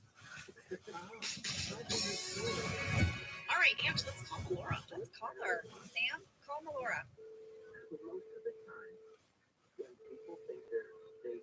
Hello. Melora! Hello! Hi, guys. Hi! How are you? Oh, man, we're great. It's so great to hear your voice. Nice to hear yours, too. It's been a long time. Melora, thank you so much for agreeing to do this. The fans are going to go crazy. Let's get started by asking you, how did you end up on The Office? That's hilarious. Well, I got called last minute. It was sort of a last minute, come in and read for this, which I did. And I remember that, I went in and, literally looked at the side right there before I went in because it was that last minute. Wow. It was like Ken Quapis was in the room, and so was Greg Daniels, and I could feel everybody was kind of excited. And Allison Jones, our casting director, you can always feel that as an actor, right? When it goes well, people are responding to what you're doing. Sure. And then the next day, I was testing for a pilot, and Allison Jones was casting that as well. She came out to the hallway, and I was about to go in for my test, and I was like, "Oh, that was really fun yesterday. I really like that, those sides." And she's like, "Yeah." And I said, maybe I'll get a vote, because that was the character of Jan at the time for the pilot was a guest star, possibly a recurring character. But this one that I was testing for was a lead character, regular in a pilot. For an actor, you want to get the pilot because, when you're the regular or one of the stars of the show, because that's better money and, just seems better. She's like, "Well, I really want you to get that one," meaning The Office. She really wanted me to get The Office. Anyway, I went in, I did the pilot test. I didn't get the pilot test, but I did get The Office. Wow. Well, The Client is a very big episode for Michael and Jan. Oh, yeah. This It is. where Very big. you have your smooch in the parking lot. And we have a fan who wrote in. His name is Ryan, and he asked, how far in advance did you know about Michael and Jan's relationship? Well, when we were filming the pilot, I remember sitting at the tables having lunch with Greg Daniels and Steve Carell. We were all laughing at how kind of weirdly interesting Jan and Michael were together. And we were like, "Well, yeah, that's funny. If we get a pickup and we get an opportunity to do this more of the show than just the 6 that we're doing, which was our first season, then it'll be fun. We should have them hook up." Wow. Because we kind of felt like there was a little spark between them, and we kind of conjured it on the pilot. Well, you guys had fantastic chemistry, and I think they were all picking up on that and seeing the possibilities, because you and Steve in scenes together were just amazing. Thank you. You know what else is everybody is so perfectly cast in this show. I mean, that's one of the things I think that makes the show, besides the writing, which is unbelievable, but also just every single person is perfectly cast. There's not one person that you look at and go, you know, I mean, everybody's just absolutely spot on. I agree. I agree. Jinx. Okay, well, Malora, can we ask you a little bit about what it was like filming those scenes in that Chili's? I mean, how did you get through those scenes? I was dying laughing. Oh, it is ridiculous. I will say that the stuff that Steve and Tim Meadows. He's actually a friend of ours. He was so great in that. he is so freaking funny, and the stuff that they did and the improv that they did, and it just flat me. I mean, and I swear, last night when I was watching it, I watched it with my husband, and you know, I was just like, I kept going, oh my god, it was so hard to keep my straight. Oh my god, it was so hard to keep my straight. I was so amazed at how incredibly straight faced I was, because I'm telling you, every time we cut, I would just burst into laughter. And I had to look so irritated and so, you know, so like just completely put off by all the stuff they were doing. But in reality, it was tough. So, do you remember anything in particular that those guys improvised? Like, was the Baby Back Ribs song, was that improvised? Yes, I think that whole little section there was really, I think that really was just spur of the moment, the way that they kind of went back and forth. Well, I have to move us along. Yes, we have another fan question that I'm actually dying. I don't know why I'm thinking of killing myself when I'm not. What is this about? What the fuck happened here? Around you that wants you to join them on the other side. What about people that do have something to be stressed about, like loss of a loved one during the holidays and so forth? Do entities tend to attach themselves to those people more likely? Oh, yes. So I had a client up in Canada who had tried to commit suicide 3 times. And her husband called me. Oh, she heard me. And I said, oh my God, you know how popular you are. So I'm talking to her. She was upset that her husband's dad passed away. She was so close to her father. She wanted to be with him. But no, you're not getting it. The reason you're always thinking of your dad is because he's standing right beside you. Your dad's energy is all over you. He's trying to let you and support you. The reason you haven't been able to show yourself is because he's preventing you from doing that every time. He's telling you no. He's trying to help you, and you're just sitting there in grief. So I just sent him back to the family. His energy won't be on you. And you'll be fine because you won't be worrying about you thinking about your dad all the time. How's that? She said, no. Right. Letting my dad around. I said, well, then stop trying to do it.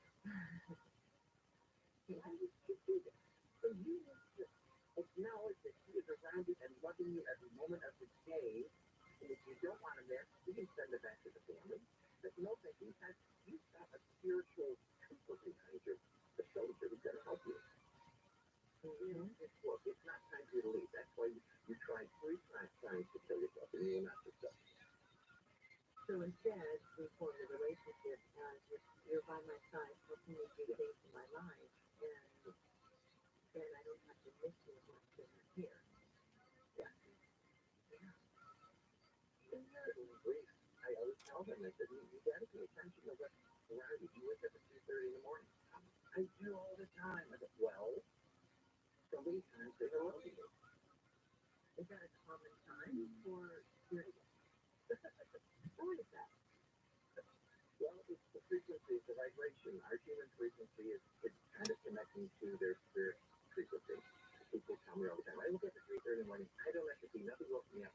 I don't know what's going on. I don't know. Someone turns up. You just say hello.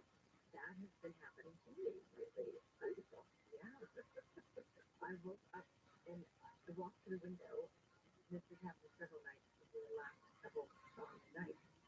And I walked to the window and I saw this perfect alignment in the sky that looked like a saber. And I don't know what the alignment was. Orion was the 3 planets. Yes. And then there was one on top and one on the bottom. And it formed this really beautiful alignment. It was like a perfect alignment in the sky. And I woke up at 3 o'clock in the morning to go and direct it right out to the window to look out. And the stars were so bright. And I noticed that too. I said, gosh, the stars are so bright, even though there's light in the sky. Did you get transition? Several years ago, about 4 years ago, yes. Because as we're talking, then I start getting like either the goosebumps or vibration, or the top of my head will start vibrating, and sometimes I have to get shoved because they're like, yeah. So, I've been talking to my dad a lot lately. Yes, that's your dad. At 3:30, that's the time to come in and say hello. I gotta tell you a story from I was at 3:30, and I had a feeling with my grandmother. She was the one that protected me in the motorcycle accident. And so at 3:30 in the morning, I go, Grandma, what is it? And usually they just watch it. I'm here, I'm acknowledging it, and say, I love you very much. I said, tell me about it. It blew my mind. So from my neck to my waist, around my arm, it's like all of a sudden there was this thin electric blanket. I go, aw, that's so sweet. It was vibrating. And I'm sitting there going, look at me. Like, right now, and then she pulled back and I'm like, yeah, thank you very much. So, my intention, if I need a full night's sleep, I'll say, that's okay. Well, it's 3:30. I need a full night's sleep. I know that you're here. I love you. And so, as long as you have a communication with them. Can spirits attach themselves to animals?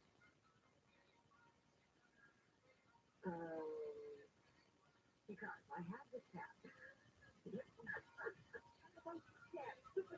Oh my goodness. This cat is incessant. Every time I so much as breathe or move, she will, in the middle of the night, come in my face, meow in my face, stab me in the shoulder, nudge my head, and I am sleeping here. And she does this 3 to 4 times a night. It's amazing. I ever tell Dad to stop pushing the cat on me. Good. Cat.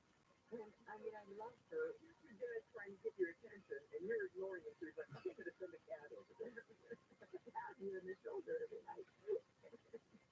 Get your attention. And my dad had quite a sense of humor. And yeah, and she's really got to calm down. So maybe I could talk to my dad. Can you keep the cat at the foot of the bed and not in my face? Let me know what happens. I will. That's a great idea. So you're basically saying open up the communication line, talk to them, ask what they want. Yeah. What if you get a scary answer? What if it's terrifying? Never had that in 20 years. No. When people are grieving over a lost relative, I would usually wait a month and send a sympathizer, explain that it takes them in the prayer room for about 3 weeks to kind of adjust to their spiritual bodies once again. Instead, I'll reach out a few days after and I'll ask how they're doing. And usually they're falling apart and they said, well, it's this case scenario. Their energy is still present around you. Even more so if it's sudden death and they're not really sure where they are, that they're lost and confused. Right? I said, you have a job. You know, we are trying to tell them to, oh, we miss them. We miss their voice. We miss their hug. But they're great. They're free. They're backing spirits on this. They're share short with you. We'll come back from your break. We are going to take a quick break, and then we're going to take your calls as well. When we come back, you are listening to Coast to Coast AM.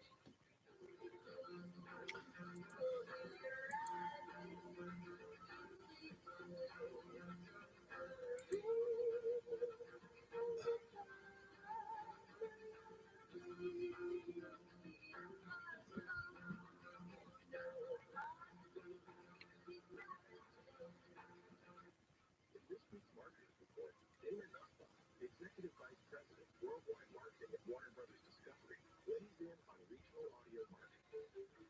Although we're marketing at a very broad scale, it does include specific local markets, and that's the beauty of iHeart's network. As the #1 audio company, iHeartMedia gives marketers access to the audiences, influencers, and data you need to grow. If you're a marketer, go to iHeartResults.com. Whatever happens, got it covered. I wanted to be an undercover cop because of Johnny Depp. And what happened with that? You didn't see it through, did you? I could mix in with the high schoolers, some fellow kids. Gary and Shannon. I think you could. Not with the Carolines. Live 9 to 1 p.m. on KFI and on demand anytime on the iHeartRadio app. It's not a liberal conservative problem. Decriminalizing it should come with some forced treatment. We can't force them into treatment. Well, we should start doing that. We've all seen the show Intervention on A&E. The people who love them the most force them into treatment. Gary and Shannon. If you're a politician in LA and you love the homeless so much, why are you letting them kill themselves? Live 9 to 1 p.m. on KFI and on demand anytime on the iHeartRadio app. It was almost a hero today. Did you save a baby? I didn't stop. You didn't stop? Well, here's the thing. I'm doing 70 miles an hour. My goal is to avoid what's happening directly in front of me. Gary and Shannon. One eye is on this car that's traveling across all lanes of traffic. See, this is when your lazy eye comes in handy. Exactly. Live 9 to 1 p.m. on KFI and on demand anytime on the iHeartRadio app. But it sounds better when I say it. Doesn't it sound better with a female voice? Except the times when you say the F word about stuff. And it's a little hard. I haven't said that for you today. Oh, yeah, I did. I said it a lot. Gary and Shannon. Live 9 to 1 p.m. on KFI and on demand anytime on the iHeartRadio app. KFI and KOSTHB2. Los Angeles, Orange County. Live everywhere on the iHeartRadio app. Lawsuit settlement. I'm Chris Walker at the KFI 24-hour newsroom. A tentative settlement has been reached in a lawsuit brought by the family of a 3-year-old boy who allegedly contracted lead poisoning at a rental property owned by Southwestern Law School. The possible settlement announcement of the case brought by Karina Castaneda on behalf of herself and her relatives comes not long after school attorneys filed court papers stating that an expedited trial being sought by the plaintiffs could jeopardize their ability to prepare a defense and potentially expose the institution to bankruptcy. Tesla's having a time with it. Regulators announced another major recall impacting Elon Musk's electric vehicle company on Friday. This time around, more than 1.6 million electric vehicles exported to China are being recalled. The recall involves Tesla's Model 3, Model S, Model X, and Model Y vehicles, where China's state officials warning drivers can, quote, misuse the driving assistance feature that ultimately could increase the risk of a crash. This comes 1 month after Tesla recalled millions of vehicles sold in the U.S. in order to fix a defective system designed to ensure drivers are paying attention when in autopilot mode. I'm Jim Ford. The Los Angeles Metro bus driver is now recovering at home after being brutally attacked at a station in downtown Burbank. The attack left the bus driver in the intensive care unit. The suspect has been arrested and charged with felony battery and elder abuse. A judge has declined to immediately approve Cher's conservatorship request over her son. LA judge ruled Friday that Cher's legal team didn't give Elijah Blue Allman or his attorneys enough time to review the documents that they filed. The court also approved Allman's request to choose which attorney she wants to represent him. The Grammy winner filed to be the sole conservator of her son, alleging severe mental health and substance abuse issues made Allman unable to manage his financial affairs. The next hearing for the petition is scheduled for January 29th. Southland weather from KFI, 20% chance of rain this morning, lows in the 30s and 40s. Sunny later, highs in the 50s and 60s, and the wind advisory remains in effect through 7 o'clock tonight. Right now, 52 Huntington Beach, 50 Irvine, Compton at 51, Espanola has 47. We lead local in the KFI 24-hour newsroom. I'm Brooks Walker.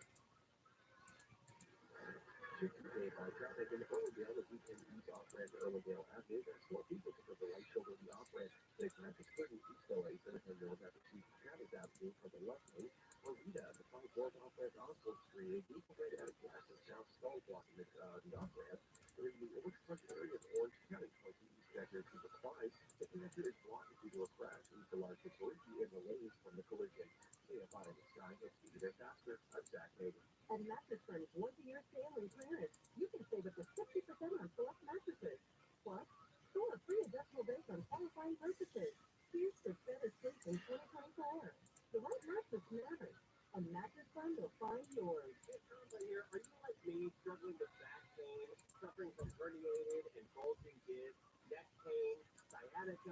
tingling and numbness down the leg?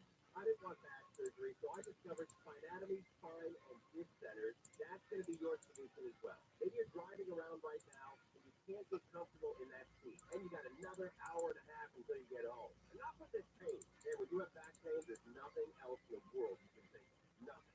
So you got to look into Spinatomy Spine and Disc Centers. They use cutting-edge, non-invasive technology called non-surgical spinal decompression. It can even treat the most difficult and severe causes of back pain. Spinatomy knows how to get rid of your pain. That's what they do. No surgery, no opioids, no injection. Phone up and make an appointment today. Stop with the pain. Call 844-640-PAIN. 844-640-PAIN. 844-640-PAIN. Or spinatomycenters.com. SPINATOMY. SpinatomyCenters.com. When my husband and I first started going out, you know, when we like show the highlight reel and it's not who you are, but you're pretending to be interested in what they're interested in. Not highlight reel. This is what you do when you're in your mid-20s to impress a guy that I should have never done. Because then you're stuck sitting through 3 movies of Lord of the Rings and pretending that you're interested. Jerry and Sharon. Screw that. Live 9 to 1 p.m. on KFI and on demand anytime on the iHeartRadio app. A minimum of 5 years in a lock-up, secure location where you are guaranteed to be sodomized 19 times a day. That is what should be given to people who vandalize national parks. Okay, maybe we're going to rethink this one. What do you think, huh, George? Bill Handel. Hey, if you know the name of the guy, why haven't you reported it? Messing. Live 6 to 10 a.m. on KFI and on demand anytime on the iHeartRadio app. I've heard stories of people that go to like senior care retirement villages or whatever, and they bang around there for a relationship. My grandma had a boyfriend, his name was Howard, in her 70s. Howard was shady as ass, by the way. Shady. When you're post 70 and it's just a boyfriend or a girlfriend, you put a ring on it, or you just like, I don't want to bother. Live 9 to 1 p.m. on KFI and on demand anytime on the iHeartRadio app. KFI, AM 640.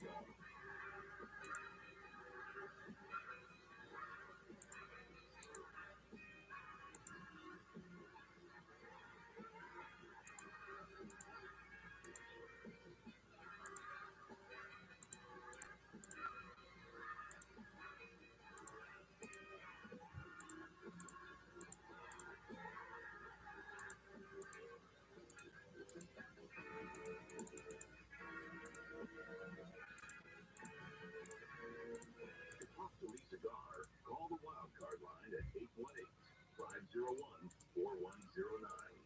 The first time caller line is 818-501-4721. To talk to Lisa from east of the Rockies, call 800-825-5033. From west of the Rockies, toll free, call 800-618-8255. This is Coast to Coast AM with your guest host, Lisa Gar. Welcome back to Coast AM. I just want to let you know that we do have a wonderful podcast that I host that's called The Aware Show. You can search it at anywhere you listen to podcasts. You can search The Aware Show, which is a radio show, or keep it on, and you can find out some of the great interviews that I have going on this week. Specifically, a great dream analyst on who is also a scholar, and that was a great interview. He was also my guest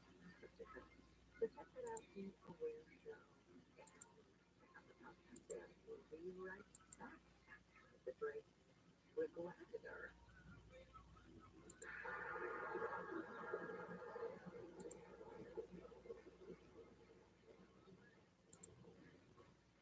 As we head into a presidential election year, one thing you can be sure, 2024 will be tumultuous.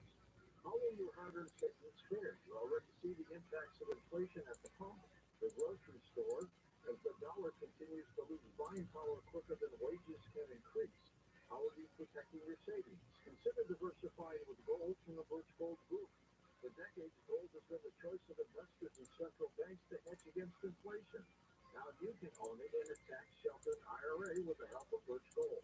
Just text COAST to 989898, and Birch Gold will send you a free info kit on gold. They'll help you convert an existing IRA or 401k into an IRA in gold without paying a penny out of pocket. A+ rating with the Better Business Bureau, thousands of satisfied customers. Trust Birch Gold. Text COAST to 989898 for your free info kit. Text COAST to 989898 right now.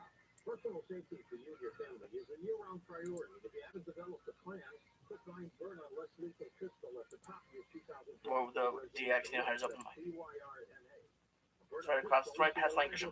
Oh, you go to that hellhole? yeah. Why do you go to that? It's route? right near where That's the worst one. Don't go to that. That's why you get shitty cold cuts. They don't have good cold cuts there. They don't? No. Where do you go? To the Rouse up by fucking Coldwater and any other Rouse but that one. Hell yeah, I'm watching that game. No, they have a slicer. Yeah, but they give you There's Panther? Most Field? no, they don't have the good cold cuts. You can't go there. You know, You gotta go to Vineland. Vineland. that's where I go. That's where I go. Magnolia Violent. Yeah. Stop Now, crashing Violent them. You said across the street from the barbecue place. Yeah. No, That's not not that. Vineland? No, not that dump. That dump is a dump. Okay. That's a dump. That's where that Jack in the Box is. There's something in there. Yeah, there's a Carl's Jr. Yeah, that's why you go there. There's a Subway too. That's why you know why that is. That's why cocksucker. You don't think I know, but I know. Okay, I've been there. No, you can't go to that one. You gotta go to the one by Ventura and Vineland. Underground parking, very nice. They got the bread that you can cook yourself at home. That is. Yeah, dog. What the fuck you think you're dealing with? You go to the worst. You pick the worst supermarket. No, there's a worse one. There's one on Laurel Canyon and Victory where they don't have a deli counter. That one's scary. No. I went there once. Listen, the scariest place you go to is what's the one? Used to be John's. It is. Oh, I live near that too. John's. Scary. All Russian-y. The one on Sunset. By the Food for less? Food. Oh, yeah. Oh, boy. I know. I wanted to go in there with fucking, get a bunch of newspapers, like I'm about to get shanked in the yard. We lived in Hollywood, my wife would go there. Oh, my God. If I go with you. Right. Parking was scary. Oh, Everything was scary. One of the funniest jokes about that place is Felipe. Felipe goes, food for less. It's the only place you go in there's drug dealers in the islands. I mean, like this fucking, it is a fucking How are night. spoons? I'm missing. He just shot a CD in San Jose. Fucking so good. DVD in San Jose, whatever, special. You know, It's he's fucking married. funny, man. Felipe's a great guy. He's doing a great podcast with, what's I know I his gotta name? get in on. With my brother Silent Bob, who we have to get in here after do his podcast. Oh, fuck yeah. Huh? Rodrigo Torres. Yeah, Rodrigo Torres. We have to do his podcast. I've just been so busy the last 2 fucking months. So, you know, listen, we're still all here, Ralphie. I know. I just had Willie with me. You know, Rogan's doing his thing. Fucking Man, Joe's doing it big, man. You know, Dan Cook is working. Fuck yeah, yeah. Duncan's working. Ari's working. We're still here. You know, I guarantee that nobody had us to be here. You know, No way. Josh Wolf was in Syracuse this week. He's working. You know, I mean, I like Q's. Q's in In the house. oh my god, oh my god. Keeps in the house, oh my god. You know, we sit there. We were the original Sunsetters. You know, Yeah, man. Me, you, Wolf, Dougie, Yeah. Mitch Hedberg, Nick Oh, DiPaolo. man. That whole neighborhood was rocking. Dude, I just hung out with Dougie. He came to stay with me. And Andy Andrus and fucking Junior Stopka. They all came and hung out at my house. It was fucking hilarious. Those motherfuckers Oh my God. Okay, if anybody out there is in entertainment, put a camera on those motherfuckers. They're all degenerates. They're all fucking weird, and they're extremely goddamn funny. And they brought over these singers, Bird Cloud, which are fucking hilarious. Google "washing my big old pussy." Okay, yeah, that's a real song. And they passed, one of them passed out on my couch, and my dog Biscuits went up and face fucked her. Like, like, hey, something's wrong with your lipstick. Let me touch it up. He had his little pinguita out. He's awesome. You know, this is what I think you were there when I was talking about it the other day. This is what baffles me, okay? It baffles me.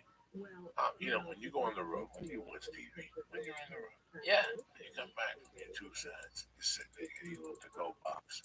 You know, and you put the fucking ESPN on, you go into the channels, and there's the usual. You have a movie on TNT, you've got something on USA, you know, you've got FX has the Strand on or something. And then basically you have the 3 networks, you have the pay networks, HBO, Showtime, whatever. Then you have a bunch of ESPN. You have more ESPN channels than ever, and more Fox Sports than ever. And you're going through these things. And at that time, from 12, 11:30 to fucking 2, it's these talk shows, these sports shows that put on.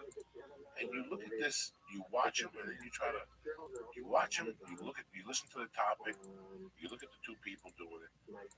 Then you step beside yourself and you go, I'm not even talking about myself or Ralphie May or Jay Moore, who knows about sports, who's got a little sports show.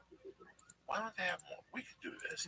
How come Brody Stevens is? You were there. We were talking about Brody. Yeah. Oh yeah. Who's killing it on?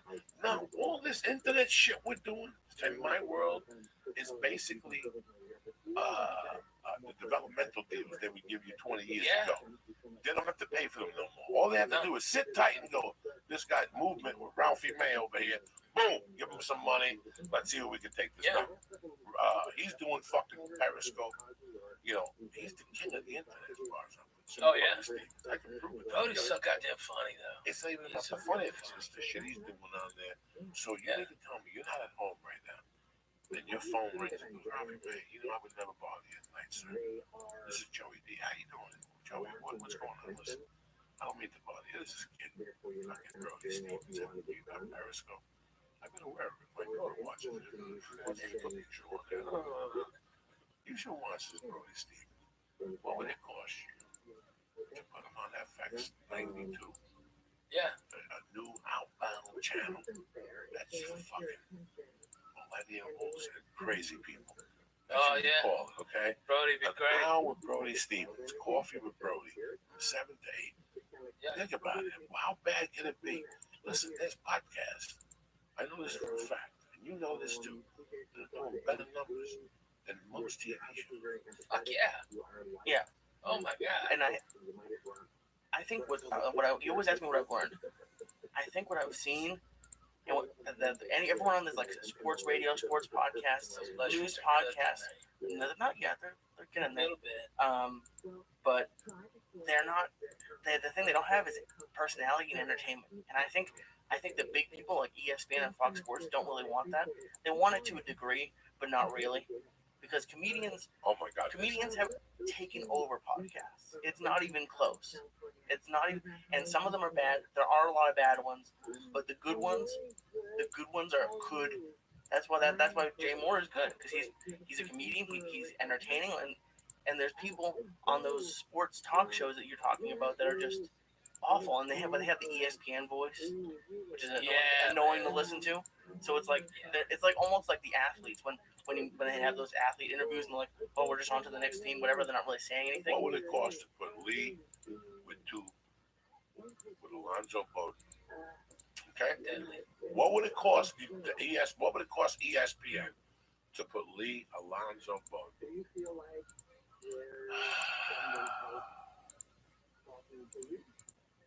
Give me Jason Tebow, you could have Ian Edwards for soccer.